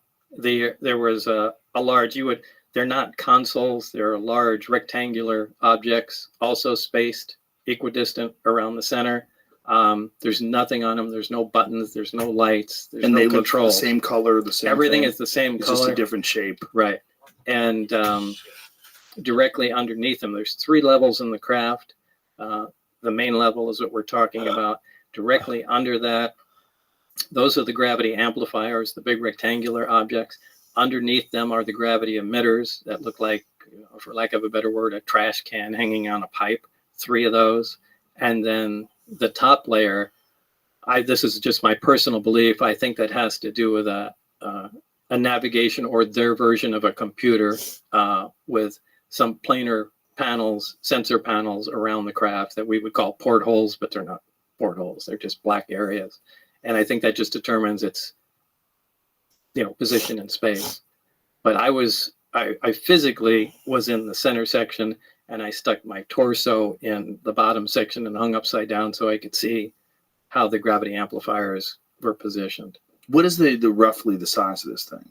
It's I don't remember from being there, but after all this stuff was over, I had John Andrews, a guy from the Testers Model Corporation, and you know, we sat down and tried to figure out from what I saw and known sizes of things, and we came up with 52 feet in diameter. And So I think that's fairly small. Yeah, so I think that's a reasonable guess. Now you said there's 9 of them, and you got a brief glimpse at the other ones. How were they different? Oh, they looked completely different. One looked like I called it Jello mold, and it looked like a classic Jello mold with the rippled sides to it. One was a very flat disc, you know, like a I don't know, like a straw hat or something like that. That was sitting up on its edge, and the thin part of it it looked like a projectile had been fired through the edge of it. So I don't know if they were attempting to see if the metal could be penetrated, or if that's where the thing came from. Maybe it was shot down. But that was the only one where I saw there was, actual physical damage to it. And that one was roughly the same size? They were kind of too far away to tell. And there was several teams that were working on the propulsion system, so there was different teams that were working on these different aircrafts? I don't know. I could only assume. Right. Now, when you're sitting in this thing and you're looking at this otherworldly craft, your goal is to try to figure out how this thing functions. Your goal is to try to figure out how this reactor, it would imagine they would give you more time than just one day to check that out. Oh, it wasn't one day. Right. Yeah, Barry was there. I think Barry was sleeping there. I'm sure they had, that isn't weird. Up at the Tonopah test range where they work on stealth fighters, you go, I think, 3 weeks on, 1 week off, and you stay up there too. So it's not weird to stay up at the test site. Right. So, yeah, I think he pretty much, and he acted like he's been up there for a long time. Yeah. But he's still there. Yeah. Who knows? Do you have contact with this guy? No. Oh no. I wish I did. I kind of thought he was going to come out after I did. Right. And I think I took so much flack and it's so much shit for what went on. I think actually I wound up helping security there, and everybody became afraid of, doing or saying anything after that. So what kind of reports did you have to give? So you're not making much progress, right? You're just trying to figure out what this thing is, and it seems impossible. Well, we didn't personally make them. We were always, there was never a lot of information that we gained. The guy, you would call him our supervisor, his name was Dennis Mariani, and kind of a military looking guy. And he would routinely pop in, during the day and, hey, what's going on, guys? And he would essentially relay any information, anything new we came up with. He was our go-between, where we presented him the information, and then he took it to wherever they were, assembling all the data from everybody. Now, I assume you're working normal days, like an 8-hour day? No, it was really weird that I would be only called in on certain times and certain days, and they would be weird hours too. Most of the time was later in the evening. I can get a call at 11 o'clock at night, and they'll say, it's now 11 o'clock. By 11:45, you need to be at the McCarran terminal, and we'll let you know when we have more information. But what did you do while you were there? If you're looking at this object, this reactor, and you can't figure out what it is or how it works, other than the fact that it works on this element that we don't even know about. Sure. The thing was what you do with anything. If you're trying to analyze it, all you can do is perform tests. And all we did is try and come up with every kind of test we possibly could. We tested, it violated a lot of what we thought was impossible to violate. One of the first laws of thermodynamics, essentially any machine, any device that operates always makes extra heat. Nothing works at 100% efficient. Even the headphones you're wearing, anything that takes power, some of that power is going to be converted to heat, and it's just wasted. This didn't. We looked at, back then we had infrared cameras. They're different today, but back then you had to pour liquid nitrogen into the camera to cool the sensor down and get these infrared images you've seen. But it never got, no matter what the load was on the reactor, it never got above the ambient temperature, which is impossible. You're, pulling out huge amounts of power and nothing ever gets warm. We tried measuring magnetic fields and there was nothing there. So we started playing around with the emission from the emitters, the gravity wave itself, and saw what we could do with it and how it was focused. So we really spent all our time just trying to see what the stuff can do and what we can control. So you were seeing what it could do, but you couldn't ever figure out how it was doing it. No, not really. I mean, we really could only use or come up with a best guess. Now, I can't say we really that I could absolutely state for certainty how anything actually worked. Now, how did you know at all how they were piloting it? Because they were doing some tests where they were having these things fly around in the sky, and this is what gets us deeper into your story. Right. I was out there for one test. Right. In fact, I was with Barry in the lab, and Dennis came in and said, "We're about to run a test. Why don't you guys come out?" Or I think he said, "Barry, why don't you come out here and bring Bob with you?" We went out there, and the craft was already outside the hangar and was just preparing to lift off. Now, they were in communication with somebody in the craft. So there was a person in the craft? Yeah, there was certainly a person in there. Now, it's not a comfortable place to be in because it's small. So the guy has to be sitting on the floor in the middle, my best guess. And this is the same specific craft that you worked on, because that was the only craft that you were in. The only one that I touched and worked on. And it quietly lifted off the ground, which was incredibly impressive to see. Quietly or silently? Well, quietly, because it produced a little corona discharge from the bottom. A corona discharge is kind of a high voltage brush, little bluish glow discharge. As it was lifting off the ground, you can hear a slight hiss sound. Now, as soon as it cleared the ground by about 5 or 10 feet, maybe even less than that, the hissing stopped and the blue glow disappeared. So it lifted off quietly, and then it hovered silently, if you want to be specific. Wow. So then what kind of maneuvers was it doing? It took off, for that particular time, it took off, moved a little around to the left and right, and then sat back down.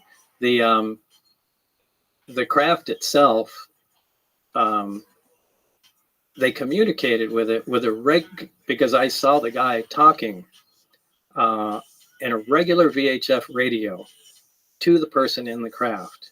And I even saw the frequency that was on the frequency counter of the communication, the transceiver there. But what's weird is he shouldn't be able to communicate with the craft with a radio. The radio wave should bend around the craft. I mean, it shouldn't be possible. Every single thing about the craft and the way they operated didn't make any sense to us. I mean, that's something we talked about for a while after. Why should the frequency bend around the craft? Well, you really have to look at the way the gravity wave comes out of the craft. There's the reactor's in the center, and there's a waveguide that goes up to the top. There's actually a small appendage that sticks out of the top of the craft, and it produces a heart-shaped gravitational distortion around the craft. Now, if the craft is sitting in the air and you walk underneath it and look up, you actually cannot see the craft. The light bends around it. You're bending gravity, bends light. It bends radio waves. It shouldn't be possible to communicate with a craft that has an envelope around it that's distorting all forms of energy. But they were apparently in contact with it. Somehow or another, through some unexplained way that they didn't bother explaining to you. Mm-hmm. So this thing gets up, it just does some very simple maneuvers, left, right, goes down.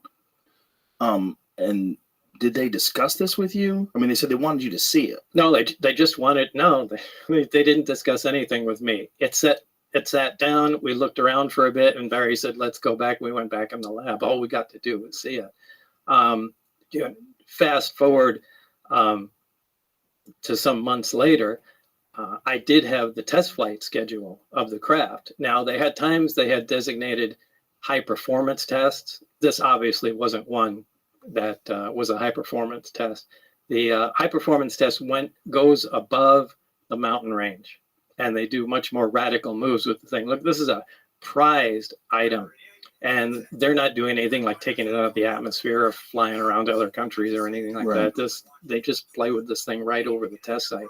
but they were doing some radical moves with it. And since I had the test flight schedule, statistically,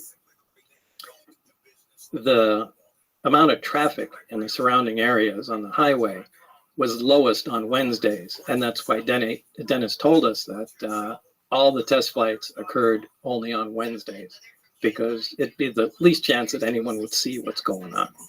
And this was before the government had expanded the forbidden territory around Area 51 and Papoose Lake and all that stuff, right?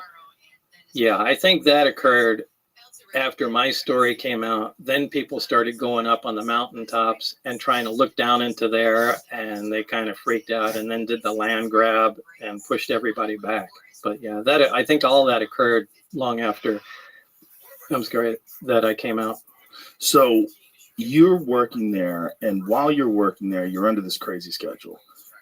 Forgive me for explaining your story, but you would get these phone calls. You would have to go to the airport at 11 p.m. and your wife started thinking that you were having an affair. Yeah, apparently so. Now I did give my permission to have, as part of the, security clearance process. I gave written permission to have the phones monitored and things of that sort. So they weren't doing any covert stuff. They, with any Q clearance, which is civilian top secret clearance or military top secret clearance, they go talk to friends and, places you've been, make sure you're not connected to foreign countries. But, monitoring your phone is nothing unusual.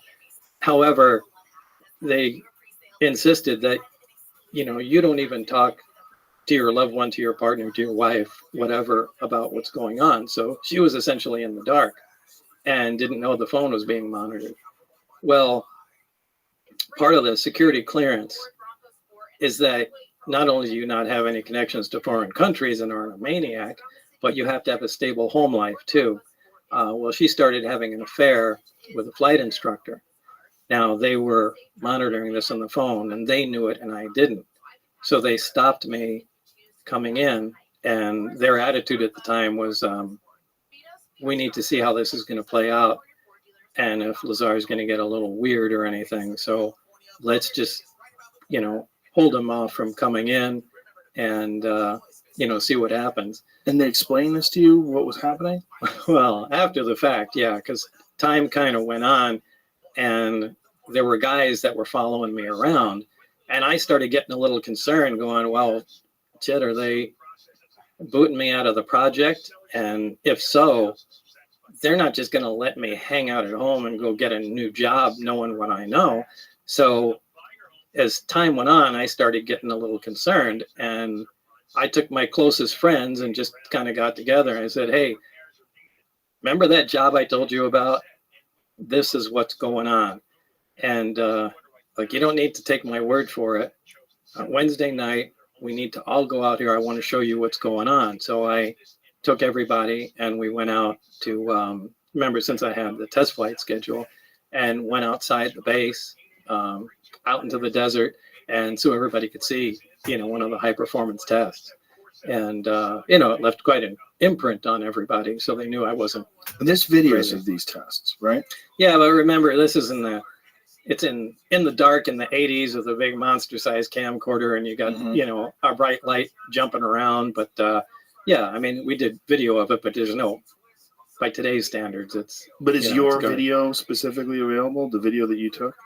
Yeah, well, George Knapp has it. Is it online? Do you know? I have no idea. Jeremy? Yeah, I show clips of it in my film. It's online, and someone did a deep analysis of it. It was interesting to take a look at how. Hold this microphone up to your face. Give about a fist from your face. All right. To see how his video looks now, but as far as video evidence, I mean, we are talking 80s camcorders. The most important thing is the human story here. Everybody that he took up there on 3 separate occasions, they don't all like each other. They don't all talk. They all agree on one thing. They saw something that night at the exact point in time and space that Bob Lazar said. And remember, this is 17 miles south of Area 51. No one even knew really about Area 51. We're talking Papoose Lake, and they all agree. They saw something that night they had never seen before, and they've never seen since, right when he said it. So that's one of the 6 things where I'm like, How did he know? You can dismiss them. I tried to dismiss it, but some things we can't get around, and there's about 5 or 6 of them. How did he know about those? If Jamie wants to find that video right now, what would he look under?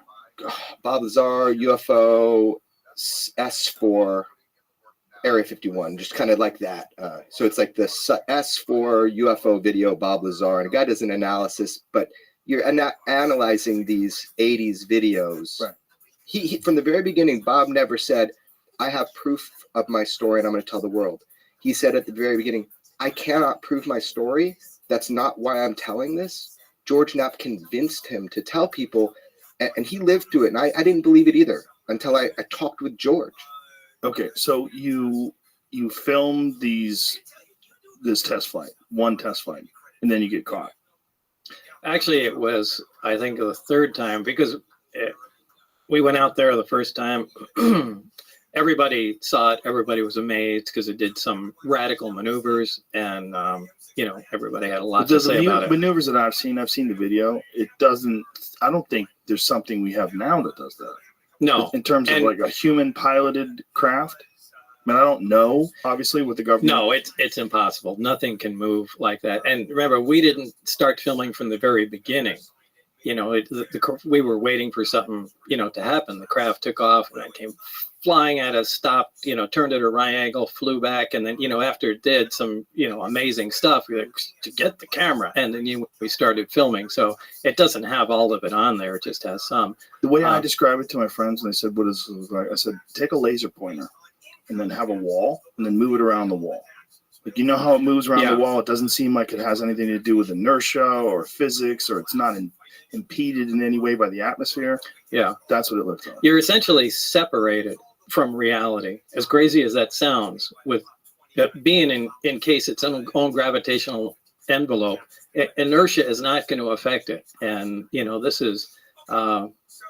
this is how some of those recent sightings of Commander David Fravor, I'm sure you've heard of the Tic Tac UFO. I mean, he describes exactly the thing operates exactly the way I was describing. That's why he was interested to talk to me. But we saw this, and on the way home, it's like, hey, we got away with it. We should try it again the next test flight day.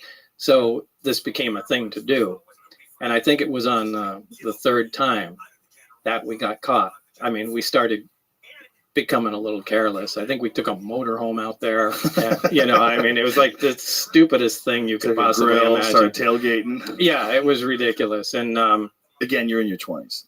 Yeah. And, what was funny was we went out there, and my friend Gene Huff and I were leaning on the front of a vehicle. And just for some reason, we just started talking shit. Like, well, I hope they realize that I don't remember what we were saying, but that it's something about attacking the base or something along those lines and stealing the craft or something like that. So crazy. And then about 20 feet in front of us, we see a little green light fall on the ground and roll to us. And unbeknownst to us, now it's pitch black, you can't see your hand in front of your face. There were a bunch of guards standing right out there, and they had a night vision scope where they were like from here to the wall looking at us, listening to us, and the guy dropped it and the scope rolled over to us and you could see the green screen. We turned the lights on and all these guys were there. So it was whoa. Yeah. So we did incredibly stupid stuff and got caught, as we should have. So when they catch you and they bring you in, then what happens? Well, I went in for debriefing. The following day, I went to Indian Springs Air Force Base, which is kind of a defunct base that they used to use at the nuclear test site. And this is when they brought out the transcript of the phone call with my wife. And, they sat me down and we said, when we meant to keep the secret, we meant you can't tell your friends, right? And it just being sarcastic and trying to, and then they got real serious. But this is where they, took the transcript out and were reading me what my wife and, her friend were talking about. And it was a hard time. So what happens from there? What do they do with you? Why don't they arrest you? I don't know. I don't know why I'm not sure exactly they knew what to do, but they did let me go that night, and I went home. And this is kind of when the most stressful part started. Because you're realizing you're being monitored. Yeah, now 24/7. now I know not only am I being monitored, but now I know I'm in trouble. And it wasn't a short time after that I contacted, at that time, the only investigative reporter I had heard of in Las Vegas was George Knapp. And, told him some of the story because I had no idea what the hell was going to happen at that point. So George Knapp tries to dissect your story, tries to find holes in it, tells it, puts it online, and makes everybody aware of it. And that's how I found out about it. Yeah, to make a long story short. What happens? Yeah, to really make a long story short. What happens from there on? I mean, do they contact you and say, "Hey, Bob, it's probably a good idea if you shut up"? Oh, Did they try to label you as crazy? Was there? There were a lot of things that happened, between that point. I'm leaving out a lot of stuff to fill in the story. We'd have to go back to Los Alamos and well, I really don't want to talk about that. The top secret weapons stuff that you were working on. No, I'm talking about the 115. Mm-hmm. Well, I don't know. I have to think about how I. What is the problem with this? I don't want to get myself into more trouble by admitting something. So I just have to dance around a couple. He was rated just during the filming of the movie. People thought it was the movie's great, by the way. Thanks, Joe. And it's on Netflix right now. If anybody wants to check it out, and if you're one of those people like me, who I've always loved the idea of UFOs. I became extremely weary talking to people who are UFO believers and UFO fanatics because there's so many of them that are full of shit. And not just full of shit, they're childishly delirious. Like the way they talk about things. I mean, there's so many people that I'm in contact. They reach me in the night and they explain to me what we're doing to the ocean is wrong. And okay. This is one of the reasons I didn't want to do the show. I'm sure. It's no joke. We've had people literally camp out on our front lawn, and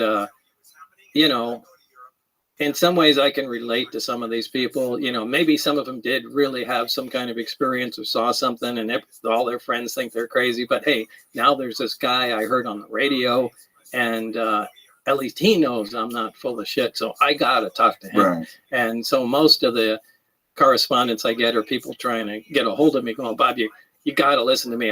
I'm coming to talk to you. I'm driving from Oklahoma or whatever." And but some of them are just fucking batshit crazy, and they're frightening. There's a lot of schizophrenics that are involved in the conspiracy world. There's a lot of people that have real issues. Joe, it would be a disservice to your audience to not say that we have to look at what's going on now and understand. I've heard on your show a bunch of stuff about what's going on now, and to not really understand what's going on now, you can't see Bob's story in the correct light after 30 years. And at some point we should just touch upon that. The biggest being that things like the Tic Tac UFO case that came out, I've heard people even on the show say, "Oh, there's a glitch in the radar."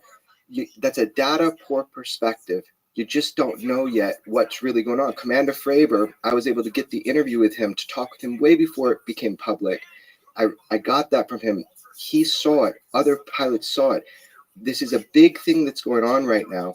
They had more sightings on the East Coast recently. Cubes with spherical ores. These are not aerodynamic, and these are the people we trust to defend us on 9/11. Commander Fravor protected Los Angeles on 9/11. So we trust them, but they're not trained observers. Radar, individuals see these things, and the big one, just to throw down so we can consider a story a little differently, there's more depth to it. The big one is the United States government has admitted that they have been continuously studying the UFO phenomenon. That program was called ATIP, was called OSAP. That's the mother program. George Knapp got that out. They announced through the New York Times about ATIP, but OSAP, these acronyms, OSAP, Advanced Aerospace Weapon Systems Applications Program. Who cares?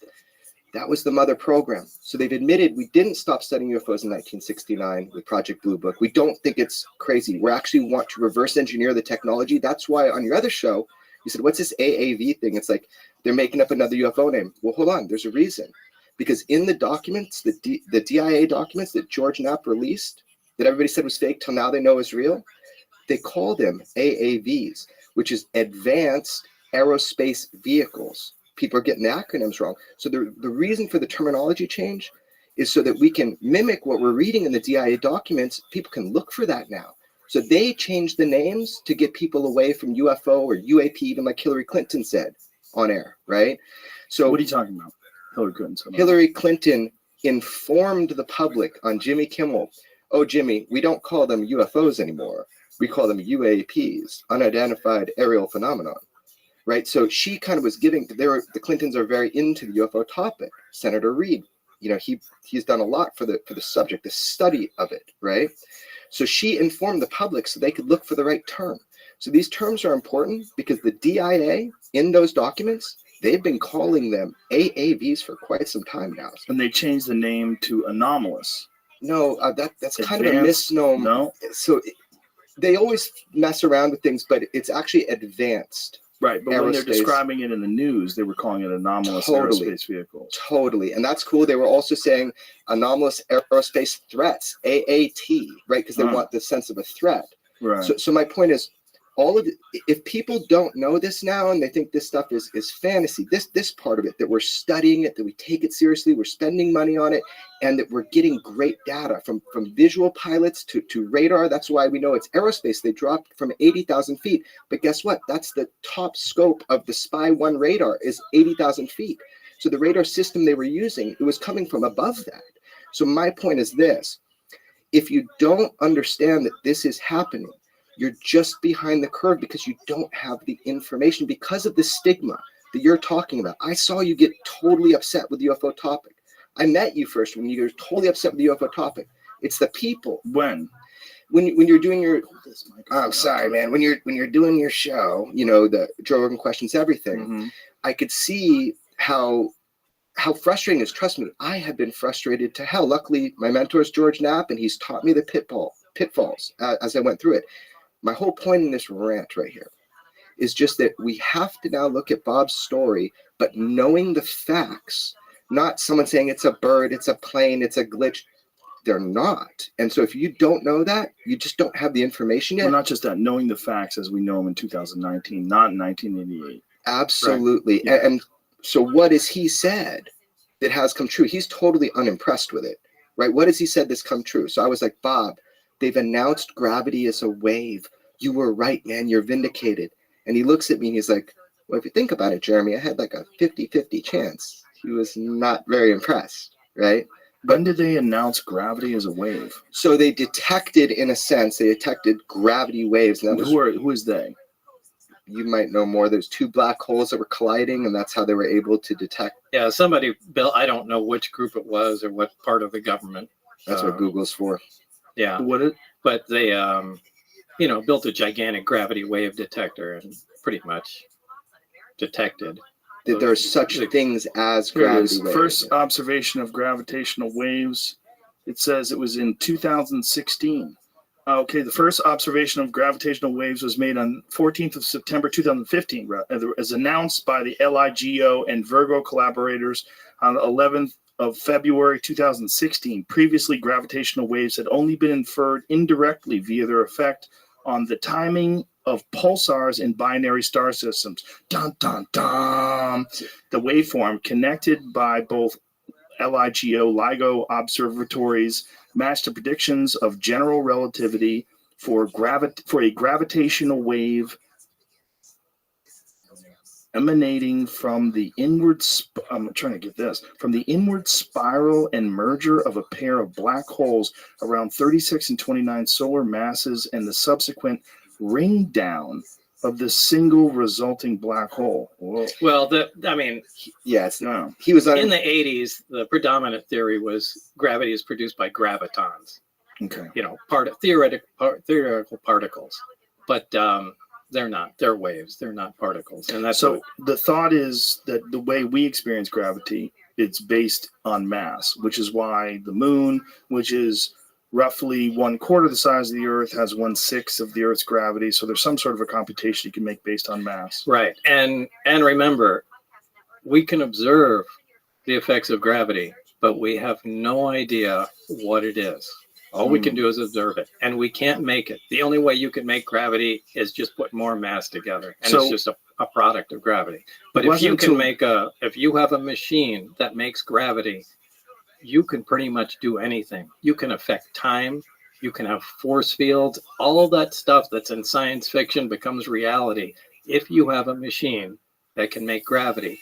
And what we worked on in the desert was a machine that makes gravity. I love your analogy of dropping off a small nuclear reactor to the Victorian era. I love that analogy, because back then that was impossible. That was magic. What you're talking about here, the fact that they just discovered this 4 years ago, that this is a wave. And we're, as much as we know and as impressed as we are, as we should be, with how much more technologically advanced we are than every other creature on this planet, we're still in many ways in the adolescence of technological innovation. Absolutely. Absolutely. If even adolescence. And when you're talking about this binary star system and Zeta Reticuli, and who knows how much longer these things have been around than us, who knows what their evolutionary cycle's been, who knows what, I mean, we might be talking about something that's 1 million years more advanced than us. Yeah, it could easily be. Now, I'm not in, believe it or not, I'm not into UFOs. I don't follow stories or, Even after your experiences? No, I'm fascinated with the technology, and it irks me, like every night I go to sleep, that, that it was my own doing, essentially, that prevented me from continuing on in the project. I mean, it's that to be on that cutting edge of technology is so alluring to me. Right. But, by the same token, I don't really care that there's aliens or where they come from. I mean, the prize is the technology, and that's what I'm fascinated by. But so I don't listen to UFO stories and that sort of thing. But George Knapp is, he's the guy that has the contacts and tries to thread everything together. And what he recently told me is he found, I don't know, it was either documentation or people that he spoke to. It's that the existence of this project, the project that I was on, it's something that they seem to take out every 8 or 10 years. So that's a very specific memo, and this is actually this is the first time I'll be very clear with people about it. It's a big topic of conversation right now. It's called the Wilson Memo. You can look it up. Admiral Wilson met with a scientist who's actually was featured in one of my films. Everybody has been debating whether or not this document of a conversation with a sitting admiral at the time is a real document. It's an actual conversation that happened, and this document is real. Everybody wants to know. The world is going crazy right now in the UFO world. I'll tell you straight up right now, I'm in the position to know, and it is a real document, that it is real. So the conversation you read in that conversation was had. I can't attest to everything. You're not being very clear. Sure, please. No problem. So there was a document that is circulating right now that is really big. It's going around everywhere. People are asking, what is this document? It's called the Wilson Memo, is how you can find it online. Or the Wilson Leak. There it is. Jimmy's got it. The Wilson Memorandum. Use of human volunteers. No, that's not it. Yeah. So Admiral Wilson meets with this scientist, and they have this discussion, oddly enough, at special projects at EG&G. And if I remember, the document's from 2001. I'm telling everybody right now, it's real. And we'll see. My history is pretty good with saying if something's real or not, right? So here we go. The document comes out. They meet at EG&G special projects. In 1989, they stumble into a problem. This happens. They put the technology away, and then they bring it back out and see if material science has caught up and if they can make any progress. So this document kind of talks about this process. The big thing I get from it, and a lot of it's vindicating to Bob, and one of the things it's vindicating besides the EG&G thing, is that private industry. So this guy's an admiral, and he says, I found out about your SAP, your Special Access Program. I need to know about it. And he's going to a private part of industry, and he is denied access. And he says, I should be running this program. And they were able to deny him access. So I think the takeaway here is, check it out. I'm telling you that is an actual correct, that is a leak. That everything said in that document, I don't know. What are you talking about? What is said in that document? It's between a scientist and an admiral that are sitting and they're having a meeting, and they're talking about the search for the UFO subject, the search to get special access program access to all of these different things like reverse engineering programs. So in this document, they talk about it. I believe that this document, the person that went was employed by Robert Bigelow, one of the guys that has a couple of orbiting satellites and all that stuff. He's the guy who owns Skinwalker Ranch. No, he's not. He was the guy that owned Skinwalker. Okay. Yeah, he used to own it. There's a new owner, and I interviewed him for my other film, but there's a new owner. And you'll be hearing a lot more about that soon. But there's stuff that you'll be hearing about Skinwalker Ranch soon because there's a new owner.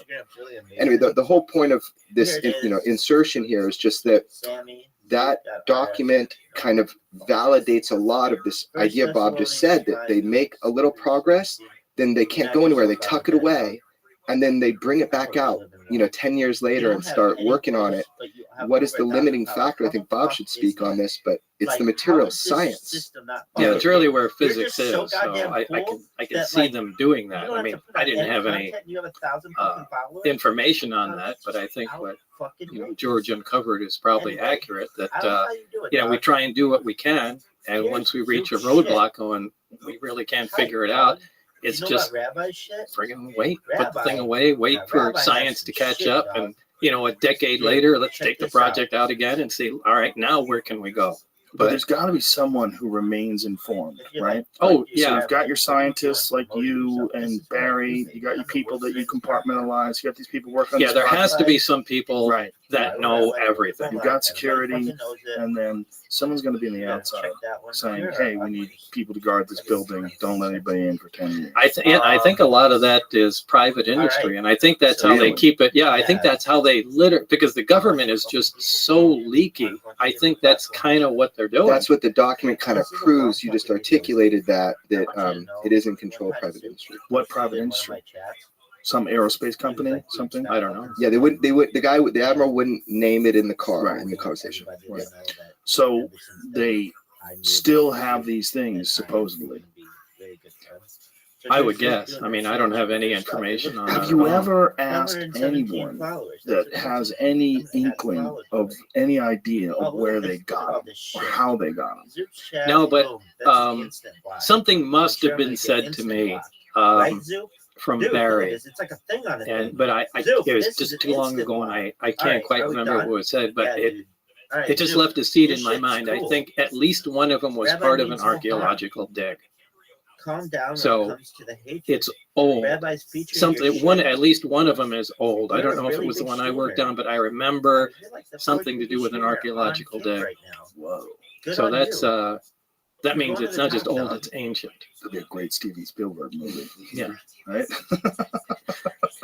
As all of it would. Yeah, that tripped me out when he said that for the first time. Yeah, that's a freak out right there. Just a couple of dudes with some brushes looking for a Tyrannosaurus Rex bone that hit metal. And when did they find it? That they have 9 of them. Yeah. Well, and how could we have not heard about that? What about the guys with the brushes? How could you uncover something like that? And Joe's newspaper at home does. I mean, they said it on that first day.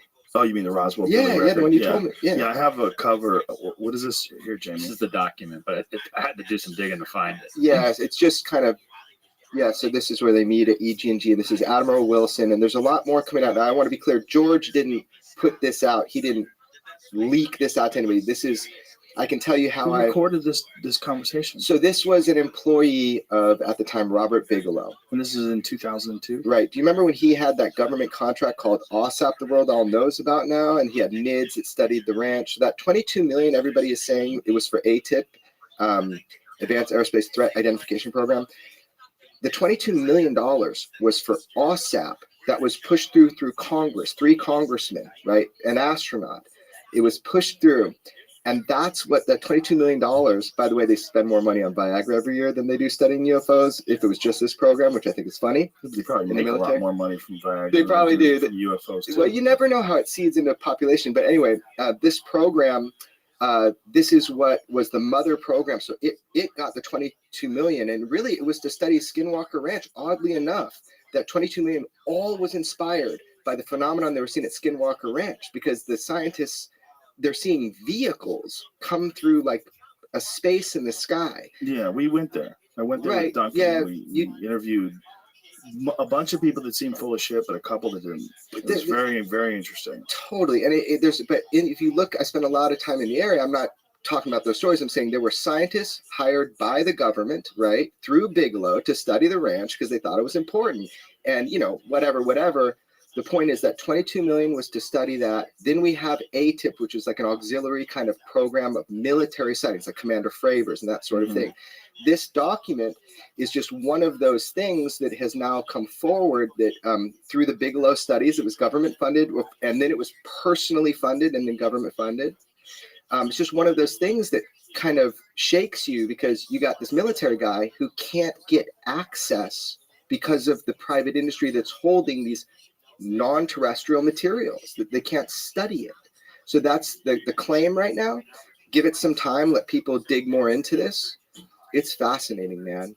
So you are essentially you're kicked out, right? You're out of this program. You can't work with these crafts anymore. And do they give you any threats? Do they tell you what you have to do from here on out? Yeah, well, I mean, the way it ended was I told George Knapp all this stuff. And, he said, well, let's just get it on tape. Should something happen, at least we have a record of it. And I don't remember what the impetus was, but at some point, George wanted to air it. And he said, you make the call on it. And look, if at any point you change your mind, we won't air it. And it came down to the day where George wants to put it on the 5 o'clock news. He said, hey, this is important stuff. People have to know about it. And I thought it was too. I thought it's kind of a crime. I know you got to keep the technology secret, but you can't not tell everybody that this stuff is going on, that we have, actual hardware from another civilization. It's a big fucking deal, probably the biggest one there ever was. And George said, today's the day we got to put it on the news or something to that effect. And when it came right down to the time to air it, I changed my mind and I said, we're not doing it. And that's what turned into the famous wrestling match between me and George trying to get the tape, but he won because he was a bigger guy. So you actually physically wrestled? Well, I think it was more of a pulling match. I don't think we ever hit the ground, but he got the tape, he put it in the player, and boom, 5 o'clock news was on. And then I got a call after that, and they said, it was from Dennis. He said, do you have any idea what we're going to do to you now? And he hung up the phone. That was the last communication I had with him. And what has happened to you since then? After that, a lot of people I've known either were audited by the IRS, anybody I know that had clearances that worked in secure programs, had the clearances pulled. One of them, one of mine that Jeremy knows. He's going on camera with me soon. He'll tell the story now that he's out of work up there. He was working up at the Tonopah test range, waiting for his clearance to come through, and they pulled that. It became. It's like if they can't get the person that's involved, they just create a problem for everybody that surrounds them. And so, I mean, the way it turns out, it hurt a lot of people's lives that I was connected to. And that's an effective way of shutting someone up. So did you feel that by coming forward and going public, they couldn't just snuff you out? That's what I was told, and George and everybody, said that it's public. There's, no one will touch you. And I fell for it. And I just wish you didn't. Yeah, sometimes. Sometimes when it's just overstressed and people are camping on your lawn. Yeah, but this is going to make things worse doing this. No, this is gonna make things better. That's what I was trying to tell him. How is this going to make things better? Well, because you're getting a real chance to explain yourself in a way that's going to make people who not only work in the government, people that are police officers and firefighters and first responders and doctors and scientists, they're going to empathize and empathize with what it must be like to be a person like you in your 20s who gets thrust into this world unknowingly and confronted with one of the most, if not the most important discovery in the history of human beings. The big question, are we alone? It's the number one question. There's two questions, right? What happens when we die, and are we alone? Those are the two big questions. Right. And if we're not alone, and someone knows we're not alone, and some people who know we're not alone are these bungling sort of, even if they weren't, folks. it's a crime that they're Yes. not telling the Yes. rest of us. But I don't mean bungling in terms of they're incompetent. I mean, they can't be competent. It seems to me, to what you're describing, that no one can be competent with this technology. Like the Victorian era scholars analyzing some sort of a nuclear reactor. There's no way.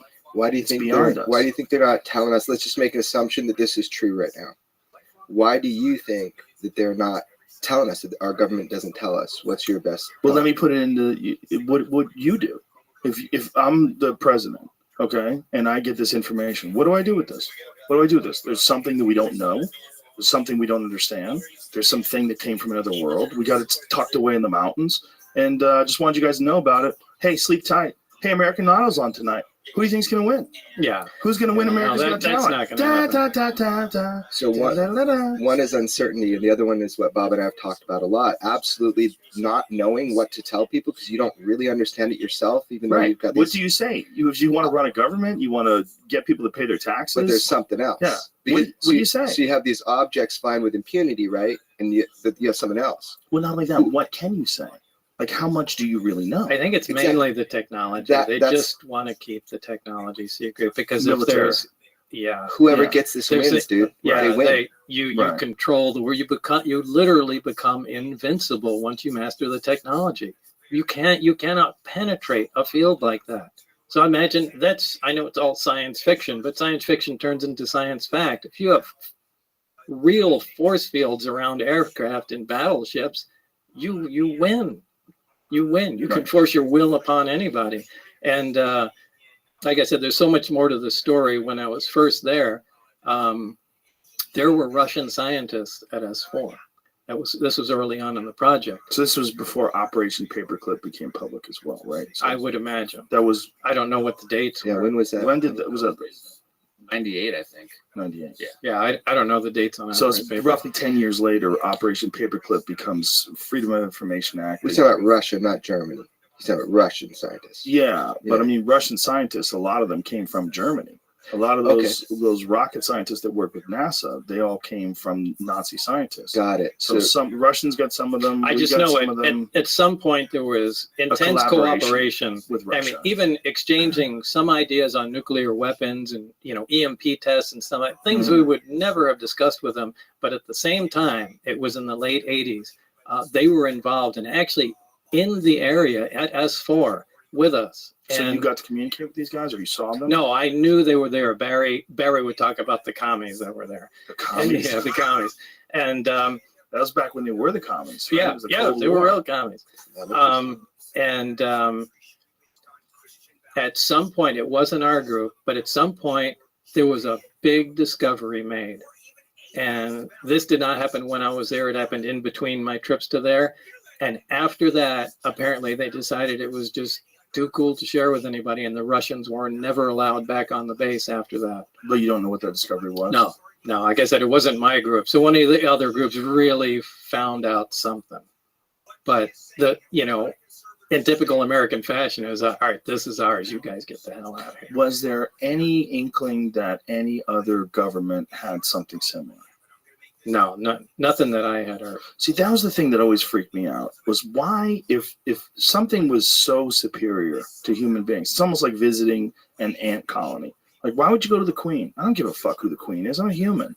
I'm so superior to ants. I don't care who you have running your hive. I'm just going to study it. I think it's who got it.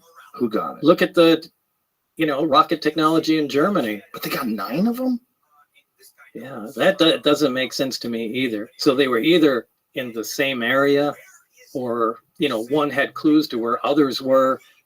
I mean, I don't know. You have to fill that in there, but you're right. I mean, 9 of them, that's a big dig if it was archaeological. Well, one of the more recent sightings and these discussions that have been coming out recently from Air Force pilots and Navy pilots, they've been talking about things happening in the ocean, and that something literally goes into the water, or something maybe below the surface of the water. The 2004 Tic Tac Nimitz case. So that's one George Knapp and I broke on the radio twice before the New York Times, so I know this one really well. Commander Fravor and those pilots.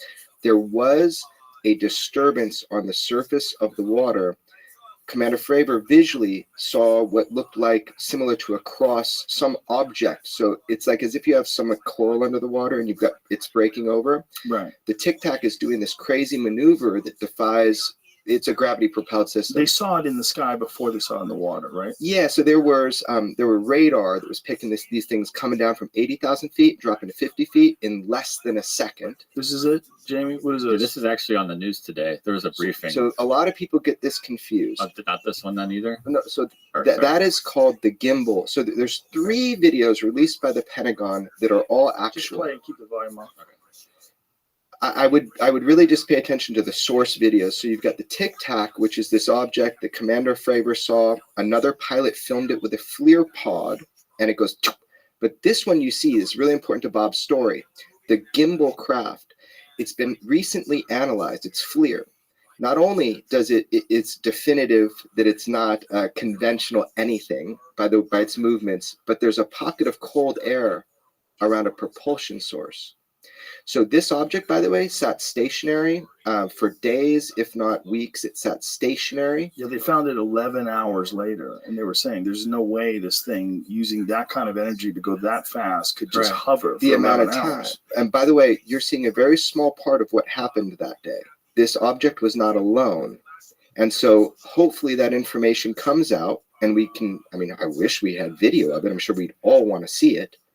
But that's called the gimbal. That was East Coast, right? 2015. West Coast, 2004, is the Tic Tac.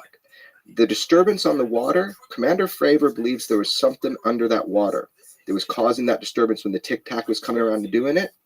With inside the people that are studying this, they're thinking maybe the Tic Tac system was causing the disturbance, but the USO, unidentified submerged object that he visually saw, the whole interesting thing about that is, I would love Bob to describe it, is why it doesn't matter if these craft are in space, air, or water. Why doesn't it matter? I love when he talks about this shit.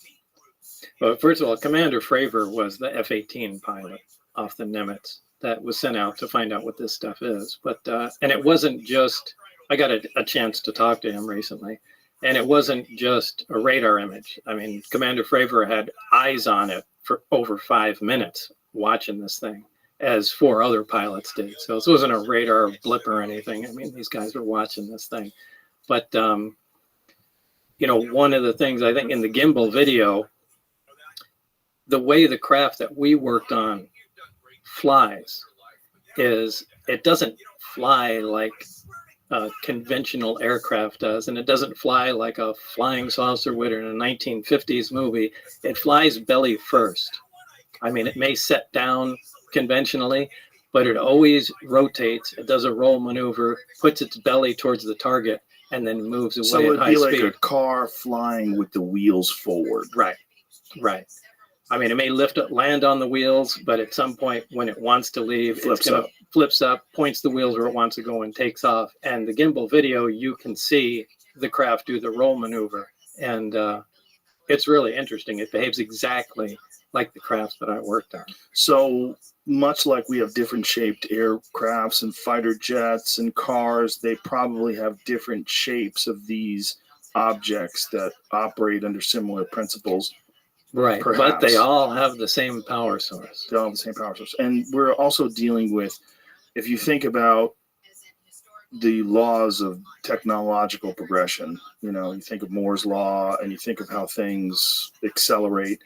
You've got to think that if this civilization is who knows how many years more advanced than we are, if not even years. I mean, we're thinking about it in terms of conventional terms, right? The way we look at the world. I mean, they might be just superior in terms of their intellect. They've got to be. Maybe. We don't know, right? Well, the only reason I say that is because, look, everyone doesn't necessarily start at a steam engine and go to an internal combustion engine and then, you know, electric power, nuclear power, and go up the ladder that we come on. You know, the binary, if the stuff is true about the origin and the binary star system, and they have heavier elements that we don't have, and this stable element 115 is a naturally occurring material, maybe that's the first thing they started experimenting with. And the version of their steam engine, their first product, was something that operated like this. And actually, when they came to Earth to look around, or, you know, whatever, they were amazed at the stuff we were doing. These guys burned stuff and squirted out the back to go forward. So, you know, who says they follow any kind of normal progression like that? My thought was, if you went back to the 1400s and then you went from 1400 to 1500, you're not going to see that much of a difference technologically. If you go from 2000 to 3000, I assume there's going to be a radical change. Right. Well, the delta, the rate of change is magnificently higher than it used to be. Right. So if you think about what they had in 1988 and you think about what they probably have in 2019, just logically, it seems like they would advance. I would think so. The only question is, like, are they living? Is that a living thing in terms of like a biological thing, or are they some sort of an artificially created creation like we are working on right now? I mean, we're in the middle of working on artificial reality, artificial beings, sentient beings, artificial intelligence. There's silicon-based life forms that they're essentially trying to create. Boston Dynamics, or was it Boston Dynamics that the company You can make robots? Yeah. You can make machines out of flesh, right? So a cyborg or a cybernetic organism is just that, you know, that's what a lot of people think those like gray things are, you know, that people call the grays. Yeah. It's like they're machines printed from flesh. So what you're saying is like, well, they could just be synthetic life. They don't even need to be, you know, machines. Well, they seem to have no sex organs. The way they're described by people that have had interactions with them assume these people aren't liars or crazy or whatever. There you go. They have no sex organs, and that they don't seem to have any muscle. That is almost like a frame, and they have enormous heads. I mean, if you look at Australopithecus or depictions of, you know, ancient hominids, and then you go to human beings, one of the things you see is bigger heads and weaker bodies. Well, you see a clear progression of evolution too, where something like that, I would lean towards a synthetic organism because it looks like it was made for a specific task. There's no reproductive organs, so I mean that almost kind of leaves out any kind of, you know, physical evolution. Right. Well, that's also our bottleneck, right? Our bottleneck is our biological imperative. The need to breed, emotions, fear, anxiety, all these different things that exist in order to force us into making sure we reproduce. I mean, that's essentially what it is. There's human reward systems that aren't necessary once they can figure out a way to make some sort of sentient artificial life. Some sort of thing that doesn't have these biological limitations that we have. By the way, these craft, all these different kinds have been reported because it was confusing. I always thought of flying saucer is what I heard Bob Lazar talk about, flying saucer, right? But if you look back in history, people have always reported the weirdest shapes. Like none of them are alike. You know, there are the saucers, but you got cigar shaped, you got, you know, the top hat shaped, you have orbs. Why? Maybe they're serving different purposes. They're doing different things, like we use different tools. And I want to be clear, the reason I know that memo is real is because I spent a lot of time with Dr. Edgar Mitchell, sixth man to walk on the moon. Last guy to film him before he died, right? That's how I know. I don't want any journalists thinking I got it from anywhere else. I know because of Dr. Mitchell. And he said the same thing. Maybe these things are performing different tasks, you know? And that's why they seem, if you think about what an alien is in terms of the sort of iconic image of an alien, like the Steven Spielberg Close Encounters of the Third Kind alien, they seem like what we'd assume a human being would eventually become. Right. And if these things are tiny, human beings are smaller than they've ever been before. They're weaker than they've ever been before. And there seems to be a trend in that direction. And this trend seems to be amplified by our technological progression. There are a lack of need for muscle strength and a lack of need for violence. And we're moving in a society to try to get away from all the things that we think are abhorrent about human beings and the terrible behaviors that we have. If we one day do give birth to some sort of an artificial being, like Marshall McLuhan's quote, "We are the sex organs of the machine world." You know, that one day we... Okay, I'll buy this. Yeah, McLuhan was brilliant. And that quote has always been one of my favorites because, okay, what are we doing when we're constantly technologically innovating? We're constantly looking for faster cars, better computers, bigger screens, faster, more resolution, more pixels, more this, more that, higher bandwidth, 5G, 10G. Right. What are we doing? We're moving into this, if you just follow it, objectively stand back, don't attach yourself or your civilization, your culture to it, and look at what it is. We're moving 100% towards technological innovation. If you looked at this species from afar, and if you weren't a part of it, you would say, what does this species do? Well, they make things. They make things better every year. Beehives are the same fucking thing that you see 10 years ago. Shout out to Thailand. It's amazing. Shout out to it's Rabbi cool, but they're the same Rothschild. fucking thing. Rabbi's they the figured out best. how to do it. They make Mr. a beehive. Cinch Travels We don't and do that. Rabbi are good.